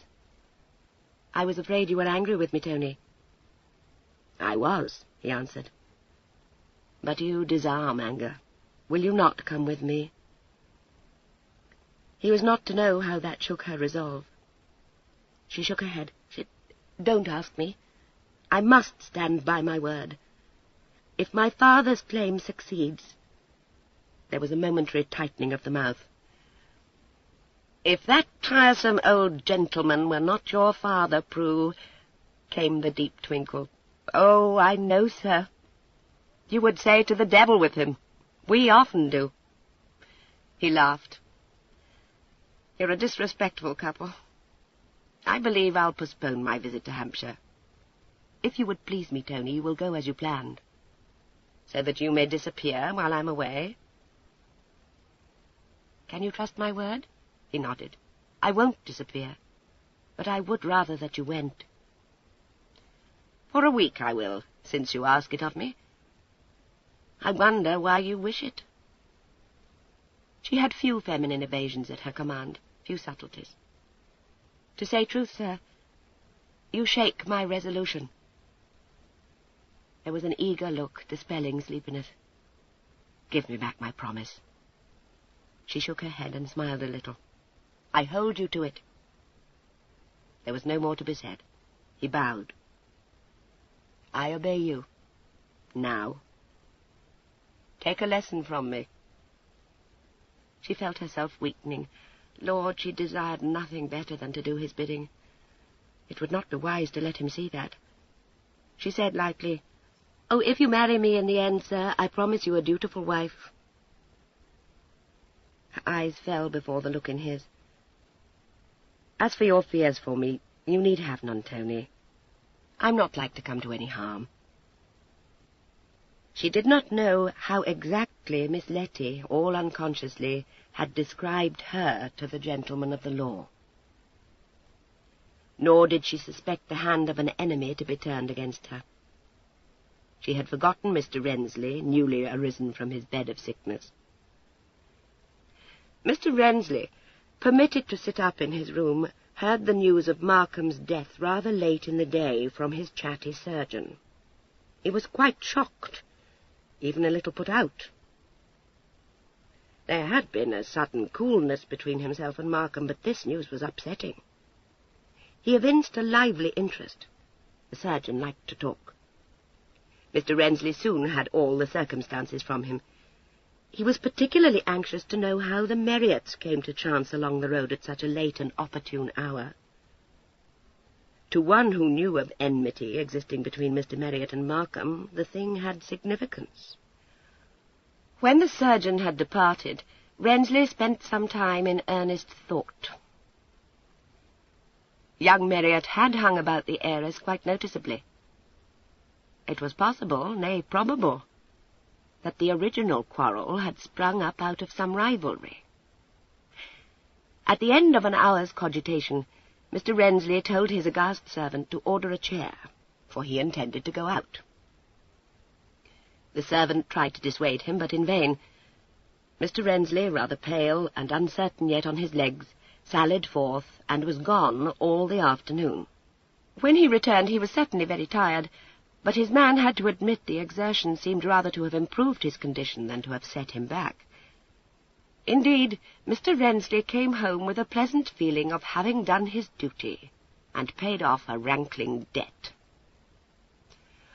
What he had to say to the representatives of the law was interesting to them, but created not much surprise. Suspicion had fallen on Mr. Marriott before Rensley spoke. His disclosures only served to strengthen suspicion. The law went carefully to work. Miss Letty was questioned again, and stood fast to her description of a brown-haired man of medium height with the air of a gentleman.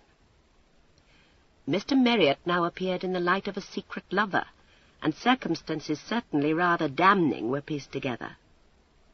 The authorities put wise heads together and considered it time to act.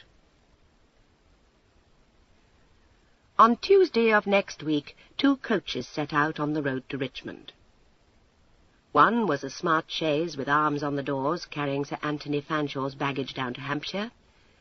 The other was a sober vehicle, containing 2 sober gentlemen, who held a warrant for the arrest of Mr. Marriott. This equipage set off shortly before 4 in the afternoon. Sir Anthony's chaise started rather later, for my lady, soft-hearted towards a lover, had begged Sir Anthony to make Richmond his first day's halt, and to rest at her house that night. Sir Anthony had accepted this invitation, though Richmond was not precisely on the direct route. That seemed to him immaterial. His chaise set forward in good time. Sir Anthony, not a man of sedentary habits, followed later on horseback. At White's, in St. James's, my Lord Barham played at faro, and informed my Lord March genially that he hoped to give the pettifogging lawyers all the proofs they needed of his identity at the end of the week. In the big house in Grosvenor Square, Mr. Rensley nursed his wound and speculated on the results of the meeting to be held in this very room a few days hence. At Richmond, Robin drove out with my lady to drink a dish of bohea, which he detested, that Prudence might be alone to receive Sir Anthony Fanshawe when he arrived. She sat in the library overlooking the river, and tried to interest herself with a book. The book could not hold her attention. She must ever be hearkening for the sound of coach wheels. It came at last. She was woman enough to cast a glance at the big mirror hanging over the fireplace. The mirror showed a handsome young gentleman in a powdered wig. A slightly disordered neckcloth had to be adjusted. Prudence bent her eyes once more on the book. A lackey opened the door. She looked up and saw a scared expression on his face, not unmixed with curiosity. She kept her finger in the book. She was at once on the alert, completely mistress of herself. "Sir, 2 men." The lackey did not seem to know what next to say. Prudence's eyes went past him and rested inquiringly on the 2 soberly clad individuals who had entered the room. Leisurely she crossed one booted leg over the other. Inwardly she was thinking fast, but no signs of it appeared in her face. She knew what these visitors had come for. It did not need for them to show her the warrant they held. She looked at it with raised brows, and then at the 2 men. She seemed to be faintly amused and slightly at a loss. "What in God's name is all this?" she asked. "Warrant for arrest," said one of the men succinctly. "Alleged murder of Gregory Markham, Esquire, of Poynter Street, No. 5. The grey eyes widened in surprise and travelled on to the second man, who seemed apologetic. "Duty," he said, and stared at the ceiling, and coughed. Prudence wondered where John was. Obviously she was to be taken to town under arrest, and something must be done to liberate her, and that speedily. Egad, who would have thought it? This bade fair to mean her unmasking. And then what? Lord, but the old gentleman had bungled this. Or had he? To be honest, her presence at the duel had not been a part of his plan, nor, if one thought of it, had he planned the bringing of Miss Letty back to town. Well, this is what came of deviating from his orders by so much as a hair's breadth. And what to do now? If John had seen these harbingers of disaster, he would be off to my lord at once, and... faith, one had to trust in the old gentleman. "Am I to understand I'm supposed to have killed Mr. Markham?" she inquired. The leader of the two pointed silently to the warrant. It was not for him to elucidate these mysteries. "Good God!" said Prudence. "Well, what do we do now, gentlemen?" "If you'll send for your hat and coat, sir, we'll be off to London," said the spokesman. "Must do our duty," said his fellow hoarsely, "however unpleasant." "Certainly, gentlemen," agreed Prudence. She turned to the waiting lackey. "Fetch my hat and coat, Stephen, and apprise my lady and Miss Marriott upon their return of this ridiculous mistake. You will tell Miss Marriott to be in no anxiety on my account. I shall be back again almost at once, of course." The lackey went out. The apologetic gentleman whispered diffidently the word sword. The spokesman nodded. "Not wishing to offend, your honour, but it won't do to wear a sword." "I am not wearing it, gentlemen." They perceived that this was so. "Thank you, sir. And, of course, pistols?" Prudence got up. "Pray search me. It's not my habit to carry pistols on my person." She was assured again that no offence was intended. A perfunctory hand felt her pockets. The gentlemen professed themselves satisfied, and the horse member begged pardon and resumed his study of the ceiling. Prudence remained standing by her chair, awaiting her hat and cloak. The officers of the law stayed by the door, sentinel fashion.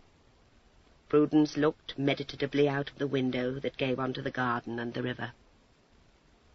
Her eyes were indifferent, and returned to the contemplation of her captors, but there was hope in her breast, for she had seen John. The lackey came back with her hat and cloak and beribboned cane. Out of the corner of her eye, Prudence saw that John had disappeared. Unhurriedly, she repeated her message to Robin and laid the coat over her arm. She shook out her ruffles, put on her point-edged tricorn, and professed herself in readiness to start. She was conducted into the hall, past peeping servants, and out to the waiting coach. She entered it and seated herself in the far corner, perfectly at ease. The two officers got in after her and sat down, one beside her and one opposite. The 2 steps were drawn up, the door shut. The coach moved ponderously forward. God send Robin did nothing foolhardy.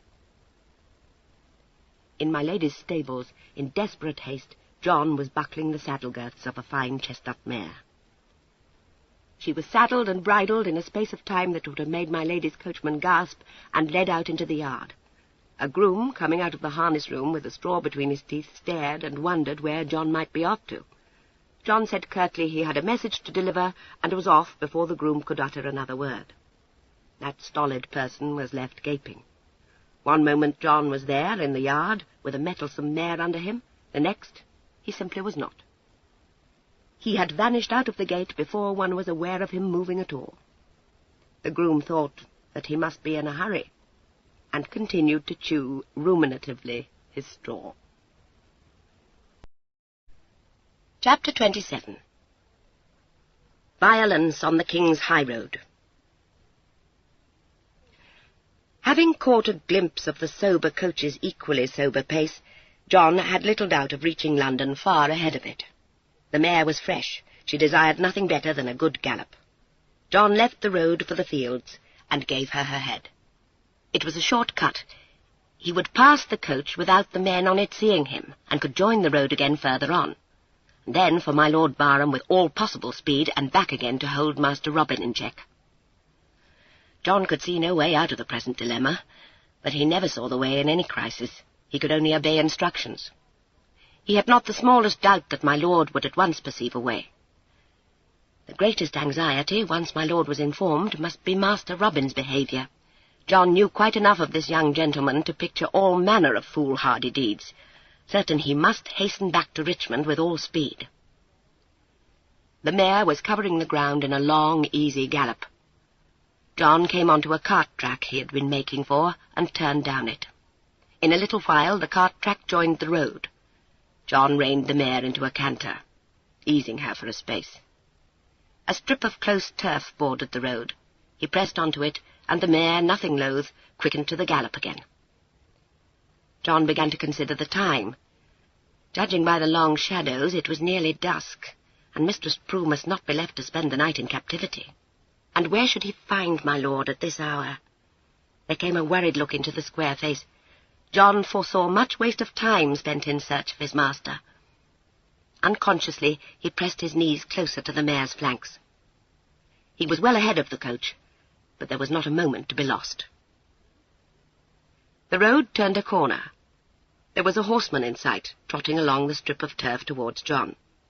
John pulled the mare in a little, anxious to attract no attention, and she slackened to a canter. He would have passed this other rider without a glance, but of a sudden the big roan horse was pulled across his path, barring the way, and he heard the voice of Sir Anthony Fanshawe. "Well, my man. Well, whither away so fast?" The mare had been brought perforce to a standstill. John looked into that handsome, lazy face, and spoke urgently. "Let me pass, sir. I must get to his lordship." The eyes were keen and searching. "Yes," said Sir Anthony. "And wherefore?" "It's Miss Prue," John said in an agony of impatience. "She's taken by the law for the killing of Mr. Markham. Now will you let me pass, sir?" The large hand on the bridle had tightened. The indolent air was gone. "Less than ever, my man. When was she taken? Come, let me have the whole story, and quickly." "She's on the road now, sir, behind me. I must get to my lord." "We won't trouble his lordship," said Sir Anthony. "This is my affair." John looked doubtful. The large gentleman had a masterful way with him, but John was inclined to trust no one but my lord. He waited. Sir Anthony passed his riding-whip absently down the neck of his horse. His eyes looked straight ahead, and they were frowning. After a moment he turned his head and spoke. "Yes, I think we might compass it, John," he said placidly. "Have you a mind to a fight?" John smiled grimly. "Try me, sir." "You'll stop the coach?" Sir Anthony nodded. "I hope so." "How many men?" "2 inside, not to fear from them. There's the coachman on the box, and a man with him." "Oh." Sir Anthony was unperturbed. "Possibly a pistol in the coach?" "There'd be one in the holster, maybe. But Miss Prue's inside, and she has all her wit, sir." John looked at the large gentleman in some awe. From the first he had felt respect for Sir Anthony, but he had not thought that he would undertake such a lawless venture as this quite so calmly. John was of the opinion that he might well be a good man in a fight, provided his size did not make him slow. Sir Anthony came down out of the saddle and produced his handkerchief. "Have you a muffler, my man? Cover your face to the eyes and pull your hat well over your nose." John loosened the cloth at his neck. "There's enough of it for 2, sir. You'd best wear your greatcoat." His glance rested expressively on Sir Anthony's fine cloth coat. Sir Anthony was unstrapping it from the saddle. He was handed a half of John's generous neckcloth, and proceeded to arrange it to cover the lower half of his face. The greatcoat was buttoned up, and the sword hilt pulled through the placket. "I've pistols," Sir Anthony said, "but I don't want to make this a killing matter. Break yourself a thick stick. It should suffice. Give me one of your barkers, sir. I'll do as I did when we held up Mr. Markham. Fire over the coachmen's heads. It frightens them so they think they're killed." "My dear good man, do you want every cottager running from miles round to see what the noise means? Threaten a shot if you like, but on no account fire. It is understood?" "Aye, sir," said John, abashed. He went off to find a likely cudgel in the little spinney close at hand. Returning presently with a rough stick of ash, he ventured a piece of information. "Miss Prue has her sword-stick, sir. I saw to that. They don't know it, but she does. And she knows how to use it, too." Sir Anthony smiled a little. Aye, she would know, that cool, daring bride of his. He mounted again and pushed forward to the spinney. "We'll lie in wait here. It's as lonely a stretch of road as there is. Now, attend to me a moment, John. You can do as you're told?" John, reining in under the trees beside the large gentleman, nodded assent. It was in his mind that there were few who would care to refuse to do Sir Anthony's bidding. "I am going to take your mistress down to my sister in Hampshire. I shall want the mare for her, but I'll throw her up before me on the roan until we're out of sight. We stop as soon as possible to mount her, and I fear me, John, you will have to walk back to Richmond. You'll tell Mr. Robin what I've done, and get him out of the place as soon as may be. Let him know I have his sister safe, and be urgent with him to fly." He paused. John nodded. "As to my chaise, you'll send it on to my Lady Enderby's. I'd best give you a note for my man." Out came tablets. Sir Anthony scrawled a few lines and gave them to John. "You are to be understood to have carried a message to me. Naturally, I don't stay with my Lady Lowestoft when Mr. Marriott is not there to play host. I've told my man that I may break my journey at the house of a friend, a little out of the way, so there will be naught to wonder at when I don't join my chaise at the stage tonight. It's clear?" "Aye, sir." John bestowed grudging praise. "You've a fine head on your shoulders, sir." "I don't aspire to my Lord Barham's genius, but I believe I have my wits. As for your mistress, why, you may trust her to me. If she has woman's clothes with her, bring them to Dartry in Hampshire as soon as may be. She's done with this masquerade." Said John. "Mistress Prue has a will of her own, sir. I'd make bold to tell you." "I know it full well, my man. But I, too, have a will."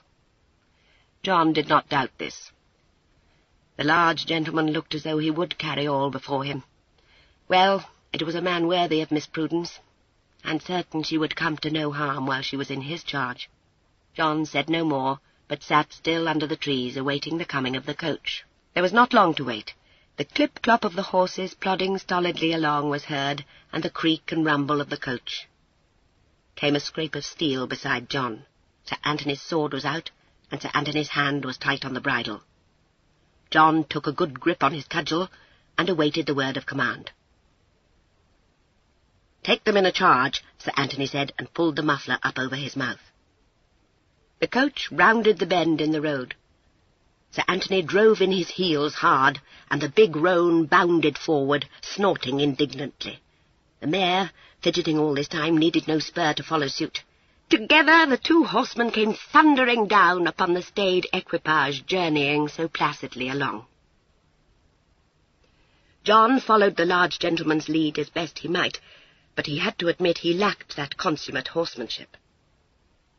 Ahead of the chestnut mare a few paces, Sir Anthony came down the centre of the road in a cloud of dust. It seemed as though he must crash full into the horses drawing the coach. So at least the coachman thought. This unfortunate individual had a sudden vision of two horsemen bearing down upon him at a mad runaway pace, and instinctively dragged his own startled horses up and tried to get to the side of the road. On and on came the first horseman, nearer and perilously nearer.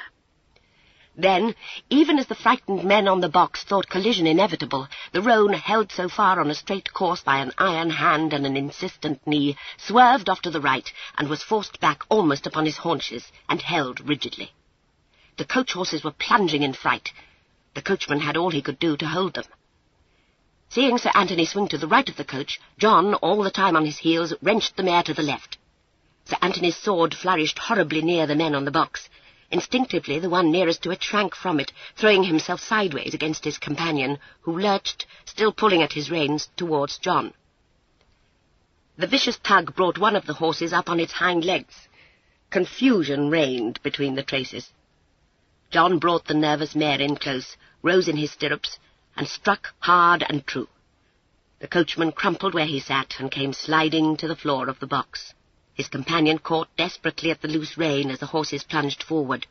The animal that had reared up became entangled in one of the traces, and the confusion was complete.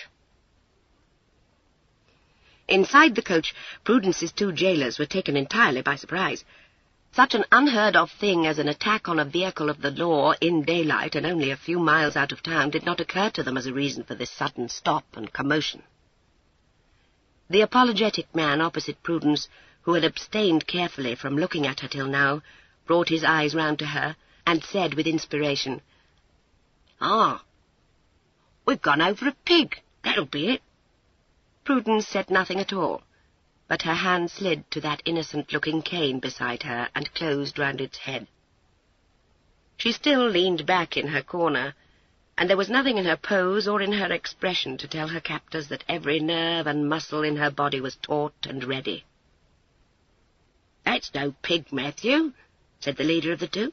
"We've run into another coach, belike." He got up as he spoke and let down the window. Even as he thrust his head out, a great roan horse seemed to spring up from nowhere, and a huge man astride it bent in the saddle and wrenched open the coach door. The result was inevitable. The officer of the law lost his balance, caught at the door frame to save himself, and received a blow from Mr. Marriott which sent him sprawling head foremost down onto the road.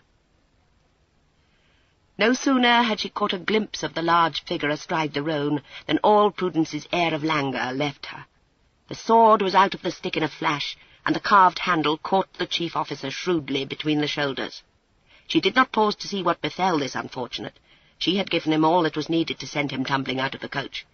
She had one foot on the floor of the coach and one knee on the seat, and swooped round upon poor Matthew almost before his companion's misfortunes had reached his intelligence. He gasped out, "Lord, Lordy!" and clapped a hand to his pocket, and there it stayed, for as he turned his head to face his prisoner, he found the point of a peculiarly murderous-looking sword about an inch from his nose. Mr. Marriott's arm was drawn back in readiness to thrust. Mr. Marriott's grey eyes were fixed on him with an expression in them which made Mr. Matthew goggle with dismay. "Put your hands up, quick, or I thrust home through your gullet," said Prudence tersely. The apologetic gentleman had never had such an experience in all his life. His arrests had never been interfered with in this unpleasant fashion, and he did not know what to do. There was a pistol in his pocket, but his hand had not reached it, and with that sword point so close he had no intention of groping further for it. The point touched his throat. "Hands up," Prudence said, and made as if to shorten her arm for the thrust. Matthew's hands were raised in shaking haste. Matthew's eyes were riveted to Mr. Marriott's face, and Matthew's lips formed the words, "Don't now, sir, don't. It's a hanging matter, and there was no offence meant to your worship. It was all duty, sir." Sir Anthony's great bulk blocked the door as he sprang lightly up into the coach. He was a fearsome figure, with the muffler concealing the lower half of his face, his hat drawn over his eyes, and the heavy cloak making him to look even larger than he really was. Matthew began to tremble violently, and rolled a beseeching eye from him to Prudence. "Right pocket, a pistol," Prudence said, still holding the sword to Matthew's throat. There was a deep, low laugh, which sounded like a death-knell to poor Matthew. The gigantic newcomer bent and slipped a hand into the pocket indicated.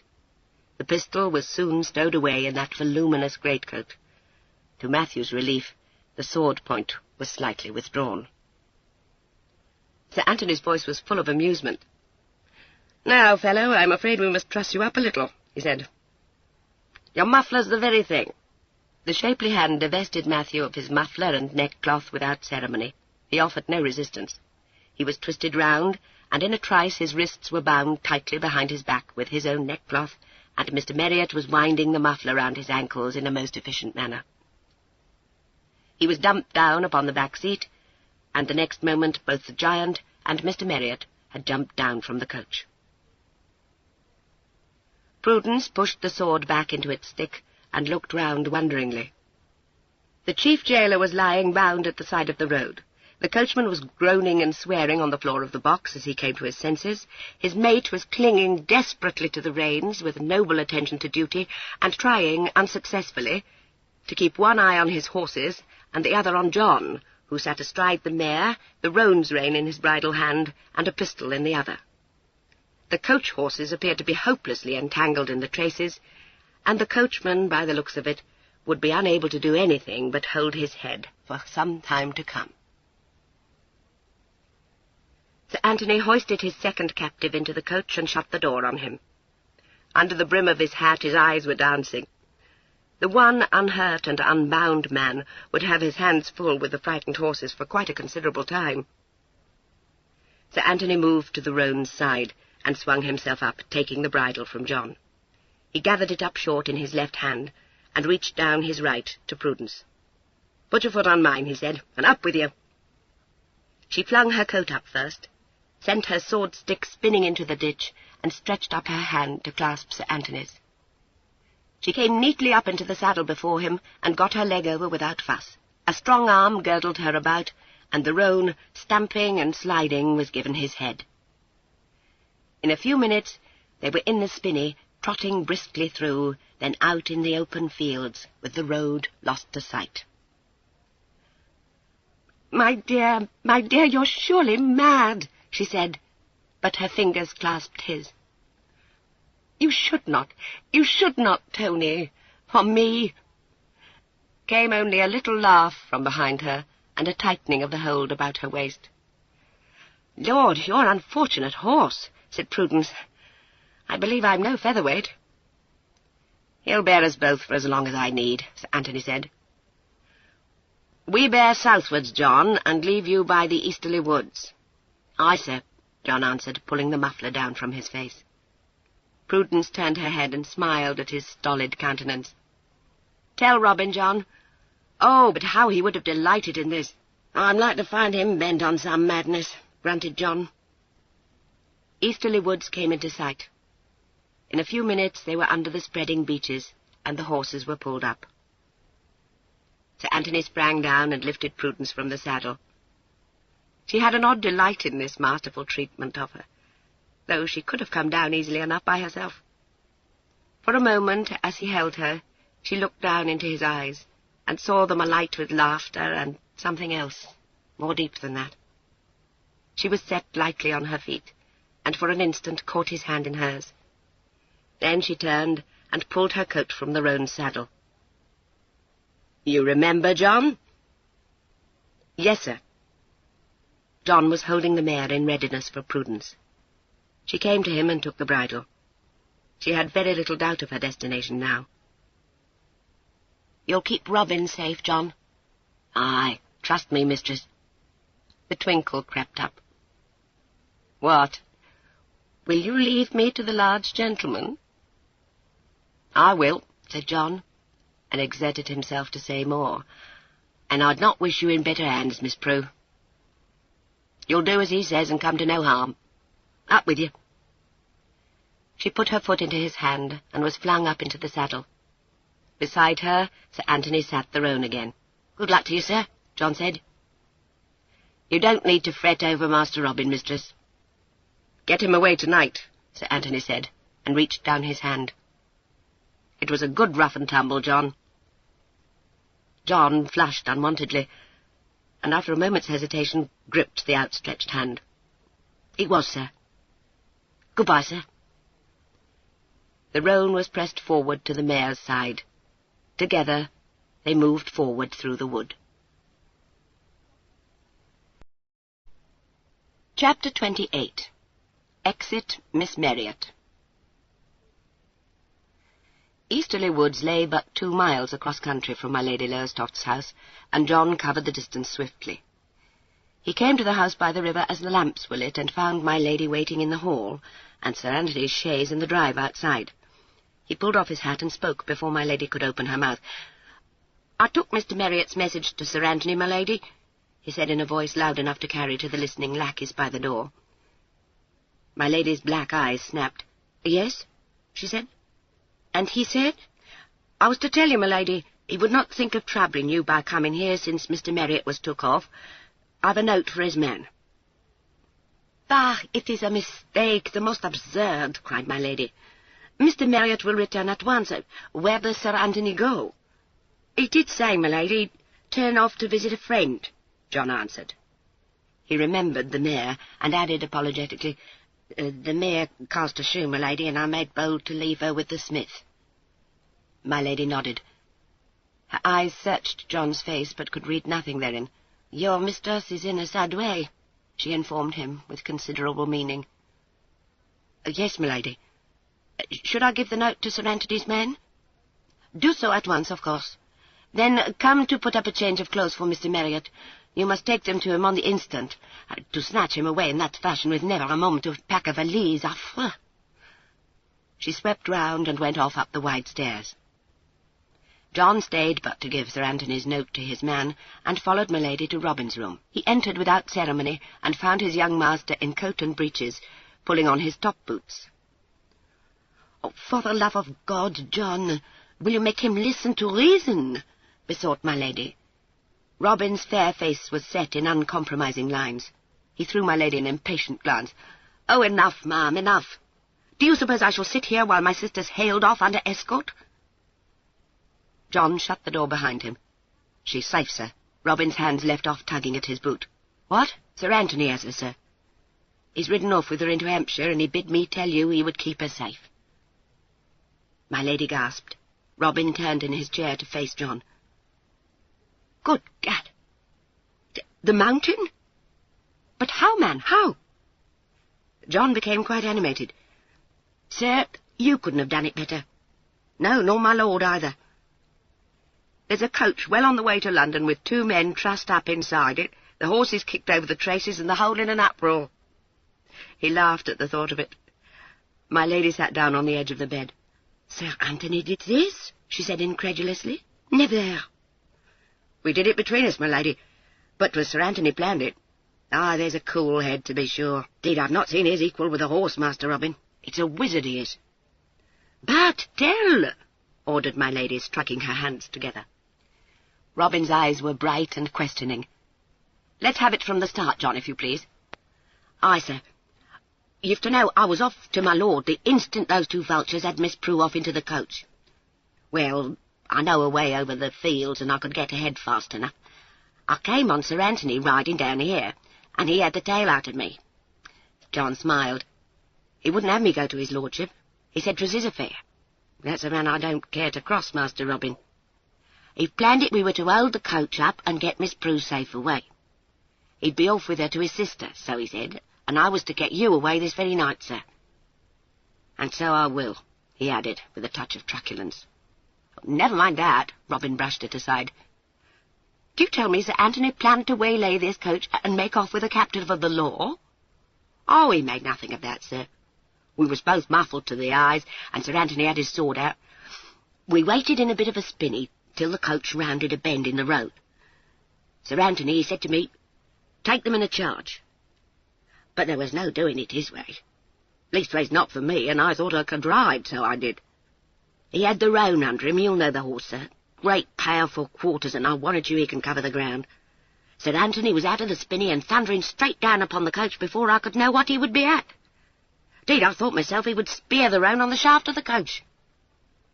My lady blinked. It all seemed so very unlike the indolent Sir Anthony Fanshawe.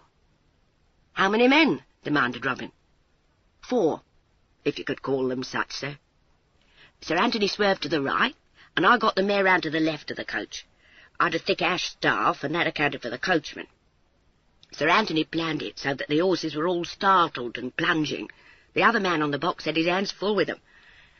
Sir Anthony wrenched open the coach door, and out comes one of the vultures, sprawling in the road. Sir Anthony was off the run in a trice. I brought the mare round to him and caught his bridle. I can tie a man up quickly and neat myself, sir, as you know, but Miss Prue's sleepy gentleman beats all, so he does. He had him bound arms and legs before you had time to look round." "I make the mountain my compliments," said Robin. "Lord, I would I had been there. What did Prue do?" "You won't tell me she folded her hands?" "I will not, sir. I'd seen to it she had a sword stick with her, and you may lay your life she made use of it. She had the point at the other man's throat, till Sir Anthony jumped in to take his pistol from him, so I heard. There was no more to it. We were off, all three of us, with Miss Prue up before Sir Anthony on the roan. We made for Easterly Woods, and 'twas there I gave the mare up to Miss Prue." Robin slowly pulled off his boots again. "Lord," he said. "And so farewell, Peter Marriott. She went willingly?" "Oh, aye. She knew well enough there was no saying him nay then. He told me to bring her woman's clothes down to my Lady Enderby's as soon as maybe, for he says she's done with this masquerade. But first, sir, I must have you away. We'll have a whole pack of the watch down on us here when this is known." Robin bit one fingertip. "If the mountain, dear gad, what a man it is, has borne Prue up, there's naught for me to do. I'll slip away tonight." John nodded. "Aye, but get you into your petticoats again now. I'm off to his lordship. It's odds he'll have something to say. I'll take the valise my lady spoke of to seem as though I were off to Miss Prue in prison." "Drive the curricle," my lady said. "Aye, my lady.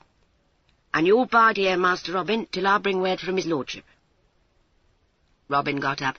"Oh, don't fear me. I make my escape when everyone's abed. I'll await your return safe enough." He and my lady had dinner in lonely state in the big dining-room. In the character of Miss Marriott, he affected to be quite overcome. My lady, when dinner was over, insisted that poor Kate should lie down in her boudoir with the hartshorn. She led poor Kate thither, and summoned Fat Marthe. Fat Marthe was told that my lady did not desire her servants to sit up late. It was to be understood both she and Miss Marriott had gone early to bed. Marthe signified complete understanding, and rolled out again. My lady and Robin sat and talked over the strange events of the day, and the gilt clock on the mantelpiece ticked over the minutes. At 10 o'clock, Robin was restive, listening for John, and he began to tap an impatient foot. Why must he delay, a God's name? Marthe came in with hot chocolate and the news that old Williams had at last taken himself off to bed. The house was very still. Robin went softly away to his chamber, candlestick in hand, and was shut up there for nearly an hour.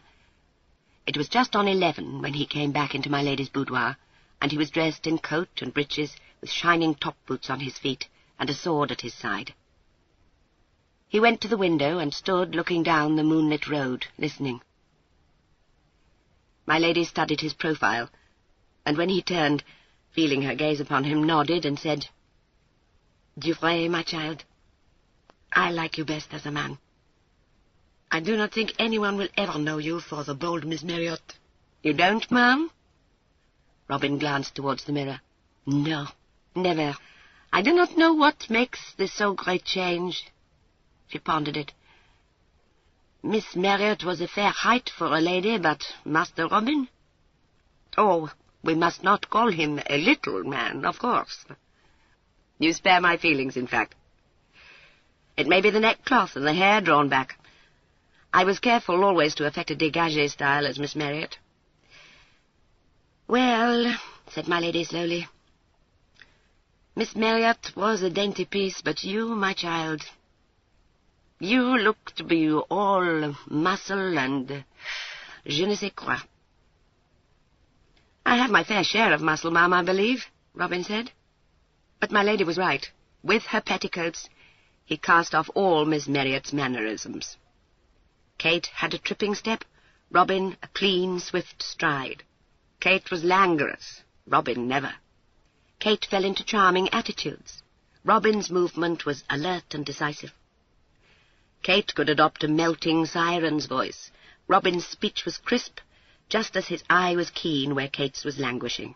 The truth was he was a consummate actor, and if he played a part, he became that part, heart and soul. My Lady Lowestoft had often marvelled at the perfection of his acting, the rigid attention to every little feminine detail, but she doubted whether she had ever appreciated him fully until now, when he threw off his disguise and all its attendant mannerisms. She was thinking of this when the sound of horses came to her ear. In another minute or two the wheels stopped by the porch. Robin peered through the window-pane. "This will be John at last." "Oh, Lord, ma'am, it's the old gentleman himself." Marthe was evidently waiting to let in the travellers, for a few seconds later the door of the boudoir opened, and my Lord Barham walked in, point de vis as ever, in a scarlet riding-coat under his cloak, buff small clothes, and high-top boots. "Well, Robert," said my lady. My lord kissed her hand punctiliously, but without his usual display of rapture. A severe gaze was bent upon his son. "The whole of this affair," announced my lord in an awful voice, "is deplorable in the extreme. It has been botched and bungled in a manner passing my comprehension." John, entering behind my lord, shut the door. "He's been like this all the way down," he told Robin. "We'd have been here an hour since, but that he must needs stop to change his clothes," he added. "It is not my habit to drive about the country in ball dress," said my lord crushingly. It was quite evident that he was very much put out. Lady Lowestoft patted the couch invitingly. "But sit down, my dear Robert," she coaxed. My lord came out of his cloak. "Take it," he said. John obeyed with a wry smile at Robin. My lord gave his ruffles a twitch and bent to flick a speck of dust from his shining boots.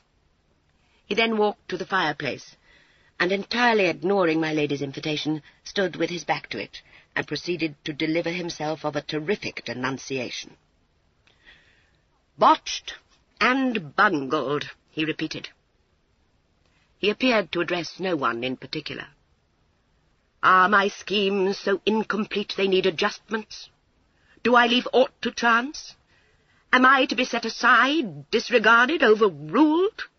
In a word, am I to be disobeyed?"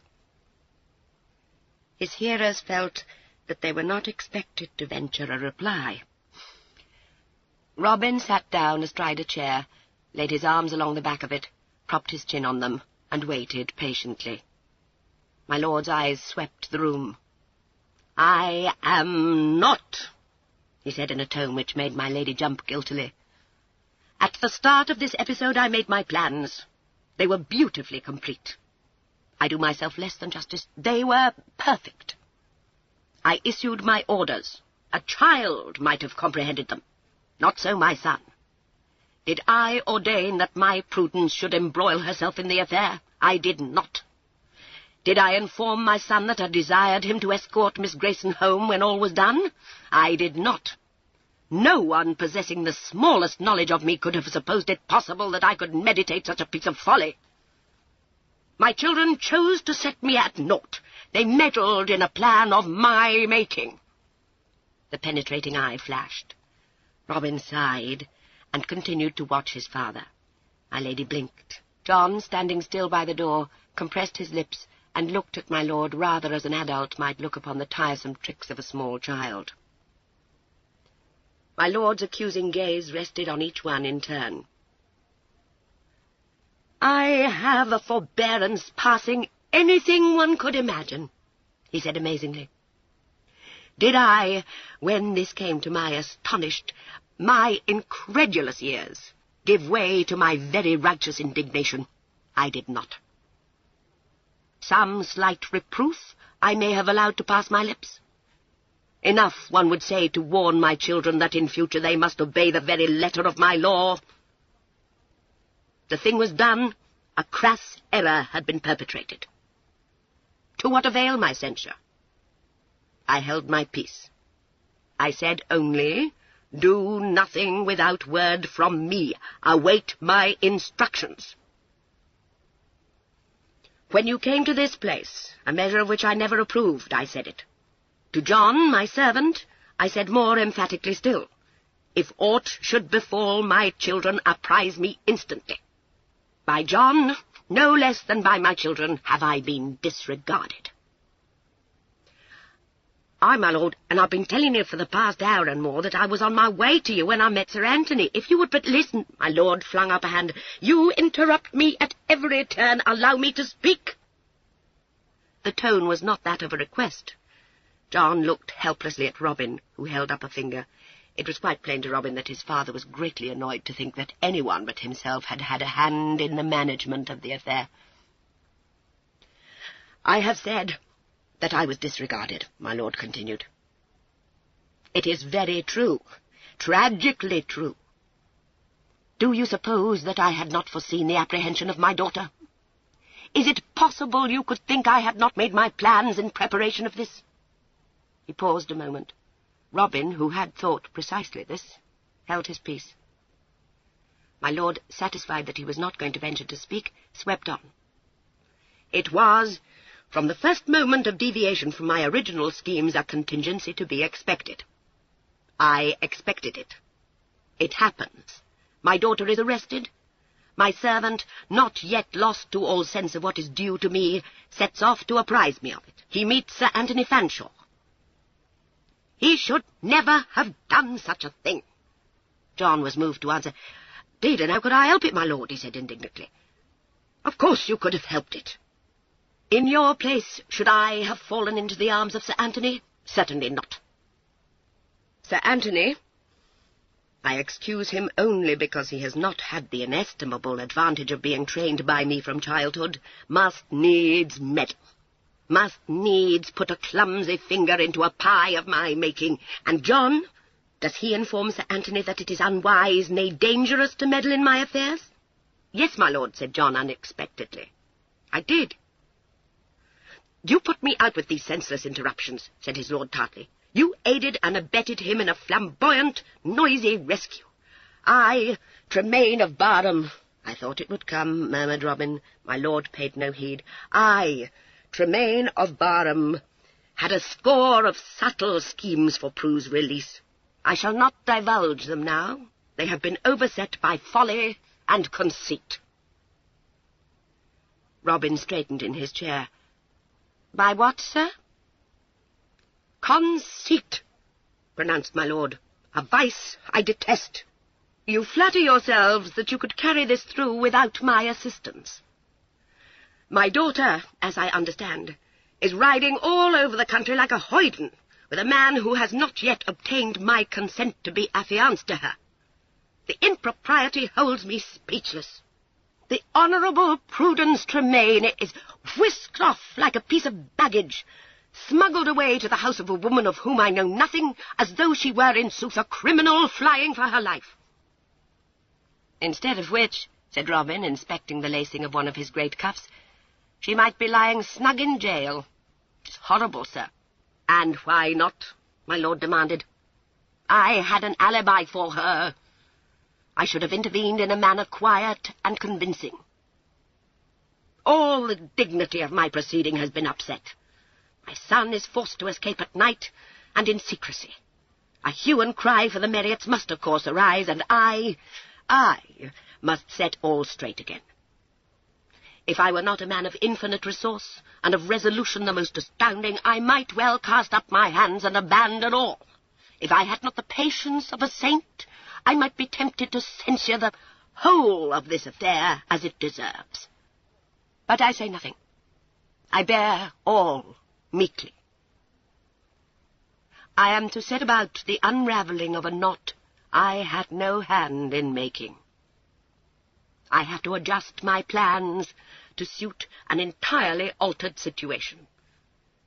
He stopped and took snuff. My lady preserved her air of coaxing, but she felt shattered. "It is all very dreadful, Robert," she agreed. "Give the bon papa a glass of Burgundy, Robin." Robin got up and went to the table Mart had set. He brought my lord a glass of the wine. My lord sipped it in austere silence, enjoying the bouquet. His manner underwent a sudden, bewildering change. With complete urbanity he said, "A very good Burgundy, my dear Thérèse. I felicitate you." Robin judged it time to speak. "You crush us, sir. Believe us all penitents. Doubtless we lack finesse, But I confess I applaud Sir Anthony's action. It seems to me masterly. Of its kind, said my lord affably. Superb. Unworthy of me, clumsy beyond words, lacking entirely any forethought, but, for any other man, worthy of applause. I applaud it.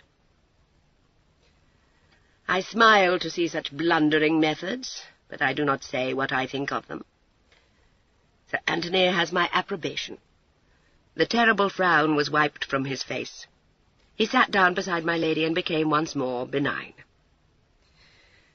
We must now consider your case, my Robin. You have my forgiveness for what is past. I say nothing about it. You can scarcely expect to find a brain like yours in my poor head, sir, said Robin dulcetly. I realize it, my son.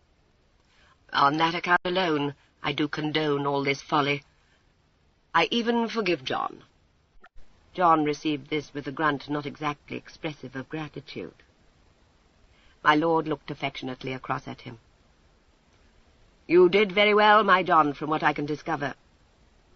When I consider that you lacked my guiding hand, I am bound to acknowledge that you and Sir Anthony carried the affair through very creditably. But we have now to provide for Robin. He put his fingertips together and smiled upon his son. I perceive you are in readiness to be gone. I do not entirely like the lacing of that coat, but let it pass. You will proceed at once to the coast with John. He knows the place. If Lawton, you do not know him, but I have had many dealings with him in my time.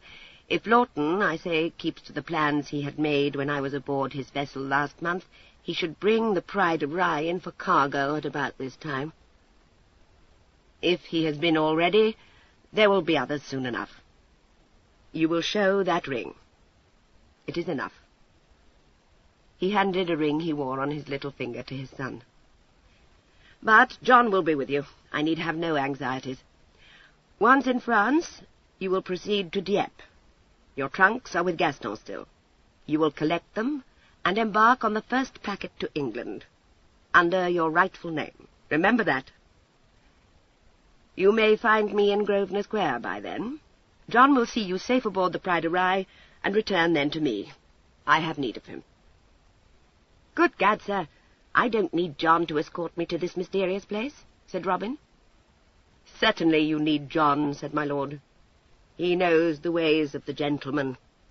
Do not presume to argue with me. I come now to you, Thérèse. Tomorrow you will discover the flight of Miss Marriott. You will make an outcry. You will pronounce yourself to have been imposed upon. When questions are asked, it will transpire that you made the acquaintance of the Marriotts at the Wells, and knew no more of them than may be gathered from such a chance-met couple. Is it understood? My lady made a face. Oh, be sure. But I do not at all like to appear so foolish, Robert. That cannot be helped, said my lord. Robin caught her hand and kissed it. Ma'am, we treat you cavalierly, and you have been, in truth, our good angel. You know what I would say to you in thanks, what Prue would say. Ah, what is this? She snatched her hand away. Do not talk to me like that. Thank me for nothing, Robin. I will be the silly dupe. But how I will lament. You will do it very well, my dear Thérèse, my lord assured her. John, saddle the horses. Waste no more time, my son. It is time you were gone. I shall see you again very shortly. Thérèse, I shall drive back to town in your caracole, and if you send a man for it tomorrow, you will find it in your own stables near Arlington Street. Naturally, I shall have had nothing to do with this. I have not visited you tonight. Do not forget that. Robin, farewell. When you return, remember that you bear the name of Tremaine. John, have a care to my son. My lord arose as he spoke, received his hat and cloak from John, and with a gesture that savoured strongly of a pope's blessing, swept out of the room and away. Chapter 29. The Ride Through the Night. Shoulder to shoulder, galloping over silent fields in the light of the moon, Prudence and Sir Anthony passed through the country unseen and unheard. There was little said, the pace was too fast, and Prudence too content to talk. This, then, was the end, in spite of all. The large gentleman swept all before him, and faith, one could not be sorry. Several times she stole a look at that strong profile, pondering it. Once he turned his head and met her eyes, and a smile passed between them, but no words. It seemed she was very much the captive of his sword. There could be nothing more to say now, and truth to tell, she had no mind to argue. She supposed they were off to his sister, but the way was unfamiliar to her. The gentleman seemed to know the country like the back of his hand, as the saying was.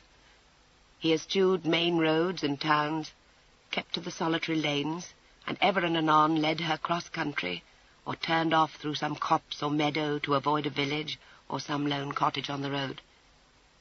There would be no one to tell of this mad flight through the dark hours.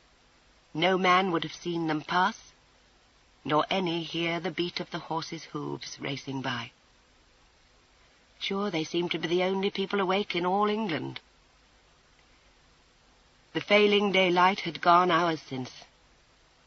There had been a spell of darkness when they rested their horses in a walk along a deserted lane, and then the moon had risen, and there was a ghostly pale light to show them the way, and the trees threw weird shadows along the ground. There might be heard now and then the melancholy hoot of an owl, and the chirp and twitter of a nightjar, but all else was hushed. There was not so much as a breath of wind to rustle the leaves on the trees. They saw squat villages lying darkly ahead, swung off to skirt round them, seeing occasionally the warm glow of a lamplit window, and reached the road again beyond. Once a dog barked in the distance, and once a small animal ran across the road in front of them, and the mare shied and stumbled. There was a quick hand ready to snatch the bridle. Prudence laughed and shook her head, bringing the mare up again. "Don't fear for me, kind sir." "I need not, I know. Yet I can't help myself." The moon was high above them when they reined into a walk again. Prudence was helped into her greatcoat. The horses drew close, and the rider's knees touched now and again. "Tired, child?" Sir Anthony's free hand came to rest a moment on hers. Faith, it was a fine thing to be so precious in a man's eyes. "Not I, sir. Do you take me into Hampshire?" "Be sure of it. I'll have you under my sister's wing at last." Prudence made a wry face. "Egad, I wonder what she will say to me." There was a little laugh. "Nothing, child. She's too indolent." "Oh, like Sir Anthony Fanshawe, upon occasion." "Worse. Beatrice is of too ample a girth to indulge even in surprise, or so she says." "I believe you will like her." "I'm more concerned, sir, that she may be pleased to like me." "She will. Don't fear it. She has a fondness for me." "I thank you for the pretty compliment, kind sir. You would say you may order her liking at your will?" "You're a rogue." "I would say she will be prepared to like you from the outset. Sir Thomas follows her lead in all things." "It's a quaint couple." "Aye, and what are we? Egad, I believe I've fallen into a romantic venture, and I always thought I was not made for it. I lack the temperament of your true heroine." There was a smile hovering about Sir Anthony's mouth. "Do you?" he said. "Then who, pray tell me, might stand for a true heroine?" "Oh, Letty Grayson, sir. She has a burning passion for romance and adventure." "Which Madame Prudence lacks?" "Dear me. Entirely, sir. I was made for sobriety." "It looked excessively like it, back yonder in the coach." said Sir Anthony, thinking of that shortened sword held to poor Matthew's throat. "Needs must when the old gentleman drives," said Prudence, smiling. "I should like to breed pigs, Sir Anthony, I believe." "You shall," he promised. "I have several pigs down at Which End." The chuckle came, but a grave look followed. "Lud, sir, it's very well, but you lose your head over this." "An enlivening sensation, child." "Maybe, but I am not fit to be my Lady Fanshawe." The hand closed over her wrist. There was some sternness in the pressure. "It is when you talk in that vein that I can find it in me to be angry with you, Prudence. Behold me in terror, but I speak only the truth, sir. I wish you would think on it. One day I will tell you the tale of my life." "I've no doubt I shall be vastly entertained," said Sir Anthony. "Oh, it's very edifying, sir, but it's not what the life of my Lady Fanshawe should be." "Who made you judge of that, child?" She laughed. "You're infatuated, sir. But I'm not respectable, give you my word. In boys' clothes I've kept a gaming house with my father. I've escaped out of windows and up chimneys. I've travelled in the tail of an army not English. I've played a dozen parts, and, well, it has been necessary for me often to carry a pistol in my pocket." Sir Anthony's head was turned towards her. "My dear, will you never realize that I adore you?" She looked down at her bridle hand. She was shaken and blushing like any silly chit, forsooth. "It was not my ambition to make you admire me by telling you those things, sir." "No, egad, you hope to make me draw back. I believe you don't appreciate yourself in the least." It was very true. She had none of her father's conceit. She had never troubled to think about herself at all. She raised puzzled eyes. "I don't know how it is, Tony, but you seem to think me something wonderful, and indeed I am not." "I won't weary you with my reasons for holding to that opinion," said Sir Anthony, amused. "Two will suffice. I have never seen you betray fear. I have never seen you lose your head. I don't believe you've done so." Prudence accepted this. It seemed just. "No, 'tis as Robin says, I've a maddening lack of imagination. The old gentleman tells me it is my mother in me, that I can never be in a flutter." Sir Anthony leaned forward and took the mare's bridle above the bit. The horses stopped and stood still, very close together.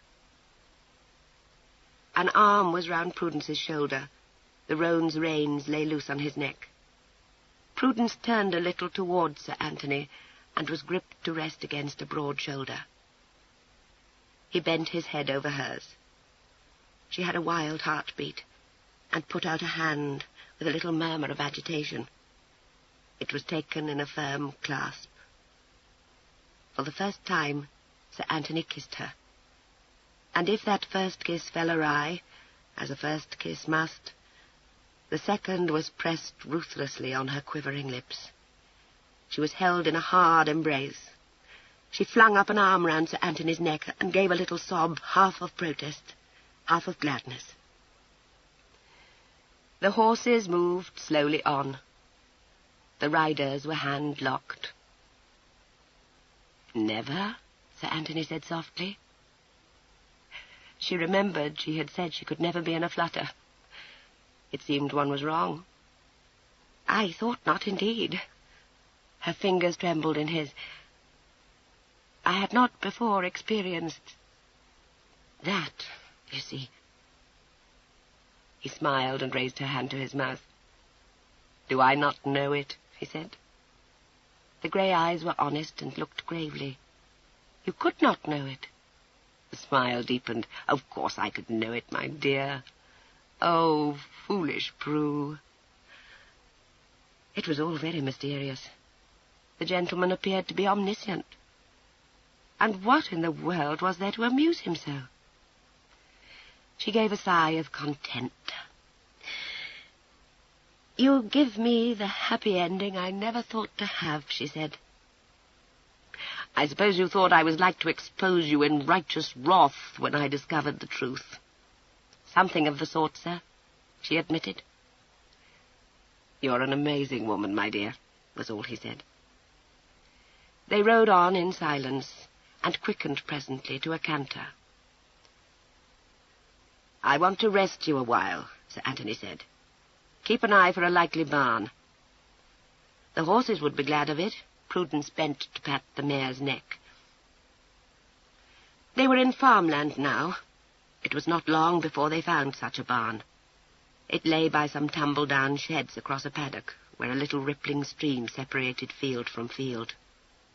The farm buildings were hidden from sight by a rise in the ground. They rode forward, past what was left of a haystack, and dismounted outside the barn. It was not locked. The door hung on rusty hinges, and inside there was the sweet smell of hay. Sir Anthony propped the door wide to let in the moonlight. "Empty," he said. "Can you brave a possible rat?" Prudence was unbuckling her saddle girths.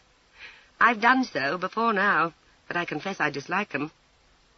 She lifted off the saddle and had it taken quickly from her. "Learn, child, that I am here to wait on you." She shook her head and went on to unbridle the mare. "Attend to Rufus, my lord." "What, am I one of your frail, helpless creatures, then?" "You've a distressing independence, on the contrary." Sir Anthony removed the saddle from the roan's back and led him into the barn. For the next few minutes he was busy with a wisp of straw, rubbing the big horse down. Prudence went expertly to work on her mare and stood back at last. "It's warm enough here," she remarked. "They'll take no hurt. When they've cooled, we'd best take them down to the stream. Lord, but I'm thirsty myself." Sir Anthony threw away the wisp of straw. "Come, then. There's naught but my hands to make a cup for you, alack." But they served well enough. They came back at length to the barn, and found the horses lipping at a pile of hay in the corner. A bed was made for Prudence. "Now, sleep, my dear," Sir Anthony said. "You need it, God knows." She sank down onto the sweet-smelling couch. "What of yourself, sir?" "I'm going to take the horses down to the stream." "Be at ease concerning me. At what must you be worrying still?" She lay back with her head pillowed on her folded greatcoat and smiled up at him. "A pair of vagabonds," she said. "Faith, what have I done to the elegant Sir Anthony Fanshawe? It's scandalous, I protest, to set you at odds with the law." Sir Anthony led the horses to the door. "Oh, must you always be thinking you had the ordering of this?" he said teasingly, and went out. When he brought the horses back, her eyes were closed, and she had a hand slipped under her cheek. Sir Anthony took off his greatcoat and went down on his knee to lay it gently over her. She did not stir. For a moment he stayed, looking down at her.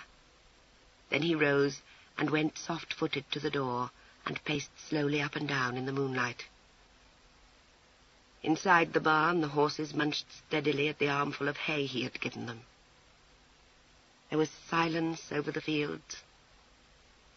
The world slept, but Sir Anthony Fanshawe stayed wakeful, guarding his lady's rest.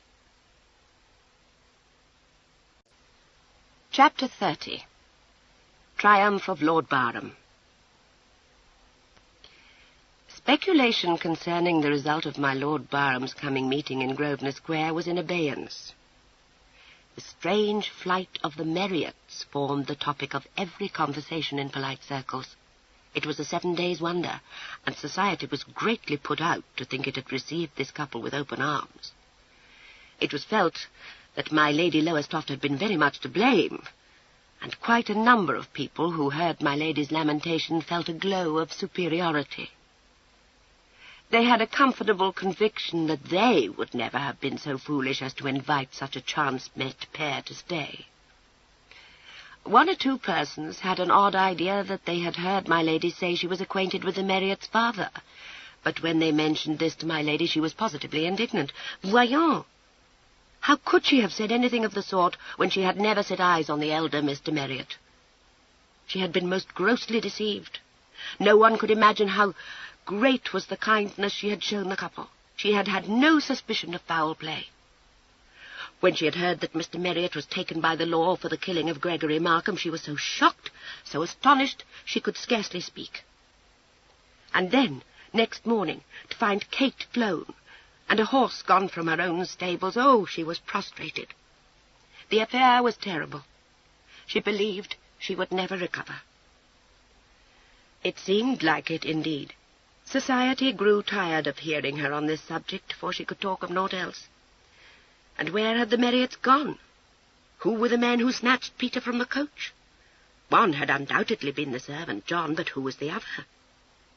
The unfortunate jailer swore to a man of gigantic size, but no one paid much heed to that. It was the sort of exaggeration one would have expected. Sir Anthony Fanshawe heard of it down at Dartry, and took the trouble to write to his friend Molyneux. He protested he could not believe young Marriott was the villain this affair showed him to be. He was inexpressibly shocked by the news, but he felt sure some explanation must sooner or later be forthcoming. He ended by telling his friend that he had some notion of extending his stay with my Lady Enderby, since her ladyship had with her a most charming visitor. Molyneux chuckled over this, and told Mr. Troubridge that Beatrice Enderby was once more trying to foist an eligible bride onto poor Tony. In the meantime, there could be found no trace of the fugitives. They had vanished, and no man saw the way they went.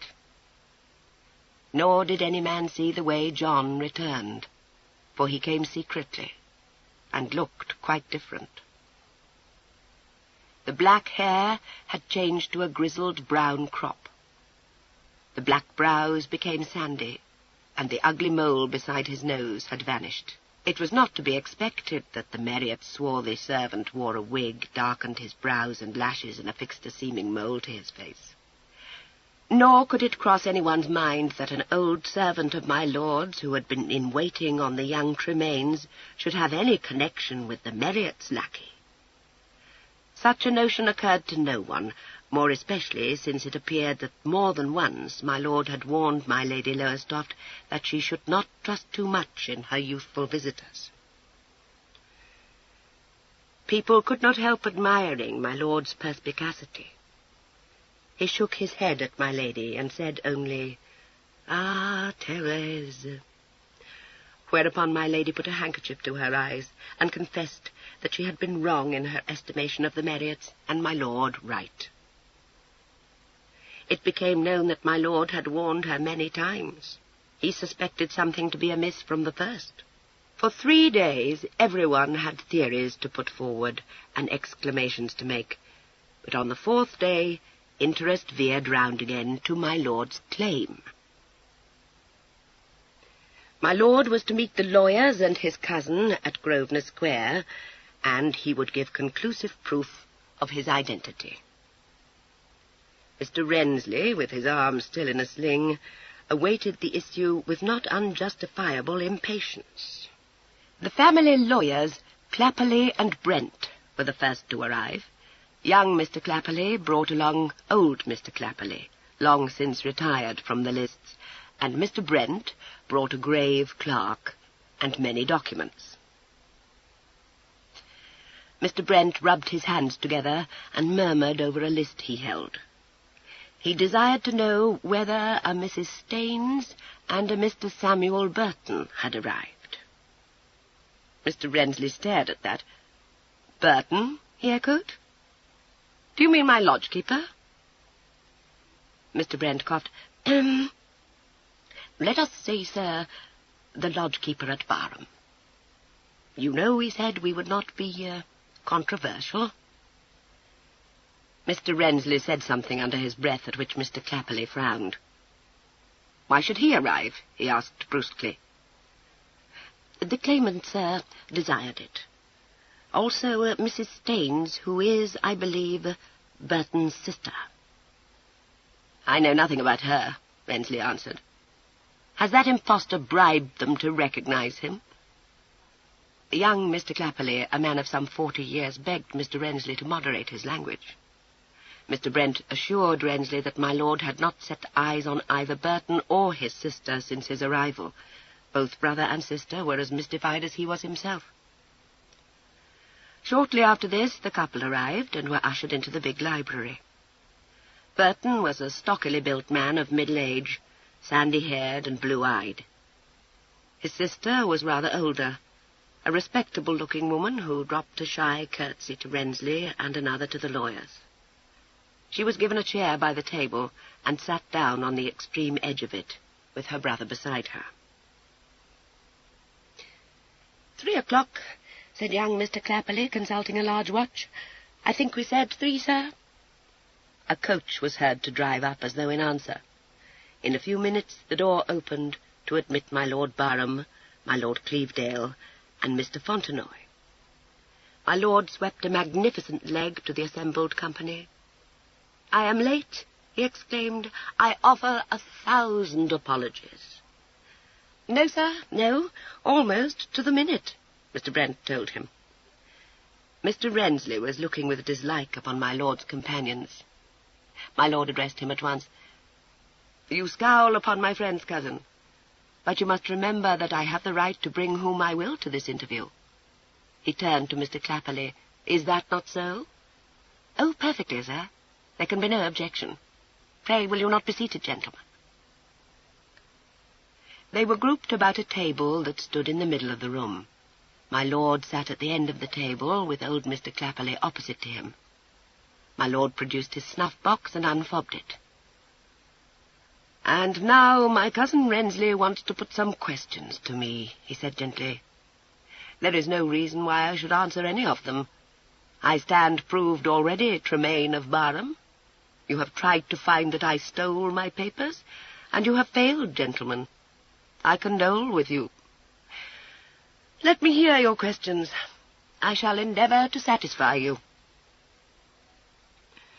There was an uncomfortable air of strain in the room. My lord was too much master of the situation. Rensley sat on Mr. Clapperley's right hand and scowled at the table. Mr. Clapperley had begged him to leave all to his men of business, and he had agreed to hold his peace. He did not look at my lord. The sight of that smiling countenance enraged him to the point of desperation. Mr. Fontenoy preserved his prim severity. My Lord Clevedale lounged beside the old gentleman, and was, frankly, agog with curiosity. Burton and his sister sat together on one side of the table, and appeared to be rather bewildered. Mr. Brent signed to his clerk, who brought forward a leather case. Mr. Brent opened this, and produced a slip of paper. It seemed to have been cut from a letter, for it was closely written over. "Perhaps, sir, you would be good enough to tell us if you recognize this writing," he said courteously, and gave the slip to the clerk, who carried it to my lord. My lord put out a white hand to receive it. He glanced at it, smiled, and gave it back. "Certainly," he said. "It is my father's hand."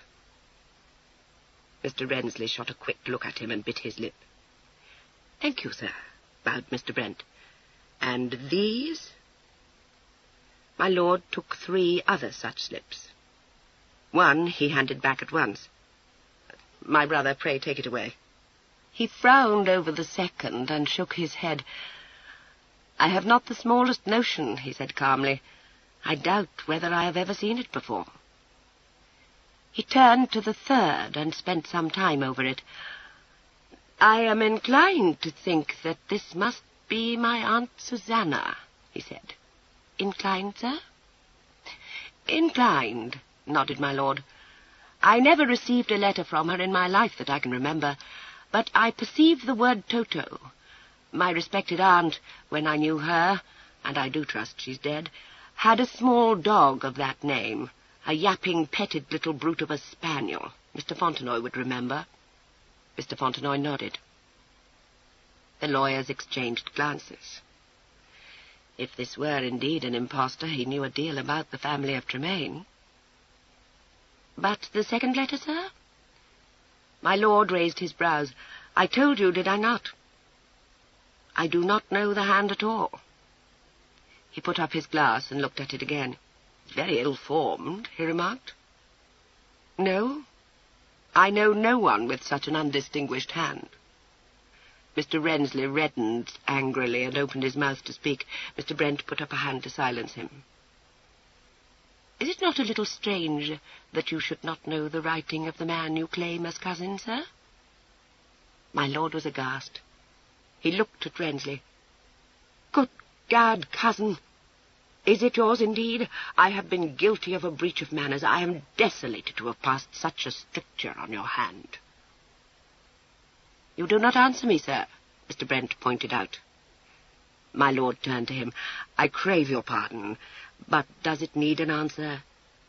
I thought I had made the situation between the Tremaines and the Rensleys clear to all. It is not in the least strange that I should not recognize the hand. I had never seen it before. Mr. Brent bowed in a non-committal manner and drew a miniature from the case before him. Do you know this face, sir? I ought to, said my lord. But do put it away again, dear sir. I have not the smallest wish to gaze upon my late brother's image. Old Mr. Clapperley gave a dry cackle of laughter. Young Mr. Clapperley looked reproachful and said, I believe, gentlemen, we cannot regard that as conclusive. The late Viscount was well known. Show him the other one.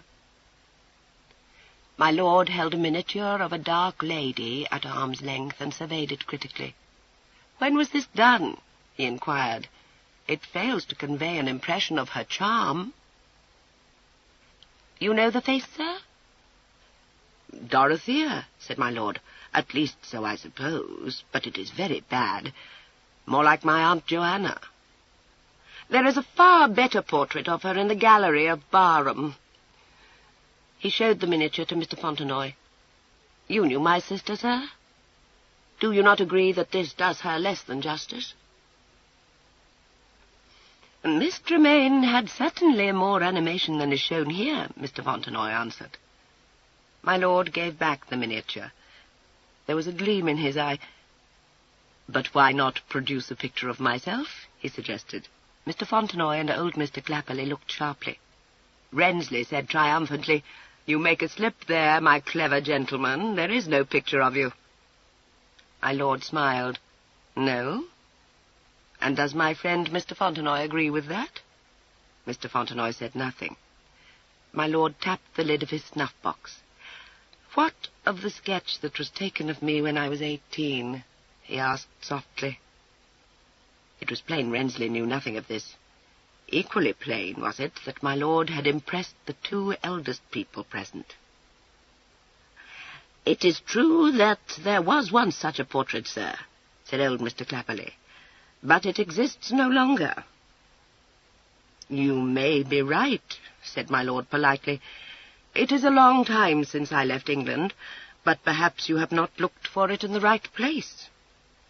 We have searched both in this house and at Barham, sir. It is not to be found. I see that I must assist you, smiled my lord. There was an alert look in Mr. Brent's face.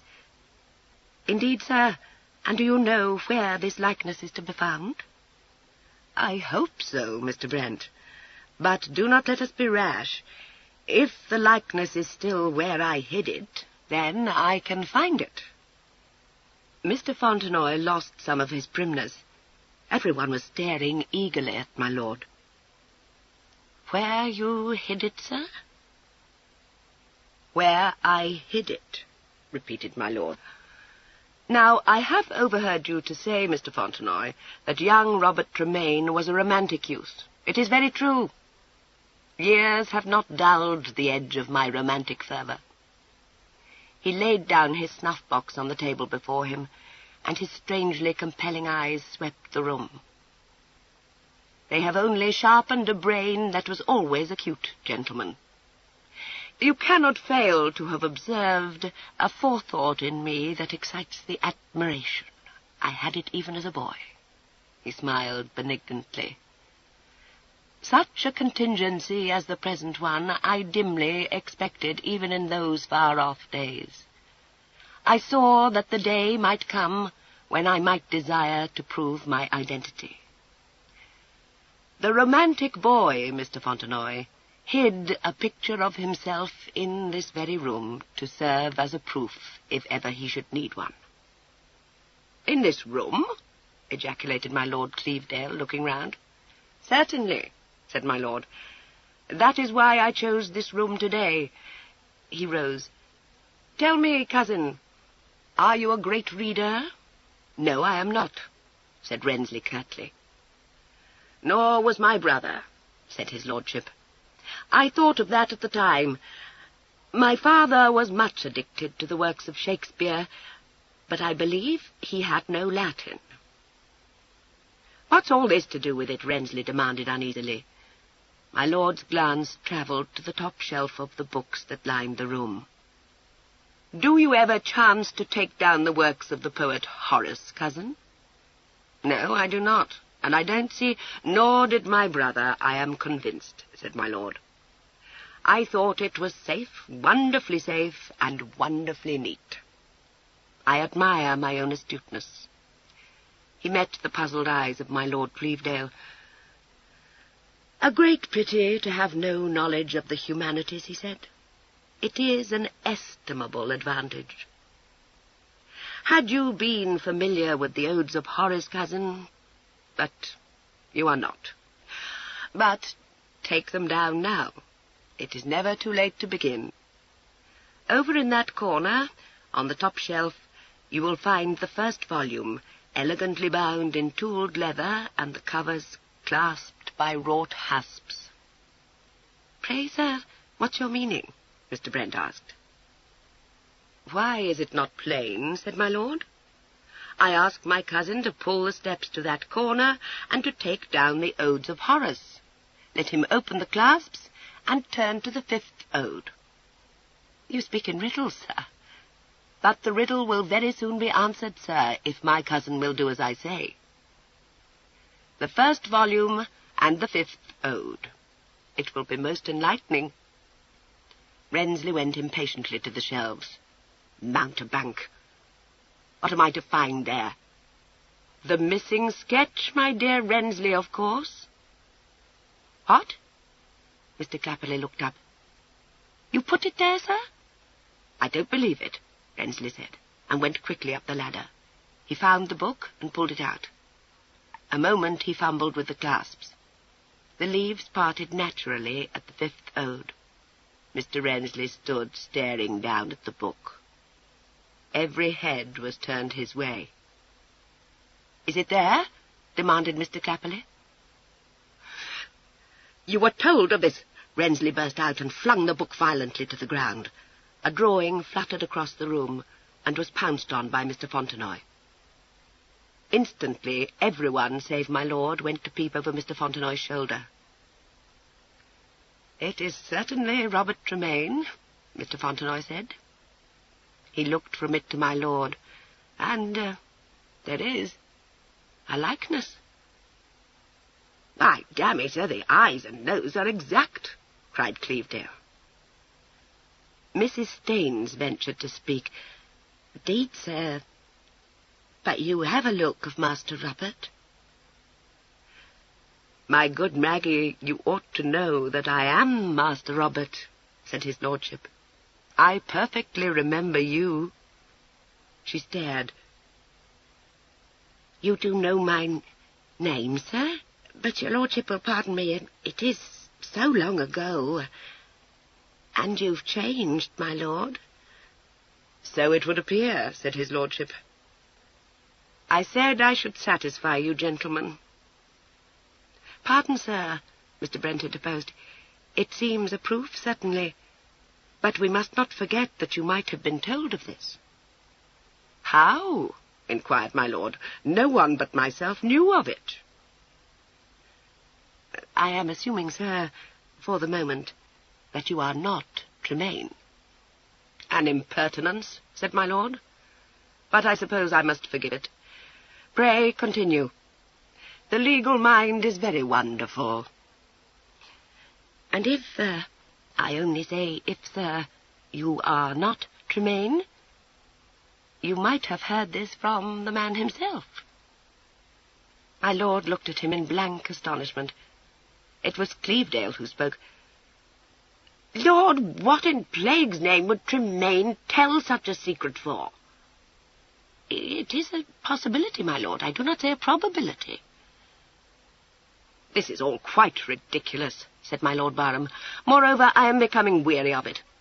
I bring you papers, and you say I stole them. I show you where I hid my own portrait years ago, and you say I was told of it. I show you a ring, and you say I stole that. What a pity it is I have no birthmarks. Or would you say that I had stolen them as well? It is a very good thing that I brought my friend Mr. Fontenoy. And here is Mr. Clapperley as well may remember a little about me. Vividly, sir, Mr. Clapperley inclined his head. Then I am sure you will remember the circumstances of my departure all those years ago. I do, sir. Then I beg you will correct me if I should err in my tale. It is quite short. He offered snuff to Clevedale. My own mixture, Clevedale, you will like it. Well, gentlemen, you know that I was never at one with my father. He could not appreciate the genius that was in me. I disliked my brother only less than he disliked me. He hated me, I believe, but he would not have chosen to set you in my shoes, cousin, in spite of it. He was, after all, a Tremaine. I was, no doubt, a wild youth. I can remember incidents here and there, but no matter. I overspent my allowance with amazing regularity. I shall be careful to put no limits to my son's income. Then I committed the indiscretion of falling in love with a lady called Maria Banstead. She was the daughter of a farmer. Near Barham, nodded Mr. Clapperley. My lord looked ironically across at him. Your memory fails you, sir. Not in the least near Barham. She lived at Culverley, on the estate of my Aunt Joanna's husband. I was, I admit, young and possibly hot-headed, but I have never regretted my marriage. An incomparable creature. I led her a sad dance, I fear me. I eloped with her secretly and went to France just as soon as I heard that I had been thrown off by my indignant family. That is my story, gentlemen. Is it true? It was admitted to be true. My lord indicated the clerk with a wave of his hand. Tell your clerk, Brent, to call my man in. He is in the hall. Certainly, my lord. Go, Fawley. It was the first time he had addressed my lord by his title, and Rensley flushed as he heard him. The clerk went out, and a moment later John stood in the doorway. Everyone looked towards him, since it seemed he had been called for some special purpose. But my lord's eyes were on Mrs. Staines' face. "He does not change much with the passing of time, I believe," he said. Mrs. Staines was staring. The colour left her face, and she put up a hand to her ample bosom. "Johnny?" she faltered. "Oh, dearie, dearie, am I dreaming?" Burton was incredulous. It's never our John," he gasped. "Bless my soul! But it is really yourself, John?" "Aye, it's me," said John grimly, and sustained the shock of having his sister cast herself on his chest. "Well, Maggie, how do you, eh? Remember where you are, lass?" Mrs. Staines was quite oblivious of her surroundings. "Oh, Johnny, to think of you come back to us after all these years. snakes, and I scarcely knew you, dearie. You've grown so grey. Oh, Sam, do you know your brother? Mr. Samuel Burton gripped Mr. John Burton's hand. Well, John, was all he could find to say. Did you ever learn to master the bay mare? John asked, grinning. It appeared to be an old jest. Samuel shook with laughter. Lordy!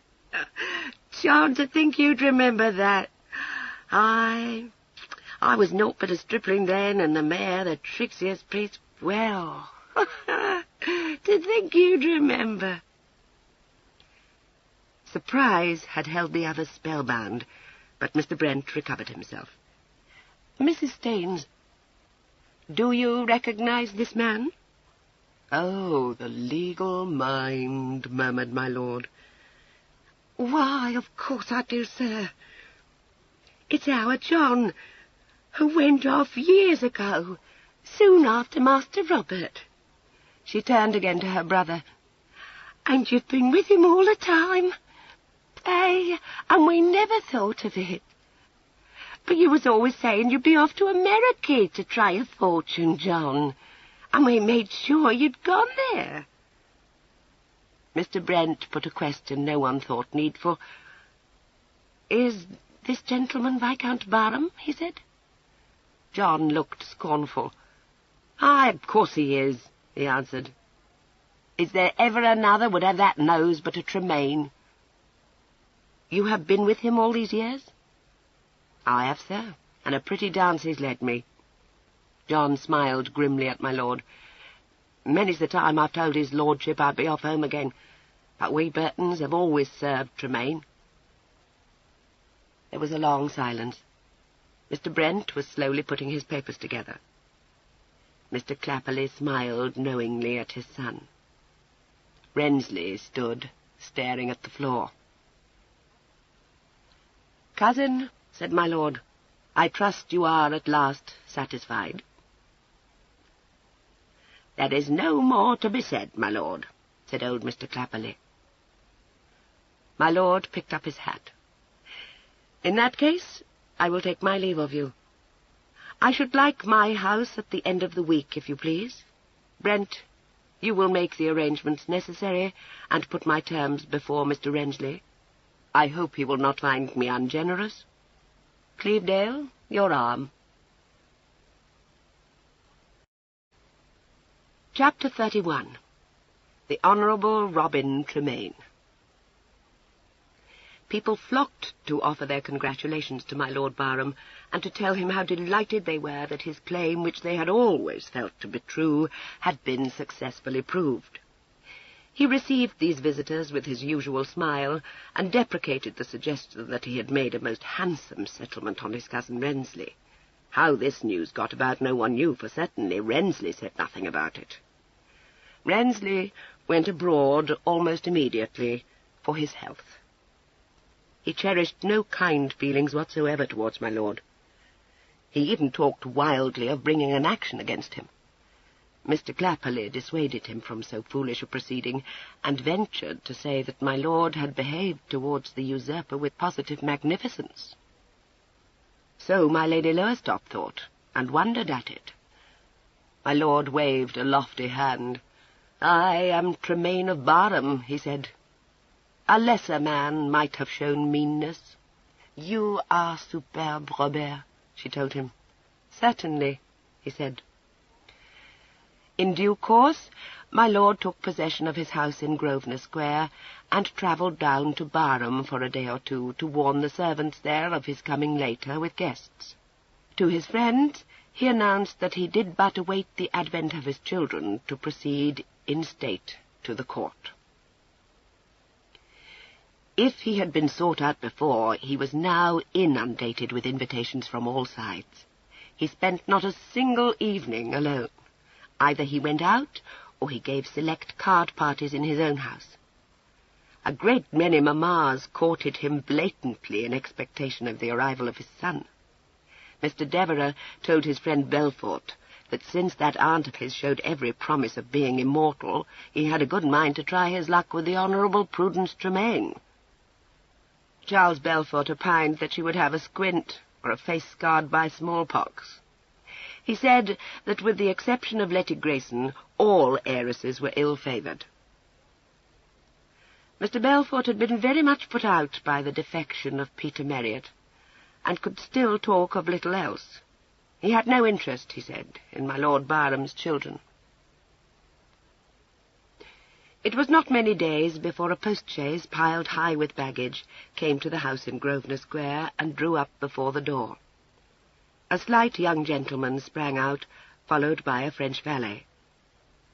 One of my lord's servants opened the door to this young gentleman and inquired politely who he might be.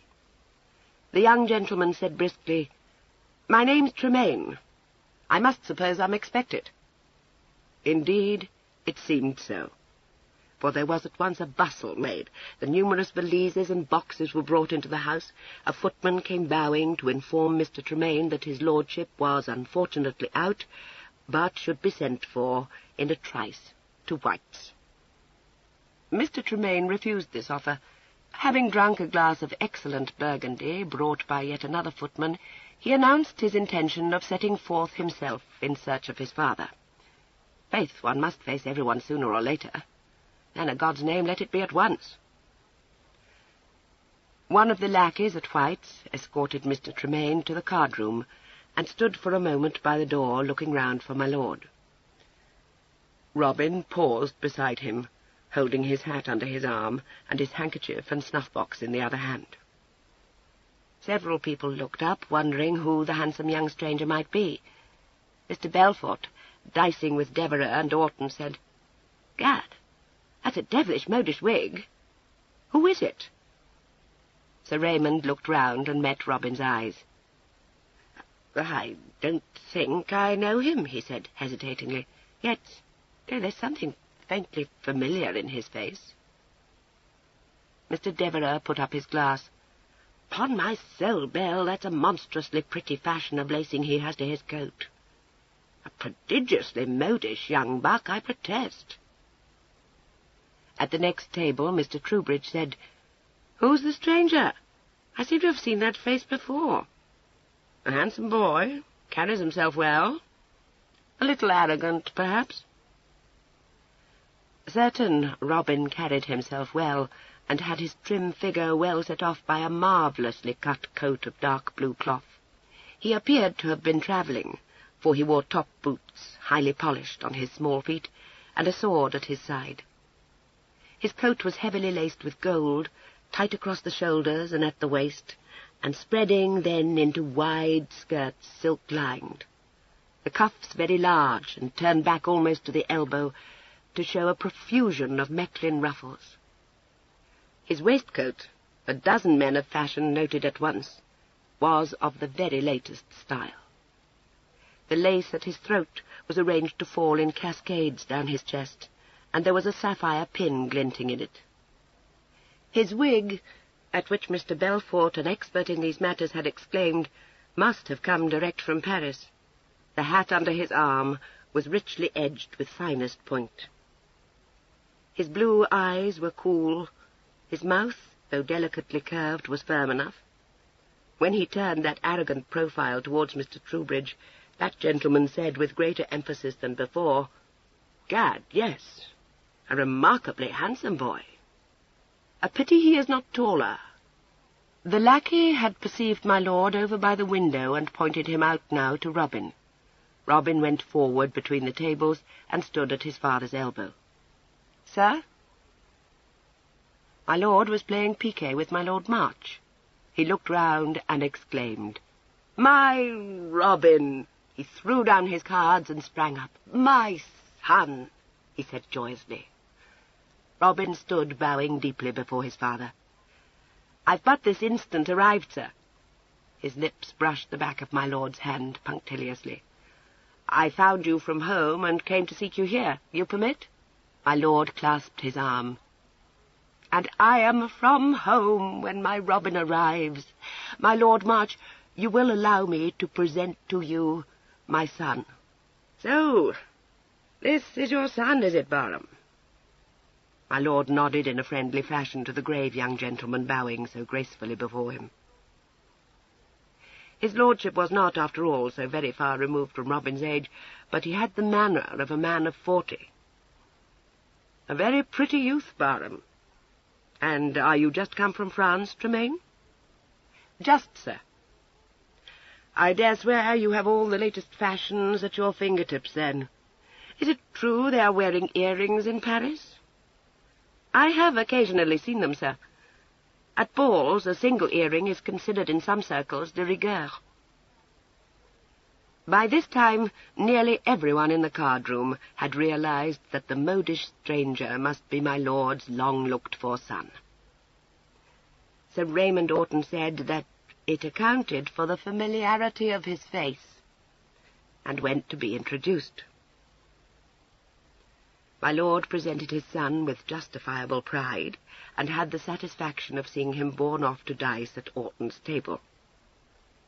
Mr. Belfort and Mr. Devereux received him with kindness and made him welcome. He protested that he had no right to be in the club at all, but was told that that was nonsense. In a day or two he would of course be made a member. He was found to be well versed in the ways of the world, and could tell an entertaining tale. Mr. Belfort enrolled him promptly in the numerous ranks of his intimates. On his way out of the room, Mr. Troubridge paused to lay a hand on Robin's arm. "Barham's son," he said. "To be sure, we have all been most anxious to see Robin Tremaine." Robin rose to his feet, a hand on the back of his chair. "You are very kind, sir." "And have you brought your sister?" smiled Mr. Troubridge. Robin's brows rose. "My sister came over some time before me, sir. She is the guest of my Lady Enderby at Dartry." Mr. Molyneux, overhearing, gave a soundless whistle. So that was the charming visitor Tony had written about. Gad, but Tony had all the luck. Robin very soon left the club in company with his father. My lord had presented him to everyone. Several people said that they had thought his face vaguely familiar from the first, and were sure it must have been his likeness to his father. Robin bowed, and suppressed an inward smile. Once outside the club, my lord became more rapturous still. "You are perfect, my Robin, perfect. There is not a soul will suspect. You had no trouble?" "None, sir. And you?" "How should I, my son? Need you ask?" "I suppose not. Am I to understand, sir, you are in very sooth Tremaine of Barham?" My lord smiled. "My Robin, confess you have doubted me." "Yes, sir." "I do not know that I am to be blamed." "Certainly you are to be blamed, you who have known me from your cradle." "For that very reason, sir, I doubted." "Ah, you should have had faith in me, my Robin." "I had, sir, in your ingenuity." My lord shook a finger. "I saw from the outset that you doubted. I might have convinced you. I chose rather to confound you, as I do now." Robin blinked. "Let me have a plain answer, sir. Is this all a trick, or are you Tremaine?" "Of course I am Tremaine," said his lordship, with a calmness more convincing than all his heroics. Robin turned his head to stare. He drew a deep breath. "Give me time, sir.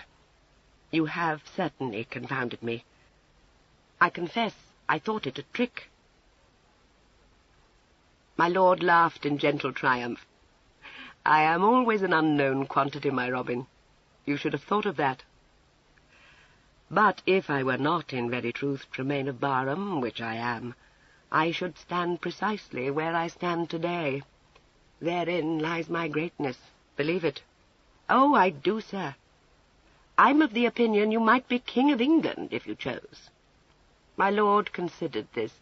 "It is possible, my son," he said seriously. "I do not say it would be altogether beyond my powers, but there would be difficulties. Great difficulties." "Lord, let's remain content as we are," said Robin, alarmed. "I'm satisfied, sir." I told you, and you would not believe it, that we had come to the end of our wanderings. I doubt I shall wake up soon, said Robin.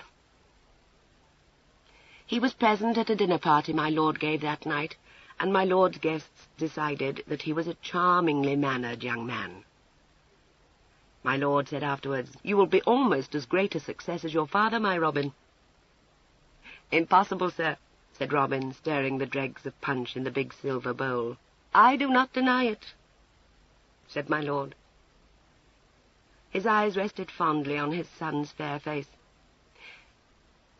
"Tomorrow, Robin, you will go down to Dartry and bring my Prudence to Barham." Came a slight frown. "The next day, an it please you." "Sir, I have affairs of my own tomorrow." These affairs took him, on the next day, to the house of Sir Humphrey Grayson. Sir Humphrey received him in his library, and looked somewhat at a loss. "Mr. Tremaine," he said. Robin bowed. "I have to suppose my Lord Barham's son?" Again Robin bowed. "You have business with me?" Sir Humphrey was puzzled. Robin looked straightly at him. "Sir Humphrey, may I ask what you may perhaps think an impertinent question? Are you in your daughter's confidence?" "Fully, sir." Sir Humphrey was a little stiff. "She has perhaps mentioned to you a man calling himself L'Inconnu?" Sir Humphrey started. "Sir?" "I am he," said Robin quietly. For a moment Sir Humphrey could find no words. This slim boy, that magic swordsman Letty raved about, no highwayman, no outlaw, as he had feared, but a viscount's son and heir. "You?" he gasped. "You are the man who saved my daughter? Barham's son? You will excuse me, sir, I am completely taken aback. Are you indeed my daughter's mysterious champion?" "A grander term than I should have chosen, sir. I am the unknown who killed Markham, certainly, but I beg you won't mention it." "You are he? Sir, you must let me take your hand. I owe you more than I can ever hope to repay. Indeed, I scarcely know how to thank you, for words seem to be inadequate." Robin broke in, flushing. "Sir Humphrey, you will agree that gratitude is out of place when I tell you that I love your daughter. I am here today to ask you for permission to pay my addresses to her in form." Sir Humphrey wrung his hand anew. His feelings were almost too much for him. At one moment he was under the gloomy conviction that the late appalling scandal had ruined his Laetitia for ever. At the next, a brilliant match for her was proposed to him. Her position in the world would be honourable beyond his wildest hopes, and no one would dare to talk scandal of the prospective Viscountess of Barham. He gave Robin to understand that he had a father's blessing, and suggested that he should send Letty to him at once. Robin begged him, with a dancing smile, to lose no time in doing so. Sir Humphrey went off with quite a jaunty step. In a few moments the door opened again to admit Letty. She was dressed all in primrose taffety, with a ribbon through her curls. Her father had not told her who waited to see her. There was a wondering expression in the brown eyes, and she looked doubtfully at Robin. He stood in the middle of the room watching her, and said no word. The puzzled gaze ran over him slowly. A little hand stole to Letty's breast, and her eyes widened. The slight, strong figure was surely familiar. She saw him put a hand to his pocket and bring out a string of pearls. On his little finger was a gold ring cunningly wrought. "It is you," she said, little above a whisper. Then she saw the fascinating smile, and the pearls held out to her. and she came forward in a stumbling run. "Oh, you have come at last," she said on a sob, and found herself in his arms. The pearls dropped unheeded to the floor. "I have come as I told you I should, and you know what I demand," he said in her ear. "Letty, will you marry me?" She breathed a shy yes. She was clinging to him, and she put up her face to be kissed. All dreams had come true for her. The arms tightened about her. "Ah, you wonderful girl," Robin said. "You do not even know my name." "I love you." "I worship you," Robin said, and lifted one of her hands to his lips. "Do you love me enough to forgive, Letitia?" His voice sounded anxious. She pulled his hand to her own lips. "Forgive you? I have nothing to forgive you." "Ah, but you have." He put her gently from him. "Look at me. Look at me well, Letty." She was blushing rosily and dropped shy eyelids. He said more insistently, "Look into my face, Letitia, and tell me then if you have nothing to forgive." The long lashes fluttered upwards. The brown eyes were misty. "What is it you mean?" Letty asked. "You don't know me? You don't recognize me? Look at me well, child." She stared full into his face, blankly at first, and then with dawning astonishment. But... Oh, no, you could not be." "Could not be what?" Another brother of Kate Marriott's," she ventured. It is the eyes and the nose and—" "I am not her brother," Robin said. "Try again, Letty. You come near the truth." She fell back a pace. "You are not. Oh, you cannot be. No, how could you be?" "I am Kate Marriott," Robin said, and waited, his eyes on her face. Letty was as pale now as she had been rosy. You, a woman? You acted... But it can't be. Kate was a woman." He shook his head. He was no longer smiling. "Oh," cried Letty. "Oh, the things I must have said." She broke off in distress. "I swear on my honor you said naught to Kate you would not have said to a man," he said quickly. She was staring at him in amazement. "It's not fair," she said. "You might have told me." "Will you let me explain?" he asked. "Won't you hear me?"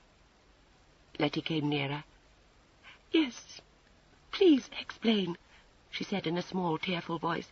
But I wish you had trusted me." He held out his hand, and she put hers into it. "I wish I had, Letitia. But I had been schooled to tell no secrets, and this one had my life at stake." Her lips formed an O. "Tell me," she begged. "You know I forgive you anything, and I would never, never betray you."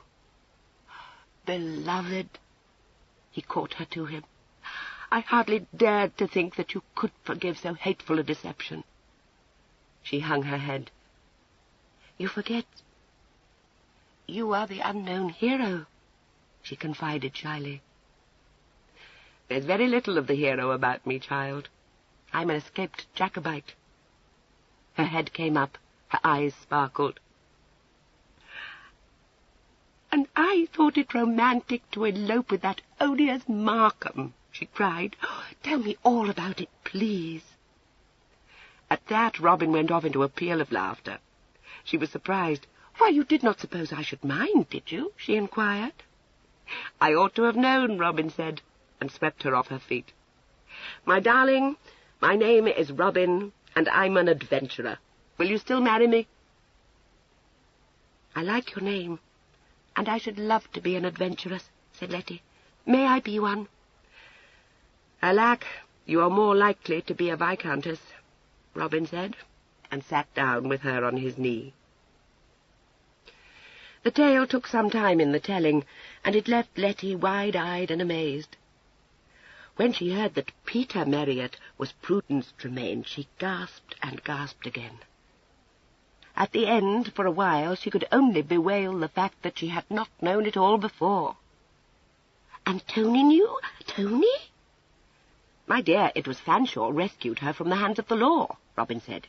"He carried her off to his sister, and I'm to fetch her tomorrow." Letty stammered a little. "Tony tied up those men? Tony stopped the coach? Why, "He's not so stolid as you thought," teased Robin. "The truth is, he has an ambition to marry her." "Oh, I thought he wanted to marry you," Letty cried. "And all the while he knew, and...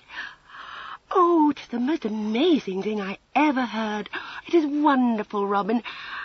I am very glad, for I like Tony vastly.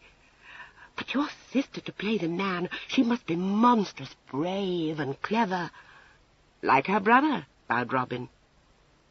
"For myself, I have a weakness for a little fairy-like creature with brown eyes. But I confess Sir Anthony is fortunate. My Prue's a dear creature." And you deceived me grossly," Letty said. But she did not sound angry. "Goodness, will your sister ever forgive me? 'Twas my fault she was taken by the law, for I told those odious men you had brown hair and were of medium height. But I never thought they would seize on on your sister. Robin, are you sure you are quite safe now?" "Quite sure, child. Robin Lacey is no more. Here is only Robin Tremaine." "And no one would ever guess you were Kate," Letty said. "Even I did not guess until you made me look at you, and then I could not credit it. Oh, Robin, Robin, I knew you would come again. But I've been so miserable. There has been the horridest scandal, and Aunt is dreadfully cross." "But now," Robin said, holding her close, "it is for me to see that you are happy ever after. And I will see to it." "I am happy," Letty said into his shoulder. A thought came to her. She lifted her head and said in a voice of unholy glee, "And Aunt shall see that I am not in the least ruined for life. She will look very silly when she knows I am to be a viscountess one day." Chapter 32. Journey's End. Robin had instructions to bring his sister to Barham Court, where my lord would await their coming. My lord wrote a beautiful letter to my Lady Enderby, thanking her for her kindness to his daughter, and begging her to honour his house with her company. He purposed to invite Sir Humphrey and Letty Grayson down too, my Lady Lowestoft, and, of course, Sir Anthony Fanshawe. He had begun to meditate nuptials. Robin felt sure that they were to be magnificent. As for this unlooked-for ending, it took Robin's breath away. It seemed there was no longer room for doubt. The old gentleman was Barham indeed, and the days of their adventuring were over. Faith, and it was like him to allow his children to doubt him to the end. It gave him the chance to make a gesture. It had been so, Robin reflected, all through this masquerade. Simplicity was abhorrent to his lordship. He revelled in a network of intrigue. He loved to accomplish the impossible. A less tortuous man might have established his identity in a way quieter and more direct. A less fantastic man might not, perhaps, have perceived the need for his son and daughter to be in town all this while.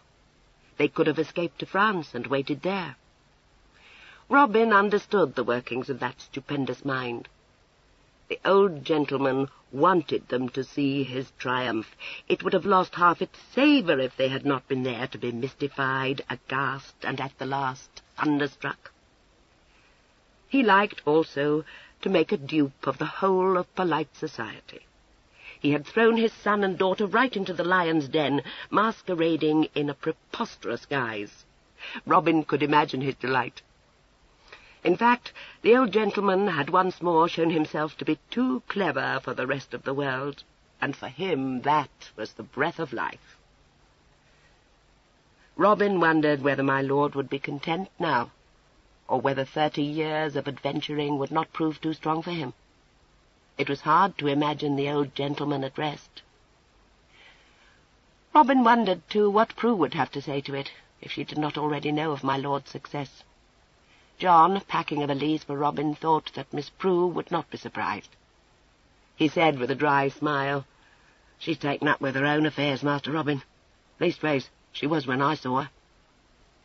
"Have you been down to Dartry?" Robin asked. "Aye. When I'd put you aboard the Pride of Rye, I was off post-haste with all her gear." "How was she?" "Well enough, but my Lady Enderby's clothes hung on her. It's a merry stout lady, that." Robin played with the hare's foot. "She wasn't married, I suppose?" "She was not, sir, but I'd say it won't be long before she is." "Pleased, eh?" "He's a fine man, Master Robin." "Oh, aye. I dare swear he'll suit her. Egad, she'll turn respectable. I'm to be married myself, John." "No need to tell me that, sir." "You're mighty knowing, aren't you?" Robin got up and stretched himself. "And so we all live happily ever after. Who'd have thought it?" He journeyed to Dartry in a luxurious chaise, which had the arms of the Tremaines blazoned on the doors, and enjoyed a silent laugh over it, remembering hand-to-mouth days abroad. He reached Dartry on the afternoon of the next day, and was set down at an old white house that stood in well-timbered grounds back from the road. A servant ushered him into the sunny withdrawing-room, and went away to find his lady. Robin took critical stock of his surroundings. Aye, here was an air of security, of comfort, and of tranquillity. It would suit Prue. She was made to live in just such a house. For himself, but one wanted a spice to life after all. A pleasant voice broke into his reverie. "Do you desire to see my Lady Enderby, sir?" Robin turned quickly to face the long windows that gave onto the lawn. Sir Anthony Fanshawe stood there, sleepy as ever, smiling a little. "She commissioned me to bring you out into the garden," Sir Anthony said. His eyes ran over Robin and narrowed. Gradually a look of recognition and of wonder came. Robin had given no name to the servant. Now, as he looked at Sir Anthony, his lips quivered. "I thank you, sir. And do I address Sir Anthony Fanshawe?" "I am undoubtedly a fool," Sir Anthony said, and came into the room. "But I confess you had me baffled. How are you, my dear boy?" Their hands clasped warmly. "As you see, O mountain, I flourish. And you?" "The same as ever. Prue's well, and will be overjoyed to see you. You must come out to her." Sir Anthony stood back, the better to survey Robin. "Well, my little popinjay, you make a mighty pretty young man." "I do, don't I?" Robin retorted. "One of these days, my mammoth, I will cross foils with you, and maybe teach you a trick or two will make you respect me." "You are really very like your father," sighed Sir Anthony. They went out together onto the lawn. There was a cedar tree not far from the house, and chairs set under it. A lady of ample proportions sat in one. Robin had no difficulty in recognizing Sir Anthony's sister. Beside her, Prudence sat, in a gown of white muslin. She looked up as the two men crossed the lawn and rose quickly. "My dear," she said, and held out her hands as she went to meet Robin. He put an arm round her waist and kissed her cheek. "Well, child, does the gentleman like you in this guise?" Privately he thought he had never seen her look better. Handsome she was as a boy, but in her petticoat she was a beautiful, queenly creature. A big woman, perhaps, but not too big for the man she had chosen. She gave her delightful chuckle. "He says so, my dear. But I doubt he doesn't like to hurt my sensibilities. But I must make you known to my lady." She led him forward. "Beatrice, will you be kind to my little brother?" My lady held out a plump hand. "I'll be kind to anyone who doesn't want me to get up," she said, in a voice very like Sir Anthony's. She looked Robin over placidly. "Of course, I begin to understand," she said. "You won't make a charming girl." Robin bowed over her hand, and his eyes began to dance. "Not so near charming a girl as a man, ma'am," he assured her. "Very, very like his lordship," said Sir Anthony pensively. Robin was made to sit down beside my lady. "I feel sure you are going to entertain me," she remarked. "I'd been driven to yawning point. I never could abide a pair of lovers. Oh, I'm come to relieve you, ma'am. I'm to bear Prue off." He gave her my lord's letter. "I have this to deliver for my father." My lady opened the letter. Said Prudence, twinkling, "Is it true, the old gentleman's Barham indeed?" "So he says. I arrived to find him installed at the town house in some state." "Lord, it's a marvellous man," Prudence said. "We become persons of consequence, and Tony's denied his cherished role. He'd an ambition to play King Cophetua, Robin. The poor mountain! All your hopes fall to the ground, sir. The old gentleman is like to demand a prince at least for his daughter." "Remains only Gretna," said Sir Anthony. "Which reminds me, how did you leave Letty Grayson?" "Reluctantly, my mammoth." "Shall we be married all four together, and delight the old gentleman with so much display?" "Oh, we don't desire to dwarf you, little man." My lady looked up from her letter. "I'm bid forth to Barham, Tony. You are all in league to disturb my peace. Well, we'll see what Thomas says." Sir Thomas came soon into sight round the corner of the hedge. He was as lean as his lady was stout, and his eye was as vague as hers was keen. He accepted Robin philosophically, but seemed to be exercised over his roses. "I've a mind to move them," he said. "They don't thrive. Do you understand roses, sir?" "Alack, sir, my education's been neglected." "Ah, a pity," Sir Thomas said gravely. His wife roused herself to inform him of my lord's invitation. "Do we go, Sir Thomas?" Sir Thomas considered it. "He might understand roses," he said hopefully. It was not until later, after dinner, that Prudence had a word alone with her brother. She stepped out with him into the dim, scented garden, and walked with him beside a bed of lavender, her silken skirts hushing gently as she went. In the lamplit room they had left, my lady said, "That's a very pretty pair, Tony. I don't deny it. You must know you've to embrace the brother if you would embrace the sister." "My dear Beatrice, do you suppose I did not know it? It's a devoted couple. I wouldn't have it otherwise." "I shall have to come to Barham for your wedding," decided my lady. "I've an ambition to see the old gentleman."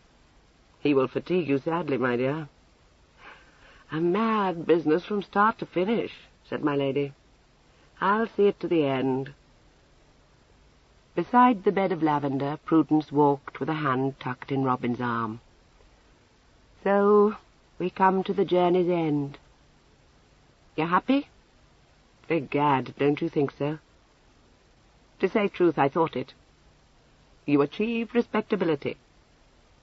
I make you my curtsy, child, for the compliment. Robin watched it critically. Not so prettily done as I can do it, my dear. Oh, I always said I'd none of your graces. But think of my height. And you, what do you achieve? Letty. He laughed a little. She would not thank you for calling that respectability. I don't, be sure. What for the old gentleman? Faith, isn't a viscounty enough? Do you look to see him turn respectable, too? Optimism falls short of it. In truth, we all achieve something more than our deserts. It's a quaint world. She smiled and joined hands with him. Give you joy, Robin? Certainly, child. He pressed her long fingers. And you have it. Yes, I have it. She turned her head, for a large figure was coming towards them. Abundance of it, Robin said wickedly. But a week later, at Barham, on the terrace, my lord looked over the lawns to where 4 people were throwing bread to the carp in the marble pond, and waved a satisfied hand. I contrive, he said. My lady looked too at the pretty group. There was Prudence, blue-gowned and stately, leaning on Sir Anthony's arm, and beside them Robin seemed to be endeavouring to prevent an eager, laughing Letitia from overbalancing into the pond. It was a charming picture, and my lady's bright eyes softened as she looked. What, all of it, Robert? All of it, said my lord. My plans are accomplished. I win, as ever. I have surpassed myself. And when they are married, voila, your labours are ended at last. My lord wrinkled his brow. My Thérèse, you should know that I am a man of too powerful a character to fold my hands. He looked meditative. I have too large a vision to be so easily satisfied. La, what now? Cried my lady in some alarm. My lord became impressive. It is not fitting that I should be no more than a viscount, he said. Our house must be enlarged. You may look to see it happen, Thérèse. Mon Dieu, and will it? Do not doubt it, answered his lordship. I have made up my mind that my son must inherit an earldom at least. I shall once more contrive. Do not doubt that I shall contrive. I am a great man, Thérèse. I realize it at last. I am a very great man. That was The Masqueraders by Georgette Heyer, read by Rosemary Leach.